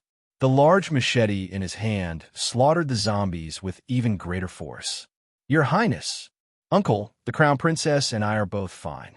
"Good, good." Zhao Sheng made a hand gesture, having the 3,000 elite troops split into 10 groups to clean up the nearby zombies. At this time, Hui Feng and He Tian had also arrived with 2,000 royal guards. They cupped their hands at Prince Mo from afar and then led their troops into the heavy encirclement of the zombies. Immediately, Bailon's city was filled with cheers. Both inside and outside the city were of one mind as they spared no effort to kill the zombies. The zombies that were originally climbing the city gate like a human pyramid were shot down by the cannons, while the remaining ones had their heads blown up by the arrows. The zombies between the firewall and the city gate had all been cleaned up. Lin Yongyi ran up the city gate tower and couldn't help but feel his scalp turn numb when he saw the mountain of zombie corpses piled up inside the firewall. If the zombie corpses were piled up a little higher, they would be able to climb up the city gate using that mountain of corpses and sea of blood. From the looks of it, after this battle ended, his Bailon City's city gate still had to be reinforced and raised. City Lord Lin had already thought of the post-war construction of the city's defenses, so he buried this heavy load at the bottom of his heart and raised his arm to shout, "Come, all mystic cultivators gather for another wave. Let's clear the path forward for our brothers. Cannoneers and archers, get ready. Fight for Bailon City.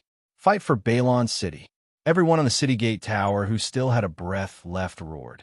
The mystic cultivators carried out the last wave of attacks, releasing waves of mystic energy that shot towards the densest group of zombies below the city gate tower. The cannoneers and archers had also finished their last round, and all of their ammunition and arrowheads had been exhausted. The mystic cultivators collapsed on the ground in exhaustion. They could no longer move a finger. From below the city tower came the sound of 5,000 cavalrymen sweeping through the battlefield and the neighing of war horses. The ordinary soldiers wiped their sweaty faces and leaned on the city walls to watch, shouting hoarsely, Wenren Ningjing was also shocked by this scene. The anger in his heart had long been thrown to the back of his mind under such a hot-blooded situation. She turned around and said to the two doctors from the Celestial Medicine Valley who were watching with folded arms, "What are you guys still standing there for? Help save people." "Miss Jing." The two doctors were surprised. They had clearly fallen out with the Crown Princess just now.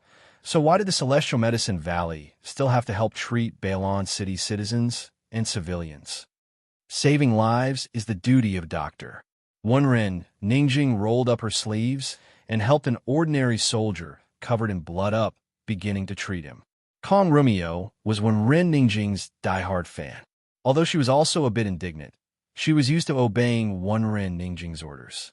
As a result, she was the first to run up and help Wenren Ningjing administer acupuncture and feed medicine.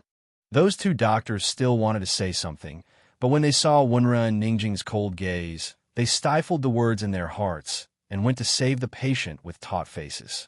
In the end, they were still a bit unhappy, so they didn't control their strength. Chapter 814. Only after Wenren Ningjing frowned and glanced at them from the corner of her eyes did the two become slightly better. While helping, Kong Rumio couldn't help but mutter, "Little Jing, that crown princess is so arrogant. So why should we help her? Are we helping her?" Wenren Ningjing pursed her lips. She nimbly cleaned the wound and wrapped the gauze around the soldier's arm. "This is a doctor's instinct. Regardless of how much enmity we have with that arrogant and rude crown princess, this has nothing to do with a doctor's duty. Business is business. Private is private. We're saving people." "Oh." Kong Rumio pursed her lips and handed a pair of scissors to Wenren Ningjing. Wenren Ningjing cut off the excess gauze and said to the soldier, "The wound can't touch water for the next 2 days. Recuperate well, and you'll get better." "Many thanks, doctor." The young soldier blushed and stuttered. Wenren Ningjing nodded and stood up. When she turned around and saw little Sixth Zheng walking over, she couldn't help but look a bit embarrassed. Previously, she really thought that little Sixth Zheng's wound would mutate and become infected, which was why she insisted on taking care of little Sixth Zheng and wasn't deliberately targeting him. Later, after the Crown Princess's bullshit experiment, she realized that their newly inflicted wounds wouldn't mutate their bodies. Back then, after her chin was cut by the Crown Princess, she really was on tenterhooks for a full 2 hours, and the fear and depression in her heart had almost reached its peak. Later, reality proved that what the Crown Princess said was indeed true. She didn't mutate, and little Six Zheng was still fine. Why didn't his wound mutate like before? Wenren Ningjing didn't know the reason. She was just naive and unaffected, but not stupid. She felt that Arbor knew the reason, but judging from the Crown Princess's stoic, domineering, and arrogant appearance, she didn't seem like someone who would kindly dispel her doubts. "My apologies." Wenren Ningjing pursed her lips and weakly said this. Then, almost not daring to look at little Six Zheng's reaction, she ran to the next patient. Little Six Zheng was slightly taken aback. Soon after, he halted his steps and turned to look at Wenren Ningjing. Wu Xiaoan, who was following behind him, immediately grumbled, "TSK, just saying sorry and it'll be over. If it wasn't for the Crown Princess stopping them in time, your life would have been lost." Six Zheng glanced at Wu Xiaoan, seeing the siblings, Hui Fan and Hui Ling, walking straight over. He politely nodded at them. Six Zheng. Hui Ling ran over and stopped several steps away from little Six Zheng. I heard that you were injured. Are you okay?" "I-oh." "Hui Ling, why are you only showing your concern now? What could possibly happen to the sixth young master? Didn't he see that the sixth young master was still alive and kicking?" "But Hui Ling, you're too slow to realize this. By the time you realize that sixth young master is fine, I reckon that sixth young master's corpse will be cold." Hui Ling's finger moved, and a cold dagger flew towards the screaming Wu Xiaoan. "You cheap mouth, who's talking to you?" Six Zheng picked up the slightly plump youth and flung him aside. Wu Xiaoan, that guy, almost crashed into the city wall. Grimacing in anxiety, he turned around and stomped his foot while shouting, "What are you doing? Look, what's that?" The soldier lying on the city wall suddenly pointed to the sky and shouted. Everyone looked up at the sky one after another, only to see a huge flying mystic beast charging straight at the Qingluan that the crown princess was riding. Chapter 8:15. Mystic Beast? It's a mystic three-eyed condor. Its attack power is very ferocious. It's the overlord of the sky, the king of level 13 mystic beasts. No, that's not right. Quickly look. How can there be a mystic beast with such a strange appearance? It's a three-eyed corpse condor. It's mutated. Amidst everyone's cries of alarm, that three-eyed corpse condor brandished its sharp black claws at Emo Lien and Arbor. It was extremely likely that its claws would tear apart a person's skin and flesh. Screech. Qingluan screeched, and a wing parried its attack. The three-eyed corpse condor was forced to fly back a few feet, but it was ready to attack. It only took a split second for it to let out a shrill cry, and its long, sharp beak pecked at Qingluan's head. At this time, its jet-black wings had already decayed to the point that not even 2 feathers remained. When it flapped its wings, bits of flesh would fall down from time to time. Suddenly, its featherless wings fiercely flapped, and gusts of fierce wind blew. Get down. On the city gate tower, Sixjun casually grabbed Hui Ling's shoulder and pushed her down a bit. The two of them quickly found a place to hide. All of a sudden, the sand and dust on the ground were swirled up by the fierce wind, seriously obstructing the line of sight of the 5,000 elite soldiers killing the corpses. The edge of the city wall was also destroyed by the frightening wind, and pieces of gravel were forcibly torn out, falling into the crowd one after another. Everyone helped each other as they rolled and crawled to escape to a corner of the wall, avoiding the three-eyed corpse condor's attack. Arbor's gaze was ice-cold as he looked at this beast wantonly churning in the sky. He slightly raised his wrist, and a circle of binding talismans flew to the three-eyed corpse condor's side with whooshing sounds. They heavily wrapped around the three-eyed corpse condor, forming a talisman array. Talisman power overflowed in all directions, tightly trapping that extremely noisy three-eyed corpse condor in the center of the circle. The three-eyed corpse condor dashed left and right within the talisman array, occasionally letting out hissing sounds. A green vine drilled out from Arbor's sleeve, and it directly whipped at the three-eyed corpse condor. With several whooshing sounds, the three-eyed corpse condor was whipped to the ground by the green vine, and it continuously fell down, smashing into the place where a group of corpses were gathered. Boom! The three-eyed corpse eagle struggled to continue its flight, but it was suddenly struck by a purple flame. Flames rose from its body and spread to a large group of zombies. The three-eyed corpse eagle roared as it rolled about on the ground covered in sand and dust. In the end, it was burned into a pile of ashes, and the corpse puppets that were caught in the fire also turned into ashes without exception, vanishing into thin air. At this moment, a loud rumble came from afar, and thick smoke billowed. Arbor stood on the back of the Bluefire and looked down from the sky. He saw a white dot jumping closer and closer. Emo Lien snorted and smirked. He's here too. By now, Arbor had also clearly seen the person's figure. The huge seven-tailed celestial fox swept its tail, sweeping away the surrounding corpse puppets.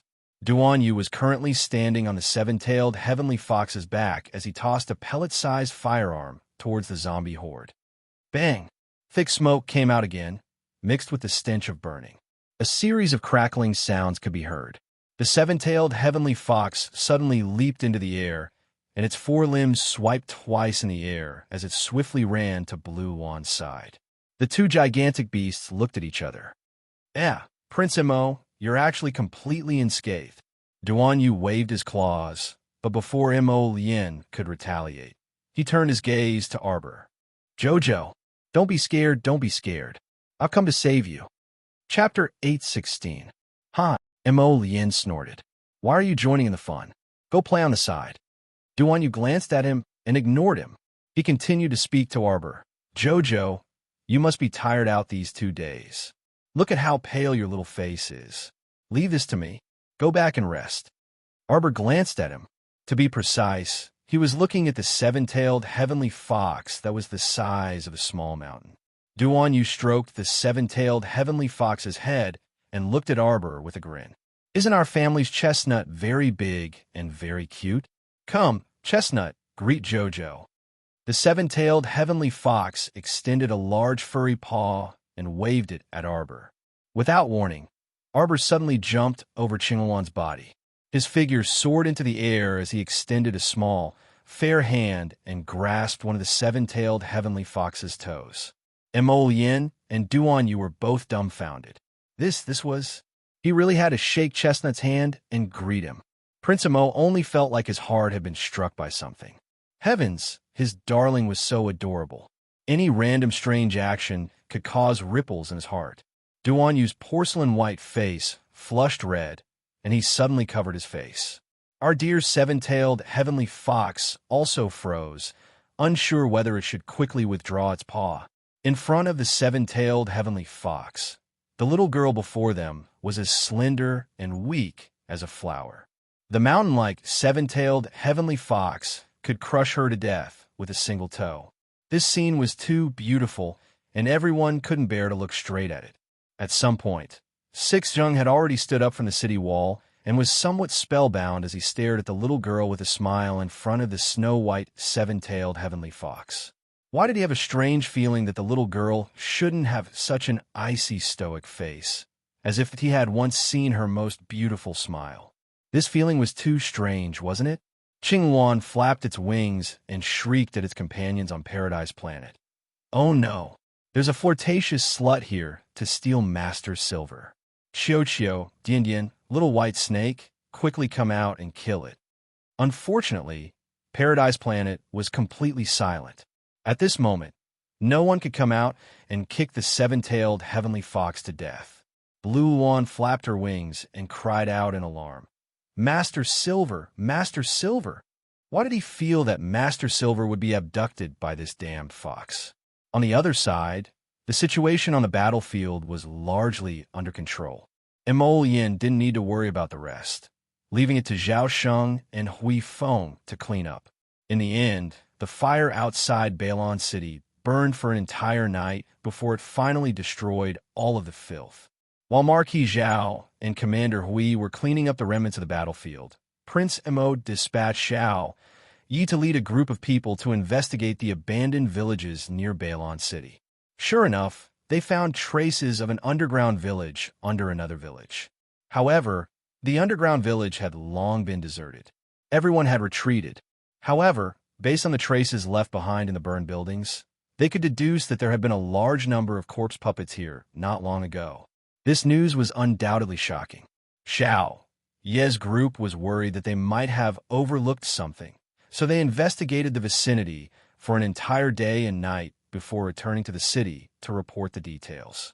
After Prince Mo finished listening to them with an indecipherable expression, he wrote a personal order and arranged for it to be transmitted to all of the fortifications in the entire country.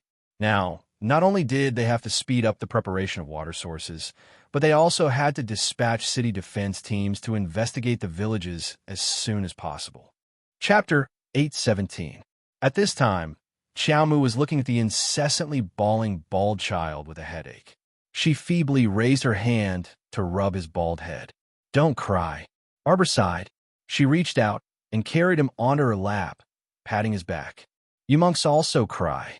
Monks are also human. Of course we cry when we're unhappy. The little monk retorted in a childish voice. Benefactress, do you know your mistake? The corner of Arbor's mouth twitched. What mistake did she know? You promised my master that you would take care of me, but ever since we entered the city, you left me in the room and didn't even look at me. The more the little baldy spoke, the more upset he became. He was sobbing. Arbor was at her wit's end. She raised her hand and patted his head. All right, don't cry. I've been busy these past 2 days. The little baldy bit his little sleeve and sobbed. I'm starving to death, benefactress. Call me sister. Her eyelids twitched when she heard him call her motherfucking benefactress. The little baldy's cries were earth-shattering. Arbor resisted the urge to run out of the door. She waved her hand and took out a juicy peach from her inner world and stuffed it into his arms. All right, don't cry. This is your compensation. The little baldy sobbed as he hugged the peach. He raised his pair of watery eyes and asked pitifully, "Just one? It's not enough. What have you been doing these past few days?" Arbor rolled her eyes. She took out 2 vegetarian dishes and a bowl of rice from the food box and asked, "Do you want to eat red braised pork?" The little monk's face flushed red. He hurriedly closed his eyes and waved his hand while hugging the peach. Not eating, not eating. Take it away." Arbor laughed at him. "You little monk, your 6 senses are obviously not pure. I haven't even taken it out yet, and you don't even dare to look at it. Who knows, if I really take it out, you'll pounce on it and eat it happily." "Benefactress, don't say that." The little monk widened his pair of cute eyes and glared at Arbor angrily. "Could it be that you're not? If you don't have meat in your heart, you won't be able to see meat in your eyes. Eating meat is just eating vegetables. If you have meat in your heart, you can eat radish as meat too." Arbor snappily picked up a radish with his chopsticks and stuffed it into the little monk's mouth. "What? You haven't eaten for the past 2 days? Are you going on a hunger strike?" "That's not it. The vegetarian dishes they make are not to my taste at all." The little monk swallowed a mouthful of white radish and was so angry that his face turned red. "Benefactress, men and women shouldn't touch each other. Don't hug me again." When Prince Emo entered the room, he happened to hear this sentence. His figure flashed, and he picked up the little fellow. The little monk's limp arms and legs trembled as he struggled with all his might to get off the ground. His pair of black eyes stared angrily at Emolien. "Benefactor, you're too violent. Quickly put me down, or else you will regret it." "Oh, then tell me, how will I regret it?" Emolien pursed her lips and faintly glanced at the little monk. The little monk widened his round eyes, and his face was filled with indignation. "I want to pee." Arbor was amused by this big and small duo. Emolien turned to look at him, and her phoenix eyes suddenly lit up. Seeing that the little monk had amused Jojo, she decided not to bicker with him. Emolien loosened her grip and saw the little monk running towards Arbor. "Benefactress, bring me to pee." Emolien wanted to slap this brat to death. The smile on Arbor's lips instantly froze. Chapter 8:18. Emolien's lips pursed into a straight line, and she walked up to pick up the little monk in displeasure. "I'll take you there." Don't. You're so fierce. I can't pee in front of you." The little baldy angrily shouted while kicking his legs. Emolien was amused. "Don't worry. Pee as much as you want. I'm not interested in looking at you." I don't want you. I want benefactress, wah." The little monk wailed pitifully. Duan Yu, who had just entered, couldn't help but be taken aback when he saw this. He snatched the little monk from Duan Yu's hands and glanced at him with a smile. "You're so promising, even bullying a child." Emolien rolled her eyes at him. "You came just in time. I'll leave him to you. Take him a pee." Duan Yu was dumbfounded. He looked down at the kicking little monk and then at the expressionless Emolien. Could he return this hot potato? "Benefactress." The little monk looked at Duan Yu with disdain. "I don't want you. I only want benefactress. Call me sister." Arbor irritably rapped his bald head and carried him out the door. Where did this weird little monk come from? Duan Yu speechlessly watched the two's departing figures before glancing at Emolien. "Hey, when are we returning? It's not like we're going the same way." "How are we not going the same way?" Duan Yu folded his arms and glanced at him with a gloating smile. Jojo said, "We're going together." Emolien, but she was irritated by this punk's smugness. After Arbor finished serving the little monk, he carried the child back. When he passed by the city gates, he happened to see Wenren Ningjing setting up a stall to treat patients. After treating a patient, Wenren Ningjing looked up and happened to see Arbor passing by. She looked away with a taut face, not very happy to greet this person. "Hey!"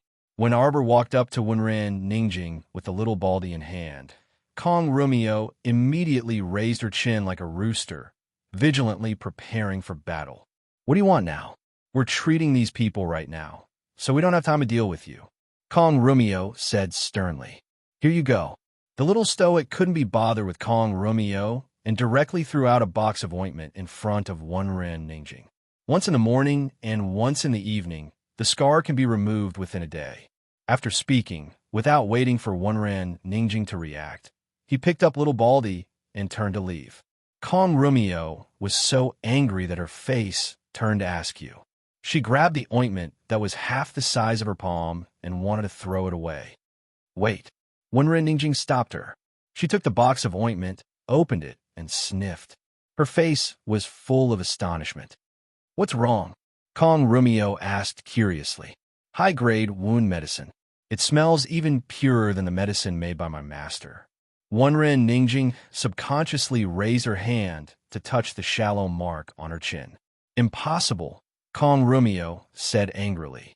Maybe she tampered with the medicine and wanted to disfigure you. Wonren Ningjing shook her head. She won't. How do you know? She's such a proud person and disdains to do this. Benefactress, giving medicine is a good thing in the first place. If you don't tell other people about your good intentions, how can they understand you? The little monk couldn't help asking, why do I need other people to understand me? Sigh, I'm really worried about you. The little monk sighed heavily. Arbor couldn't help but find it funny and rubbed his bald head. Let's go home. Let's go home for the new year. Chapter 819. Ever since she went to the Holy Water sect to cultivate, she hadn't been able to celebrate the new year at home for 7 years. This year, she had promised her mother that she would stay at home no matter what. Hence, after the party cleaned up the mess in Baelon City, they hurried back to the Mo Kingdom capital. Fortunately, it was only a day's journey between the Mo Kingdom capital and Baelon. They set off early in the morning and had already set foot in the Mo Kingdom capital by 10 in the evening. Zhao had made preparations for the battle against the zombies in Baelon City this time. All of the participating soldiers had donned special armor that could effectively defend against the zombie scratches. Thus, after this battle, only a dozen or so people were injured, which was an extremely good result. After compensating the families of the dead and injured soldiers, Zhao Ho and Hui Feng's troops hastily bid farewell to the Crown Prince as soon as they entered the Mo Kingdom capital. They each returned to report to the Great King and the Queen. Mo Lien, along with Duan Yu and Arbor, led a few people and leisurely paced their horses inside the city. Sixth Zheng, Wu Xiao, In, and the others urged their horses forward to bid them farewell.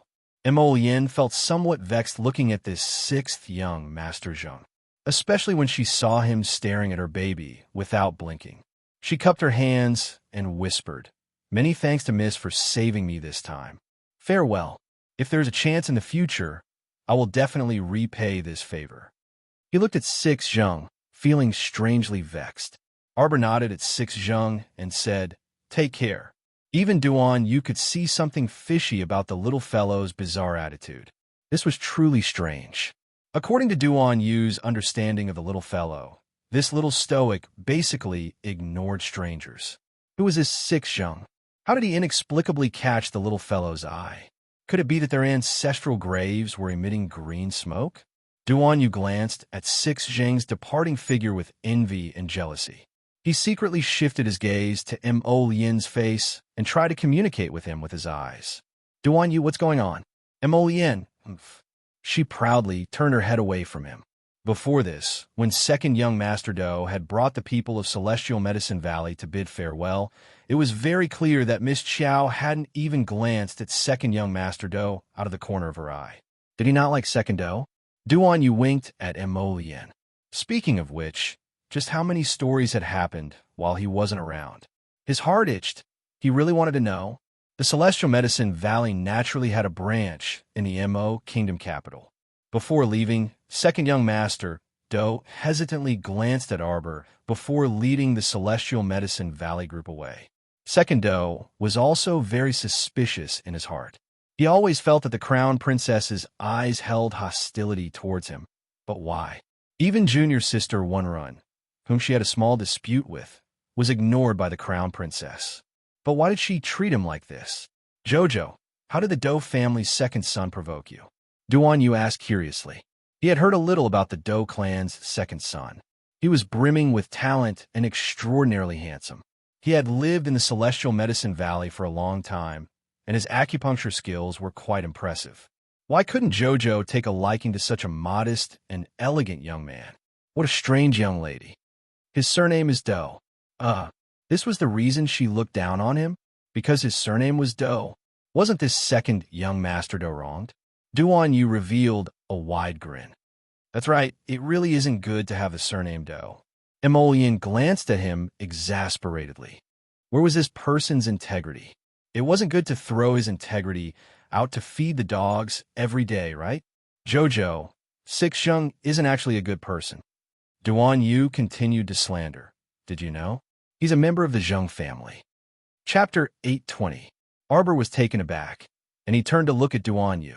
Duan Yu quickly explained, it's that Zheng family, the Zheng family that you loathe. Consort Zheng's nephew, Sixjung.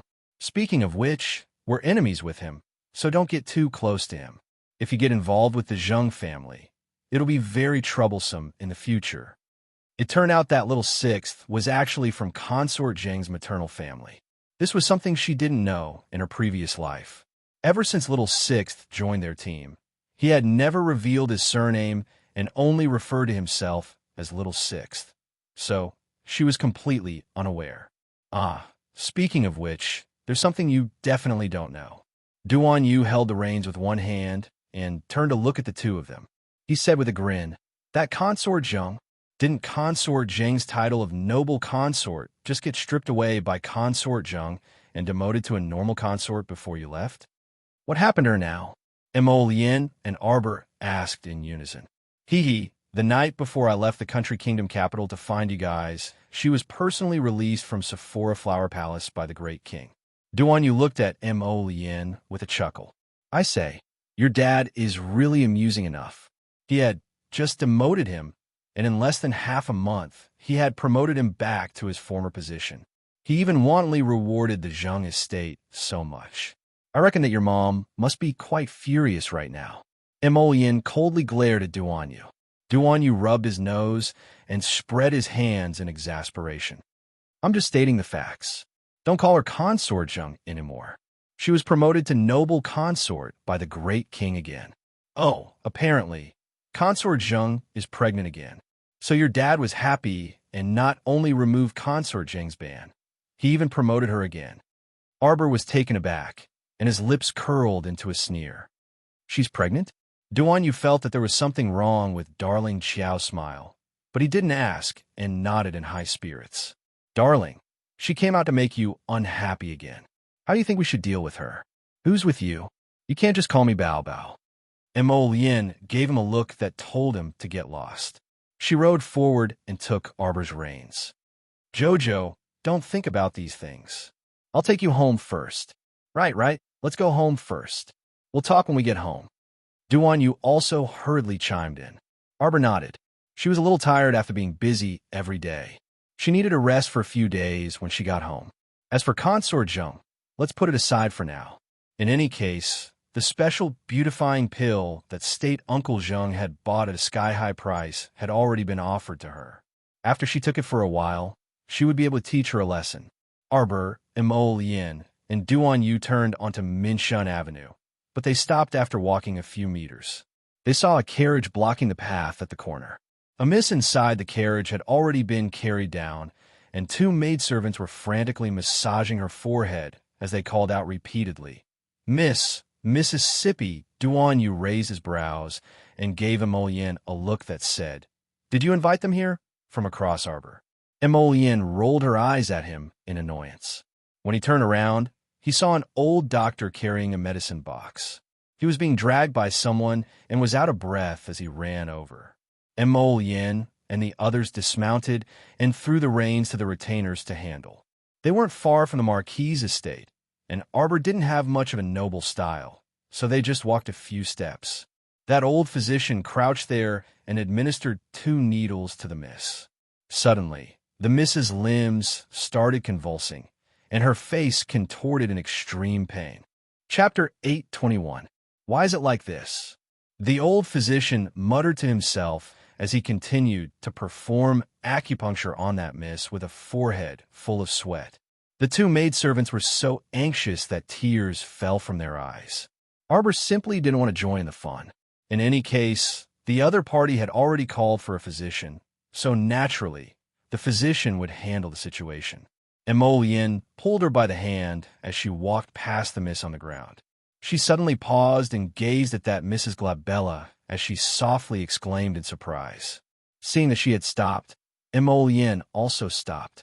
Duanyu glanced forward in amusement and asked quietly, "Chow Chow, what did you discover?" This wasn't some illness. There was actually a rune faintly discernible between that Mrs. Glabella. What was going on? Arbor immediately became vigilant. She tugged at Emolien's hand and pushed Duanyu back. Her chilly gaze then turned to that miss who couldn't get up from the ground. "Physician, can you treat my miss or not?" Look at her pained expression. The maidservant couldn't resist criticizing that sweaty old physician. This pulse is clearly normal. This old man has practiced medicine for many years, but I've never seen this kind of symptom. What normal? My miss was fine in the carriage just now.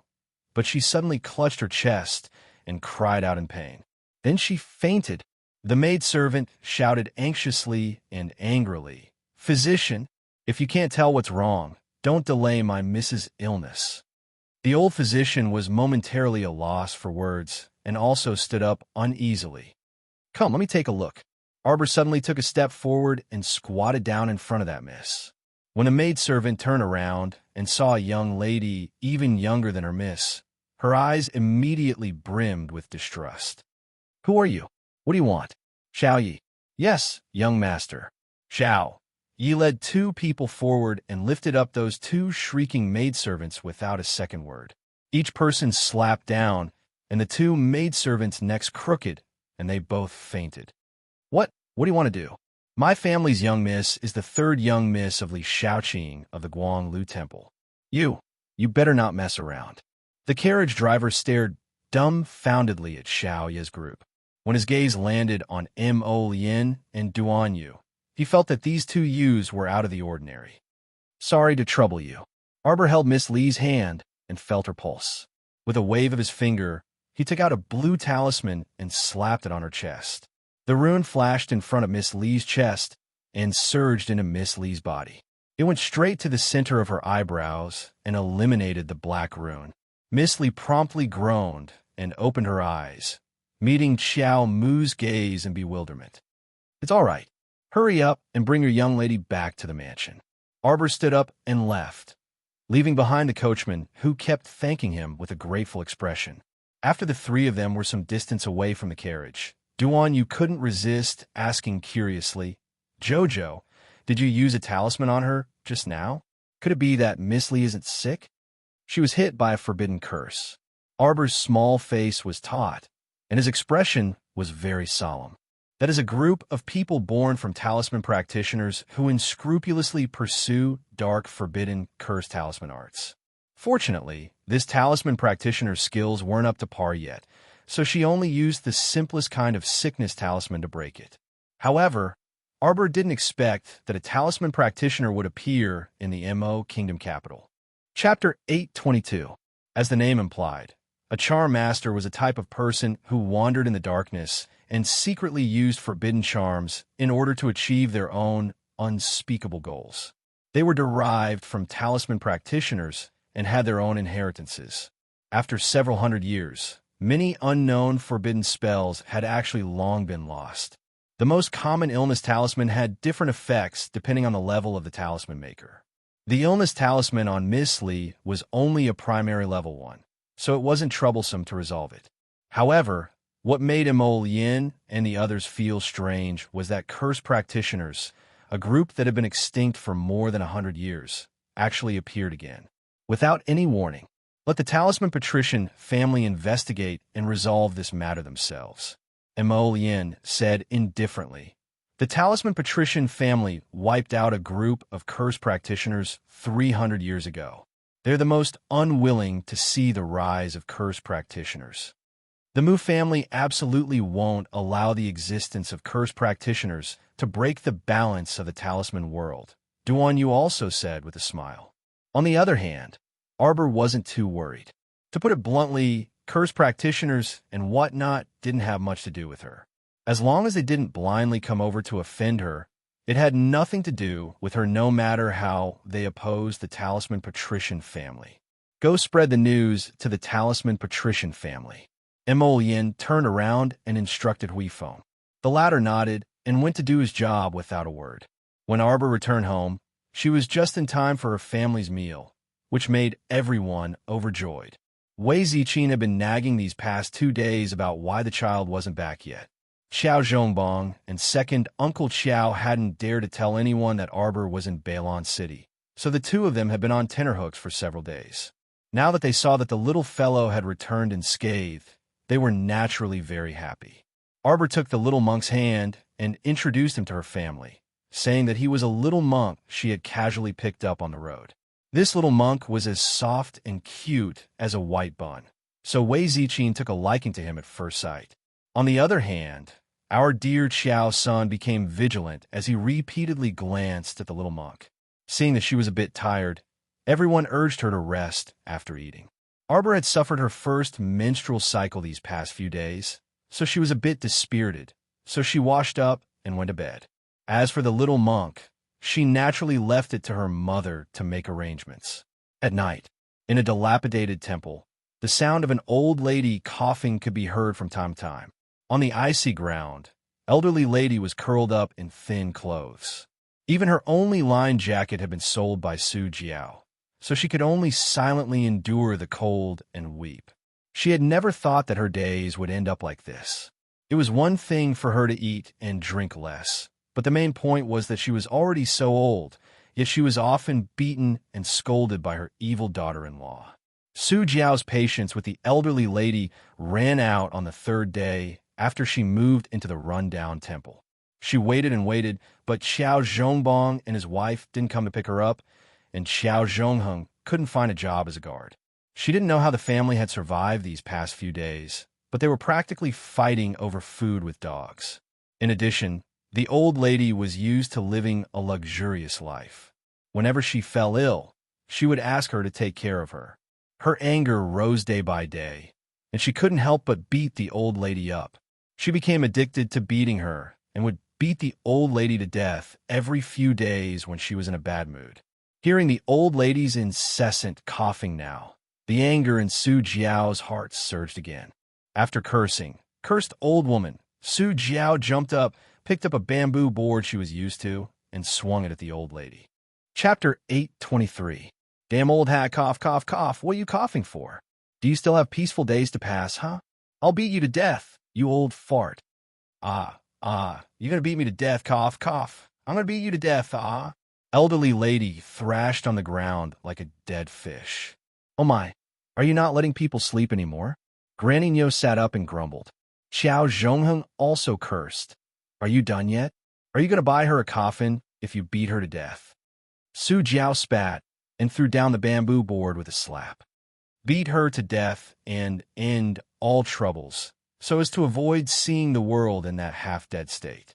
The other families in the corner didn't find it strange, and after mocking and ridiculing Su Jiao, they prepared to go back to sleep. Just then, the sound of horses neighing came from the run-down temple's entrance, and someone said, "Master, it's here." A row of torches burned in from the temple's entrance, and the leader was an elderly man in his 60s. When he saw the stammering old woman half lying on the ground, he was slightly taken aback. Someone beside him whispered something into the elderly man's ear, and the elderly man immediately understood. He promptly put on a benevolent face and walked up to help up the thin and frail elderly lady, who was so dirty that her color couldn't be discerned. "Sister-in-law, I'm your brother from the same family, Xiao Dongbua. Do you still recognize me? We should have met a few times several years ago." Elderly Lady Xiao's mouth was cracked from the beating, but when she wanted to speak, it caused her mouth to tremble in pain. She pitifully looked at Xiao Dongbua with panda eyes. "Why you are?" Yet Xiao Zhongheng and Su Jiao understood first, and they immediately revealed covetous gazes. They walked up with bowed heads and bent waists, exchanging pleasantries with Xiao Dongbua. Why, you're the same family's eldest uncle, right? Oh my, we've finally met our relatives. Xiao Dongbua suppressed the disgust in his eyes and looked at them with a chuckle. Yes. You're Zhongheng, right? I'm your same family's eldest uncle. Xiao Dongbua actually had people investigate their identities long ago. If it weren't for the benefits, he wouldn't have thought of coming to the rundown temple to meet these country bumpkins. This unbearable old woman in front of him was the Marquis of Jian's mother, the crown princess's grandmother. Xiao Dongua's eyes flashed. Once Granny Nyo saw Xiao Dongua's decent attire, she was so anxious that she drooled. She went up to pull Su Jiao back and secretly poked her in a low voice. Jiao, we've been through thick and thin together for these 10 days. If it weren't for me constantly helping you out, you wouldn't be able to look forward to good days now. I don't care. You have to take my family with you, Su Jiao pursed her lips noncommittally. Granny Nyo became anxious upon seeing this, and she went up to pinch her hand as she whispered, If you return to the main family, you'll have one more brother and one more helper. My son and 2 grandsons are all capable of helping you. Right. Madame Bo also hurriedly stepped forward and said to Su Jiao with a fawning expression, Younger sister Jiao, our 2 families have been together for so long, so we know each other very well. Take us with you. It'll be easier for you in the future. The other people in the dilapidated temple also looked at them enviously. They secretly regretted not building a good relationship with Xiao Zhongheng's family from the start.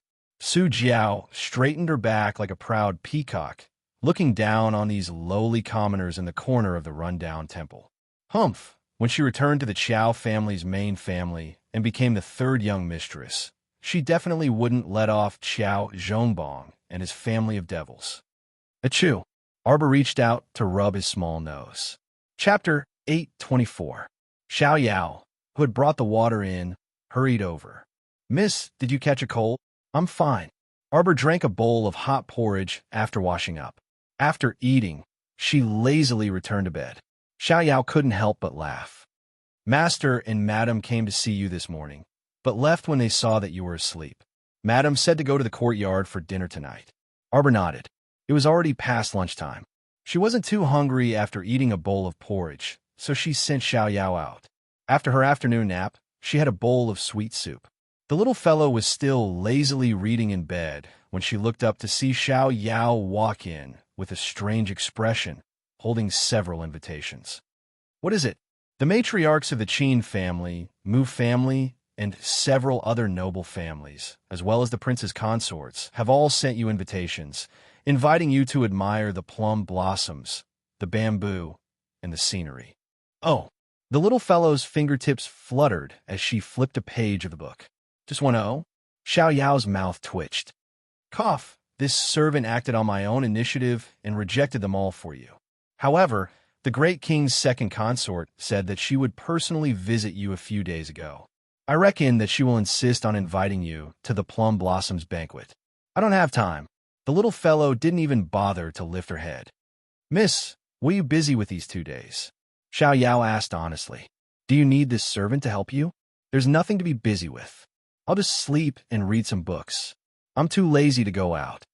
Arbor put down the book in her hand and looked at the sunlight outside the window. Her bright eyes narrowed, and she flipped out of bed in an extremely good mood. Let's go and stroll around our family's garden. Xiao Yao smiled and followed the little fellow out the door. Along the way, she said, Miss, will you be entering the palace on New Year's Eve? According to tradition, Her Majesty the Queen will gather the princesses and princesses, as well as all the noble ladies to the palace to make dumplings. Of course, the missus didn't actually need to do anything. It was just a formality. I'm not going. Darling Qiao rejected without a second thought. I'm not going anywhere for New Year's this year. I'll stay at home and accompany my mother. Xiao Yao sighed and said with a smile, Madam will be overjoyed. Yes, give everyone more food on New Year's Eve. Give out more delicious food. Okay, Xiao Yao replied happily. On New Year's Eve, madams and young misses gather in the Queen's brilliant Sun Palace Hall. Queen Zhao, whose melancholy had been washed away by the joyous atmosphere of the new year, sat at the head of the table in high spirits, smiling as she looked at the group of noble women. Although it was supposed to be making dumplings, it was just as Xiao Yao had said. It was just a formality, and there was no need for the young misses and madams to do anything. Only the servant girls would take some ready-made dumpling wrappers and fillings from the kitchen and fiddle with them. Consort Zheng is here. Following the announcement, everyone stopped what they were doing and stood up to salute her. Consort Zheng, with the support of her personal maid Kaling, slowly walked in wearing a spacious satin robe and a graceful and luxurious appearance. Greetings to Consort Zheng. Everyone saluted in unison. Consort Zheng stroked her temples and said with a smile, "You may all rise." Then, supported by Kaling, she walked in front of the queen and slightly curtsied. Consort Zheng smiled and said, "This concubine greets your majesty the queen. This concubine's body has been a bit heavy these past 2 days, so I woke up late. Please forgive me, elder sister." The queen coldly glanced at her, her gaze seemingly sweeping over her flat stomach. Then, she sneered, "Younger sister's body is heavy, so there's no need to be so courteous. Sit." "Thank you, your majesty." Consort Zheng seductively sat down and swept her gaze over everyone. She pretended to be surprised and said, "Why don't I see the crown princess?" Chapter 825. Queen Zhao was infuriated. This was simply rubbing salt into the wound. A while ago, her son had come to tell her about this matter. This stoic face would not enter the palace on New Year's Eve. She would only enter the palace on the first day of the first lunar month to pay a New Year's visit to the great king and queen, as well as attend the New Year's banquet.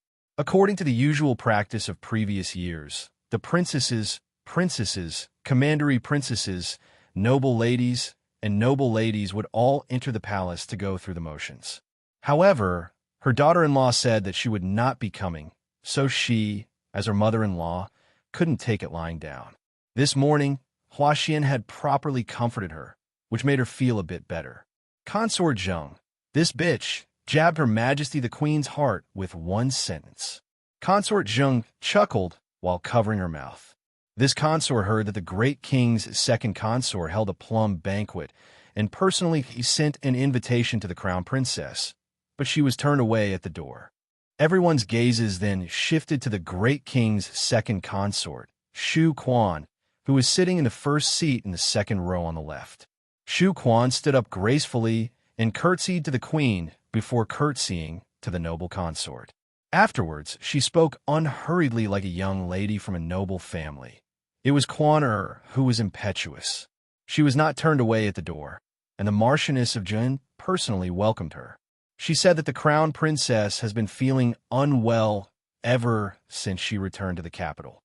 Queen Zhao's expression eased slightly, and she said with a nod, "This consort also heard about it. I have yet to congratulate Consort Cheng for choosing another daughter-in-law." A middle-aged consort seated below, Consort Zheng commented with a smile, "It is all thanks to your majesty's great fortune. She plans to welcome Li Xiu east into the estate after the New Year's Eve." Queen Zhao's expression was inexplicable. Consort Cheng's Mo Jiao had married beautiful wives and concubines one after another.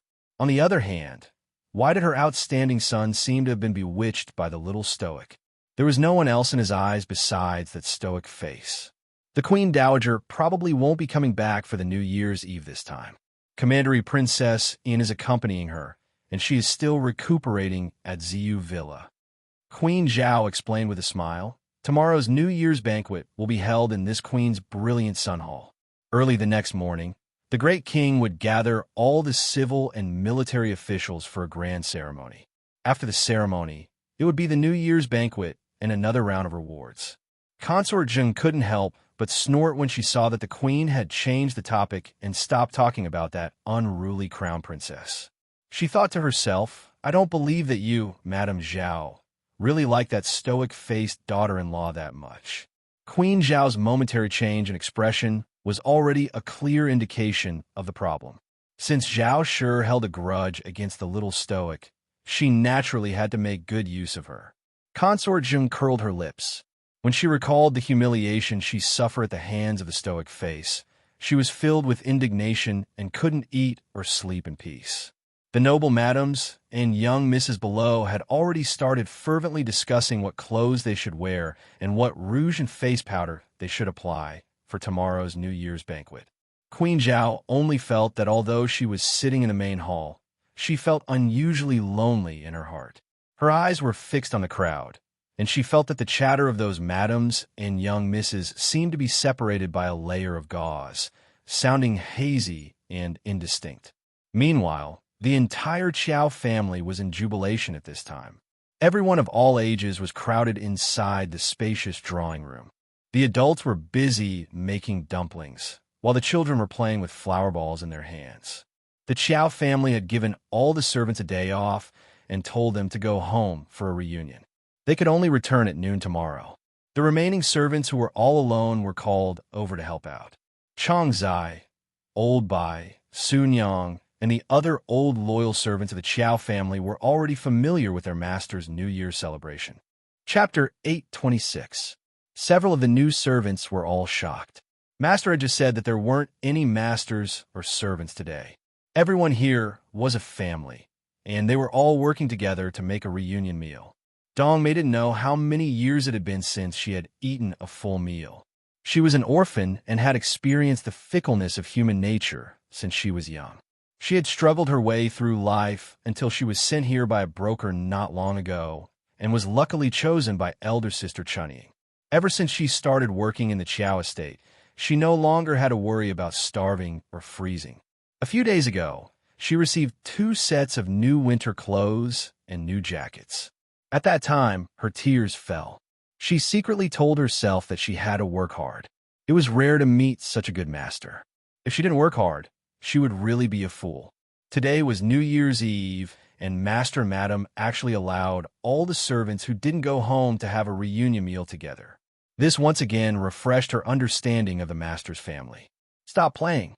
Wei Ziqin lightly patted her younger daughter's hand and said with a smile, "Look at your sister. What kind of toy are you making?" Xiao Lin pouted and said, "Mother, you only care about sister. Look at sister's dumplings. They're so crooked and ugly. How can they be prettier than mine?" It was rare for Arbor to feel awkward. Don't tell me that her talent in cooking was very mediocre. "Alas." Wei Ziqin raised her hand to pat her younger daughter, but Xiao Lin ran away in a flash and sprinkled a handful of flour on her younger brother Qiao Sen's little face. Qiao Sun looked at his sister with a dumbfounded expression. The white dumpling, like little monk beside him, actually chuckled and clapped his hands together.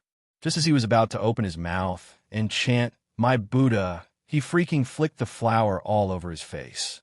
His nose and little mouth were stained with some white. Xiao Lin looked back and laughed out loud. "His Highness the Crown Prince is here. His Highness the Crown Prince is here." Changzai excitedly ran through the door and shouted. The whole family hastily patted off the flour on their bodies and hands. Just as they were about to turn around to welcome them, Imo Yin strode inside with a bright smile. "Dad, Mom, Xiao, I've come." Wei Ziqin laughed so hard that her eyes couldn't be seen. Duan Yu, who was following behind her, involuntarily harumphed and pursed his lips. He eagerly ran up to her and said, "Auntie, I'm also here. I especially came today to freeload."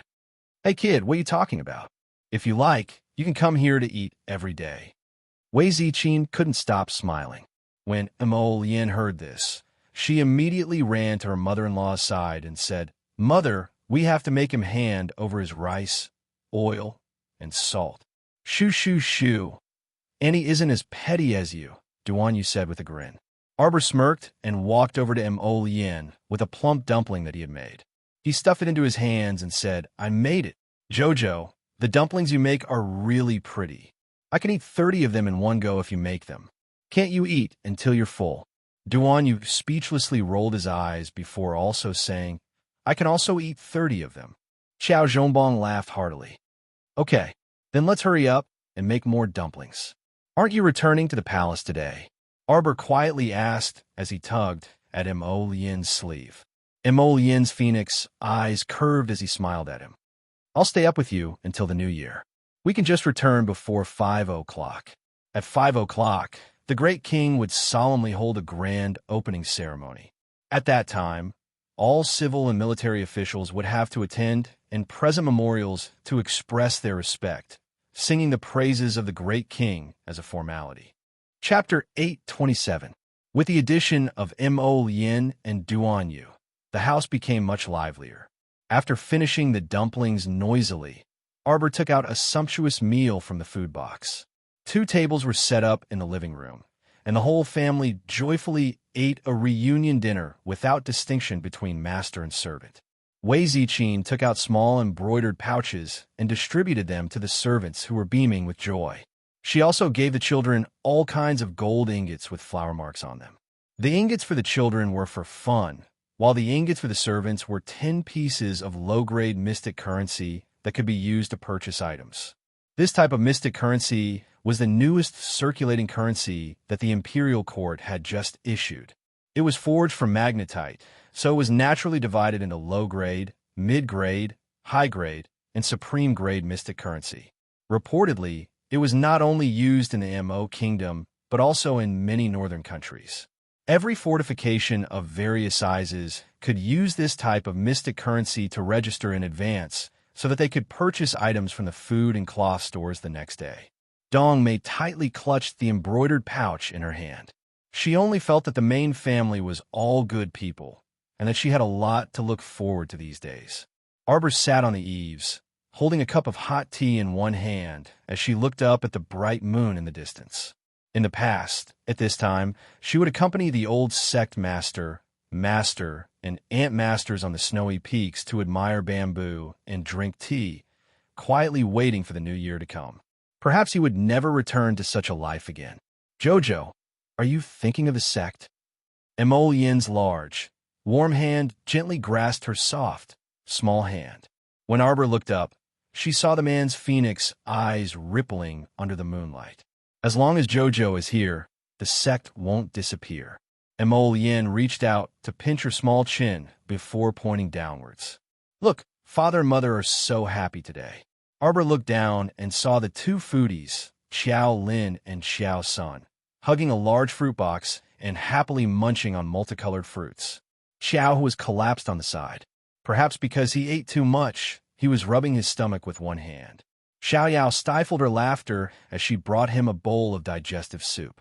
Brother Xiao, who scrambled to his feet and smiled foolishly at Xiao Yao with an embarrassed expression.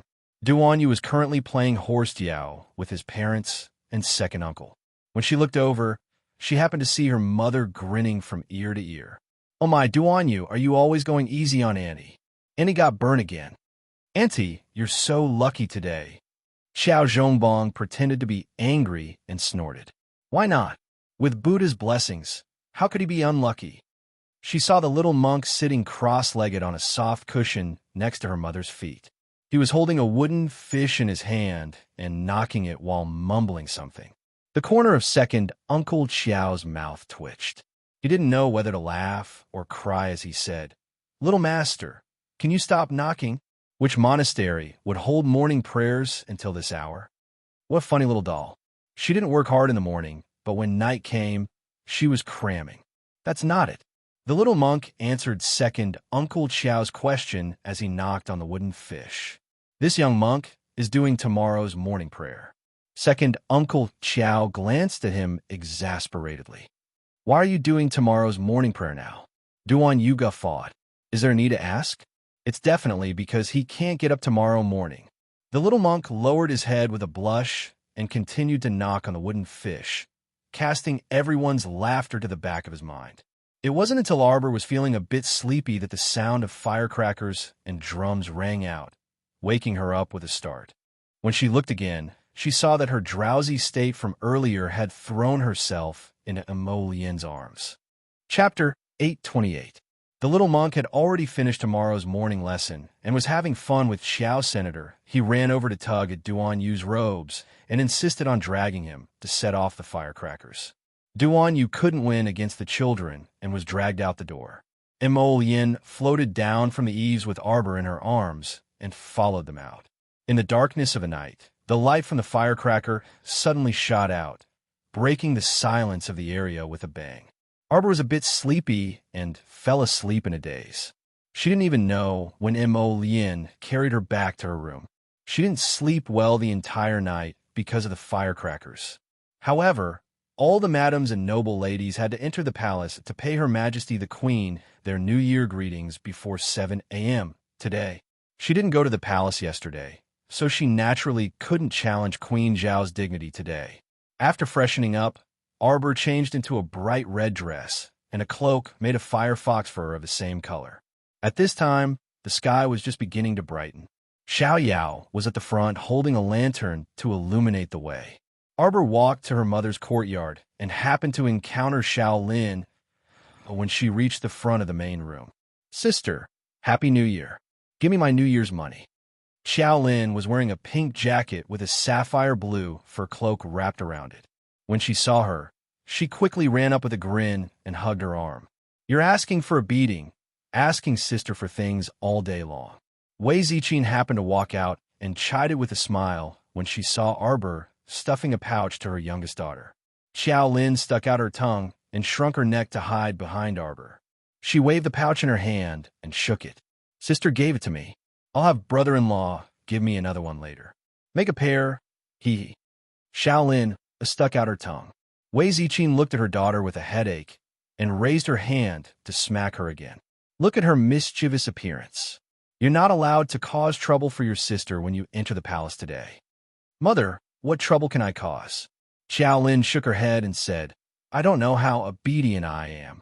As they were talking, Xiao Zhongbong walked out with his youngest son. "Xiao Senator," he smiled and said, "Are the three of you ready? It's time to go. It's been done for a long time."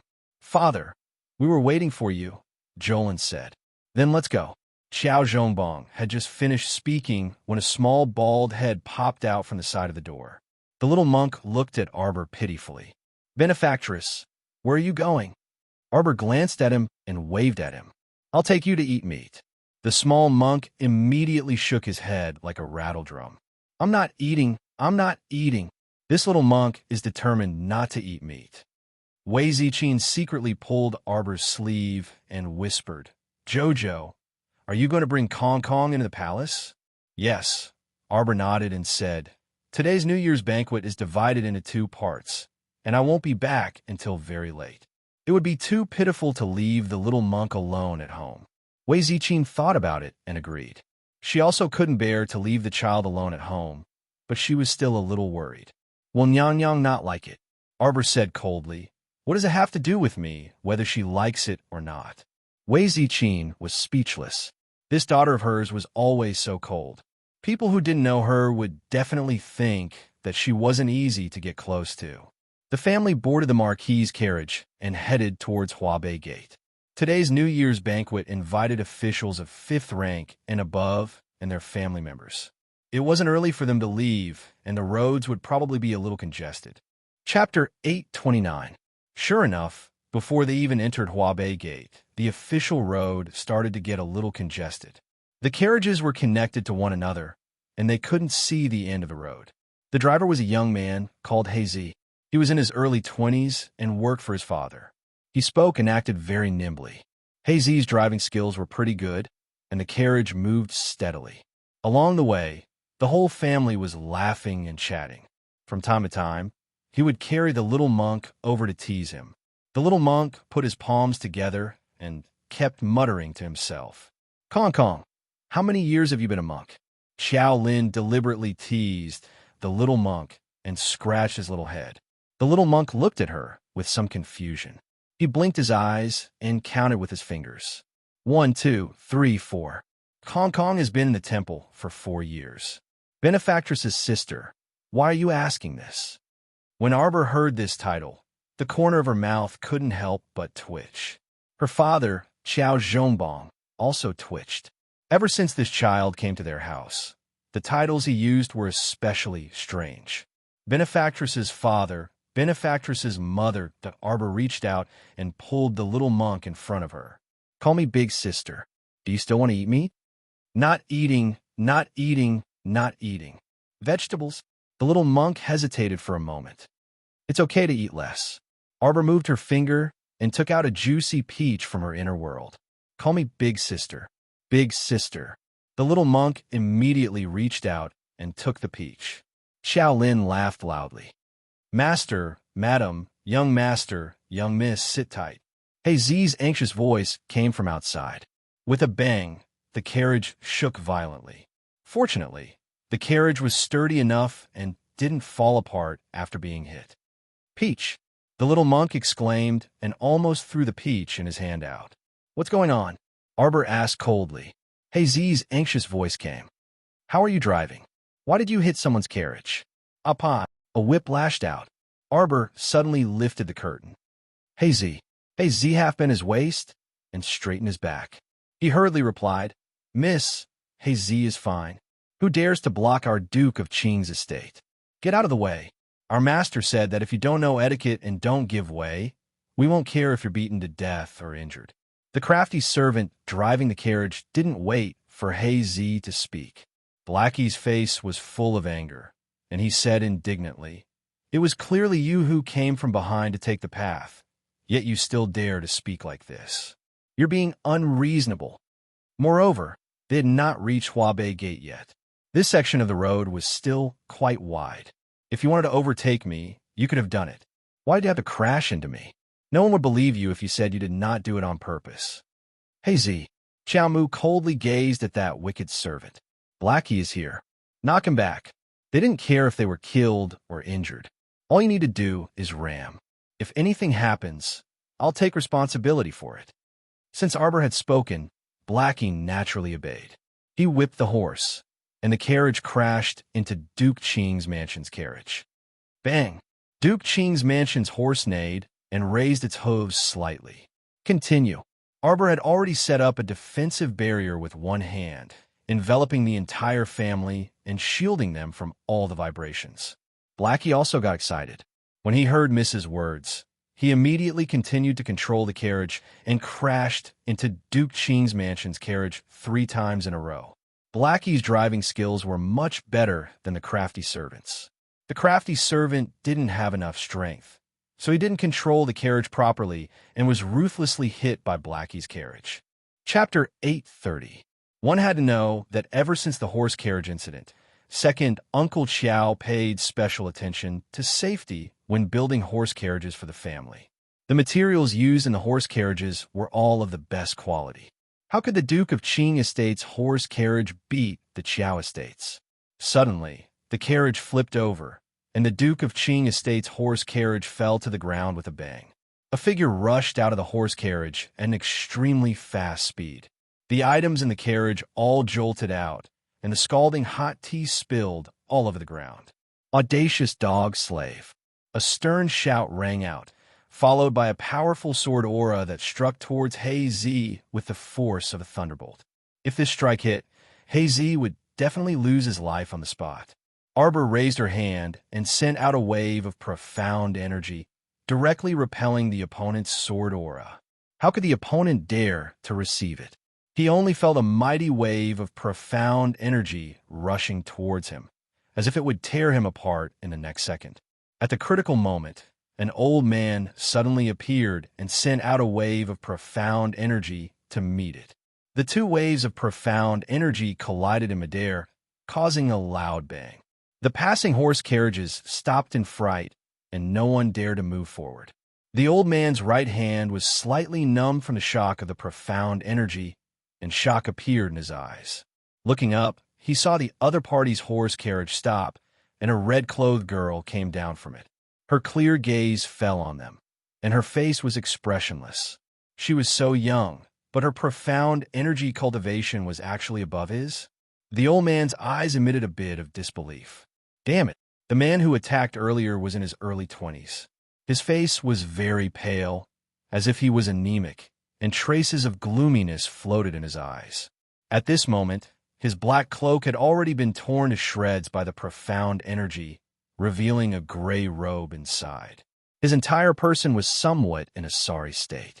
Bastard, you dare to do this to this young master. Slap. A heavy slap landed on his face from a distance.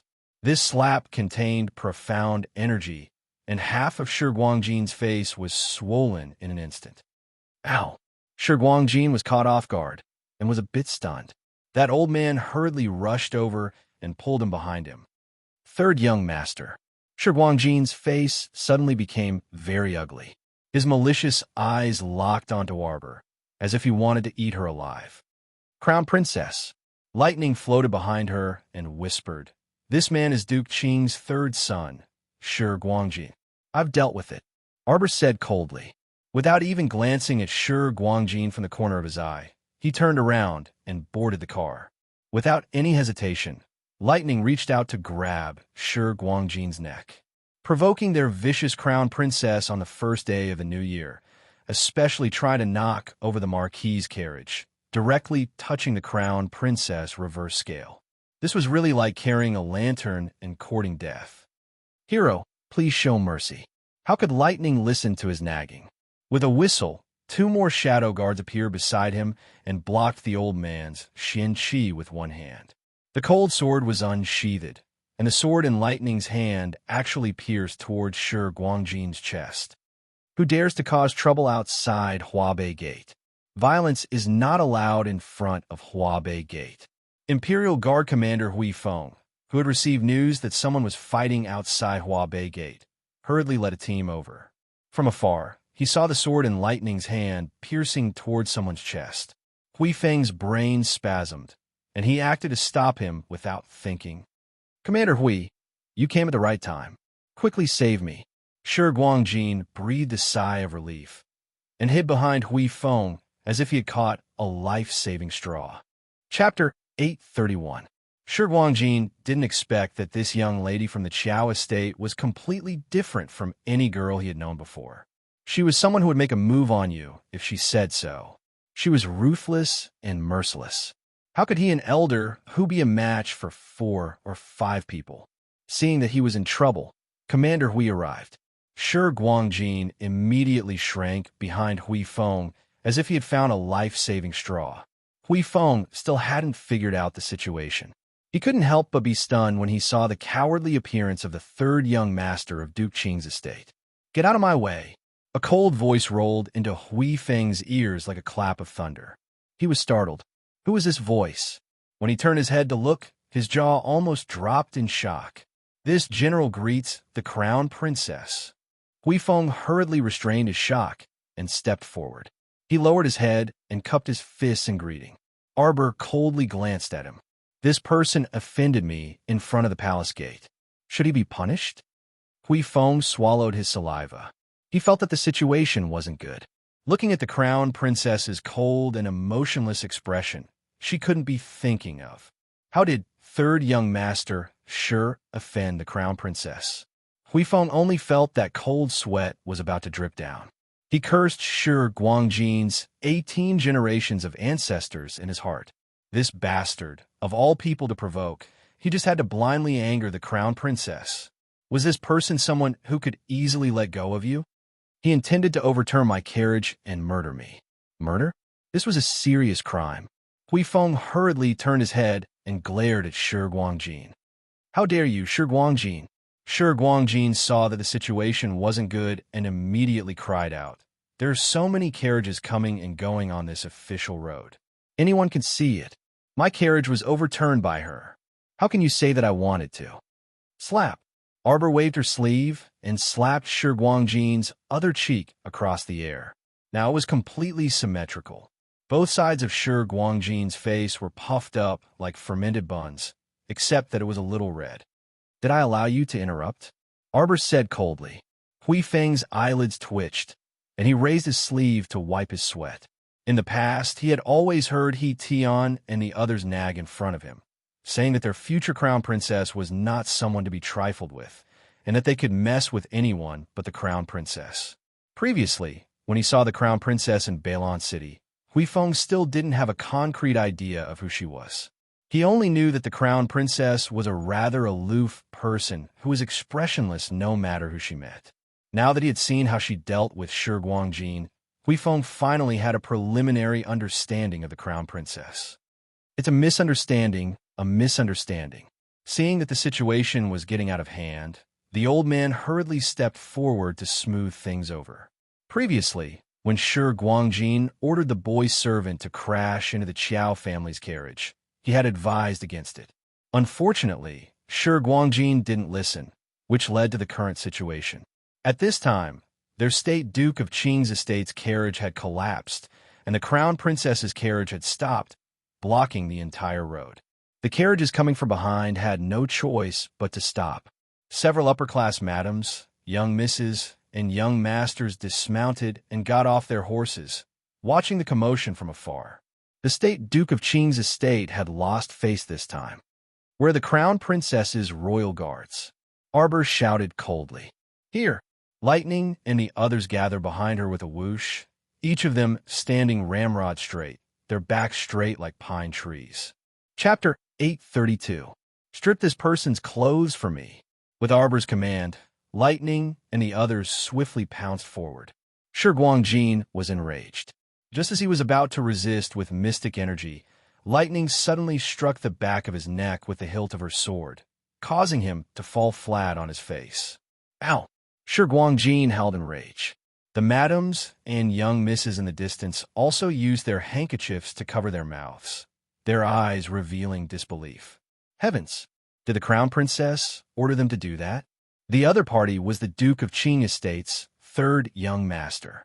Wasn't the crown princess being too unreasonable by doing this? After all, she hadn't married the crown prince yet, and was only the crown princess in name.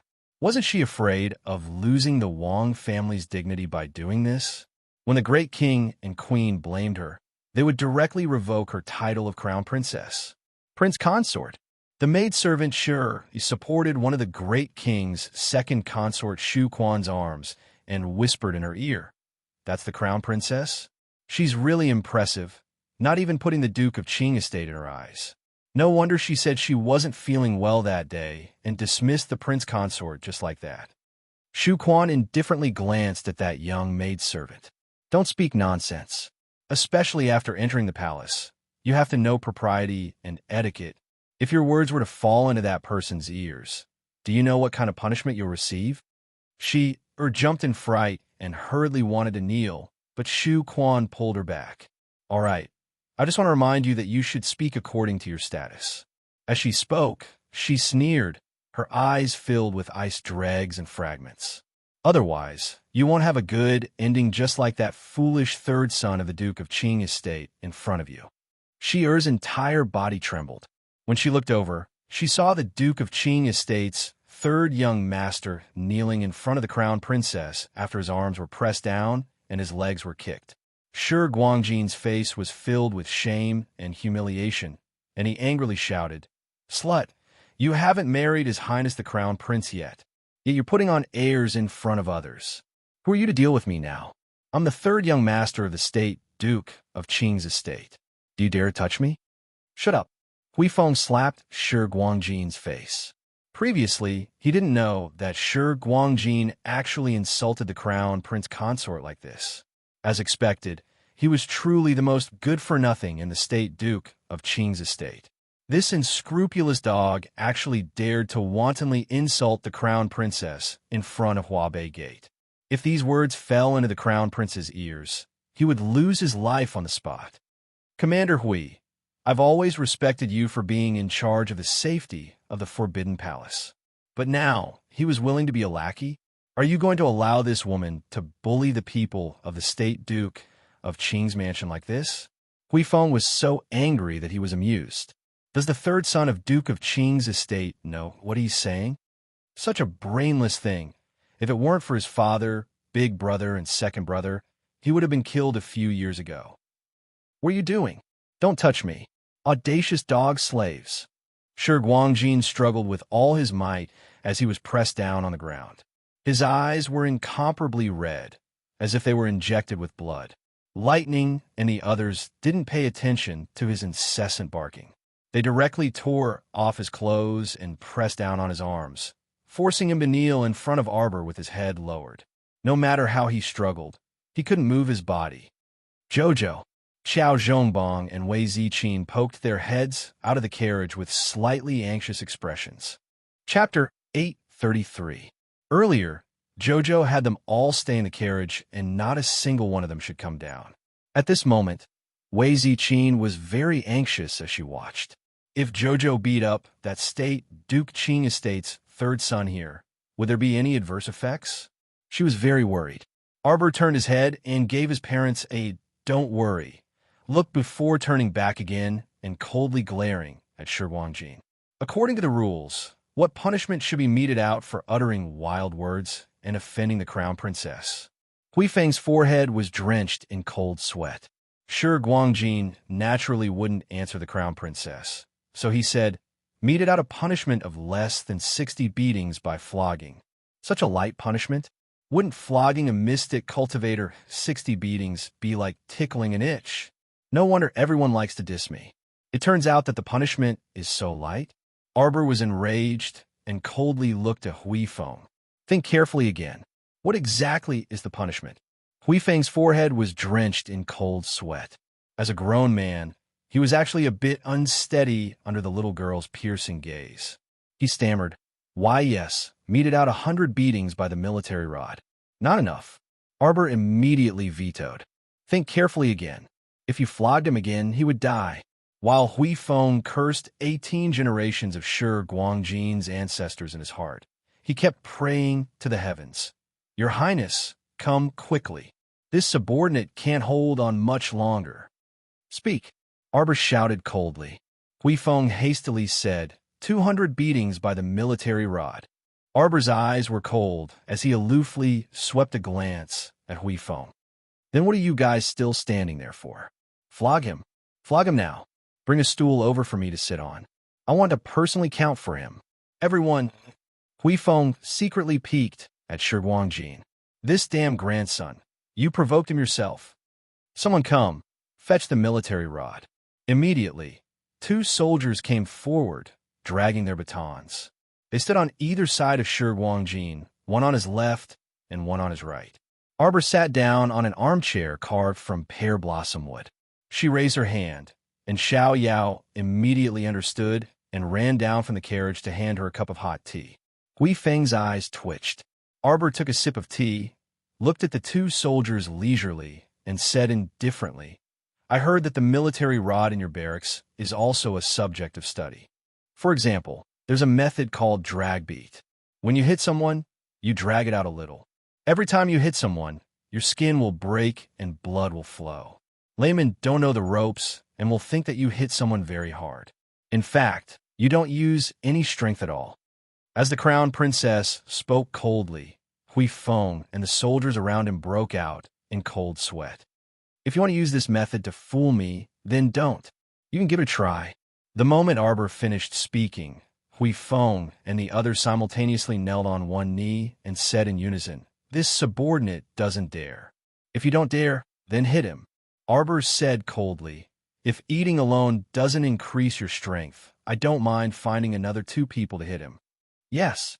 The 2 soldiers who were flogging him instantly straightened their backs, not daring to have any other thoughts. They got someone to press Shi Guangjin down and swung the military rod at Shi Guangjin's buttocks on the spot. Shi Guangjin was publicly flogged outside Huabei Gate. He instantly lost all face, and his entire body trembled in anger. In the beginning, he didn't take the military rod seriously. After all, he was a mystic cultivator.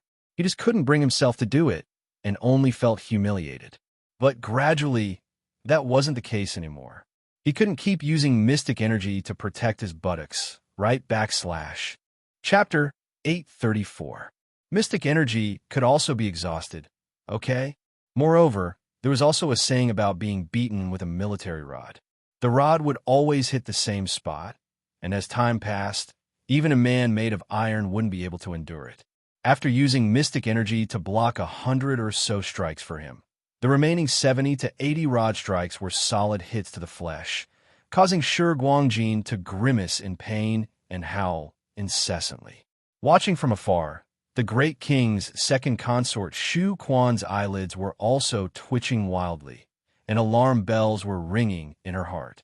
She inwardly warned herself, "Don't bump into the crown princess, this ominous star." Some people were born not to be trifled with.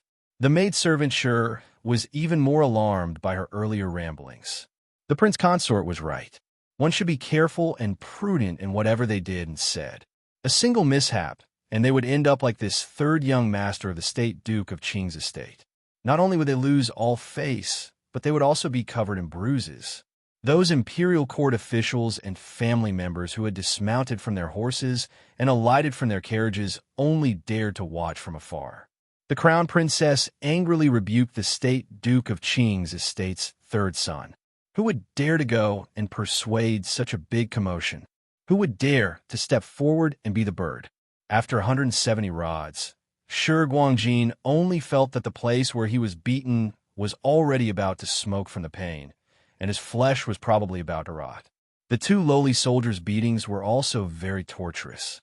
When the rod struck down, it would bounce in the opposite direction. It looked like the blows were quite light, but in reality, there were clots of blood under the skin. Even if Shi Guangjin was a level 8 mystic cultivator, he still had to properly drink a pot of blood. At this time, the crowd was slightly clamorous. The carriages and such in the distance all moved to the side to make way for the people who were dashing over. The person in the lead was a man in his 50s.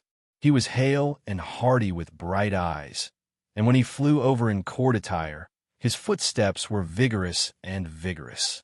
Behind him was a man in his 30s, who closely followed behind him with a majestic gait. When Lightning saw the newcomers, his expression changed slightly, and he lowered his head to whisper into the Crown Princess's ear, "Crown Princess, State Duke of Qing, and eldest young master have arrived." Arbor looked up and coldly swept a glance over. His gaze landed on a young man wearing a white fox fur coat behind the two. This person had a sickly look on his face, but his appearance was not bad. His eyebrows were raised, and his black eyes were bright. He was supporting an old woman as he walked over. Behind the two of them were 5 or 6 madams and young misses. When the madam saw Shi Guangjin being tortured on the ground, she immediately let out a sorrowful cry and was about to rush forward. However, Duke Qing and the old woman glared at him coldly at the same time, and he could only freeze on the spot. Arbor stood up with a cold glint in his eyes. He didn't have stage fright when he met Duke Qing. "Duke Qing, you brought your family here. Are you here to denounce me?" "Father, save me, father. Father, save me." When Shi Guangjin saw his father, brother, and others coming, he struggled with all his might and screamed. Hui Feng, who was standing behind Arbor, was sweating profusely. This matter was really getting bigger and bigger. He secretly prayed in his heart that Duke Qing had grasped the situation well. He felt that if the crown princess in front of him wanted to punish someone, she would definitely do it to the end. If the State Duke of Qing dared to obstruct her halfway, the crown princess wouldn't spare him either. Fortunately, the State Duke of Qing wasn't like his brainless third son at all. He was here to ask for punishment. "Shut up, you bastard," Duke Qing angrily rebuked, exasperated at his son's failure to live up to his expectations. This subject deserves 10,000 deaths. This subject was not strict enough in teaching his son. I was shocked to hear that my son had offended the crown princess in front of Huabei Gate. Please forgive him. Chapter 835. Aren't you angry at me for beating your son 200 times? Arbor asked coldly. There was no expression on his paralyzed little face. My son offended the crown princess, so he deserved it. Although the crown princess was still expressionless, Lightning, Hui Feng, and the others standing behind her could feel that the crown princess's imposing manner had loosened a bit. They couldn't help but let out a long sigh of relief. Duke Qing's eldest son, Shi Guangfeng, glanced at his third brother, Shi Guangjin. When he saw that his brother's buttocks were already bloody, a trace of unwillingness flashed through his eyes. He took a step forward and knelt on one knee in front of Arbor. My younger brother rudely offended the crown princess. As the eldest brother, I was also in the wrong for not being strict enough. I, Guangfeng, am willing to take the rest of the beatings in place of my younger brother. Arbor's cold gaze fell on Shi Guangfeng. He looked at this man who didn't have a particularly outstanding appearance, but was full of righteousness. Shi Guangfeng was a famous young general in the army. At the age of 28, he had already been conferred the title of Yongwei General. Xiao Mu's gaze made everyone in the State Duke of Qing's estate tense up at once. In particular, Shi Guangfeng's wife, Madame Su, was tightly clenching the handkerchief in her hand and looking at her husband worriedly. After a long while, just as everyone's breathing was getting heavier and they were about to suffocate, Xiao Mu suddenly raised her hand. Stop! In fact, the two soldiers were already covered in cold sweat when the people from Duke Qing's mansion arrived. They were also under a lot of pressure as they heavily reprimanded Shi Guangjin in front of Duke Qing and Yangwei General. When they heard the crown princess's shout, they hurriedly put away their batons and returned to the troops behind Huifeng. Duke Qing, do you know why I publicly beat your third son? Arbor moved his finger and took out the listening talisman. He directly played Shi Guangjin's original voice for Duke Qing's family to hear. Bastard! Bastard! Duke Qing was so angry that smoke came out his head.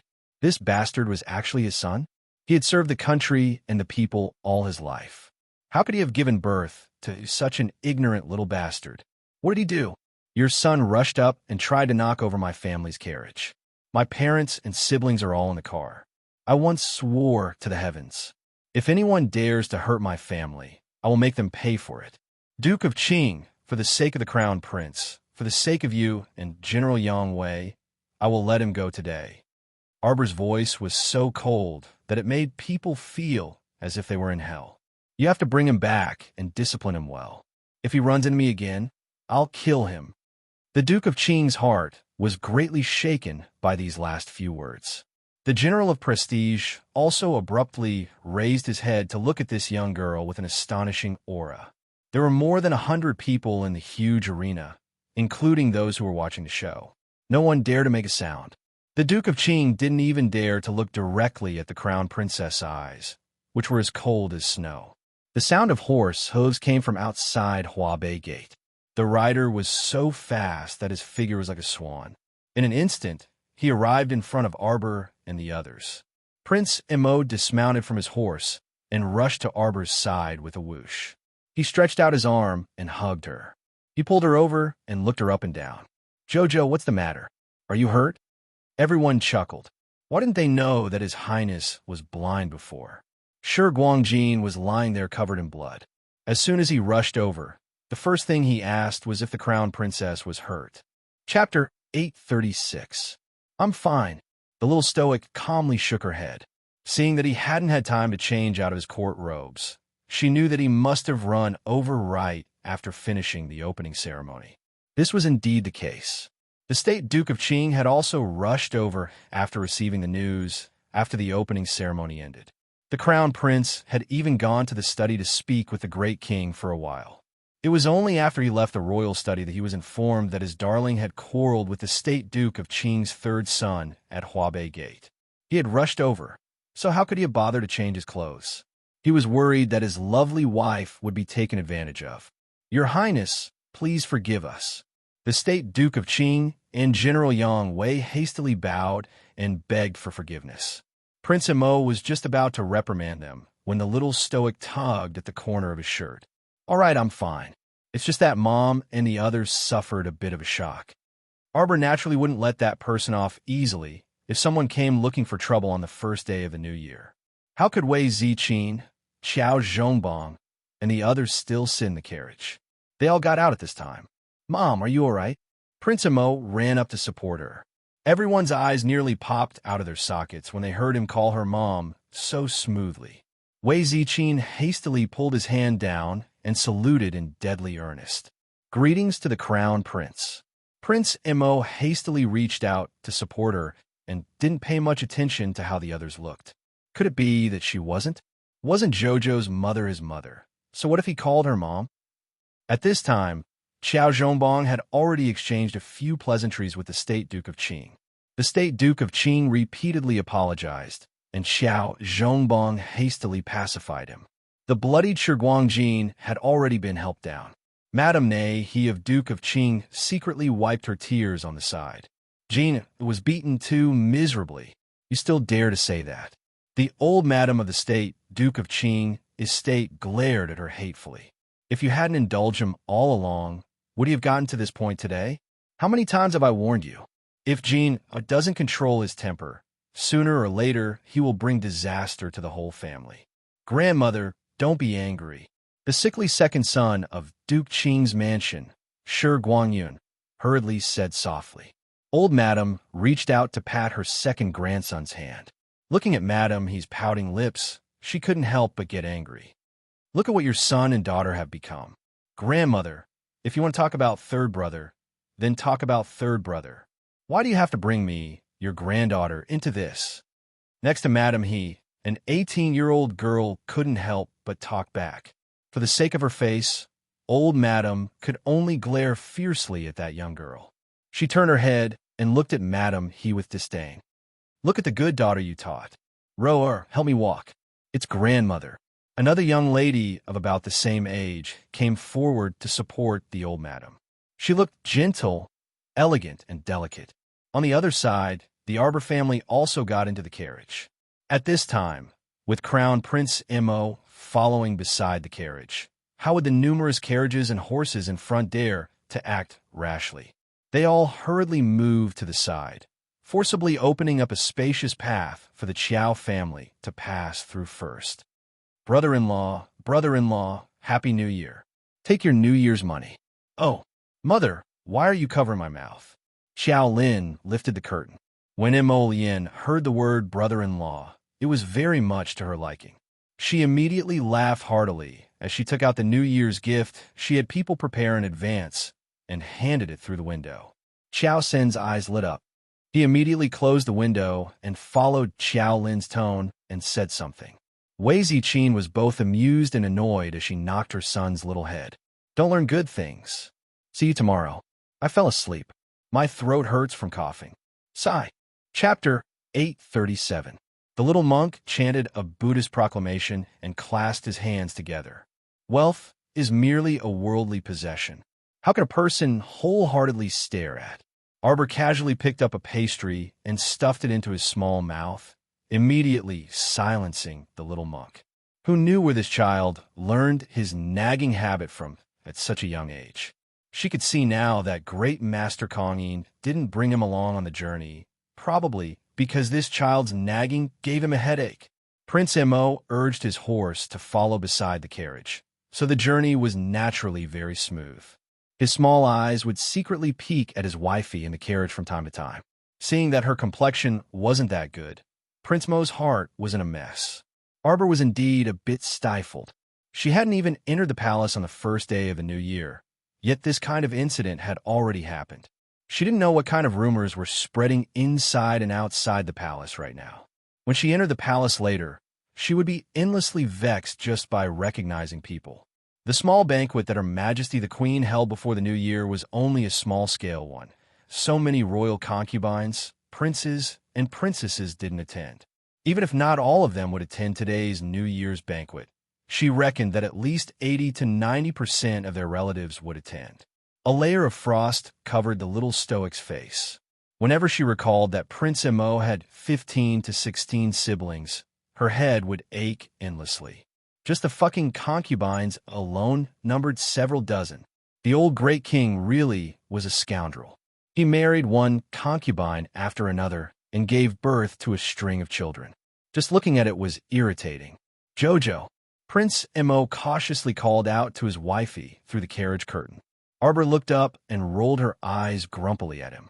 Prince Mo's heart thumped again, and he immediately thought of the source of the disaster. Jojo, if you're still unhappy, I'll order people to take care of Shi Guangjin, that son of a bitch. His father, Qiao Zhongbong, who was holding a cup of tea, freaking shuddered, and he hastily called out, Jojo, I see that you're not happy. The little fellow rolled her eyes at him again. Prince Mo immediately gave her an aggrieved look. Jojo, I'm fine. Wei Ziqin couldn't hold it in and burst out laughing. She reached out to put down the curtain. All right. We're about to enter the palace. Don't be like this in front of outsiders. In the eyes of outsiders, the way this young couple interacted with each other was like a pair of sweet, inseparable lovers. The crown prince could only sigh when he couldn't see his little wife. He urged his horse to follow the carriage, thinking that once they entered the palace, he would find an opportunity to privately comfort his little wife. Get someone to investigate why that Shi Guangjin is so stupid that he wants a fight with me. There had to be a reason for this. Arbor didn't believe that two people who didn't even know each other would be at loggerheads the moment they met. The little fellow lifted the curtain and swayed her tender little face in front of the crown prince, causing a certain someone's heart to flutter. I've already investigated. We'll get back to you soon. Mo Yin had already sent someone to investigate. You're not allowed to smile at me. The little fellow's wooden face was expressionless. Why? Prince Mo paused, and the smile froze on his face. You're annoying me. Darling Xiao slammed the curtain and put it down. Just now, when she saw the crown prince galloping over on his horse, she inexplicably felt that he was so handsome that it was infuriating. Chapter 838. At this moment, when she saw Crown Prince Mo grinning at her with a pair of curved phoenix eyes that rippled with ripples, her small heart actually started pounding madly, uncontrollably. Io, this was her heart. How could it not be controlled by her? So it was all his fault, causing her to be unable to control her heart. Smile, smile, smile, what smile? You're not allowed to smile at me. The moment she put down the curtain, she could still hear his hearty laughter. The little fellow was so angry that she ground her teeth and twitched her fingers. Xiao Zhongbong looked at his daughter with fear and trepidation. What did he think she was going to do? In the end, he saw the little fellow take out a fresh carrot from her inner world and bite down on it with a crunching sound. She thought that a certain person's big head was biting down. Wei Ziqin was immediately amused. She wrapped an arm around her daughter's shoulder and pinched her little face with a smile.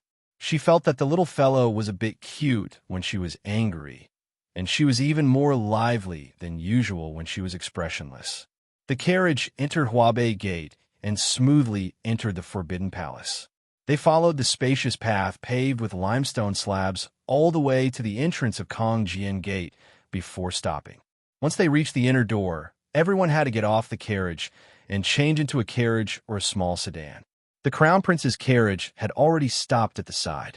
Prince Mo flipped off his horse and ran to the side of the carriage.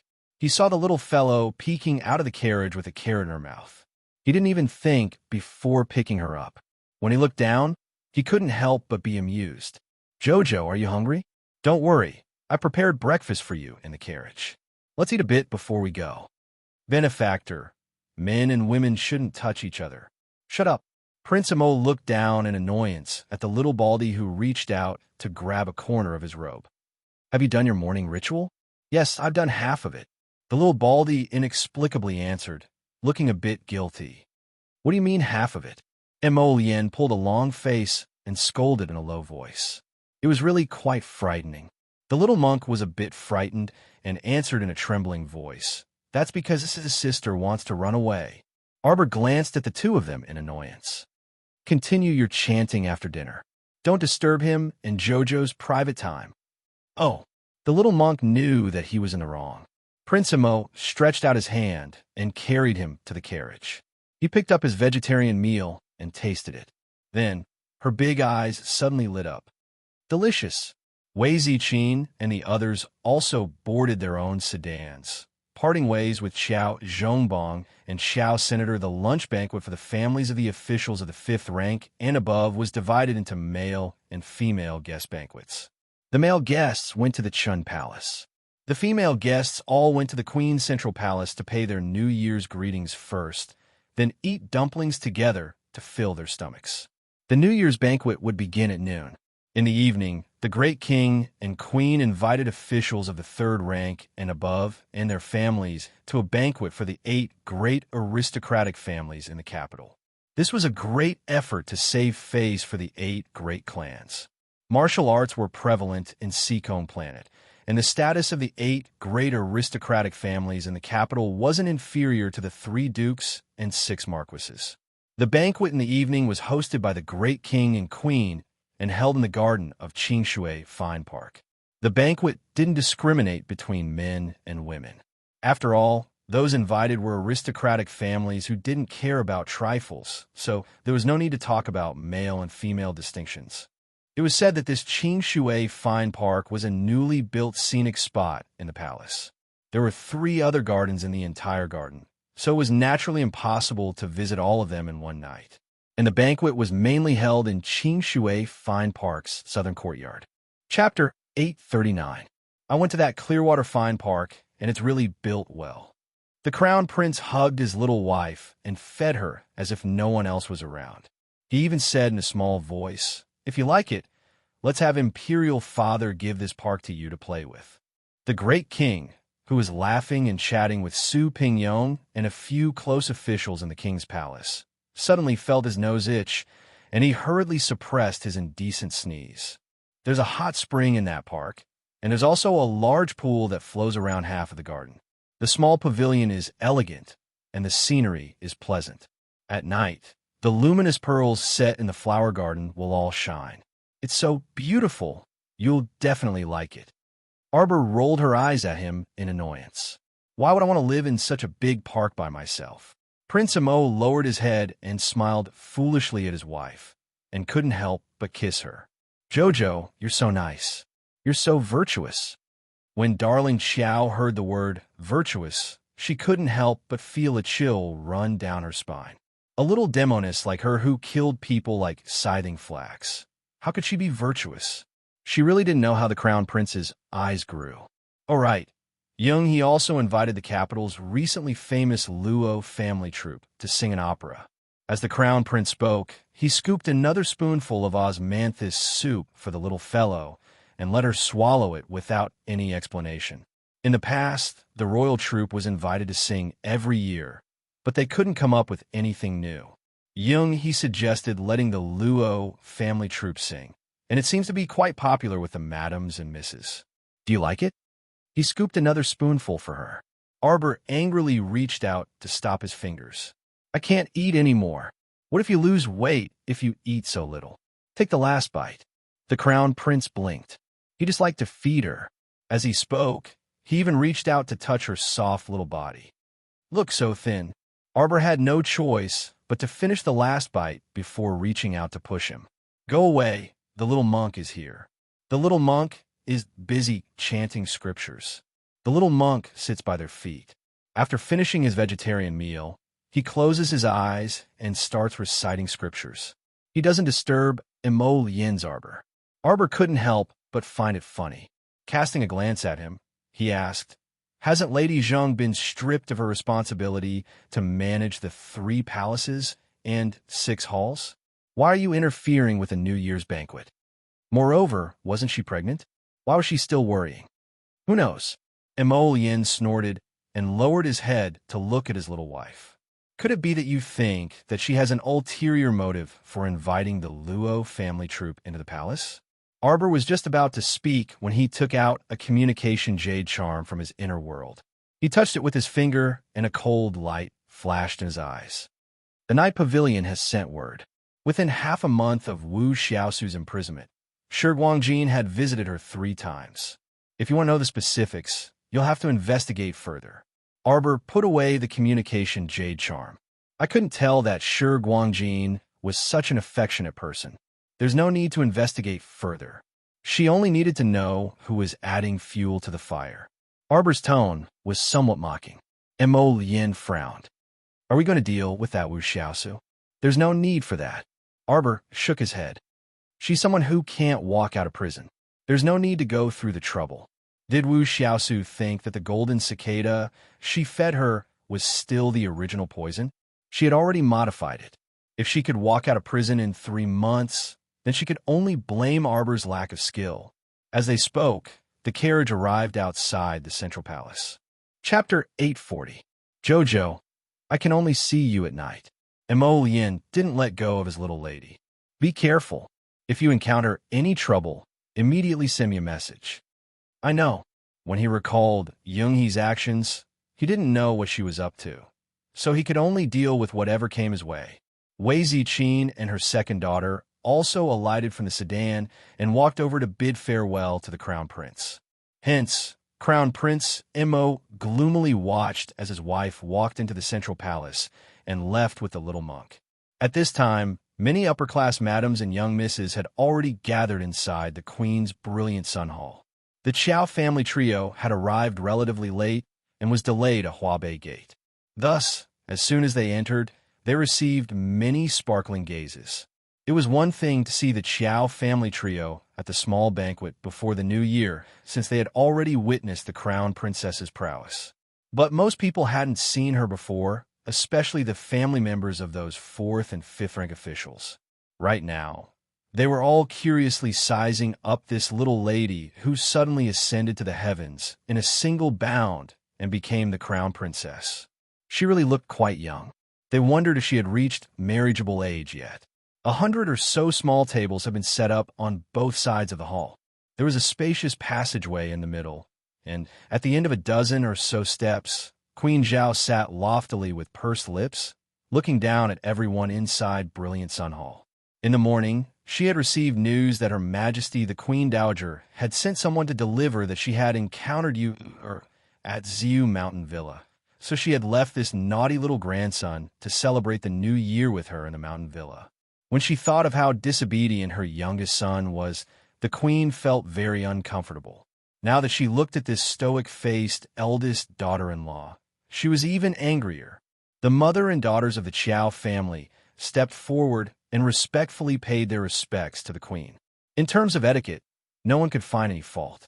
But the queen felt stifled. Look at the Shu family's 4th miss, Shu Hui. She was so considerate and proper. Not only did she personally present a painting, but she also came early in the morning with Madame Shu to pay her respects. This was what a daughter-in-law should do. Look at the little stoic's languid appearance. What time was it already? He had just arrived at the Brilliant Sun Hall. The first thing the concubines asked when they came in to wish her a happy new year was, "Where is the crown princess?" When she saw the little stoic for the first time, she couldn't suppress the discomfort in her heart and wanted to ruthlessly explode. However, noble consort Zheng cut her off with a chuckle. "Crown Prince Consort, you really didn't come early. Her Majesty the Queen has been waiting for you since early in the morning. I didn't think that you would wait until now. Have you repaired your sleeping quarters in Sephora Flower Palace?" Arbor coldly shifted his gaze and stared at Consort Zheng. Consort Zheng was so shocked that she felt a chill run down her spine. Her fingers on the armrest twitched involuntarily. Damn it! She was so frightened by this girl that her body trembled a little. Consort Zheng was furious. The noblewomen below were also whispering to each other, talking about how Consort Zheng's bedchamber had been smashed a while ago. Wasn't it precisely the crown princess who did it? Now that the crown princess was greeting Consort Zheng to her face, her tone was rather sarcastic. It was obvious that she didn't care about the noble consort at all. Noble Consort Zheng's face trembled slightly, and she forcefully suppressed the anger in her heart. She forced a smile at Xiao Mu with great difficulty before forcing out a sentence from between her teeth. The crown prince consort really knows how to crack jokes.